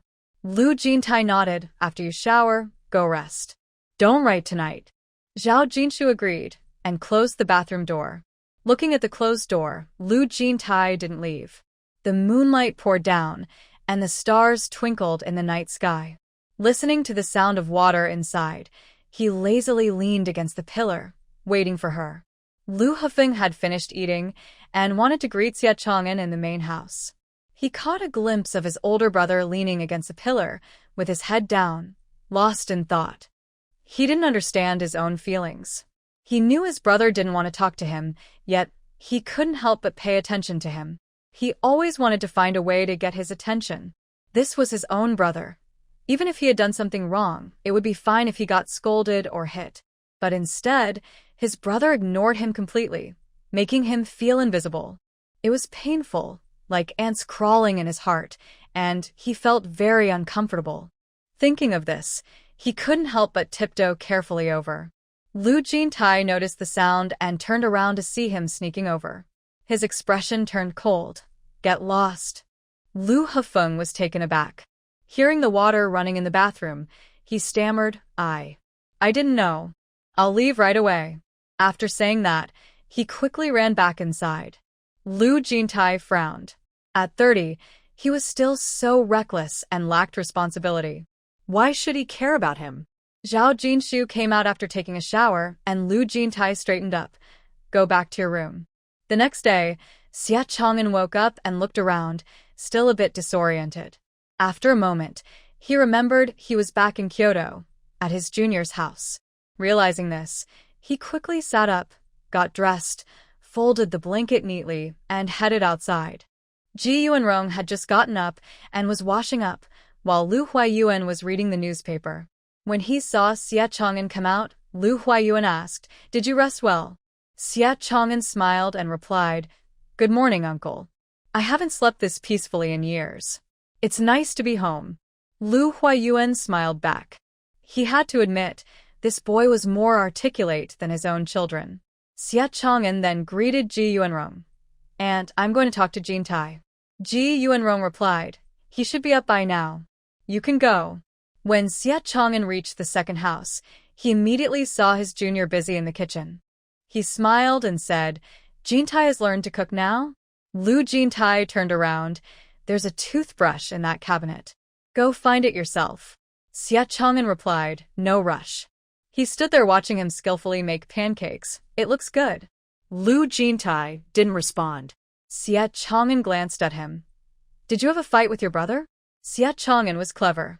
Living in the same courtyard, he didn't believe that Lu Ming and Lu Hufeng didn't know he was there. He used to visit the Lu family often and was familiar with Jin Tai's two brothers, so it was strange that none of them came to greet him. Even his senior brother, Lu Jintai, showed no interest in discussing matters between brothers. Xia Chang'an glanced at him and didn't deny it, which meant there was indeed a conflict. He understood his junior brother well. He usually didn't get angry with others and never started trouble. If those two brothers had not provoked him, he wouldn't be upset with them at all. Xia Chang'an asked, how did they upset you? Lu Jintai replied with 2 words, too talkative. Xia Chang'an shot him an annoyed look. He was trying to show concern, and what did too talkative have to do with it? Forget it, if he didn't want to say more, that was fine. He turned to the cabinet to find his toothbrush. Lu Jintai handed him the cup and toothpaste, and he took them and walked out.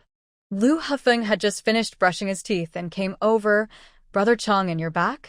I wanted to talk to you last night after dinner, but Mom said you drank and went to sleep. Xia Chang'an calmly assessed him. How have you been these past few years? Lu Hufeng sighed. Still the same. What are you doing now, Brother Chang'an? Xia Chang'an replied, I've opened a few factories. Lu Hufeng was shocked. You opened a few factories? He then asked, what do they produce? Xia Chang'an said clothes, shoes, and so on.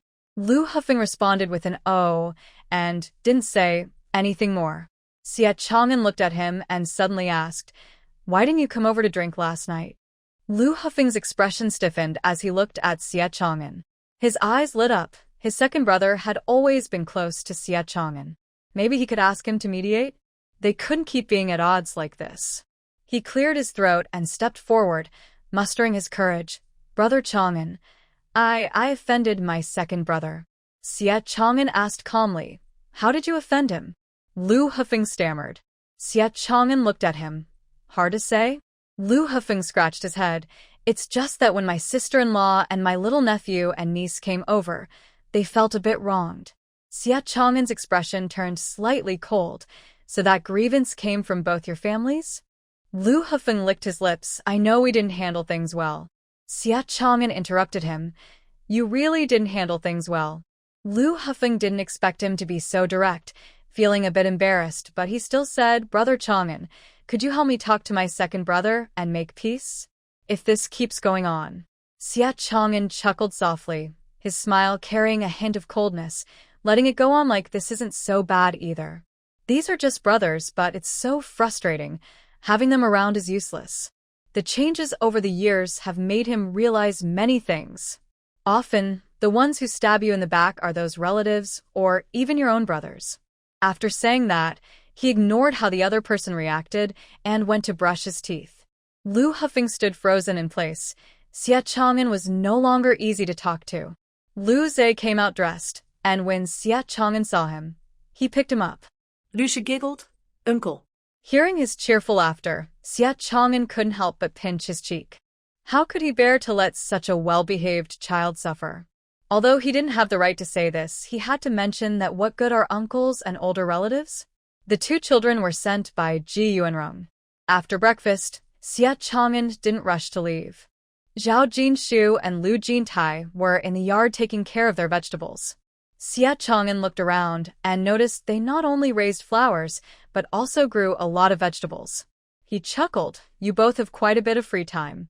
Perhaps for Jintai and his sister-in-law, working hard during busy times and enjoying gardening during their free time is the true way to enjoy life. He observed the couple. They seemed to have a good temperament and worked well together. Although his sister-in-law looked young, she had a calm presence and spoke thoughtfully.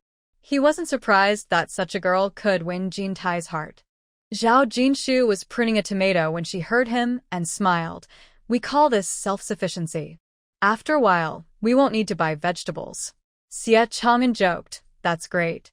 It keeps you busy and saves a lot of money. Zhao Jinshu laughed. It really does save quite a bit. Xia Chang'an turned to them. I heard you mention going to a full moon feast last night? I can give you a ride while I run some errands.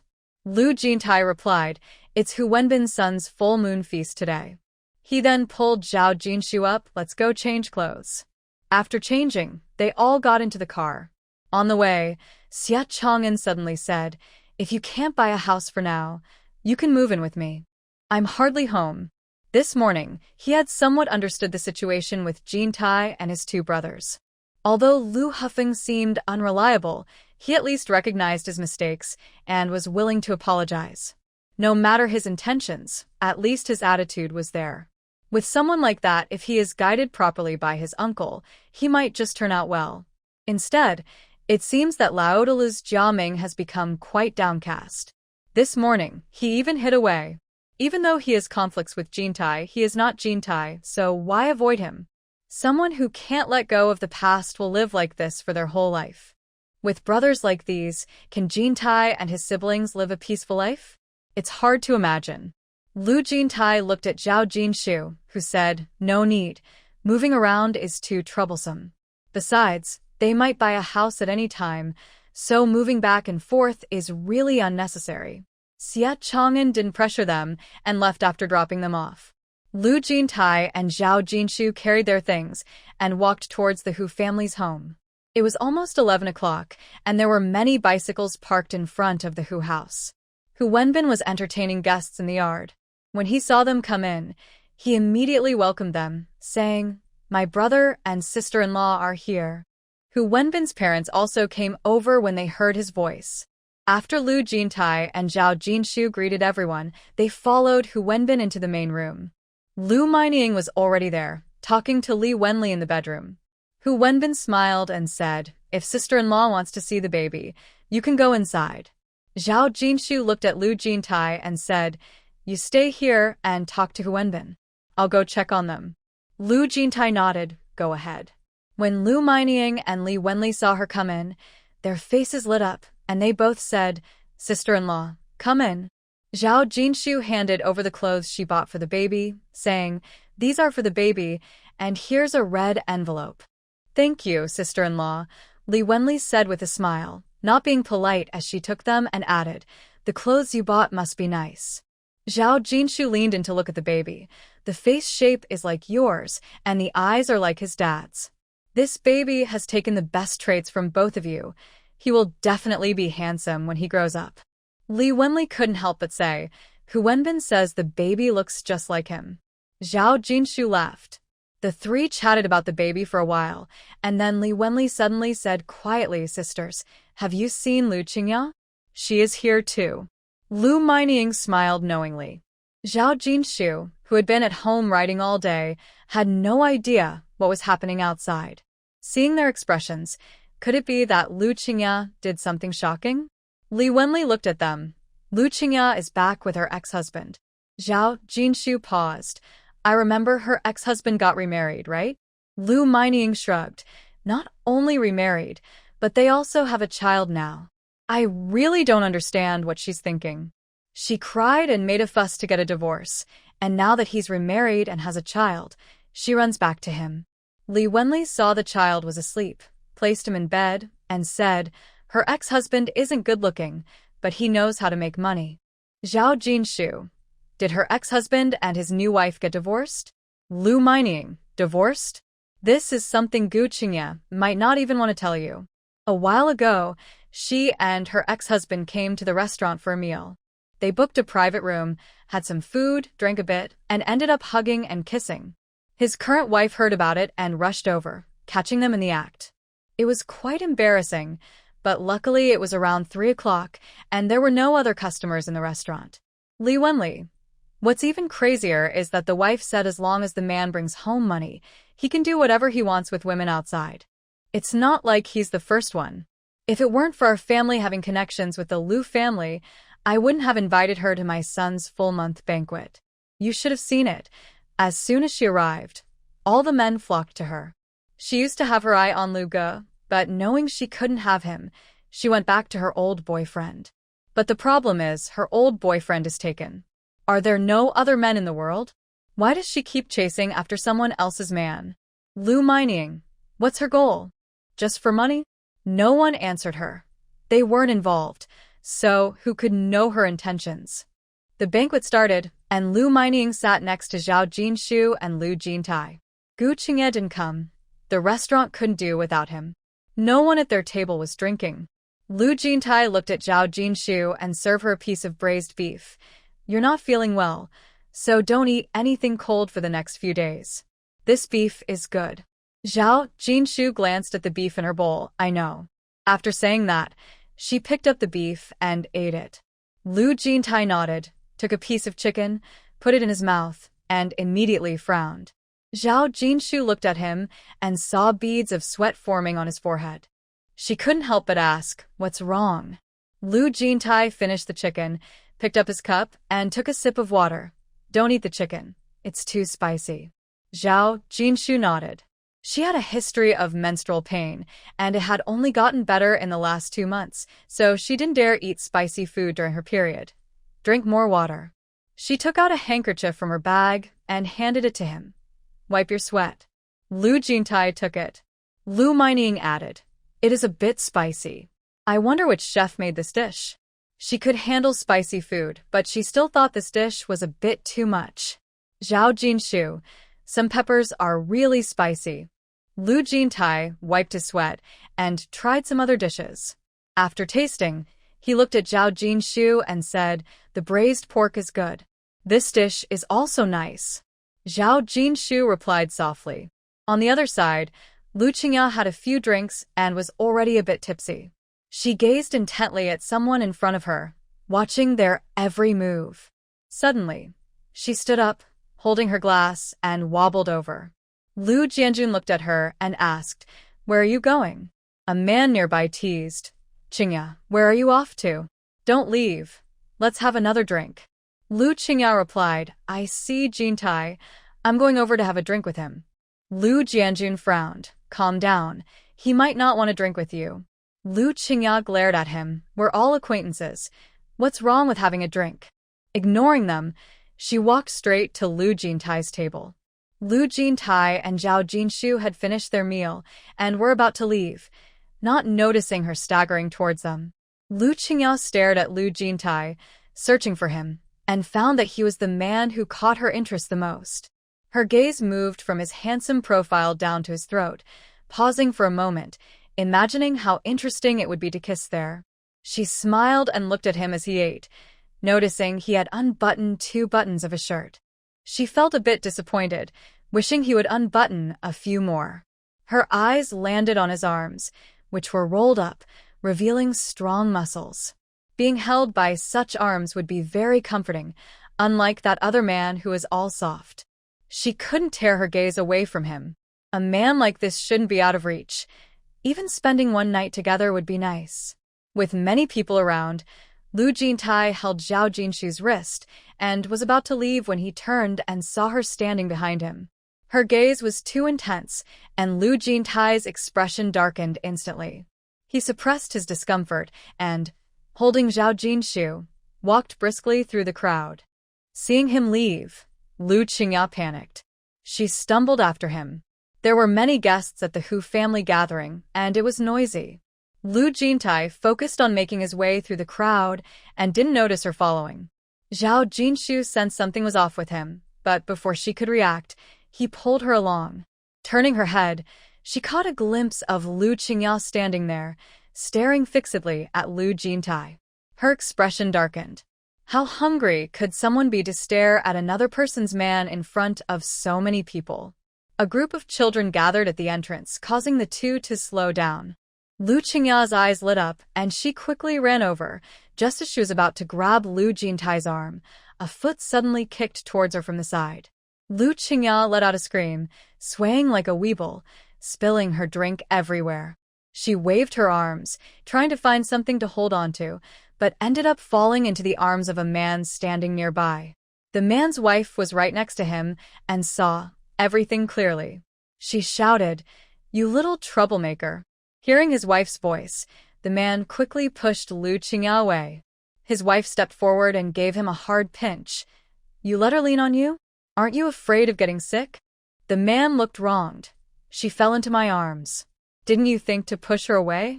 At the same time, Zhao Jinshu let out a gasp. She had pulled a muscle in her leg from the sudden movement. She acted too quickly, and by the time Lu Jintai reacted, she had already kicked the person away. He quickly wrapped his arms around her. Are you hurt? Before Zhao Jinshu could answer, Lu Mining came over. That kick was great. Zhao Jinshu replied, I pulled my leg a bit. It hurts, but it's nothing serious. Lu Jintai looked at her, his face pale. How can it be nothing? He bent down and picked her up, striding outside. Zhao Jinshu looked at him. I should be able to walk. Lu Jintai replied, There are too many people. Don't move. Zhao Jinshu complied.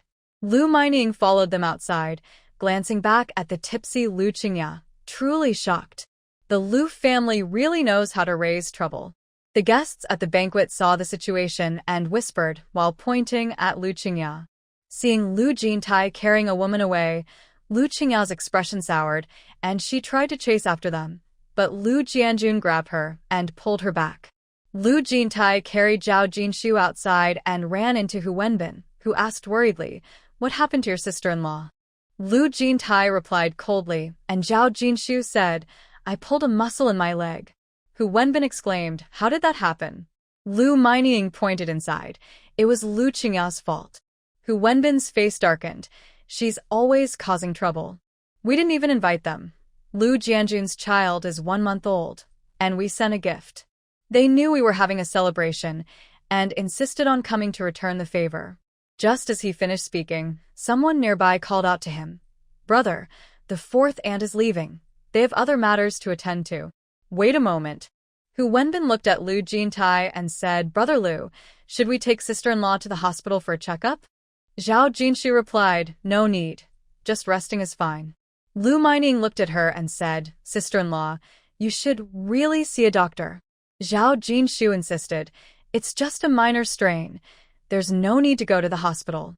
I can rest at home. Hu Wenbin glanced at Lu Jintai, who was looking down at Zhao Jinshu. Zhao Jinshu nudged his chest and said, We don't need to go to the hospital. Seeing her face slowly regain color, Lu Jintai finally agreed with a nod. Hu Wenbin said, I'll find someone to take you both home. Please wait on the sofa for a bit. Lu Jintai nodded slightly and looked at the crew-cut guy behind Hu Wenbin. The guy noticed them and awkwardly said, Lu, Brother Lu. As he spoke, he accidentally glanced at the person in his arms and quickly turned his head away, not daring to look further. Lu Jintai remained silent and looked at Hu Wenbin. Is this your cousin? Hu Wenbin nodded. This is my cousin, Hu Wenhua. Lu Jintai turned to Hu Wenhua. I need to talk to you about something later. Hu Wenhua felt uneasy, wondering what it could be. He hadn't done anything wrong. With his older cousin watching closely, he nodded nervously. Lu Jintai carried Zhao Jinshu into the living room and placed her on the sofa, then turned to Lu Mining. Sister-in-law, please take care of her for me. Lu Mining waved her hand. You go handle your business. I'll be here. Lu Jintai looked at Zhao Jinshu. I'll be back soon. Zhao Jinshu nodded. Go ahead. I'll chat with Mining for a bit. Once they left, Lu Mining said, I never expected Lu Qingya to turn out like this, completely losing her dignity. What surprised her even more was that Lu Qingya still had feelings for Jintai. How shameless. What right did she have to think of him? She couldn't compare to sister-in-law at all. Ugh, comparing them would only insult sister-in-law. The two chatted for a while, and then Lu Mining heard a familiar voice outside. She stood up to peek out. Upon seeing, she quickly covered her mouth. Oh my, Lu Qingya's ex-husband is here to pick her up. Zhao Jinshu was shocked. Is he being so obvious? Then they heard the ex-husband say, The child isn't feeling well and is looking for her mother, so I came to help her find her. They exchanged glances and Lu Mining scoffed. Last time, he used the excuse of talking about the child to come eat at our shop. It seems like the child has become an excuse for their affair. Poor kid. Zhao Jinshu fell silent. The two chatted for a while, and then Lu Jintai returned. Zhao Jinshu didn't ask where he had been. Hu Wenbin came in and said, Brother Lu, sister-in-law, the car has arrived. Zhao Jinshu looked at Lu Minying and asked, "Did you come by bike?" Lu Minying quickly replied, "Yes, I rode my bike." "You all go ahead." Lu Jintai picked up Zhao Jinshu, greeted Hu Wenbin's parents, and got into the car to leave. As they passed the clinic at the entrance, Lu Jintai asked the driver to stop and looked at Zhao Jinshu. "Should we let the doctor take a look?" Seeing his insistence, Zhao Jinshu agreed. "Then let's have a look." After the doctor examined her, he advised her to rest at home and didn't prescribe any medicine, so they went back. When they got home, Lu Jintai carried Zhao Jinshu into the yard. Ji Yuanyong heard the door open from inside and guessed they were back. She stepped out and was surprised to see her son carrying her daughter-in-law. "What happened?" Zhao Jinshu replied, "I have a slight strain in my leg." Ji Yuanyong asked, "Is everything okay? Did you go to the hospital?" Zhao Jinshu reassured her, "I saw a doctor at the clinic. It's fine. I just need to rest." Ji Yuanyong said, "Then you both go rest and keep an eye on it." Zhao Jinshu responded, "Okay, Mom." Seeing them go inside, Ji Yuanyong returned to her room. Inside, Lu Jintai placed her on the bed and gently touched her leg. "Does it still hurt?" Zhao Jinshu glanced at him. "It's much better now. It only hurts when I lift my leg. It doesn't hurt when I keep it still." Lu Jintai softly said, "I won't let you suffer for nothing." Zhao Jinshu looked at him as he touched her face and changed the subject. "Wash your face and take a nap?" Zhao Jinshu nodded, feeling sweaty. "I'll wash my face first. It will be more comfortable." He turned to go out, and after a while, he returned with a basin of water and a towel. He wrung out the towel and handed it to her. Zhao Jinshu said, "Bring the basin closer. I can wash myself." After she washed her face, he filled a foot basin with water. Zhao Jinshu washed her feet and lay down on the bed. Lu Jintai took the water basin outside to empty it, and when he came back, he saw her asleep on the bed. He quietly watched her for a moment, then gently opened the wardrobe, took out pajamas, underwear, and a towel, slowly closed the door, and went out. Ji Yuanyong watched 2 episodes of a TV show, then went to the second room.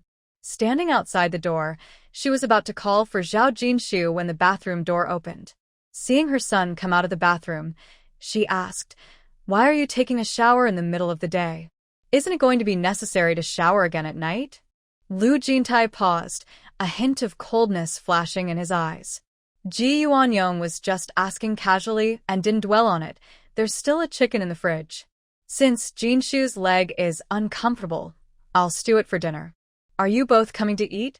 "I'm sorry, but I can't assist with that." After saying that, he didn't give her a chance to respond. He held her tightly, drawing her into his embrace. After a while, he reluctantly let her go and comforted her. "You're on your period, and your leg is hurt. Just hang in there, and once you feel better." Zhao Jinshu shot him a glance. "I can hold on, but I'm worried you can't."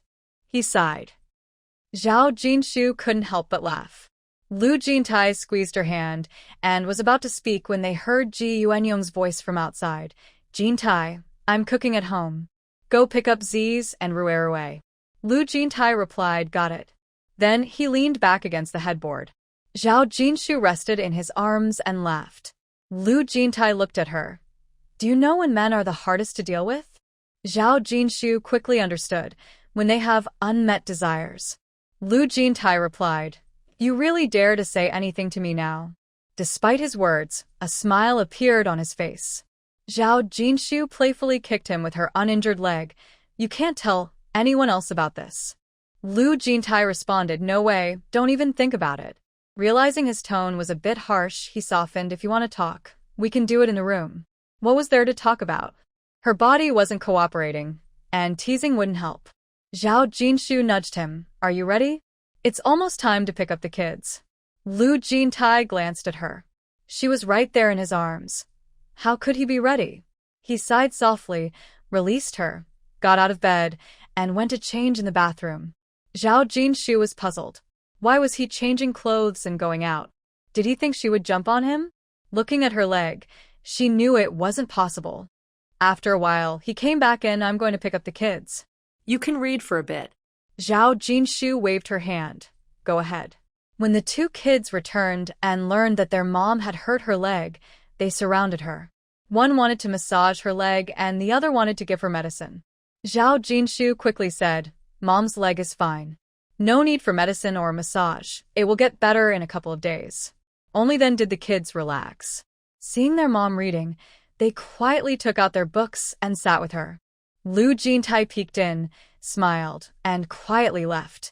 The next day, after dropping the kids off at school, Lu Jintai stopped by to buy some groceries on his way back. As he reached the front door, he saw brothers Hu Wenbin and Hu Wenhua riding their bicycles towards him. They both shouted in unison, "Lu Ge, Lu Jintai, come in and talk." The two pushed their bicycles into the yard, parked them, and Hu Wenbin took down the fruits, malt milk, and canned goods he had bought. Lu Jintai glanced at him. "Why did you buy so much?" Hu Wenbin felt embarrassed. "My sister-in-law came to our house for a wedding and hurt her leg." His parents and in-laws were also very upset, saying they would no longer associate with the Lu family, feeling embarrassed to be connected to them. The three talked as they entered the house. Zhao Jinshu slowly came out from inside, smiling at them. "You're here?" Hu Wenbin and Hu Wenhua both called out sister-in-law. Lu Jintai frowned. "Why are you out?" Zhao Jinshu adjusted her waist. "I've been lying down too long. My back hurts." "You all sit. Don't be polite." But she couldn't just sit all the time. She needed to get up and move around. Lu Jintai got a chair for her. "You should sit down too." Zhao Jinshu looked at Lu Jintai. "The tea is in the cupboard. Could you make some?"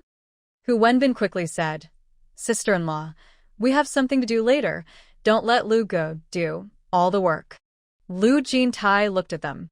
Hu Wenhua hesitated, glancing at Zhao Jinshu, and Lu Jintai said, "It's fine. Just say what you need to." Hu Wenhua felt this matter was a bit sensitive, but since Lu Ge said it was okay, he decided to share. "Lu Qingya has been arrested." Zhao Jinshu's eyes widened. "She was arrested already?" Lu Jintai showed little reaction. Hu Wenhua continued with a smile. "Recently, that woman from the Lu family has been frequently visiting dance halls with her ex-husband and his friends." He initially thought it would take some time to complete the task. Lu Qingya brought this upon herself. Knowing there was a crackdown, with law enforcement everywhere catching troublemakers, she got drunk at noon and went out to drink again at night. Not only did they go dancing, but they also got too close and affectionate, which is not something you can easily escape from. One girl among them was clever. When caught, she claimed she was being forced by Lu Qingya and her group. She said if she disagreed, they would hit her and threaten her family, which made things worse. Unfortunately, Lu Qingya and her friends were all drunk and didn't have a chance to say anything before they were arrested. By the time they woke up, it was too late. Of course, he also played a part. He had his friends keep an eye on Lu Qingya in the afternoon, waiting for the right moment to lead law enforcement to them. After hearing this, Hu Wenbin sneered. She was too reckless. Maybe that girl really was being forced by them. Zhao Jinshu paused for a moment. It really is possible. In her past life, Lu Qingya's ex-husband got into trouble and was arrested. If he gets caught early this time, it solves one problem. She wondered if he had done anything else. It would be best if they could find that out too. With that thought, she spoke up. "Zhao Jinshu, a group of people were drunk, but that girl wasn't." She was quick to react. She is either really smart or has had real experiences. If that girl was truly coerced, who knows if they only pressured her? Have they ever coerced other girls or committed other crimes? As soon as she said this, everyone looked at her. Hu Wenbin slapped his thigh. "It's true. It is possible." Han Laosen was never a good person. The Han family's eldest was originally part of the Revolutionary Committee, and Han Laosen was just his dog. He helped with many things. Although the committee has been disbanded, the Han family still has connections. They moved to a small county, and after a few years, when the dust settles, they might be brought back. Zhao Jinshu said, "A person's nature is hard to change. Such people can be controlled for a time, but not forever. They will always harm the common people wherever they go." Hu Wenbin, "A dog can't change its ways." I thought Lu Qingya divorced Han Laosan because she saw his true nature, but I didn't expect them to get back together. I wonder how long they will be in jail. The Han family will definitely try to use their connections.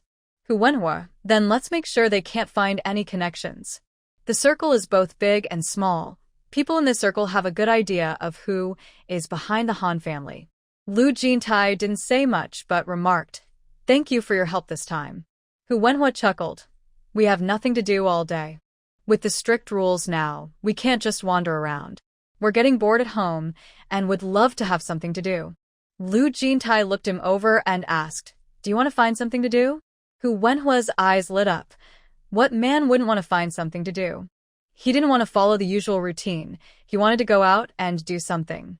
His family was afraid he would cause trouble and tried to stop him, but he said, "What about the Han family?"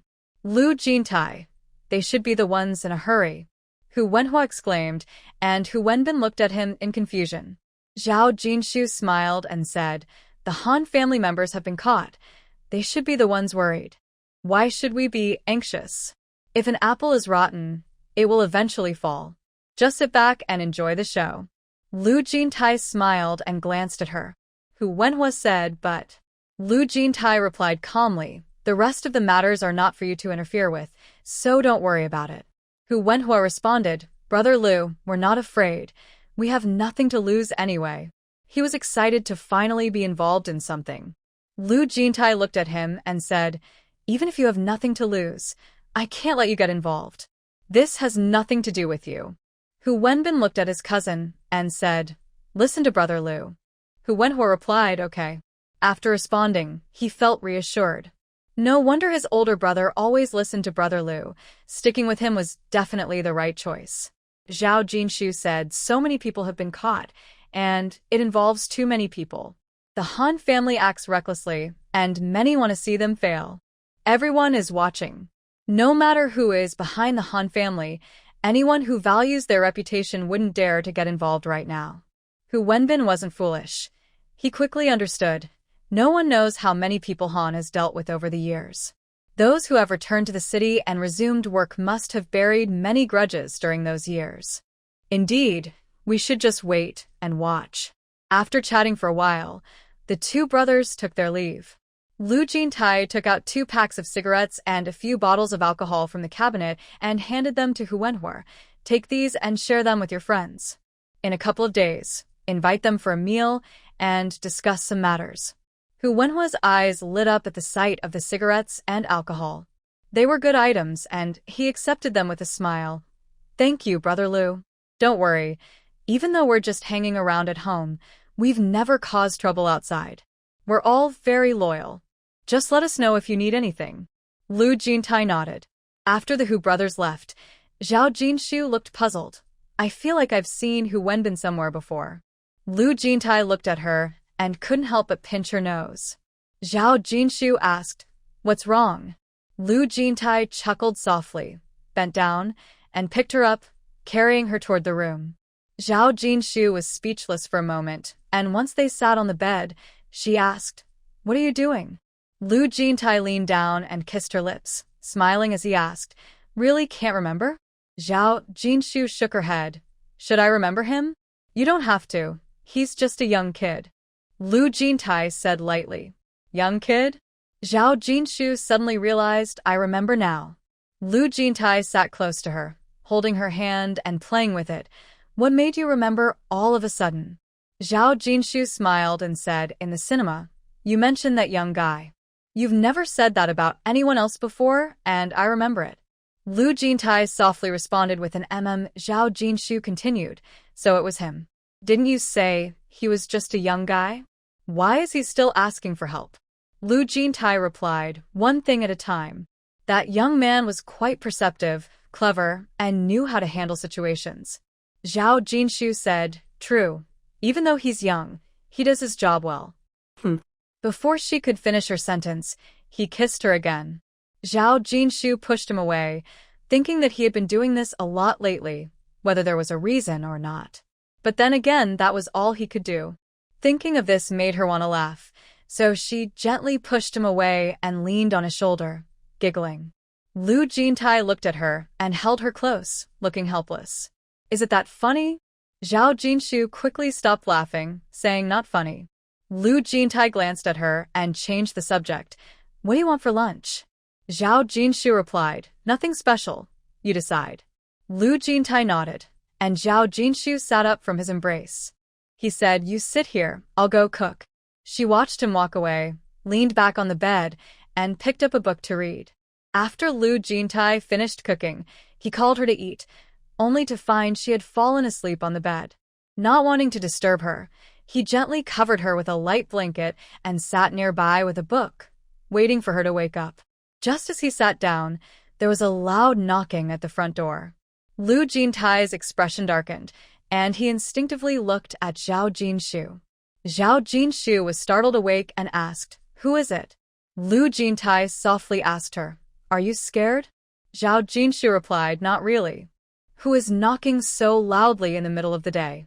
As soon as she finished speaking, Ji Yuanrong came out of the room, opened the door, and was surprised to see the person outside. What happened to you? Lu's mother, disheveled and looking worn out, was relieved to see Ji Yuanrong open the door. She stepped forward and grabbed her arm, saying, Yuanrong, my Qingya has been arrested. I've looked everywhere for help, and now I can only turn to you. Please help her, I'm desperate. I can't help. Lu's mother looked at Lu Jintai and quickly added, Jintai, you've known Jianjun since childhood. My Qingya. Lu Jintai's face was cold as he asked, can you tell me what she was arrested for? Lu's mother tightened her grip on Ji Yuanrong's hand, her expression troubled. Ji Yuanrong looked at her son, seeing his cold expression. She turned back to Mother Lu, noticing her stiff face filled with humiliation. There was nothing left to misunderstand. She scoffed internally, but kept her face calm, saying, don't be anxious. If Qingya hasn't done anything wrong, they won't accuse her. Once the facts are clear, they will definitely release her. Just wait at home. Mother Lu grasped her hand tightly. Yuanrong, she's just a girl locked up in there. I have no choice. Can you? Ji Yuanrong pulled her hand away, annoyed. If she hasn't done anything wrong, they won't accuse her. If she has, there's nothing anyone can do. Mother Lu stepped forward, trying to grab her hand again, but Ji Yuanrong dodged. Mother Lu, feeling anxious, said, she was framed. You've watched her grow up, you know her character. Ji Yuanrong waved her hand, not wanting to argue further. Sometimes I can't even understand my own child's character, let alone an outsider. If you won't tell me why she was arrested, is there something you're hiding? Mother Lu's expression changed. Ji Yuanrong pressed, is there really something? Mother Lu opened her mouth to explain, but didn't know how to start. She was also very upset with her daughter for getting into trouble. Ji Yuanrong's expression darkened. If your daughter has done something wrong, what do you want from us? Do you want us to help cover for her? Just because your daughter is in trouble doesn't mean you can drag our family into it. Go away. Don't come to me again. I'll pretend I never met your family. Before Mother Lu could react, Ji Yuanrong pushed her out the door. Ji Yuanrong turned to Lu Jintai. Don't pay attention to them. Lu Jintai replied, I won't. Ji Yuanrong grabbed the door to close it, but Mother Lu quickly stopped her. Yuanrong, considering our past relationship, please help me think of a way. Lu Jintai looked up. You shouldn't be looking for us. Mother Lu, feeling lost, said, I've already looked for everyone I should. Lu Jintai looked at her meaningfully. You should know how and why she got arrested, and who you should be looking for. Mother Lu's face darkened. If it weren't for Han Lao-san, her daughter wouldn't have been arrested. Ji Yuanrong glanced at her and pushed her outside, slamming the door shut with a bang. Lu Mu looked at the closed door in front of her, realizing that looking for them was useless. Her expression darkened as she gritted her teeth and said, the Han family. After lunch, Lu Jintai said to Zhao Jinshu, I'm going to school for a bit. I'll be back soon. Let my mom know if you need anything.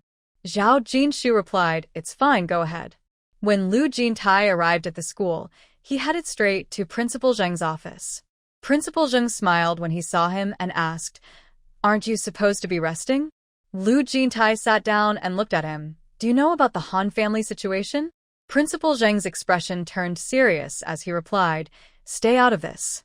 Focus on spending time at home with your wife and kids for the next few days. The Han family has offended too many people. Someone will take care of them. Lu Jintai nodded. 2 days later, Zhao Jinshu's leg had healed, and Lu Jintai returned to work. The weather grew hotter, and soon it was June. One day, Zhao Jinshu was at home writing when she heard a knock at the door. Just as she was about to go open it, Ji Yuanrong came out to answer. When the door opened, they saw Lu Fan standing outside. Ji Yuanrong smiled widely. Lu Fan is here, come in. Lu Fan replied cheerfully, Aunt, I'm here to see Jinshu. Ji Yuanrong said, she's inside writing. I'll call her. Lu Fan said, I'll go get her. Don't shout. She's coming out now. Zhao Jinshu heard her sister's voice and capped her pen before stepping out. Lu Fan smiled and looked her over, noticing she was wearing a nightgown. A friend is selling a house. You should change your clothes. Let's go take a look. Zhao Jinshu's eyes lit up. Where is it? Lu Fan gave her an address. It's very close to Jintai's school.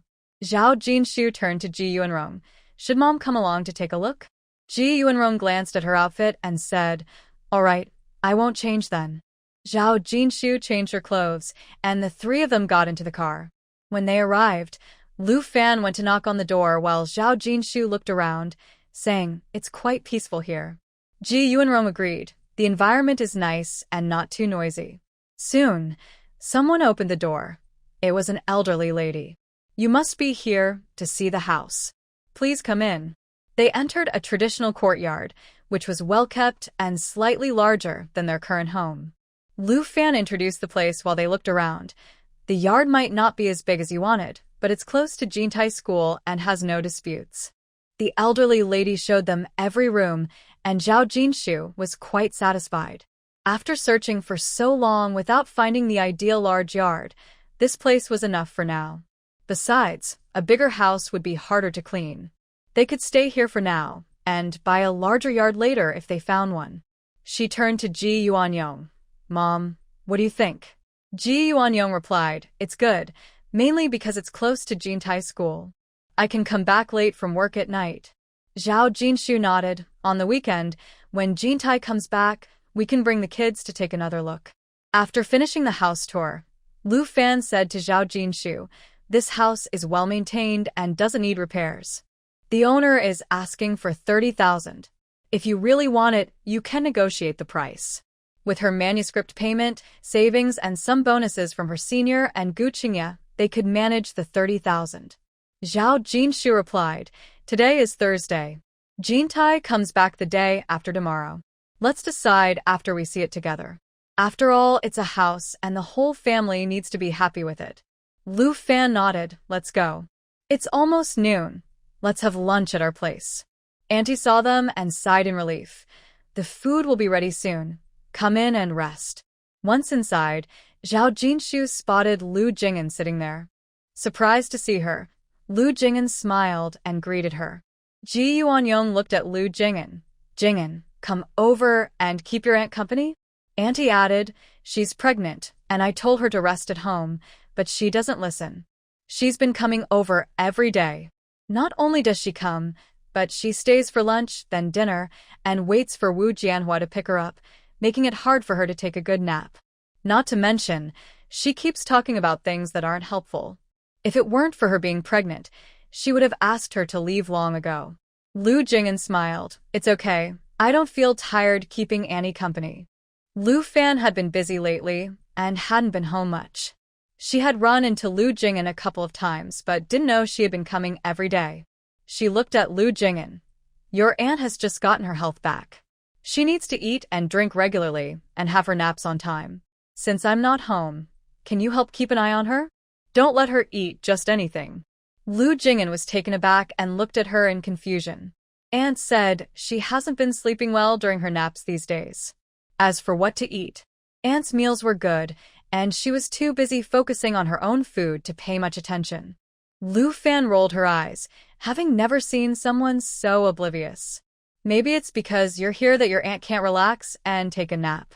After so many years of marriage without children, and with her brother still single, her strong-willed mother couldn't help but feel affection for children.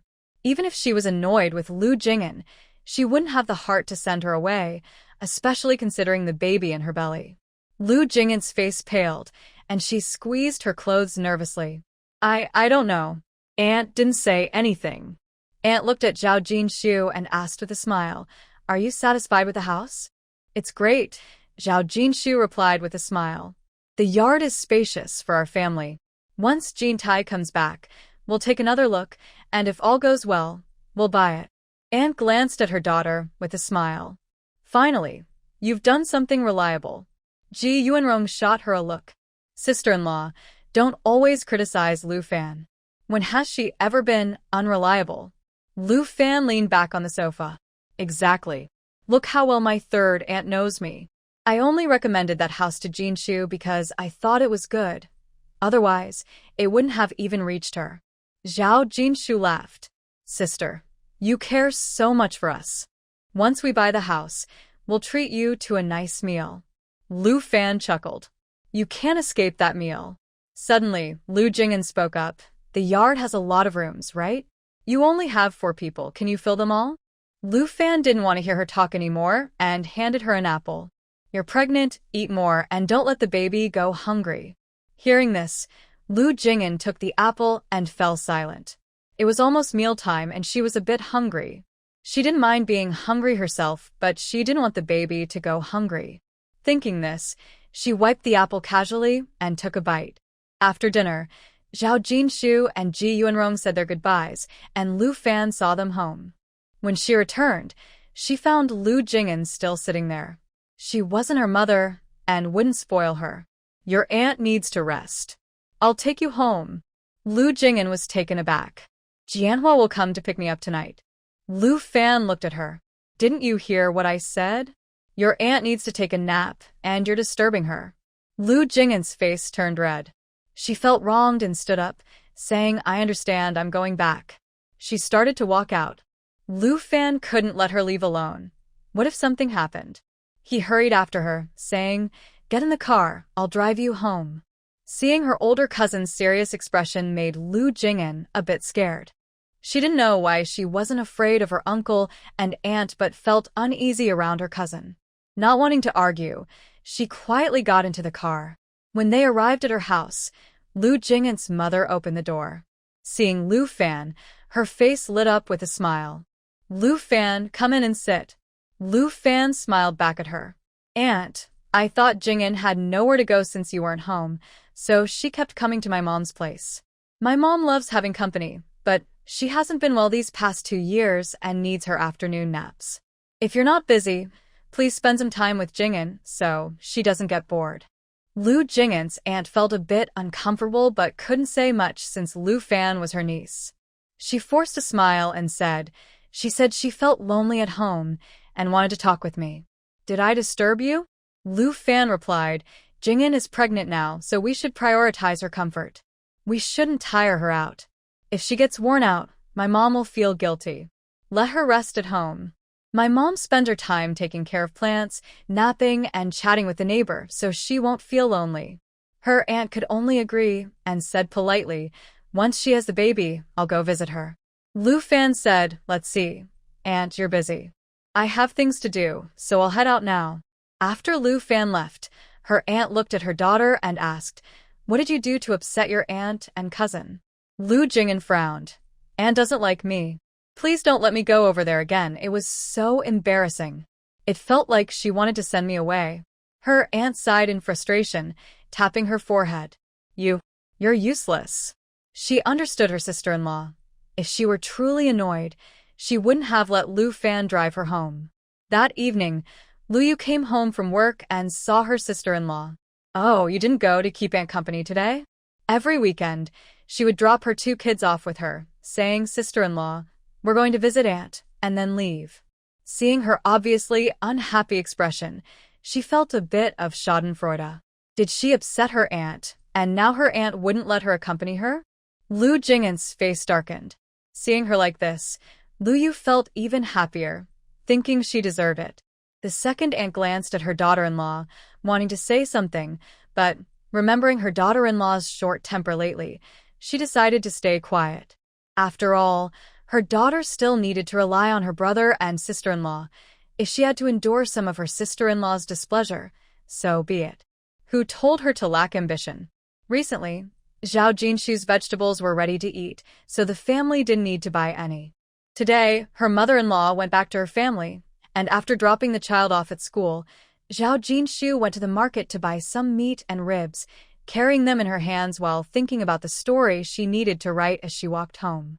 Lost in thought about the plot, she arrived home, opened the door, and was still focused on the story when she suddenly noticed the bathroom door was open. She was startled and exclaimed, "Who's there?" A person stepped out of the bathroom, and when she recognized him, she said, "You scared me to death." She thought there might be a thief in the house. Lu Jintai quickly walked over and hugged her tightly, saying, "Don't be afraid." Zhao Jinshu was just surprised and asked, "Why are you back at this time?" Lu Jintai replied, "I came back as soon as I finished." Zhao Jinshu pushed him gently, saying, "Let go first. I need to put down the meat." "Just a hug," he said, burying his head in her neck, enjoying her unique scent. Zhao Jinshu replied, "I just walked back. I'm all sweaty." Lu Jintai held her tighter, saying, "You smell good." Zhao Jinshu was speechless. After a moment, he took the things from her hands and wrapped his arms around her, leading her into the room. He set the items down and then lifted her up, carrying her inside. Even though they were alone at home, he casually closed the door behind them. Zhao Jinshu said, "I'm all sweaty. Wait a moment, I need to take a shower." Before she could finish, he silenced her with a kiss, guiding her to the bed. As their clothes came off, he kissed her and whispered, "You'll just sweat again after a shower." After saying this, he leaned over her, kissing her while murmuring, "So troublesome." When they were tightly embraced, he added, "I don't mind." The atmosphere in the room was intense, and Zhao Jinshu had long forgotten about the shower. Once things calmed down, they lay under a thin blanket, and Zhao Jinshu, resting on the bed, asked him, "What time is it?" Lu Jintai looked at his watch and replied, "It's 11 o'clock." Zhao Jinshu spoke lazily, glancing at him and noticing the smile in his eyes, which pleased her. Luckily, Mom isn't home.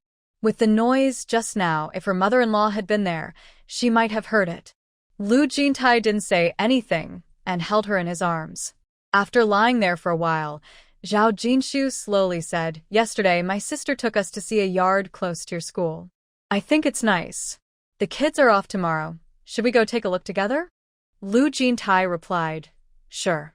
Zhao Jinshu added, "I'm hungry. Let's get up and make lunch." Lu Jintai hugged her again before slowly getting up, grabbing the clothes he had tossed on the bedside and putting them on. "What do you want to eat?" "Let's decide after we get up," Zhao Jinshu replied, glancing at him as she got up to get dressed. She had sweated a lot earlier and needed to take a shower. Lu Jintai responded with a sound of agreement. After getting dressed, Zhao Jinshu ran to take a shower. When she came out, she saw Lu Jintai in the yard looking at the vegetables. She stood on the porch and said, "It's the middle of the day, aren't you hot?" Lu Jintai pointed at the cucumbers in front of him. "Should I pick a couple for lunch?" "Go ahead," Zhao Jinshu replied. She took a basket and picked a few ripe tomatoes as well. Lu Jintai picked the cucumbers and placed them in her basket. Zhao Jinshu took the basket to the sink to wash them. Holding the washed cucumbers, she looked at him and suddenly smiled, clearing her throat. "We have a lot of cucumbers at home. Do you want some?" Lu Jintai paused, looking at her and chuckling softly. "If I take your cucumbers, can I go home with you?" Zhao Jinshu stuffed the cucumbers into his hands and laughed, saying, "As long as my family member doesn't mind, we can go home together." Lu Jintai looked at the cucumbers in his hands and paused. "What if your family member disagrees?" Zhao Jinshu replied, "No problem. You two can have a fight, and whoever wins can stay." Lu Jintai said playfully, "This lady is quite calculating." Zhao Jinshu sighed. "What can I do? I'm satisfied with both you and your family member. I want both the fish and the bear's paw. It's too hard to choose, so I'll let you both compete." Lu Jintai glanced at her. "You think too highly of yourself." Zhao Jinshu snatched the cucumbers from his hands. "Think too highly? If you don't want to go home with me, then you can't have my cucumbers. You're the one thinking too highly. I'm not giving them to you." Lu Jintai laughed. Are you really that heartless? Zhao Jinshu replied. Do you think you can get something for nothing? You want my cucumbers without any effort? Lu Jintai chuckled softly. Who would be so domineering as to think a single cucumber could lure someone home? Those who are willing will take the bait. Zhao Jinshu broke a cucumber in half and handed him one piece. Here. Now it's half a cucumber. After saying that, she took the other half and started eating it. Lu Jintai took it and asked her, Did the price drop? Zhao Jinshu smiled. Time waits for no one. Who told you not to seize the opportunity? If you wait longer, there won't be any left. Lu Jintai said, Let's go. Zhao Jinshu looked at him as he took a bite of the cucumber, chewed slowly, and after swallowing, he said to her, Didn't you say that if I eat your cucumber, I would go home with you? Let's go. Zhao Jinshu smiled and went to the kitchen with the basket. On Friday, they rested at home for a day. On Saturday afternoon, the couple picked up their child and took them out to play for the whole afternoon. On Sunday, the family went to look at houses and Lu Fan drove to pick them up. When Lu Zhe and Lu Rui heard they were going to see houses, they chattered excitedly all the way. Lu Zhe held his mother's hand. I want to study where I can put my toys and my books. Zhao Jinshu replied, Okay. Lu Rui said, I also want to study, and I want a room for my dolls. Zhao Jinshu said, That's fine. There were enough rooms in the house to accommodate everyone. Lu Zhe teased, Silly Rui, your dolls can just stay in the study. Lu Rui replied, Uncle said he would buy me a lot of dolls. If we have a room, the dolls need a room too, with a bed. They need to sleep, and you can't bully my dolls, Lu Zhe looked confused. How do dolls sleep? Lu Rui lay on her mother's lap, closed her eyes, and said, Like I do. Lu Zhe was speechless. But what could he do? She was his sister. All right, let's give them a room then. Lu Rui was satisfied with that. Lu Fan was driving and laughing. Jinshu, I want to steal your Z's and Rui home. I like them so much. Lu Rui sat up. Auntie, don't steal us. I'll just steal you home instead. Then you can be part of our family, and like me every day. Lu Zhe nodded. Rui is right. Let's steal Auntie home, so you can see us every day. Zhao Jinshu looked at Lu Jintai and smiled. Our Z's and Rui are so clever, they even know how to steal back. Lu Jintai smiled back at them. Lu Fan laughed. If you steal Auntie home, what will happen to Grandpa and Grandma? Lu Rui exclaimed and looked at her brother. Lu Zhe scratched his head. Then should we steal Grandpa and Grandma too? Lu Fan laughed and said, All right, just remember to tell your grandparents that we have been taken away by Lu Zhe and Lu Rui. Lu Zhe didn't understand why they needed to tell their grandparents, but he replied, I will tell them when I get home that my parents want to buy a house, and you can all stay with us. Lu Fan smiled and said, That's settled then. You need to leave a room for me and your great-grandparents. Lu Zhe replied, We'll leave rooms for everyone. Lu Rui added, Yes, everyone. While joking and laughing, they arrived at their destination. A few of them got out of the car. Lu Jintai looked around and was about to knock on the door when the yard gate opened from the inside. When Lu Fan saw who opened the door, her expression turned serious. Yi Reng, what are you doing here? Yi Reng didn't mind her cold face and smiled. Fan. Lu Jintai turned around and looked at Yi Reng, calling out, Brother-in-law. Then he turned to Zhao Jinshu, saying, This is my brother-in-law. Brother-in-law, this is Jinshu. Zhao Jinshu greeted him, then looked at the two kids. Zhe, Rui, call him uncle. Lu Zhe glanced at his aunt, and then at this uncle. Although he had many questions, he still called out, Uncle. Yi Reng greeted them with a smile. Lu Rui looked at him curiously and asked, Uncle, are you and Aunt a family? Her mom is the little aunt of her dad and uncle, so her dad and mom are family. Therefore, aunt and uncle must also be family. Yi Reng smiled and said, Yes, I am family with your aunt. Lu Rui suddenly said, I've never seen uncle before. Lu Zhe asked, Does uncle have to work a long time like my dad before coming home? Hearing this, Lu Jintai looked at Yi Reng. Yi Reng glanced at Lu Fan, who stood there expressionless, and smiled. No, it's just that the office is busy, but not that busy. Lu Zhe said, I've never seen Uncle before either. Uncle and aunt, like mom and dad, are married. Once married, they should live together every day. Dad can't come home every day because of work, but why can't Uncle live with aunt? Yireng patted his head and sighed with a smile. He couldn't tell them that it wasn't that he didn't want to come to the Lu family, but rather that their aunt didn't allow him to. Lu Zhe looked at him and asked, Uncle, do you treat my aunt well? Since aunt seemed unhappy when she saw him, he must have been bothering her. Yireng paused for a moment, then smiled. You'll have to observe that for yourself. After observing for a long time, Lu Zhe finally realized, anyway, you can't bully my aunt. Lu Rui replied, right, even though my uncle looks good, we still can't bully my aunt. Lu Zhe rolled his eyes. What does even though my uncle looks good mean? Grandma always said that looks don't matter. They can't be eaten. Lu Fan suddenly laughed and couldn't help but hug them, looking at Yireng. See, I also have nephews and nieces to protect. Yireng glanced at Lu Zhe and Lu Rui. They are very cute. Lu Fan said, of course my own nephews and nieces are cute. Yireng smiled and replied, yes, own nephews and nieces are very cute. Lu Zhe and Lu Rui. A group of people entered the yard and checked all the rooms. After looking around, Lu Jintai asked Zhao Jinshu, do you like it? Lu Zhe quickly raised his hand. I like it. There are so many rooms. Many people can stay here. Lu Rui also raised his hand. I like it too. Lu Jintai said. What about your mom? Lu Zhe held his mom's hand. Mom will definitely like it, right, Mom? Lu Jintai, Lu Zhe, and Lu Rui all looked at Zhao Jinshu. Zhao Jinshu replied, I like it. Lu Jintai smiled and said, if you like it, let's buy it. Lu Fan was surprised. You decided so quickly? Aren't you going to think about it some more? Zhao Jinshu smiled and said, since we all like it, what is there to think about? If we keep thinking, we might miss the opportunity.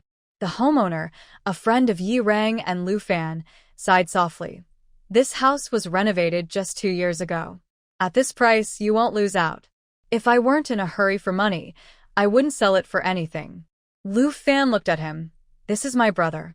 Stop talking nonsense, and just tell us how much you want.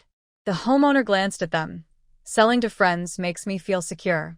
Let's just say it's a friendly deal with Professor Lu and Comrade Zhao. You can offer 28,000. That's a fair price. Lu Fan looked at Lu Jintai and Zhao Jinshu, who nodded in agreement. After both parties agreed, they signed the house sale contract, paying part of the deposit now, and the rest when transferring the property rights. Since today is not a working day and transferring property rights requires an application, it won't be done quickly. Thinking of this, Zhao Jinshu looked at everyone. It's almost noon. Shall we go eat? Sure. As they got into the car, Lu Zhe leaned against his mom and asked, Mom, since we bought the house, does that mean it will be our home from now on? Zhao Jinshu smiled and said, yes, we bought the house, so it's ours now. Lu Zhe grinned wider and asked, does that mean we have our own home in Kyoto too? Zhao Jinshu paused and smiled, asking him, isn't where we live now our home? Lu Zhe glanced at his dad, chuckling but not saying anything. Lu Jintai patted his head, without saying a word. Lu Fan smiled at them and continued driving. Lu Zhe hugged his mom's arm and said, Mom, you haven't answered me yet. Since we bought a house, do we have our own home in Kyoto? Zhao Jinshu held him close and replied, yes, that place is ours. A home just for us. You can decorate your room however you like. Once we move in, you can invite your friends over to play. I'll prepare lots of tasty snacks, and we can set up a table in the yard for you to eat and play. At that moment, Lu Zhe's eyes sparkled. Then, I want to invite Zhuo Pengfei and Deng Yanyan. Zhao Jinshu said, you can decide. Lu Rui tugged at her hand. Mom, I want to invite my friends too. Zhao Jinshu replied, okay.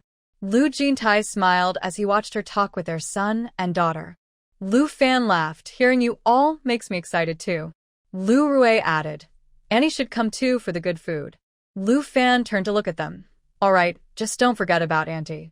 Lu Rui and Lu Zhe replied, we won't forget Auntie. The group arrived at Gu Qingye's restaurant. Gu Qingye, hearing they had arrived, came out from the kitchen and exclaimed, "My sister-in-law and sister are here." Lu Fan smiled and said, "Stop joking around. What delicious food you have. Hurry and bring it to us." Lu Zhe and Lu Rui shouted from behind, "Uncle Gu."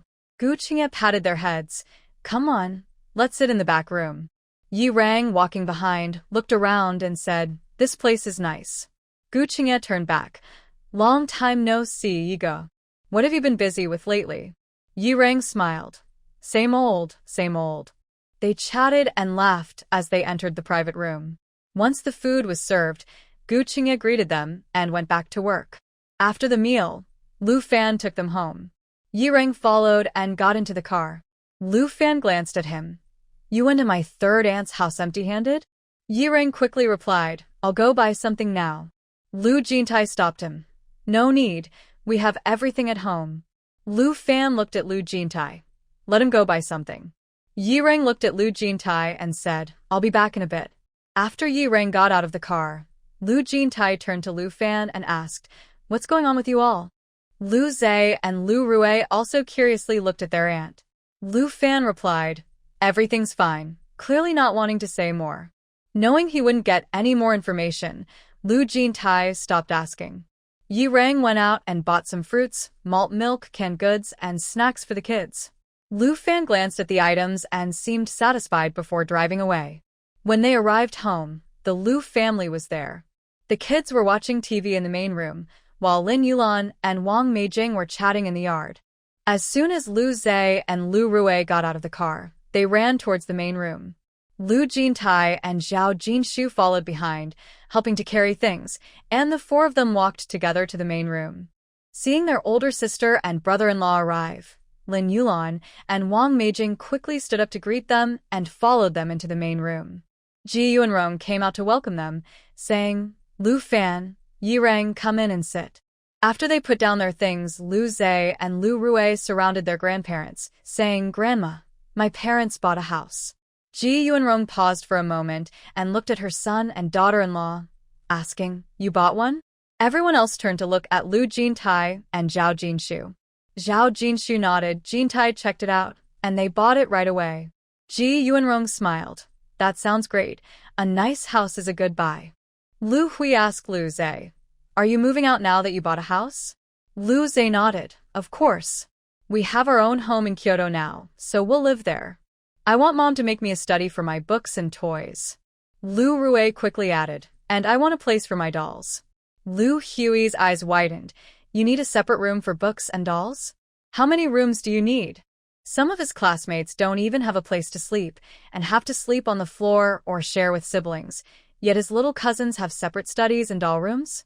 The other kids were also envious, who wouldn't want their own room at home, let alone a study and a toy room. Lin Yulan and Wang Meijing were surprised that they really bought a house. Lu Zhe said, "It's okay, my mom bought a big house, bigger than this yard, with many rooms." They thought that even if the second family bought a house, it would just be a few rooms, but it turned out to be bigger than this yard. How much money did that take? Lin Yulan and Wang Meijing exchanged glances, realizing the second family must have saved quite a bit. To know that they are building a house in their hometown, and now spending so much money to buy another house, who would dare to spend like that without some savings? Yi Rang took out some snacks for the children. With the snacks, the children temporarily forgot about envying their uncle's big house and gathered together to enjoy the treats. While they were chatting, Lu Xingyao and He Mingguang returned with their things. The house became lively. Originally, Lu Fan and Yi Rang were about to leave, but Ji Yuan insisted they stay. Lu Huayuan looked at his three sons. "You all will have dinner here tonight." Lu Jintai responded with a sound of agreement. Wang Meijing felt a bit happy. She wouldn't have to cook dinner and could enjoy a ready meal. Lu Jiaming sat quietly beside them and didn't say much. Lin Yulan was also pleased. The meat they bought today could be saved for the next meal. After feeling happy, she felt a bit regretful. If she had known that her sister and the others were coming, she shouldn't have bought meat today. Even though it was nice to treat the children, having meat 2 or 3 times a week was enough.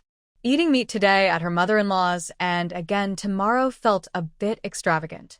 Then she thought they have a refrigerator so the meat would not spoil right away. If they didn't eat it tomorrow, they could have it the day after, which eased her mind. Since the second son bought a house, they, as the eldest, shouldn't fall behind. They couldn't afford a big yard, but they could consider buying a few small rooms for the children, so they still needed to save. Thinking this, she looked at Lu Xingyao. Isn't Mingguang buying a house? Has he found one? Lu Xingyao shook her head. He hasn't found a suitable one. A private yard is too expensive, and a shared yard is too noisy with too many problems. She still wanted to buy a small yard. He Mingguang could afford a small yard, but he needed money for his business. If he used all his money to buy a house, it could delay his business if he needed funds for operations. They needed to buy a house, but the business couldn't be delayed. Since they weren't in a hurry to get married, they could save money slowly and look around. Wang Meijing asked curiously, how expensive can a big yard be? Lin Yulan also looked over with interest. Lu Xingyao replied, it depends on the size of the yard. Wang Meijing asked, how about a yard the size of the one we live in? Zhao Jinshu glanced at them with a smile but didn't say anything. If they wanted to inquire, they could. They would find out sooner or later. Lu Xingyao widened her eyes. It would cost around 20 to 30,000. Mingguang said his friend bought a yard that size for about 26 or 27,000. Sigh. Who can afford such a big yard? Lin Yulan and Wang Meijing were shocked.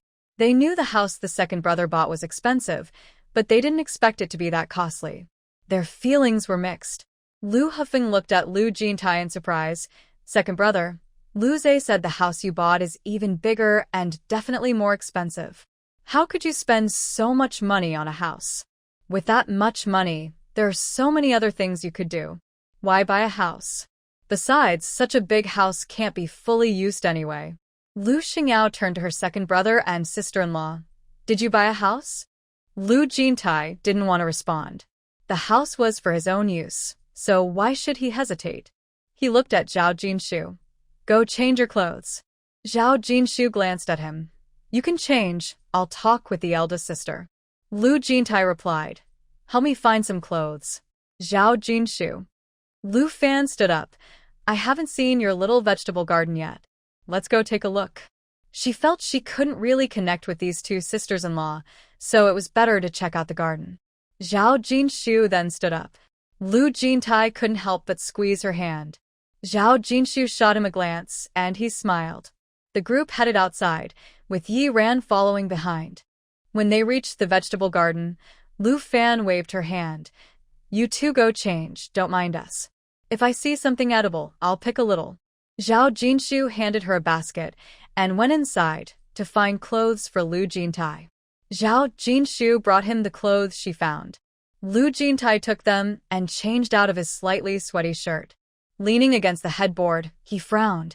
Why is the third brother so thick-skinned? Zhao Jinshu laughed. It's because he fears you won't want him as a brother anymore. In the past life, he was treated like a grandparent and still didn't understand things. Whenever there was a problem, that couple would run to their house. This time, their parents ignored him, and now even his second brother, who used to help him, doesn't care about him anymore. He feels lost. Lu Jintai said. He keeps pushing himself forward. What does he want? The more you ignore him, the more he doesn't settle down? Where has he been all this time? Zhao Jinshu nudged him. Didn't you see that after your older brother and sister-in-law greeted him, he hasn't said a word? Lu Jintai wasn't interested in him. Zhao Jinshu looked at him. Ever since you had a few arguments with him, he hasn't talked to us or paid attention to the two kids. And the third brother keeps trying to get close. You three brothers really are each unique. Lu Zhe and Lu Rui aren't the type to chase after people. After calling their uncle a couple of times and seeing he ignored them, they never called him again. Sometimes, this uncle can't even compare to his wife. At least two kids call her aunt, and Lin Yulan still responds with a smile. Lu Jintai spoke with clear disdain. Why are you comparing me to them? Zhao Jinshu glanced at him. They're brothers from the same mother. What's wrong with comparing you? When people talk about you, aren't you all just the three brothers of the Lu family? Lu Jintai sat up. They are them, and I am me. I don't care about others. but you can't compare me to them. Zhao Jinshu replied. Lu Jintai looked at her. Do you really think I'm just as difficult as they are? Zhao Jinshu paused. She could say he was acting a bit strange right now. She hesitated. Lu Jintai was getting frustrated and glanced at her.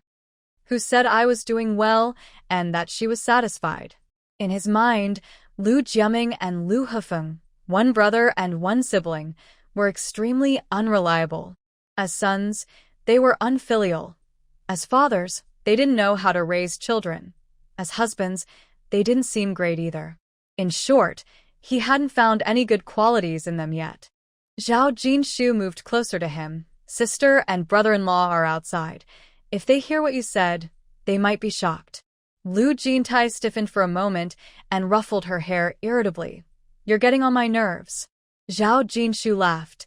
You're doing well now. When you're angry, you say it directly instead of holding it in like before. Though she said that, she really couldn't tell if he was angry before. She didn't mind his occasional mood swings, just like she sometimes had her own emotions. Lu Jintai looked slightly surprised. Zhao Jinshu added, You seem more like a real person now. It's nice. Lu Jintai looked at her. It wasn't that he was more like a real person, but rather that they were getting along better, and he unconsciously let himself go in front of her. Fan, are you coming back to our home tonight? That's not my home. Why would I go back? Lu Jintai and Zhao Jinshu paused, exchanging glances and falling silent.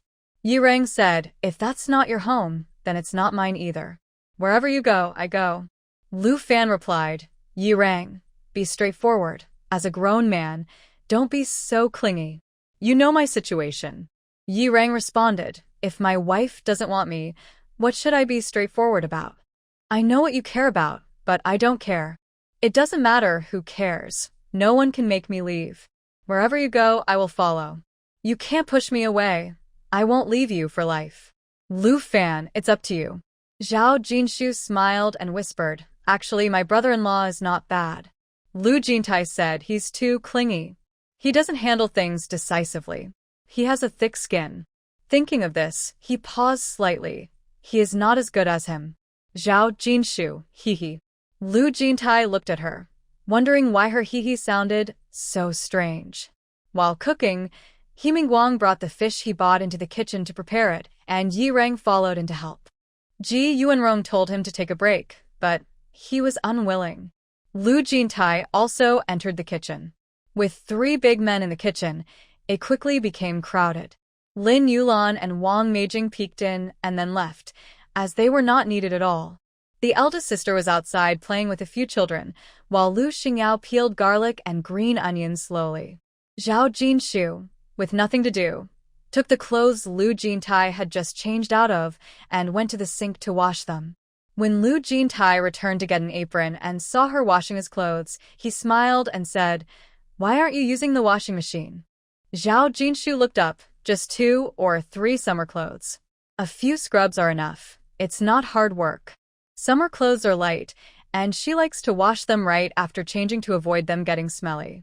Lu Jintai laughed as he went inside to get an apron. When he came out and saw her washing his underwear, he slowed his steps, tied the apron, and gently said, I'll help you.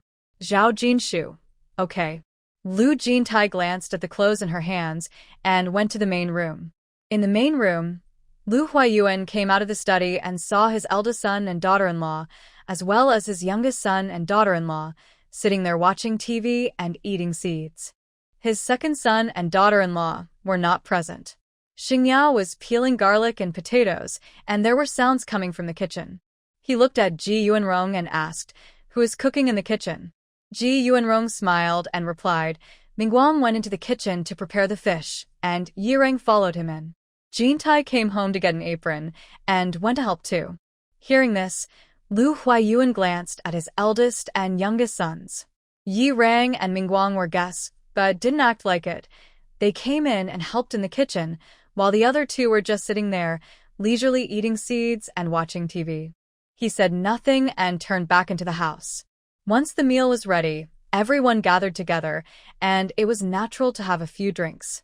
After eating and drinking, He Mingguang pulled Lu Xingyao to help with the dishes. Lu Huayuan glanced at them and said, "You two take a break." The two were taken aback, and Lu Huayuan looked at his eldest and youngest sons. "You two clean up the dishes. You need to tidy this up."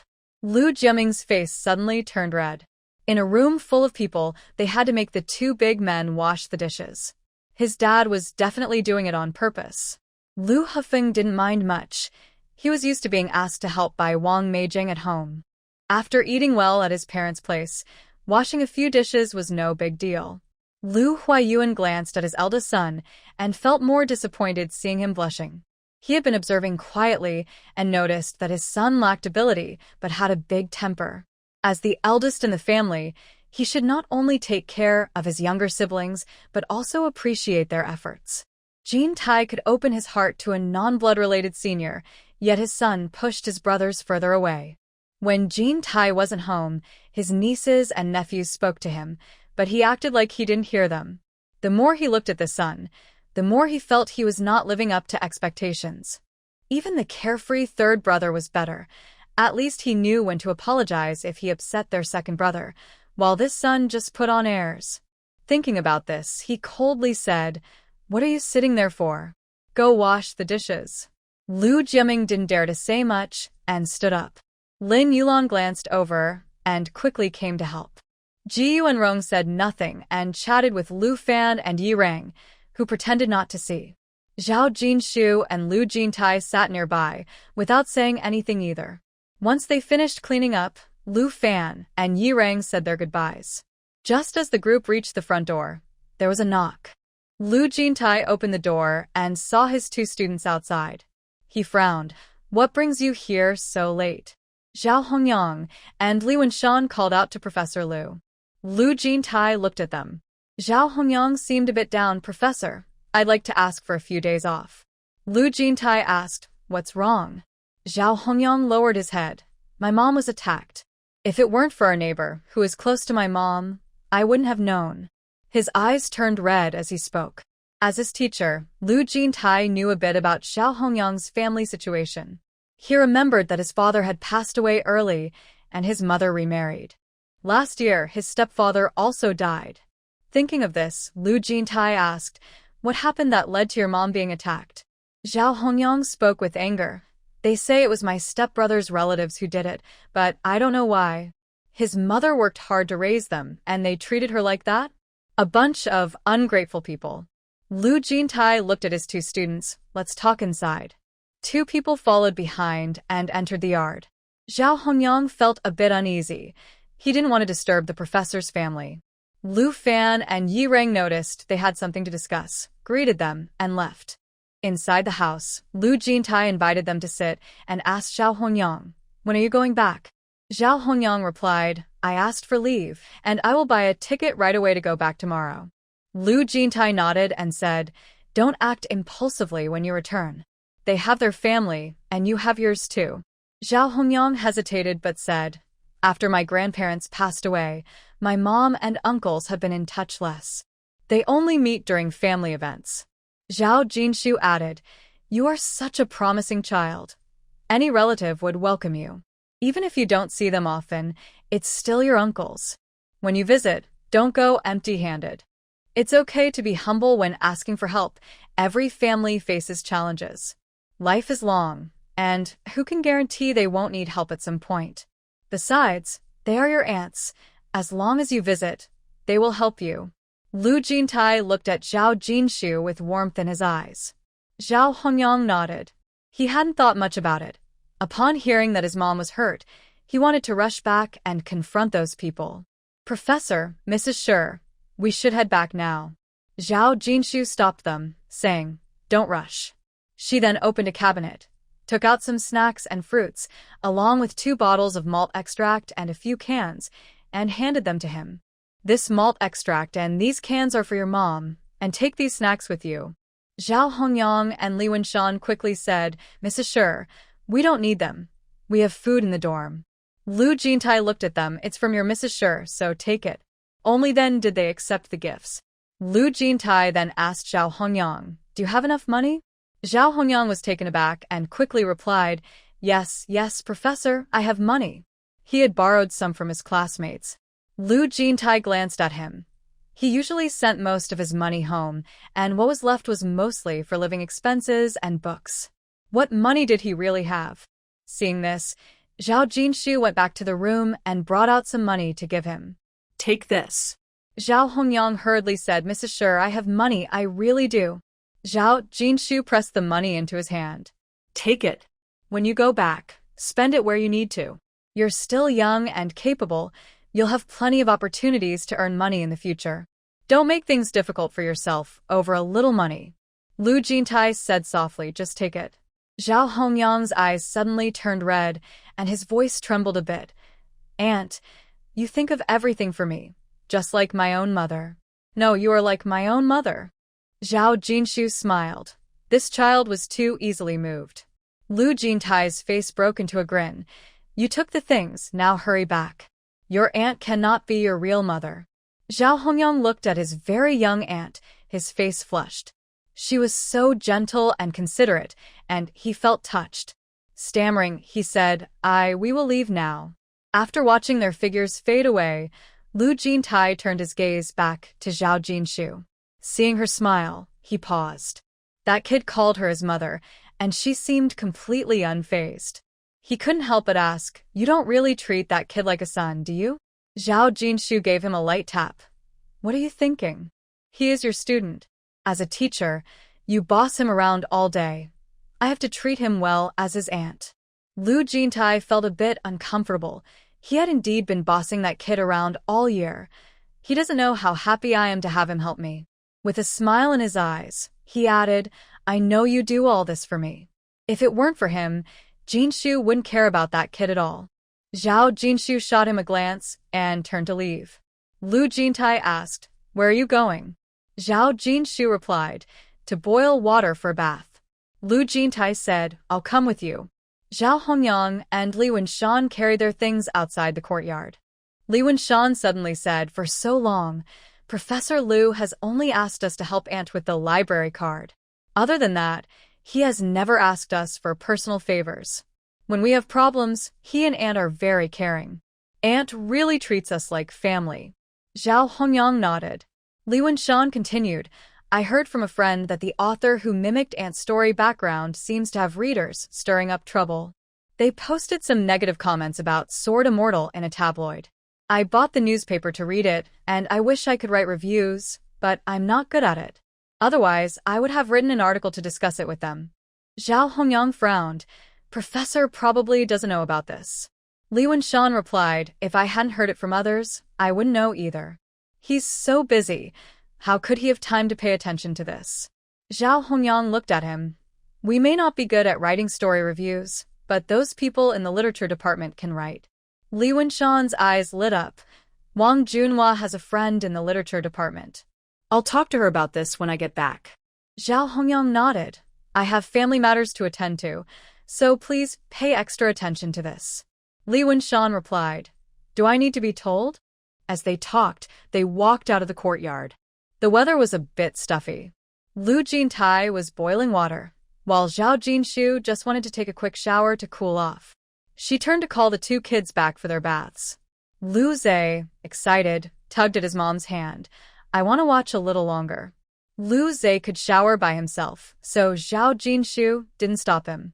She looked at Lu Rue, are you going back to shower? Lu Rue nodded, stood up, and walked outside with her, saying, I want to sleep. Zhao Jinshu took her hand. You can sleep after your bath. After giving her daughter a bath and tucking her into bed, she went to the bathroom with her clothes. She didn't cook dinner that night. Both stoves were boiling water. Lu Jintai had prepared enough water for her, so she decided to wash her hair as well. After finishing, she came out with a towel, drying her hair as she entered the room. The water in the stove wasn't hot yet, and Lu Zhe had already returned from the main room. The father and son were sitting, one reading on a chair and the other lying on the bed with a book. She had planned to go back to dry her hair, but didn't want to disturb them. She grabbed the hairdryer from the cabinet and was about to leave when Lu Jintai called out to her. Where are you going? Zhao Jinshu replied, I'm going outside to dry my hair. Lu Jintai glanced at her. Do you want me to dry your hair? Zhao Jinshu said, that would disturb Lu Zhe's reading. Lu Zhe looked up from his book and grinned. Mom, just let Dad dry your hair. It won't bother me. Lu Jintai turned to Zhao Jinshu. Our son wants me to dry your hair. Sometimes, as parents, we should listen to our kids. He then gently pushed her to sit in the chair. Hearing this, Lu Zhe couldn't help but say, Dad, a good dad always listens to his son. Lu Jintai looked at him. When you grow up to my age, then you can tell me that. Lu Zhe cheerfully asked, Will you listen to me then? Lu Jintai shot him a glance. You little one, thinking you can boss around your dad? Lu Zhe laughed and asked, Don't you want to be a good dad? Lu Jintai held Zhao Jinshu's shoulders. You should keep an eye on your son. Thinking he could boss around his dad at such a young age. Quite bold. Lu Zhe pouted, unable to argue, and turned to his mom. Mom would never side with him. After all, he was her favorite. Who else would she support? At that moment, it was her son again. Zhao Jinshu smiled as she handed him the hairdryer and picked up a letter from the table. I'm Zhao, so I shouldn't interfere in your family matters. You two should sort it out yourselves and not involve innocent people. The two with the surname Lu were silent. Lu Jintai glanced at his son, while Lu Zhe lay on the bed, mumbling. Lu Jintai smiled and turned on the hairdryer, gently running his hand through Zhao Jinshu's hair. Listening to the sound of the dryer, Lu Zhe looked up at his mom and then at his dad. Seeing his dad's gentle movements as he carefully dried his mom's hair made him think of how precious her hair was. He suddenly decided that even if his dad didn't always listen to him, he was still a good dad. Besides, his dad was really great. Thinking this made him happy again. After drying her hair, Lu Jintai turned off the hairdryer and put it away. Lu Zhe then crawled over to his parents and said, I saw Uncle crying at Grandma's house just now. Zhao Jinshu and Lu Jintai paused, and Zhao Jinshu asked, What happened? Lu Zhe whispered, Grandpa called Uncle into the study and scolded him for a long time. I could hear Grandpa's voice even while watching TV. Uncle came out crying. He had never seen his parents cry. He thought only kids cried, not realizing adults could too.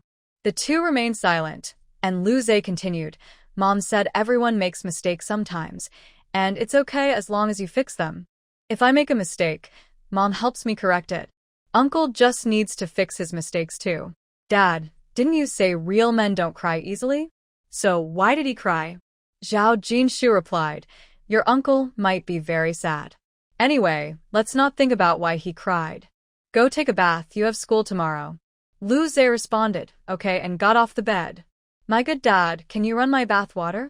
Lu Jintai smiled, so now I'm a good dad again? Lu Zhe held his dad's hand tightly. Because I just realized my dad is really great. He dries Mom's hair, cooks delicious food for us, helps us with our homework, and runs my bath water. Wow, how is my dad so wonderful? At least he was better than his siblings' dad. Uncle and third uncle never helped them with their studies, but they would scold them if they did poorly. His dad might look fierce, but he never scolded him or his sister. If there was a problem he couldn't solve, Dad would patiently explain it to him. Moreover, Uncle was crying. He used to think Uncle was as strong as Dad, but today he suddenly felt that Uncle was not strong at all. Zhao Jinshu smiled and said, You have such sweet words. Lu Jintai, however, was not swayed by his flattery and calmly replied, Since Dad is so good, Lu Zhe should try not to go against him in the future. Lu Zhe said, Why would I go against Dad? I'm so well-behaved and obedient. Lu Jintai asked, Do you really believe that? Lu Zhe replied, Dad should trust his son, or else I will be upset. Lu Jintai said, An obedient son wouldn't get upset. Lu Zhe was silent. Zhao Jinshu couldn't help but laugh, giving her son a gentle pat. If you want to challenge your dad, wait another 20 years. For now, just listen to him and go take a bath. Lu Zhe squeaked and covered his bottom, saying, Mom, that hurt. Stop being silly and go wash up, Lu Jintai said as he picked him up and carried him outside. Lu Zhe made funny noises in his arms. Zhao Jinshu smiled as she watched them and opened the wardrobe to find clean clothes for the two of them. After finishing their homework, Lu Manting and Lu Kaifei came out of the room and saw Lu Zhe being carried and playing around by Uncle. Lu Manting said, "Uncle is so nice." Lu Kaifei added, "And is nice too." Just then, their mother, Wang Meijing, called from inside, "What are you doing outside? Hurry up and take a bath." The two of them pouted, said nothing more, and slowly went back inside. The afternoon was a bit gloomy, and at night, there was thunder and lightning. Zhao Jinshu woke up from her sleep, and Lu Jintai held her tighter, saying, "It's okay. Go back to sleep." Clearly, he had also been awakened by the thunder. Zhao Jinshu got up from his arms, saying, "I'll go check on the kids." Lu Jintai turned on the light. "You lie down, I'll go." He got out of bed, and as soon as he opened the door, they heard Lu Rui crying and calling for her mom. Lu Jintai quickly walked over, and Zhao Jinshu hurried out of bed. Their bedroom door was unlocked, and as soon as Lu Jintai opened it, the light inside was turned on. Lu Zhe sat up sleepily and asked, "Why is Rui sitting on the floor?" When Lu Jintai entered and saw his daughter sitting on the floor crying, he felt a pang of worry and bent down to pick her up. "Why are you sitting on the floor?" Lu Rui sobbed, "I want mommy.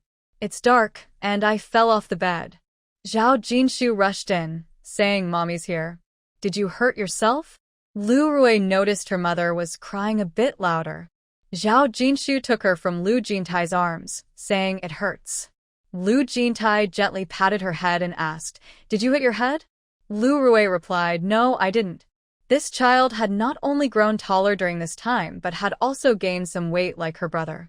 When Zhao Jinshu suddenly picked her up, it was a bit heavy for her. Seeing this, Lu Jintai said, "Let me carry her." Lu Rui tightened her grip around her mother's neck, refusing to let him. "It's okay," Zhao Jinshu said, holding her daughter close and looking at her son. "Are you scared?" Lu Zhe replied, "What is there to be scared of? I'm so tired, Mom, I'm going to sleep." After saying that, he rubbed his eyes, grabbed a blanket, and lay down on the bed to sleep. It seemed he was not affected by the thunder at all. The couple felt relieved, turned off the lights, and took their daughter back to their room. Once in the room, Zhao Jinshu held her daughter in her arms and lay down on the bed. Hiding under the covers and tightly hugging her mother, Lu Rui finally felt safe. Zhao Jinshu gently patted her back and said to Lu Jintai, "Turn off the light." As soon as she finished speaking, another loud clap of thunder roared, and Lu Rui buried her head in her mother's arms in fear. Lu Jintai extended his arm and wrapped both mother and daughter in a hug, saying, "Mom and Dad are here, so don't be afraid." Lu Rui reached out her little hand and touched her father's big hand, feeling reassured, and slowly closed her eyes. Zhao Jinshu closed her eyes and told Lu Jintai, "Turn off the light." The thunder rumbled on and off throughout the night, but Lu Rui, nestled between her parents, slept soundly without waking up. In the morning, the sky cleared up. In the yard, the flowers that Zhao Jinshu tended to had been affected by the rain and thunder. Some had wilted, with petals scattered on the ground, while others bloomed even more vibrantly, proudly showing off their beauty. The various vegetables in the small garden seemed to withstand the wind and rain better. As soon as Zhao Jinshu woke up, she grabbed a basket to pick vegetables. She smiled at Lu Jintai, who was behind her, and said, "Your cucumbers have produced quite a few small ones, one batch after another." Lu Jintai smiled back. This year, many things were gradually improving for their family. Even the vegetables were growing well. Lu Rui shuffled out in her slippers from behind her father and said, "Mom, I want to eat cucumbers." Zhao Jinshu was picking peppers and replied, "Let Dad get them for you." Lu Jintai checked and saw there were 3 cucumbers ready to eat. He picked them all, washed them, and handed one to his daughter. Lu Jiaming came out to use the bathroom. Seeing them, he hesitated for a moment, but said nothing. Just as he was about to head back inside, Lu Rui ran over with a cucumber and asked Lu Kaifei, who was brushing his teeth and getting ready to go back inside, "Third brother, do you want to eat a cucumber?" Lu Jiaming slowed down his steps. Lu Kaifei glanced at his uncle and aunt, saw they didn't say anything, and looked at Lu Rui. "Did your aunt grow this cucumber?" Lu Rui nodded. "My parents grew it. Do you want to eat some? It's really tasty." Lu Kaifei thought for a moment. "Then I'll have half a piece?" Lu replied, okay. After that, she broke the cucumber and gave half to him. Lu Kaifei took it. Thank you, sister. Then he took a bite of the cucumber and looked at his uncle and aunt. Thank you, uncle and aunt. Lu Jintai said, no need to thank us. Zhao Jinshu smiled and said, it's just half a cucumber. What's there to thank for? Lu Kaifei chuckled and, seeing his dad come out of the house, proudly said, Dad, look at the cucumber Rui gave me. Lu Hafeng instinctively looked at his older brother and sister-in-law, seeing them busy with their vegetables, not paying attention to him. He sighed. At least his son had some recognition from them. Lu Jiaming could no longer watch and quickly returned to the house. Lin Yulan noticed he came back looking troubled and said irritably, What's wrong now? A grown man being so petty and unable to let go is really too much. Lu Hui and Lu Xiang were eating their eggs and glanced at him without saying a word. Lu Jiaming remained silent, his father's words from last night echoing in his mind. Over 30 and not as good as a child, what great future can you have? He always thought he was doing okay, but he didn't realize how inadequate he seemed to his family. When Lu Rui offered the cucumber without hesitation, he was somewhat surprised. Jintai had argued with him for a bit, ignoring the third brother, but Lu Zhe and Lu Rui still treated them the same, showing that Jintai and the siblings hadn't discussed adult matters with the kids. Earlier, when Lu Zhe and Lu Rui greeted him, he pretended not to hear. Thinking about this, along with his father's words, he felt a mix of embarrassment, shame, anger, and regret flooding over him. The innocence of the children highlighted his own shortcomings. He felt utterly ashamed. He wished he could find a wall to bang his head against. Lin Yulan saw him sitting there motionless. She had to go to work and didn't have time for him, so she took a bun and started eating. Lu Hui and Lu Xiang finished their meal, grabbed their backpacks, and left. Outside, they saw Lu Zhe and Lu Rui still smiling and greeting each other. Hearing his son's voice from inside, Lu Jiaming felt even more embarrassed. He might not be as open as his son. He wiped his face, wondering why he felt this way. He felt utterly humiliated. Everyone is busy with work and school, and no one has the time to care about his sentimental thoughts. Lu Jintai and Zhao Jinshu finished cleaning up the dishes, dropped their son and daughter off at school, and went to handle the house transfer procedures. The application had been submitted, and part of the payment was made. The seller said, although the transfer isn't complete yet, we have signed the sales contract, and since we know each other, I trust you. This house now belongs to you. Here are the keys. After receiving the keys, Zhao Jinshu said, let's go check the house. It rained heavily last night, and we need to see if there are any leaks. We must fix everything before moving in. Lu Jintai agreed. Once they arrived at the house, they carefully inspected each room. The main room was fine, but 3 side rooms had leaks, and there were also leaks in the kitchen. Lu Jintai took out a pen to make notes. As he wrote, he said, we need to replace all the furniture in our rooms. Zhao Jinshu touched the wardrobe and said, the furniture materials are actually quite good. Lu Jintai frowned and insisted, let's replace it. This was their new home, and he didn't want to use a bed that others had slept in. Zhao Jinshu looked at him, and he firmly stated, a new home deserves new furniture. Zhao Jinshu replied, all right, let's also get new furniture for the children's rooms.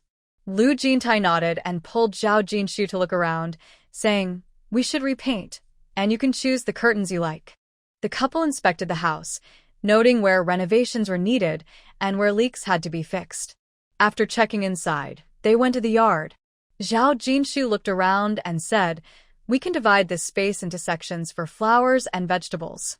Lu Jintai replied, do it however you like. You can arrange it as you wish.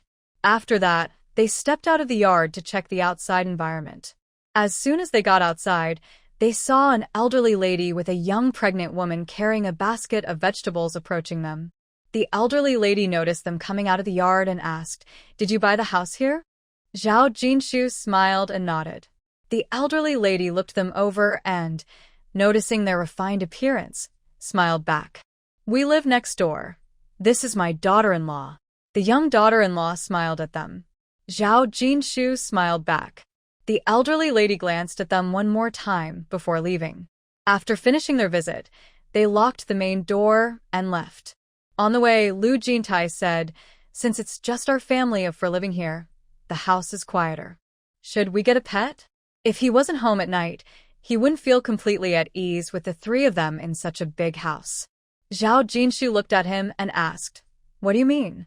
Lu Jintai replied, "How about getting a guard dog? What do you think?" Zhao Jinshu smiled. Then Ziz and Ruiri would be very happy. They love animals. But where can we adopt one? Lu Jintai took her hand and said, "Let's go to Uncle's place. The army should have retired service dogs. We can ask if we can adopt one." Zhao Jinshu agreed. "All right, let's go buy some things." Lu Jintai nodded, and the two of them went to Aunt's house with their items. When Aunt saw them, her face lit up with a smile. They sat down and chatted casually for a bit before Lu Jintai explained their purpose.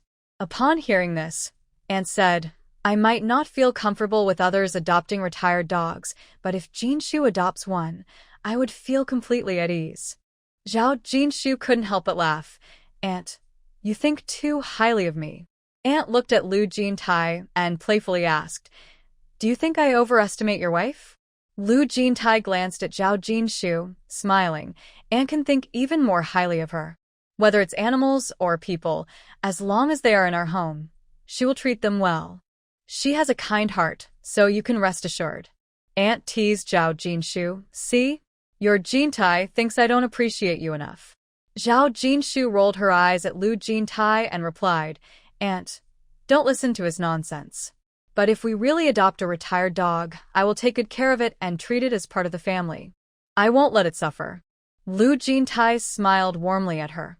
Aunt had seen many things in her life, and if she said Zhao Jinshu was good, then she truly deserved Aunt's high regard. Aunt laughed. "When your uncle comes back, I'll tell him to help you ask about it." What to ask? Lu Fan walked in with a stride, followed by Zhou Qing'an, who was limping. Aunt looked at Zhou Qing'an and asked, "What happened to you?" Zhou Qing'an walked in with his head down. As soon as he entered and saw the people in the room, he straightened up awkwardly, tugging at his clothes. No one told him they were coming. If he had known, he would have hidden at home. He felt he looked quite bad today. Lu Fan had a blank expression and said, "He didn't complete his task and just lay there writing letters. Since Uncle Zhou entrusted him to me for guidance, he should be punished for his mistakes." Lu Jintai glanced at him. Zhou Qing'an felt even more uncomfortable. Auntie said, "Is the punishment really that severe? Aren't you worried about Aunt Li?" Lu Fan sneered, "It's just standing in a horse stance." Zhou Qing'an's face turned bright red. "Oh no, how embarrassing." He wasn't weak. Auntie looked at Zhou Qing'an and said, "Come sit." Zhou Qing'an glanced at Lu Fan, who replied, "Sit down." Only then did Zhou Qing'an dare to sit on the edge of the sofa. Auntie asked him, "What letter made you not complete your task?" Zhao Jinshu looked over curiously. Zhou Qing'an looked up and met Zhao Jinshu's curious gaze, feeling a bit shy. "Well, a reader of a certain author keeps saying Sword Immortal is bad, while praising that author. I couldn't take it anymore, so I wrote a letter to criticize them." As he spoke, he got angry. He knew that Zhao had married and had children, so he had gradually let go of his feelings for her. But her stories were so good that he loved every character, even the ones who opposed the main character. He had grown to deeply admire the story, and he couldn't stand anyone speaking ill of it. When he saw someone say it was bad, he almost exploded with anger. Unfortunately, he couldn't write well himself. Otherwise, he would have written a few articles to argue back at those people who constantly criticized everything. Which small newspaper? While he was fuming, a deep voice suddenly came from beside him. Zhou Qing'an looked over and met Professor Lu's calm eyes, momentarily stunned. Lu Jintai asked again, "Which small newspaper?" Zhao Jinshu looked at Lu Jintai, who patted her hand to signal her to stay calm. Zhao Jinshu was not worried. Such things were common for her, but if it went too far, she wouldn't hesitate to fight back. Zhou Qing'an mentioned the name. "It's an obscure little newspaper that only publishes messy opinions to grab attention." Lu Jintai looked at him and asked, "Can I see the newspaper?" Zhou Qing'an was surprised that Professor Lu would talk to him. He didn't know why, but he felt a bit flattered, especially since Professor Lu usually ignored him. He quickly stood up and said, "I'll go get it for you right now." After saying that, he limped out the door. Lu Fan watched him leave, feeling both amused and exasperated. And he said, "This boy has changed a lot, but we shouldn't push him too hard." Lu Fan had her own theory. If you relax too much, it becomes hard to tighten things up again. Lu Jintai agreed. Good habits are hard to develop. His parents entrusted him to his older sister because they believed in her abilities. If she becomes too lenient, it could lead to problems. If he isn't raised well, no matter what his parents think, his sister will definitely feel guilty. Lu Fan paused for a moment and said, "Right, since his parents entrusted him to me, I will definitely take good care of him." But she thought to herself that while she would take care of him, she wouldn't feel guilty if things didn't go well. His parents hadn't raised him properly, so it wouldn't be surprising if she struggled too. Of course, if she succeeded, she would be happy. Auntie understood this and didn't say anything more. When Zhou Qing'an got home, Li Xiaohua noticed he was limping and asked with a smile, "Did you get punished?" Zhou Qing'an rubbed his nose and casually replied, "Just a normal thing," before going inside to get the newspaper and limping next door. Li Xiaohua didn't think much of it. Young guys often felt sore after a little exercise and should train more. When Zhou Qing'an reached the door of the next yard, he tried to walk normally and slowly made his way inside. Once inside, he handed a stack of newspapers to Lu Jintai. Lu Jintai accepted them politely, saying, "Thank you." Zhou Qing'an glanced at him and replied, "No need to thank me." Zhao Jinshu looked at Lu Jintai and said, "Give me a few to look at." Lu Jintai took a few from the top and handed them to her, and the two began to read. Lu Fan felt a headache coming on as she saw the text.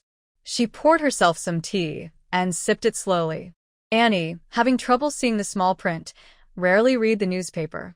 After sitting for a while, she decided to take a walk outside. Seeing them busy, she went to stroll in the yard. Zhao Jinshu skimmed through the papers and noticed that there were not only reviews of Sword Immortal, but also reviews of other books. However, the stories imitating the background of Sword Immortal only had positive reviews, with not a single negative one, which was quite telling.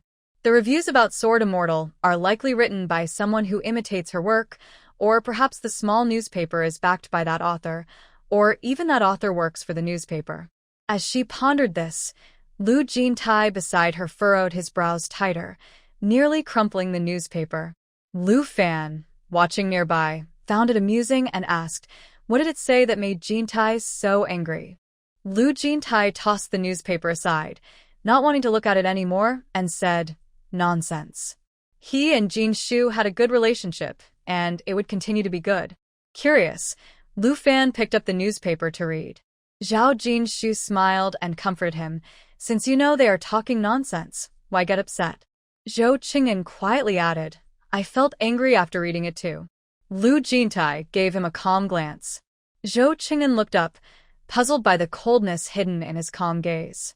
Why was he looking at him like that? Lu Jintai turned his gaze back to Zhao Jinshu and tried to soften his tone. "Don't worry, I'm fine." Lu Fan glanced through it. "This really is nonsense. If you're writing a review, stick to the plot and the book. It's just your opinion. Why bring the author's personal life into it?" Zhao Jinshu asked curiously, "What did it say?" Lu Fan pointed to the newspaper. "Look here, it says you killed off the main character's wife at the start, and the male lead only focuses on training like a heartless machine. When girls like him, he doesn't care. It questions whether the author understands emotions. It suggests the male lead should be a widower, which makes becoming a sword immortal meaningless." Zhao Jinshu replied, "Has he already figured out the ending of Sword Immortal, even though it hasn't finished publishing?" As she read further, she saw not only did it call her a heartless person, but it also suggested that if she were married, her relationship would be bad. If she were single, she must be a picky and emotionless woman who can't find a partner. In summary, it painted her as a cold and unfeeling person unworthy of happiness. Zhao Jinshu put the newspaper away. If that's the case, then saying one is loyal to their wife while casually flirting with other girls is understanding emotions? That's an insult to feelings. If a couple can't be devoted to each other, then everything else is just. She suddenly stopped speaking. Lu Jintai looked at her as she tucked the newspaper away. Since we already know what it says, there's no need to read this newspaper anymore. Lu Fan added, it's all just random writing, not worth reading or getting upset over.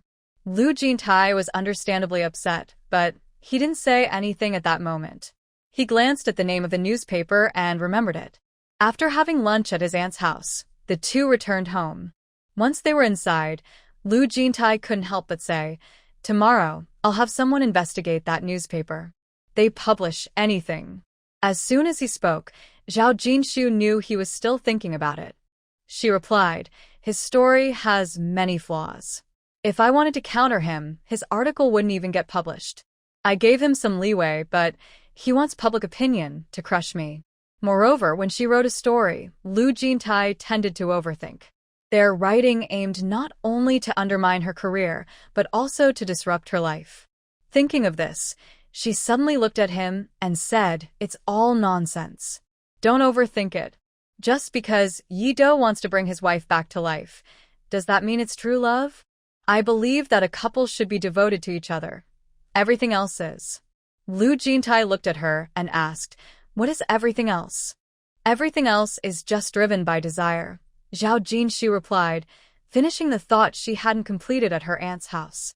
That's not love. It's just primitive human desire at play. Lu Jintai stared at her, momentarily taken aback. After a moment, he said, you're right. Some people have chaotic lives and relationships, but still maliciously judge others, which shows their ill intentions. Even if she is changed, she treats others kindly and lives earnestly. How could she be cold-hearted? She is his wife, and he doesn't see her as unfeeling, so others have no right to judge her. Zhao Jinshu paused and said, I don't care, and you shouldn't worry too much either. They can write articles about me, and I can write a few responses back. Do they really think I won't speak up, and that they can bully me? Imitating her story background is one thing, but if they think she is easy to push around just because she stays quiet, that's going too far. Lu Jintai asked her, should I have someone write something? Zhao Jinshu replied, who would you have? Lu Jintai took her hand and held it gently. You focus on your writing, I'll handle this. Zhao Jinshu looked at him, and when their eyes met, he awkwardly said, when things happen, you should rely on me more. Seeing him awkwardly say this, she chuckled and said, if it's in your hands, then it's in good hands. You know many people, so I trust you. Hearing this, a smile appeared in Lu Jintai's eyes. Okay. Zhao Jinshu looked at him and added, we are a couple, and we should support each other. You can't handle everything alone. You need to share your concerns with me too. Lu Jintai felt a warmth in his heart. How could someone so understanding be unkind? Thinking about the nonsense in the newspaper made him uneasy. He looked at her and asked, you say that story has many flaws? What flaws are there? Zhao Jinshu smiled, that's true. If we're going to fight back, we need to be precise and not go in unprepared. Let me write them down. Lu Jintai stopped her. No need to write it down. Just tell me. I can remember. Zhao Jinshu replied, okay. The couple was talking in the room when the front gate suddenly swung open with a bang. Zhao Jinshu and Lu Jintai heard the noise and came out to see Wang Meijing and her mother, Zheng Hongwan, pushing a bicycle inside.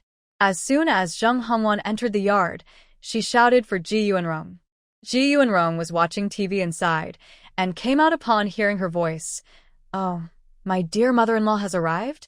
She then looked at Wang Meijing beside Zheng Hongwan. Isn't it work time? Why are you back? Wang Meijing had a sad face. Mom, the sky is falling. As soon as she returned, she started crying. Ji Yuanrong replied impatiently, the sky isn't falling. Even if it did, someone tall would hold it up. Zheng Hongwan shot a look at her daughter and turned to Ji Yuanrong, saying, it's not falling. It's good news. Yuanrong, you're going to be a grandmother again. Ji Yuanrong showed no joy on her face. It was obvious that this child was coming at the wrong time. She looked at Wang Meijing, who was nearly at her wit's end. How did she get pregnant just from that one time? She turned to her mother-in-law. Mom, what should we do? What could Ji Yuanrong do? Whether to keep it or not was not her decision to make. In the end, they would have to decide for themselves. Hearing this, Zhao Jinshu and Lu Jintai returned to the house. Lu Jintai glanced at Zhao Jinshu's belly, feeling both regretful and relieved. He stood up to open the cabinet and saw that there were still plenty of contraceptives inside before sitting back down. Zhao Jinshu looked at him. What are you doing? Lu Jintai replied, nothing. He changed the subject. Where were we before? They had just been discussing how to counter the author when they started talking about decorating their new home. She thought for a moment and said, we were talking about the TV. Lu Jintai took a pen to make a note. Right, we need to buy a TV for the house. When you're tired from writing at home, you can watch TV to pass the time. Zhao Jinshu wasn't very interested in the current television. Not only were there few channels, but she had already seen many of the shows. However, since the kids liked watching it, she thought it was worth buying. After all, they could afford it, and having a TV would make the house livelier. Zhao Jinshu added, we also need to buy a refrigerator. Lu Jintai replied, we already have a washing machine, so we don't need to buy another one. Zhao Jinshu looked at him and said, Mom also needs to use the washing machine. Lu Jintai didn't look up and said, let them buy one. Zhao Jinshu didn't say anything more and changed the topic. This year, Mom and Dad planted a lot of cotton. Let's ask them to make us a few cotton blankets so we have enough for guests. When Jin Chung came to the capital, even though he usually stayed at school, he would need blankets on weekends or during holidays. Plus, during the summer and winter breaks, she wanted to invite her parents and brothers to visit. Lu Jintai nodded. Let's send some money back to Mom and Dad. Zhao Jinshu sent money to her parents every month. If we send money, they won't accept it. It seemed unreasonable for her parents to ask for money when their daughter wanted a few blankets. Lu Jintai paused his writing and looked at her. With summer vacation coming up, let's buy some clothes and shoes for Mom and Dad. Jin Chung is going to college, so we should get him some clothes and shoes too. Zhao Jinshu smiled and said, sure, I'll follow your suggestion. She looked at him. You don't have many summer clothes either. Shouldn't you buy some? Lu Jintai put down his pen, squeezed her hand, and smiled. I know you're thinking of me. I have enough clothes to change, so I don't need to buy too many. Zhao Jinshu rolled her eyes at him. When we go out looking nice, if people see you in patched clothes, they might think I don't care about you. Lu Jintai examined his shirt. It's just a bit old. There are no patches. If anyone had patches, it was his older brother. Zhao Jinshu said, don't be too frugal with yourself. Some things are worth buying. Lu Jintai smiled and said, then when you buy clothes for Mom and Dad, can you also get me a couple shirts? Zhao Jinshu shot him a glance. I will definitely make sure to buy them for you. She emphasized the word definitely. Meeting her teasing gaze, Lu Jintai looked away. We should go pick up the kids now. Just then, they heard Ji Yuanrong outside calling, Jinshu, wait a moment. I'm going to pick up Ziz and Ruiri. Zhao Jinshu laughed. Okay, Mom. Then she playfully looked at Lu Jintai. You don't need to go pick up the kids anymore. Since they didn't need to pick up the kids, they chatted a bit longer before heading to the kitchen to cook. At home, there was meat. Zhao Jinshu looked at Lu Jintai and said, let's make tomato meatball soup. Both kids love it. Lu Jintai nodded. I'll chop the meat. Zhao Jinshu went to wash rice and cook. After the rice was ready, she took a basket to pick tomatoes. She grew a variety of vegetables, but since Lu Jintai rarely came home and there were few people in the house, even if she picked some for her mother-in-law, they couldn't finish all the vegetables. She picked not only tomatoes but also eggplants, peppers, and a few green onions. After peeling the onions, she took the basket to the sink to wash them.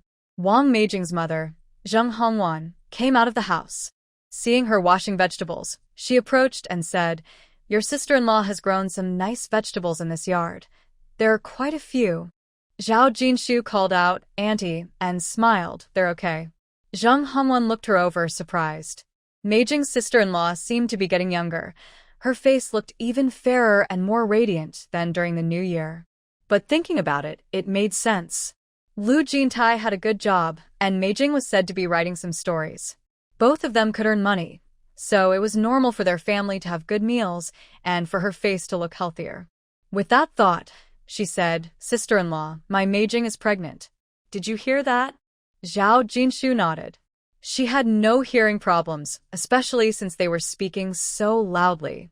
Zheng Hongwan stepped a bit closer. They both work, so they probably can't keep the baby. Zhao Jinshu glanced at her. Whether to keep the baby or not was a decision for the couple to make. There was no need to discuss it with her. Zheng Hongwan smiled and continued, "I heard Meijing say you cook well. She really likes your food. Since she will be resting after giving birth, could you help her by making a few meals?" Zhao Jinshu replied, "No." Zheng Hongjuan's smile faded. "Why not? She's your sister-in-law, and she's having a child from the Liu family. Isn't it reasonable for you to help her out?" Zhao Jinshu scoffed. "You said it yourself. She's having a child from the Liu family, not mine. Why are you asking me?" Just then, Lu Jintai came out after chopping the meat and almost dropped the bowl upon hearing her words. Zheng Hongwan became angry. "How can you speak like that? You are sisters-in-law." Zhao Jinshu looked at her. "You also said we are sisters-in-law. She is the wife of the third son, not my wife. Whether she is pregnant or resting, whoever's child she is having, she should ask them for help, not me." Lu Jintai. Zheng Hongwan glanced at Lu Jintai behind her and said, "Jintai, look at your wife. What is she saying?" Lu Jintai replied, "Aunt, my wife is right. The third one should be back soon. If you have something to discuss, talk to him. No need to involve my wife." Zheng Hongwan shot them a resentful look, knowing this couple was united in their thoughts. It was pointless to argue, so she turned and left. Zhao Jinshu didn't pay her any mind and continued washing vegetables. Lu Jintai stood nearby, watching her intently. His gaze was unguarded, and when Zhao Jinshu met his complicated eyes, she asked, "Why are you looking at me like that?" Lu Jintai sighed. "You say whatever you want. It's not like she was pregnant with his child, and she was his wife. If she could marry someone and have a child, what did that make him?" Zhao Jinshu scoffed. "Am I supposed to agree with her?" Lu Jintai frowned. No need to pay attention to her. The third one's family matters are for him to handle. Zhao Jinshu replied, "Okay." Wang Meijing felt like the sky was falling. When Lu Hufeng returned home and heard about it, he also felt like the sky was falling. They had finally paid off their debts and life was slowly getting back on track, but then this unexpected situation arose. He was extremely annoyed and said, "It really doesn't let anyone live a smooth life." After saying that, he went outside and squatted in the corner. Wang Meijing, hearing his words, felt a surge of anger. What kind of man was he? Could she get pregnant all by herself? Now, he was blaming her? She stepped outside and shouted, "Lu Hufeng, I'm the one suffering from being pregnant, and you get to enjoy it. What right do you have to complain to me?" She didn't care about anyone else, and Zhao Jinshu and Lu Jintai, who were cooking across the way, also heard her shouting. Lu Jintai frowned. Lu Hufeng quickly looked around and saw only his brother, sister-in-law, and mother-in-law at home. He quickly stood up and said, "Come on, keep it down. This is embarrassing enough." Wang Meijing was the type who would confront anyone, regardless of who they were or the situation, if she was upset. She was very annoyed and angry, just wanting to vent her feelings, without caring about anything else. She shouted, "Now you're embarrassed? You're annoyed? Can you be more annoyed than I am? If you could control yourself, I wouldn't be in such a difficult situation." Lu Hufeng's face turned red, especially when his mother-in-law heard their argument and came out. He wished he could disappear. She really dared to say anything. Across from him, Lu Jintai quickly closed the kitchen door. Zhao Jinshu was cutting vegetables and looked up at him, her face expressionless. "Don't listen." At such a close distance, closing the door didn't help. They could still hear Lu Hufeng angrily shouting, "Can you keep it down? Can we talk in a room?" Wang Meijing said, "Lu Hufeng, you're not a man. You have no responsibility. Only thinking about your own comfort, ignoring your wife's feelings. You still complain. Do you even deserve to complain?" Zheng Hongwan added, "Go to your room to talk. Why say whatever comes to mind? Is this how I taught you?" Wang Meijing was pulled into the room by her mother, and Lu Hufeng felt so embarrassed that he also went inside. Zhao Jinshu couldn't help but mutter, "He's really not a man." Lu Jintai looked up at her. Zhao Jinshu clarified, "I'm not talking about you. I mean your younger brother. His wife is unexpectedly pregnant, and instead of comforting her, he just sighs. If he could control himself." Lu Jintai interrupted, "Jinshu." Zhao Jinshu looked up. "What?" Lu Jintai looked at her and said gently, "Don't say that." Zhao Jinshu paused, glanced at him, and then went back to cutting vegetables. After placing the chopped vegetables in a dish, she looked at him and said, "They already have 2 kids. What is there not to understand?" Lu Jintai replied, "He has no responsibility, and he's not good, but there's no need to listen to such harsh words." Zhao Jinshu couldn't help but laugh. She remembered some movies from her past. What was the big deal? Thinking about it, she paused, relieved that he didn't know about it. Otherwise, who knows what would happen? Lu Jintai insisted, "Is that okay?" Okay. Since he was so persistent, Zhao Jinshu agreed. She hadn't expected Lu Jintai to be so innocent. Lu Jintai smiled, satisfied, and took the spatula. "I'll cook." Zhao Jinshu replied, "Go ahead and cook." The couple didn't deal with the third family's issues. The next day, after dropping the kids off at school, they went to the mall to buy clothes. Zhao Jinshu asked Lu Jintai, "What kind of clothes do you want to buy?" Lu Jintai smiled slightly. "I'm not very good at choosing clothes. Could you help me pick?" Zhao Jinshu said, "I see the clothes and shoes you bought for me are quite nice." Lu Jintai replied calmly, "I know you well, so I naturally know what suits you." Zhao Jinshu smiled. "You've really improved. You know how to talk now." Lu Jintai smiled slightly and took her hand. "Otherwise, my wife would complain." "That's for sure," Zhao Jinshu said with a laugh. "Look around. Those men who can't express themselves, which one isn't complained about by their wives? Even if they don't say it out loud, they must feel it inside, and after a while, it will build up and explode." Lu Jintai slowed his pace. "If there's something I do wrong, you must tell me, otherwise I won't know." Zhao Jinshu replied, "I will definitely tell you now." Now she will definitely tell him, which means she didn't before. Lu Jintai glanced at her, looking thoughtful. Zhao Jinshu looked him over. "You look good in a white shirt, but you shouldn't just buy white. Pick some other colors too?" Lu Jintai said, "It's fine. Let's just buy 2 white shirts." Zhao Jinshu looked at him as he continued, "That's it, no need to choose more." He didn't have many requirements for clothes. Comfort was the priority. Since she said he looked good in white shirts, then white shirts it was. They arrived at the men's clothing section, and Zhao Jinshu asked, "Short sleeves or long sleeves?" Lu Jintai replied, "Long sleeves." Zhao Jinshu wasn't surprised. She rarely saw him in short sleeves. When he wore long sleeves and got hot, he would just roll them up. Now that it wasn't hot like in the future, it was fine. Zhao Jinshu picked 2 shirts with good fabric and fit. After he tried them on, and they were suitable, he paid and then asked, "Are you buying something too?" Zhao Jinshu waved her hand. "I won't buy anything. The clothes you bought for me last time are enough. Don't worry, I won't neglect myself." They then went to pick out clothes for Zhao Jincheng and their parents. Buying for their parents was easy since Zhao Jinshu knew their preferences, so she could choose directly. However, she was more careful with her younger brother's clothes. Although he didn't care much, he was going to college soon, and as a sister, she felt she should help him choose wisely. After finishing shopping for their parents and brother, they bought each of the 2 kids a pair of sandals and headed home with bags in hand. At the doorstep, they ran into a few people who were accompanying Wang Meijing to the hospital. Ji Yuanrong smiled at them. "Did you go shopping?" Zhao Jinshu replied, "We bought some clothes." Wang Meijing looked at the bags they were holding and felt no envy at all. The thought of having to undergo an abortion made her wish she could turn back time. She wanted to grab Lu Hufeng and give him a good talking to. She hated pain, and yet she was facing this ordeal, which only made her more frustrated. A group of people chatted as they walked into the house. Zheng Hongwan saw Lu Jintai return home, put down his things, wash his hands, and head to the kitchen, followed by Zhao Jinshu. The couple talked and laughed together, and she sighed. This was the kind of life she wanted for her daughter, but her daughter seemed to be struggling. After lunch, Lu Jintai went to school. When Zhao Jinshu woke up from her nap, she took the shirt she bought for him today to wash.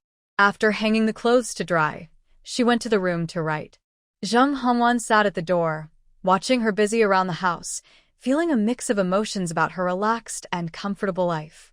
In the evening, Lu Jintai returned from school, and the couple happily went to pick up the kids. After dinner, Lu Jintai went to the main room. Due to Wang Meijing's situation, everyone had been eating in the main room for the past few days. By the time he arrived, they had already finished dinner and were sitting on the sofa talking. Ji Yuanrong called out to him, "Come and have some fruit." Lu Jintai sat down. He had just eaten and wasn't in the mood for fruit, so he politely declined. Lu Huayuan, sitting alone on the sofa, asked him, "What have you been busy with lately?" He couldn't talk about work, but he knew Lu Huayuan was asking about the house. He replied calmly, "We got the house keys. Jinshu and I are discussing custom furniture and buying appliances." The others perked up at his words. Hearing this, Ji Yuanrong said, "You don't need to buy a refrigerator, just move yours over. This weekend, Zhezhe and Rui want to watch some TV, so you'll need to buy a TV." Before Lu Hefeng and Wang Meijing could respond, Zheng Hongwan couldn't help but speak up, "Aren't you using the refrigerator?" Ji Yuanrong laughed. "We all use the refrigerator, but it was bought with Jintai's money. If they move, he shouldn't have to buy another one. With 3 sons, we can't keep asking him for everything. If we need one later, we can buy it then." Since Jintai bought the house, she had been thinking about this. If the eldest and youngest wanted to use the refrigerator, they could chip in to buy one together. If they didn't want to contribute, she had managed without one for many years, so they could do without it too. Lu and Feng felt a bit uneasy. Having a refrigerator was indeed convenient. Leftover meat could be stored inside. However, the refrigerator was bought by the second brother, and they had already upset him. They felt embarrassed to ask him to leave it at their home for everyone to use. Lu said the refrigerator was bought by the second brother, and since he is moving, it should be taken with him. Lu Huayuan looked at Lu Jintai and asked, "What do you think?" Lu Jintai replied calmly, "I'll listen to Mom and Dad. Whatever you decide is fine with me. You wouldn't treat me unfairly." Lu Huayuan didn't say anything more. Ji Yuanyong added, "If we're listening to Mom and Dad, then the refrigerator should go too. You're buying a house and we didn't contribute a penny, so you shouldn't have to spend extra on a refrigerator." Lu Jintai continued, "Jinshu is worried you won't have a washing machine, but I know Mom wouldn't want our washing machine. How about you buy a new one to avoid her feeling guilty?" Lu Huayuan glanced at him, realizing this child was starting to think strategically like his parents. Ji Yuanyong laughed, knowing her son had been a bit off lately. She couldn't tell if he was angry with himself or with them, but at least he was willing to express his feelings, which was a good sign. She said, "It depends on whether the eldest and the third want to use the washing machine. If they do, we can chip in to buy one. If not, then it's fine." Wang Meijing would buy anything if she had money, but she didn't. She said, "After so many years of hand washing, I'm used to it. But if Mom has been using a washing machine for a while, she might find it hard to adjust without one." Zheng Hongwan felt her daughter finally made a good point and laughed. "Exactly. If our mother-in-law is used to a washing machine, she might struggle without it." Lu Jintai turned to Lu and Feng. "Since everyone wants to show their respect, let's brothers chip in together to buy Mom and Dad a washing machine." Wang Meijing's expression grew tense. She was scheduled for a surgery tomorrow and would need time to recover, which meant she wouldn't be able to work. Next month, her salary would be significantly reduced, and she was already feeling the financial strain. How could she afford to buy a washing machine for her in-laws? She had been thinking about how to ask her mother-in-law to buy ingredients for her recovery after the surgery, but now they expected her to pay for a washing machine? She simply didn't have the money for that. Lu and Feng fell silent. Where would he find the money? If he had it, he wouldn't hesitate to support his parents. But the key issue now is that they really can't come up with the money, and Wang Meijing still needs surgery and recovery, which will also cost money. A lack of funds can make it hard for anyone to be generous. He gave a bitter smile, realizing that when his second brother gets serious, no one can do anything about it. Lu Jintai glanced at everyone, finally focusing on Lu Hefeng. Whether it's a refrigerator or a washing machine, as long as you and your older brother agree to buy it for mom and dad, just let me know, and I'll bring the money. If I'm not home, you can tell your second sister-in-law directly. She is always dutiful and will give them money without hesitation. Lu Hefeng said nothing and could only nod awkwardly. He understood his second brother's point. Mom and dad not having a refrigerator or washing machine had nothing to do with their second household. It was just that he and his older brother were unwilling to buy them for their parents. Although this was true, he still felt a bit sad and disappointed. His second brother had never calculated things like this with them before. Were they really drifting apart? After Lu Jintai finished speaking, he greeted their parents and got up to leave the main room. Lu Huayuan looked at Zheng Hongwan. Sister-in-law, it's getting late. You should head back and rest. Zheng Hongwan could hardly sit still. She finally understood Lu Jintai's strength. Her son-in-law was behaving like a timid quail in front of him, not daring to say a word. She felt both angry and frustrated, realizing that perhaps she had chosen the wrong son-in-law. Once they were alone in the room, Lu Huayuan turned to Ji Yuanyong. Can you still smile? Ji Yuanyong glanced at him. Why shouldn't I smile? At least we have one dutiful son among several. We're not completely failing, so why not smile? Lu Huayuan sighed. The eldest and the third are also my sons. Why are they so different from Jintai? They show no sense of responsibility at all. At this point, he suddenly remembered something. What was that Hu Wenbin's cousin's name? Ji Yuanyong didn't understand why he suddenly changed the subject but replied, I think it's Hu Wenhua. Lu Huayuan nodded. Yes, his name is Hu Wenhua. He used to wander around all day, but today he met Hu Wenbin's father, who wanted to thank me for raising a good son who helped his nephew a lot. I was confused at first, but then I learned that Jintai connected Hu Wenhua with his senior, who provided goods for a clothing store. Now he doesn't wander around anymore. He's busy running his shop with a group of young men, and the store is already making a profit. Such a big deal, yet Jintai didn't mention a word about it. Ji Yuanrong was also surprised and said, Jintai remembers kindness. That kid must have helped him at some point, and now he's returning the favor. Lu Huayuan nodded. Do you think the eldest and the third can be taught properly? Ji Yuanrong rolled her eyes. Teaching them? You might as well teach your grandchildren. That would be more reliable. During her retirement, she hadn't done much and often thought about her children. The more she thought, the more she understood their personalities. They were all in their 30s now, and their characters were set. They couldn't change. Lu Huayuan paused and looked at her slowly. Teach who? Lu Zhe and Lu Rue won't let me teach them. Their grandparents and Jintai and Jinshu have taught them well. They're going to their eldest brother's army during the summer vacation. Lu Hui and Kai Fei are doing well. Lu Xiang is a bit like his dad, and Man Ting, who used to cry a lot, has changed quite a bit. Ji Yuanrong frowned and thought for a moment, then felt it was unlikely. Forget it. If we can't teach our sons well, how can we teach our grandchildren? Lu Huayuan glared at her. You old lady, always saying negative things. It's because I was busy with work and didn't teach my son properly. I'm sure I can teach my grandchildren well. Ji Yuanrong replied, You shouldn't be too confident in yourself. If it really comes to it, you could ask your elder brother and sister-in-law. Lu Fan is good at disciplining children. Look at Zhou Qing'an. He used to be a troublemaker, but now he's training properly.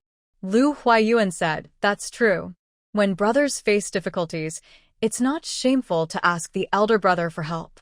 Lu Jintai returned from the main house, and Zhao Jinshu had already given their daughter a bath. The mother and daughter were in the room drying their hair. Lu Zhe had also finished his bath, holding a book while lounging comfortably on his parents' bed, casually flipping through the pages. Lu Jintai frowned at him.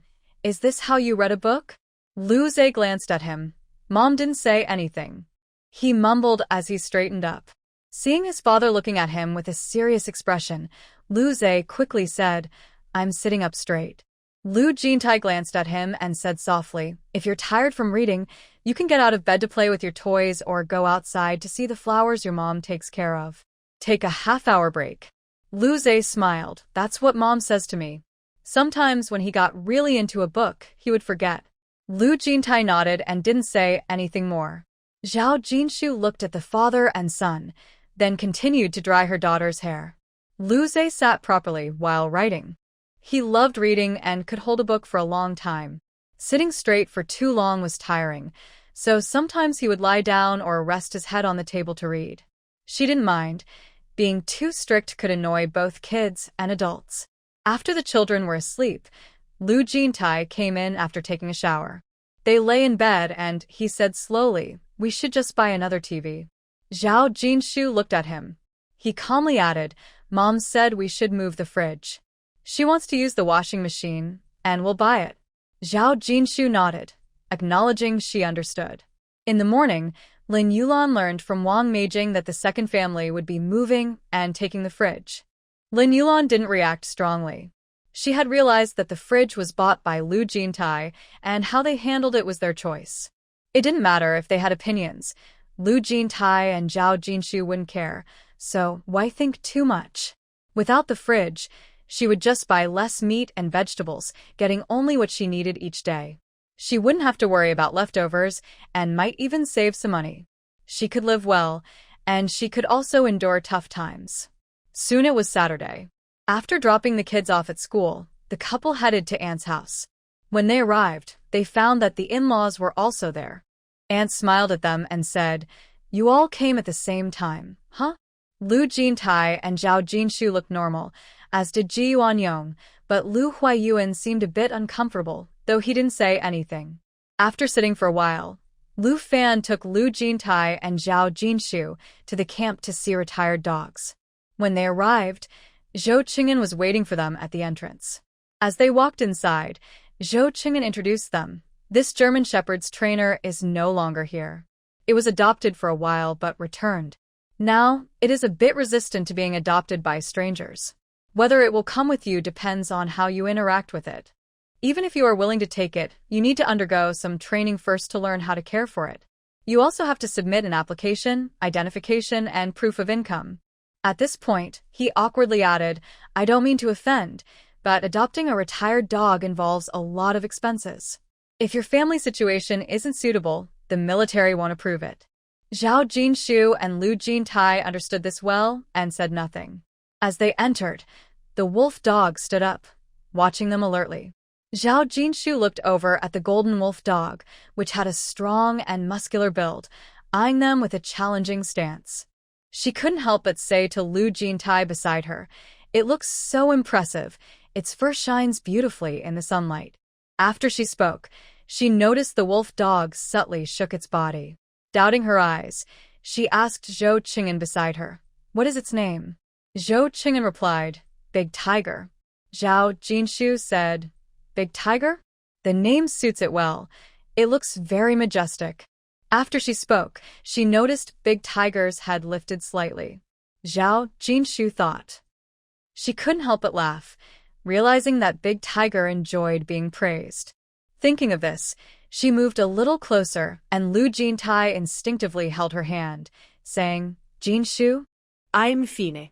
Zhao Jinshu looked at it. Its limbs are strong. It must run very gracefully.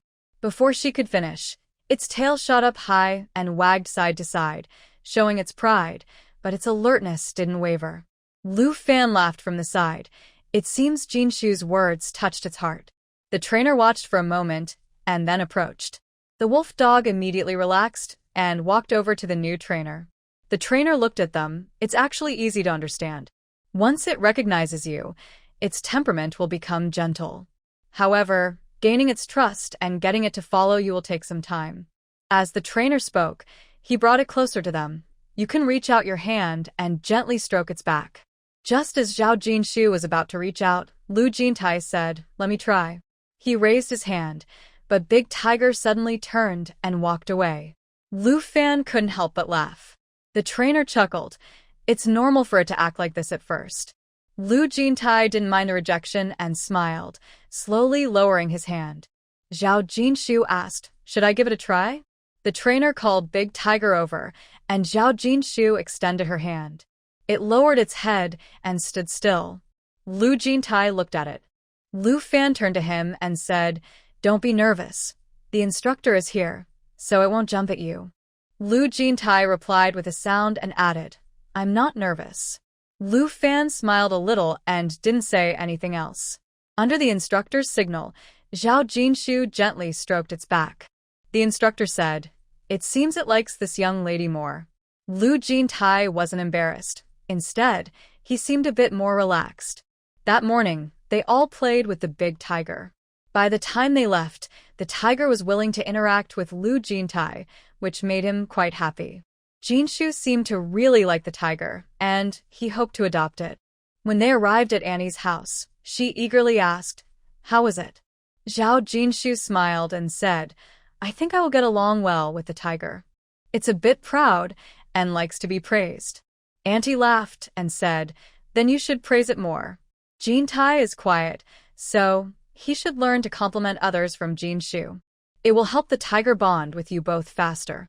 Lu Jintai looked a bit awkward. It really preferred Jinshu. Ji Yuanrong said from the side, "You have a big house. With everyone busy with work and school, adopting a retired dog could keep you company." Zhao Jinshu smiled. That's what Jintai means too. In the study, Lu Huizhang and Lu Huiyuan were chatting. Lu Huizhang poured him a cup of tea and said, "Try this new tea I've got." Lu Huiyuan took a sip and set the cup down, sighing, "Having more kids makes things lively." Hearing this, Lu Huizhang felt like kicking him. "Why not give me a couple of your extra kids?" Lu Huiyuan lowered his eyes. "You don't know. When those brothers start acting up, it's chaos." Lu Huizhang wasn't surprised. Haven't they always been rowdy? Otherwise, you wouldn't have sent them away to avoid conflict. Lu Huiyuan said before it was just minor squabbles that were manageable, but now the kids have drifted apart. Lu Huizhang glanced at him, leaned back in his chair, and said slowly, "There must be a reason. They wouldn't just argue for no reason." Over the past 6 months, I've been coming here often and got to know Jinshu a bit. She's not the type to compete aggressively. Jintai hardly speaks. If you don't provoke him, he won't bother with you. So, is it the oldest and the third fighting? Lu Huiyuan smirked slightly. When Jinshu first came with the kids, the oldest and the third bullied her. The oldest and the third didn't intervene. Jintai found out about it somehow and felt a rift. Lu Huizhang, if your sister-in-law bullies your wife and kids, won't you feel conflicted inside? Lu Huiyuan immediately replied, "No, my sister-in-law is not that kind of person." Lu Huizhang nodded at him. "So, you won't have a chance to feel conflicted. If someone really bullies your wife and kids, you won't feel good about it." Lu Huiyuan, "Even if there is conflict, I wouldn't completely ignore my sister-in-law." Lu Huizhang interrupted him. "That's just something you tell yourself. Don't think others are foolish." Lu Huiyuan fell silent. Lu Huizhang looked at him, thinking that at his age, he still had to worry about his brother's family matters, which was frustrating. "You're not young anymore. Stop worrying so much. Let them figure things out on their own. If they face some difficulties, they'll learn to manage their lives. You can't protect them from everything forever." Lu Huiyuan finally said, "As kids grow up, they won't always rely on their parents. The 3 of us brothers have gotten along for many years without fighting. Why can't they?" Lu Huizhang, "What you said doesn't make sense. Your sister-in-law can handle you all, and your second and third sisters-in-law respect her. Who among your 3 sons can handle each other?" Lu Huiyuan replied, "My sister-in-law has always treated them well, and she has treated me and my second brother well too. She organized our weddings. How could they not respect her?" Lu Huizhang didn't want to engage with him anymore. "It was your sister-in-law who took the initiative, and at least you have some conscience to recognize her efforts. Over the years, not to mention the 2 nieces, several nephews have been very respectful, often bringing gifts to see them, which helps maintain peace. Otherwise, with Lu Fan's temperament, no matter who they are, if they upset her, she won't hesitate to kick them out." He said, "What are you trying to say to me?" Lu Huiyuan, "Big brother, what do you think should be done about their situation?" Lu Huizhang, "What situation? Aren't they all fine? Whether they feel distant or have conflicts, as long as they can live their own lives well, what is there to worry about? It's rare to see brothers united. Lu Huayuan looked a bit confused. So we just ignore it? Lu Huaizhang lost his patience. Ignore what? Can you provide for them and control what they think? Or, do you want Jintai to forgive them? If Jintai really forgives them, have you thought about how his wife might feel distant from him? The couple was doing well, but because you got involved, it seems like Jinshu might divorce Jintai. Are you happy about that? Lu Huayuan. Is it really that serious? Lu Huaizhang. Do you think that since Jinshu's family is far away, she won't leave Jintai? Lu Huayuan waved his hand. No, I definitely don't think that. Jintai is his son, and even if he has neglected him in the past, it doesn't mean he doesn't care. He just wants his 3 sons to get along better. If there are conflicts, they should resolve them. As long as they don't hold grudges, it's fine if they playfully argue. Lu Huaizhang said, it's normal for parents to feel upset when their children have conflicts. If you pretend not to notice, that's one thing, but if you foolishly interfere, it will only make things worse. It's better to stay out of it. When they face difficulties, you can support them from behind. That's what being a parent is about. Lu Huayuan sighed. I can't manage my son, but I can still manage a few grandsons. Lu Huaizhang, if you can't manage your son, how can you manage your grandsons? If you can't do it, then don't meddle. Let them grow stronger through their own experiences. Lu Fan has always been independent. They watched her, and as long as she was on the right path, they let her figure things out. Through her struggles, she would grow. If they sheltered her from every hardship, how would she succeed? Lu Huayuan. Lu Huaizhang, if there's really nothing going on, come home, read the news, and buy some snacks and toys for the grandkids. Tomorrow is the weekend. Prepare a nice meal for them. Isn't that better than worrying about trivial matters and getting hurt in the process? The kids might not even appreciate it, so why bother? Lu Huayuan, I understand. I won't interfere with them. My son makes me angry, but my grandkids are all good kids. Tomorrow, I'll go buy some chicken and fish to make them a nice meal. As for my sons, since they don't want my help, I won't invite them over for dinner. Let it be. If it has come to this point, and he still doesn't understand, there's no point in saying more. Lu Huaizhang sipped his tea. Zhao Jinshu and Lu Jintai still needed to pick up the kids and hadn't eaten lunch, so they rode off on their bicycles. After picking up the kids, Lu Zhe held his dad's hand, and Lu Rui held his mom's hand. Lu Zhe, holding his dad's hand, asked, Dad, when we weren't home, did you and Mom go out? Lu Jintai. And Lu Zhe looked at him. Did you go out to play? Lu Jintai responded with another Lu Zhe widened his eyes. You two went out to play without waiting for me and Rui after school? Lu Jintai. Speak nicely. Lu Zhe chuckled. Dad, tomorrow you and Mom should take me and my sister out to play. Even if you try to sneak away with Mom, I won't be mad. Lu Jintai glanced at him. We are a legal couple. Why would we need to sneak? Lu Zhe shook his hand. Dad, why aren't you talking? Lu Jintai couldn't help but smile. This kid has been saying my dad and my mom lately. Should he be thankful he didn't call him old man? Lu Zhe looked up. Old man, why don't you say something? Lu Jintai. What should he say? He just wanted to pat him. He hadn't told the kids about adopting a retired dog yet. Today they got along well with Big Tiger, and they were about 70% sure about adopting it. So he said, we're adding a new member to the family.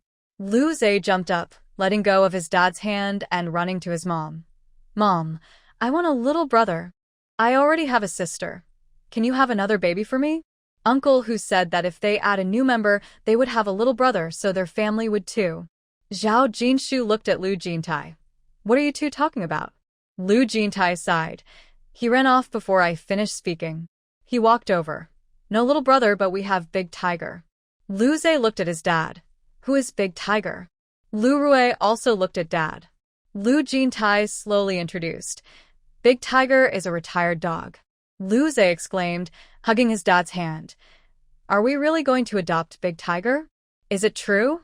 Lu Jintai, if we get along well with it, we can adopt it. Lucia, that is awesome. Lu Jintai looked at him. Aren't you calling me old man now? Lucia chuckled. Seeing his smile, Lu Jintai felt happy. This child was becoming more like his mother. When they got home, the two kids ran inside to eat snacks, while Zhao Jinshu and Lu Jintai went to the kitchen to cook. It got hot in the afternoon and they didn't go out to play.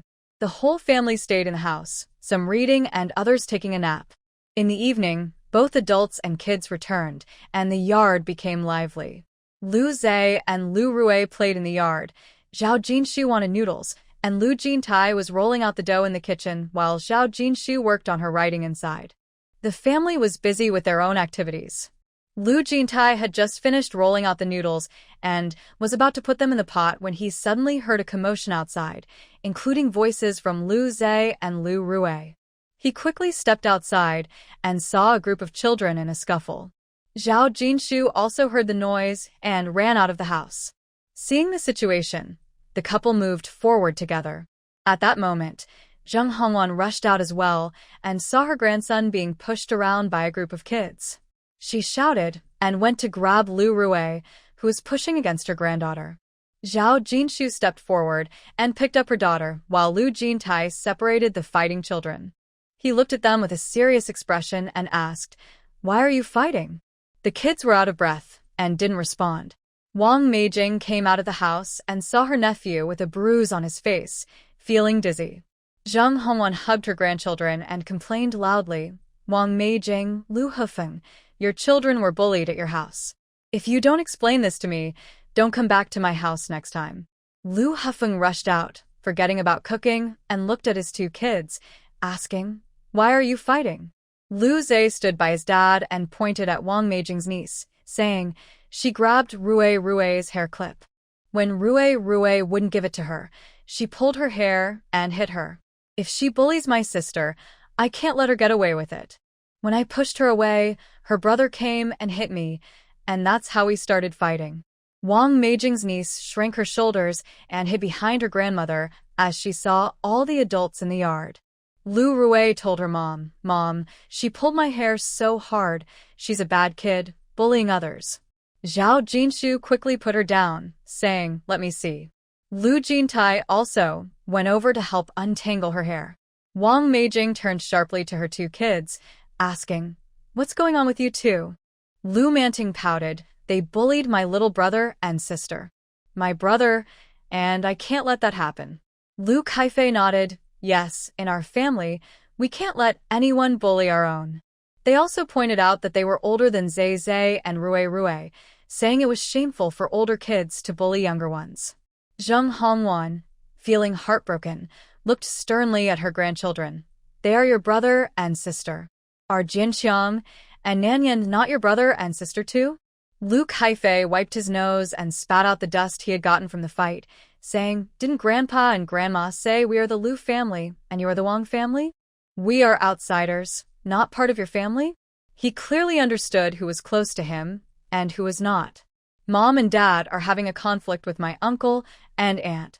They are all part of the Lu family, sharing the same grandparents. He and Lu Zhe and Lu Rui are cousins. Lu Zhe and Lu Rui share their snacks with him, and Wang Ziqiang and Wang Nanyan don't take his things, which is nice." Lu Hefeng stood quietly to the side. After listening to the kids, he felt that his two children were right. The conflict with his brother was their family issue. Why should the Wang family come over and take our things? Isn't it okay for the kids to stand up for themselves? Kai Fei and Manting are close to Zhe and Rui, so they naturally support them. Is that wrong? No, it's not. Wang Meijing, however, thought differently. In her mind, Lu Zhe and Lu Rui could not compare to her own nieces and nephews. She knew her family liked to joke with the two kids, saying they were Lu family members and that the Wang family wasn't their home, but just a joke. She didn't take it seriously, not realizing the kids remembered it. She glared at her son and daughter. "You're so big now and you're still fighting? You won't get dinner tonight." Lu Kai Fei replied stubbornly, "Fine, I won't eat." He didn't think he did anything wrong. He just didn't like his maternal grandparents' family. Lu Huayuan came out of the house. "Your grandma made pork ribs. You kids should come over for dinner." Lu Manting's eyes lit up, and she huffed at Wang Meijing. "If we don't eat, we'll go to Grandma and Grandpa's for ribs." The two kids started to run toward the main house. Zheng Hongwan was not happy. Lu Huayuan, your grandchildren beat up Ziqiang, and you just walk away? How heartless. A group of them surrounded him and hit him. I can't accept grandchildren like that. They're so young and already teaming up to bully others. Ji Yuanrong approached. I just heard that your kids took Rui's hairpin, which started the trouble. Zheng Hongwan frowned. Even if my Nanyan was wrong, she shouldn't have hit Ziqiang so hard. Ji Yuanrong looked at her. My grandchildren hit yours, and I took him to see. Your granddaughter pulled my granddaughter's hair. Shouldn't you apologize? Zheng Hongwan looked around at everyone, weighing the situation. The Wang family was not as powerful as the Lu family, and she didn't want to escalate things. If she kept pushing, how would she show her face in the future? Her son-in-law might even blame her. Thinking this, she nudged her granddaughter. Troublemaker. Why do we have to take someone else's hairpin when we have everything at home? Wang Nanyan began to cry. Zheng Hongwan grabbed her arm and said sternly, How dare you cry? Apologize to your sister right now. Wang Nanyan cried even harder. Zheng Hongwan insisted, Hurry up and apologize. Zhao Jinshu and Lu Jintai stood by silently. Although their daughter had her hair pulled for no reason and felt wronged, it was just a matter of apologizing. Nothing serious. Wang Nanyan subbed, I'm sorry. Zheng Hongwan asked, Will you pull her hair again next time? No, I won't. Lu Rui didn't like others taking her things and felt that saying sorry wasn't enough. She wouldn't forgive her. Thinking of this, she ran to her grandmother. Grandma, I want to eat pork ribs. Ji Yuanrong patted her head. Did it hurt when your hair was pulled? Lu Rui nodded. Yes, it hurt. Ji Yuanrong felt sorry for her and rubbed her head. She looked at Lu Huayuan. I'll take the Wang family child to the clinic. You take the other kids back to eat pork ribs. You don't need to wait for me. With that, she and Zheng Hongwan took the child to the clinic. Lu Zhe, Lu Rui, and Kai Feiman Ting followed their grandfather, chatting and laughing as they went to the main house. Zhao Jinshu and Lu Jintai saw that the other kids were unaffected and returned to the house. Lu Huayuan called all his grandchildren. Lu Hui and Lu Xiang were doing their homework inside and were just about to see what was happening when they returned. Lu Kaifei animatedly talked about his recent adventure. When he finished, Lu Hui patted his shoulder. You're quite brave. Lu Kaifei puffed out his chest. Of course. Lu Rui giggled. Third brother is brave. Lu Hui asked them. You weren't hurt by him, were you? Lu Kaifei shook his head. We three can take him on. How could he hurt us? Eluze replied, No. Lu Huayuan brought out a pot of pork rib and lotus root soup. Lu Hui, get bowls and chopsticks for your younger siblings. It's time to eat. At this, the children rushed to the dining table. After they finished eating, Ji Yuanrong and the others returned. They didn't have much to report, just bought a bottle of medicine to apply. Zheng Hongwan came back with her grandson, glaring at her daughter. If it weren't for taking care of your recovery, would this have happened? Wang Meijing was also a bit upset. Why blame me? With Nanyan's temper, it's a good thing this happened in the Lu family. If she had taken something from someone outside, who knows what could have happened? You all need to teach her properly and not blame others for everything. Lu Hefeng looked at them and said, Meijing is here with me. Making soup for her every day doesn't require much skill, mother-in-law. Why don't you all go home? Zheng Hongwan looked at her son-in-law in disbelief. Even though her son Ziqiang was beaten up by several kids from the Lu family, she didn't say anything, but now her son-in-law was asking her to leave? He didn't even call her mom anymore? It felt like he was distancing himself from her. Lu Hefeng was starting to understand his brother's feelings. Thinking about Kaifei and Manting suffering at their grandmother's house, and now seeing his mother-in-law and Wang Meijing's children, he felt uncomfortable. They were not part of the Lu family, they were outsiders. Who did they think they were, acting like family? Wang Meijing suddenly looked up. Lu Hefeng, what do you mean? Lu Hefeng replied, I mean, you should rest at home. Mother-in-law, you have to take care of your grandchildren and look after you, so it's better not to trouble her.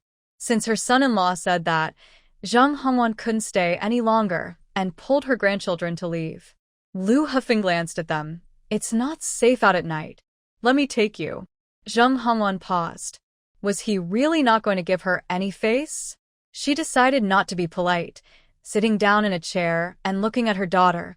Lu Hefeng wants to chase me away, and you're just going to watch? Since Lu Hefeng married her daughter, he should respect her. Otherwise, she wouldn't hesitate to take her daughter away. Wang Meijing looked at them. Can you all stop arguing? I'm resting after giving birth. Can I have some peace? Mom, if you want to leave, do it tomorrow. Lu Hefeng, can you say less so I can rest properly? Lu Hefeng shrugged and went back inside. Seeing her daughter getting angry, Zheng Hongwan remained silent. The next day, after breakfast, Zhao Jinshu and Lu Jintai took the two kids to see Big Tiger. Lu Fan dropped them off and went to work. Lu Zhe suddenly saw Big Tiger and exclaimed, Big Tiger is so fierce. Lu Rui's eyes sparkled. If Big Tiger is here, no one would dare to take my hairpin. Big Tiger was wagging its tail, walking slowly and gracefully towards them under the guidance of the trainer. Zhao Jinshu squatted down and smiled, petting its back. Big Tiger, Big Sister is here to see you again. Big Sister? Lu Jintai glanced at her. Big Tiger looked at her proudly, shifted to the side, and refused to let her touch it. Zhao Jinshu was taken aback. What's wrong? Lu Zhe asked, is it not letting Mom touch it? It moved closer to Lu Jintai, and Zhao Jinshu couldn't help but say, is it not letting me touch it because it wants your brother to pet it? Lu Jintai smiled at her. So, is the brother him? Big Tiger barked once, moved closer to her, and squatted there, looking at her while barking. Lu Rui tugged at her mom's arm. Mom, why is Big Tiger barking? The instructor explained, he might not like you calling yourselves brother and sister. Zhao Jinshu looked at Big Tiger, who barked again, clearly proud. She couldn't help but laugh. What should I call myself if not sister? Should I call myself Little Zhao? Just as she finished speaking, Big Tiger stood up and moved a bit closer to her. Zhao Jinshu couldn't help but laugh. Indeed, Big Tiger didn't want to be a younger brother but wanted to be the boss. Lu Jintai's gaze fell on her smiling cheek, glancing at Big Tiger, wondering if it had become clever. Lu Zhe and Lu Rui both exclaimed, and Lu Rui's eyes lit up. Big Tiger understands what Mom says. Lu Zhe was amazed. Big Tiger is so smart. Big Tiger glanced at them and quietly lay down on the ground. Seeing his mom petting Big Tiger's back, Lu Zhe eagerly asked, Mom, can I pet him? Zhao Jinshu replied, let me ask Big Tiger first. Lu Zhe urged, Mom, hurry and ask him. Zhao Jinshu stroked Big Tiger's fur. This is my son Lu Zhe. Can he pet you? Big Tiger lazily opened one eye to glance at them and then closed it again. Lu Zhe asked, Mom, what does that mean? Zhao Jinshu said, it means he agrees for you to pet him. Lu Zhe cheered in his heart, reached out his hand, and gently touched him, surprised. He really lets me pet him. Lu Rui was a bit scared at first, but since Mom and brother had touched him without any trouble, she bravely said, Mom, I want to pet Big Tiger too. Zhao Jinshu replied, my daughter Rui wants to pet you too. Big Tiger lay there without moving. Seeing this, Zhao Jinshu smiled at her daughter. He agreed. Lu Rui carefully reached out her hand, placing it next to her mom's hand, and then exclaimed, Mom, I touched Big Tiger. The three of them surrounded Big Tiger, petting him, while Lu Jintai was pushed to the side. After a while of petting, Big Tiger lay comfortably on the ground, and Zhao Jinshu moved aside a bit, looking at Lu Jintai and asking Big Tiger, should we let little Lu come over to pet you? Little Lu? Lu Jintai had never been called that before. He turned to look at her and asked Big Tiger, do you really like him? Zhao Jinshu replied, yes. Big Tiger lifted his head, glanced at the squatting little Lu, and barked at him. Lu Jintai patted its head, saying Little Zhao and Little Lu are family, so why are you barking, Big Tiger? Big Tiger barked again and Lu Jintai looked at it, don't agree? Big Tiger barked a few more times and Lu Jintai replied calmly, if you don't agree, then you can be Little Tiger. Big Tiger barked several times in response, but Lu Jintai remained unfazed. It's up to you to choose between being Big Tiger or a Little Tiger. Seeing that it couldn't change his mind, Big Tiger nudged Zhao Jinshu. Zhao Jinshu patted its head and laughed. We will need him to earn money. to buy you meat in the future. A real man can adapt, so let's not argue with him. Lu Jintai glanced at her with a half smile. Big Tiger barked a few times, but this time it sounded a bit sad. Lu Zhe and Lu Rui nearby were amazed. Zhao Jinshu smiled at Lu Jintai. Let's just call him Big Tiger. He's so strong. We can't call him Little Tiger, right? Big Tiger barked a few times, sounding a bit louder. Lu Jintai looked at her and smiled at Big Tiger. All right, we'll call him Big Tiger, as Little Zhao says. Big Tiger slowly walked over to him, and Lu Jintai asked, "Can I touch you now?" Big Tiger barked twice. Lu Jintai smiled, but didn't touch it. It stood there for a moment, and when he ignored it, it finally nudged him again. Only then did Lu Jintai pat its head, saying, "Comrade Lu listens to Comrade Zhao, and Big Tiger should listen to Comrade Zhao too, understand?" Big Tiger barked twice and moved a little closer. Lu Jintai smiled gently. Now that's a good tiger. Lu Zhe couldn't help but hug his mother's arm. "Mom, I really like Big Tiger. Can we take him home today?" Zhao Jinshu patted his head. Just wait a little longer. Although Lu Zhe felt a bit disappointed, as long as Big Tiger liked them, he knew they would eventually bring him home.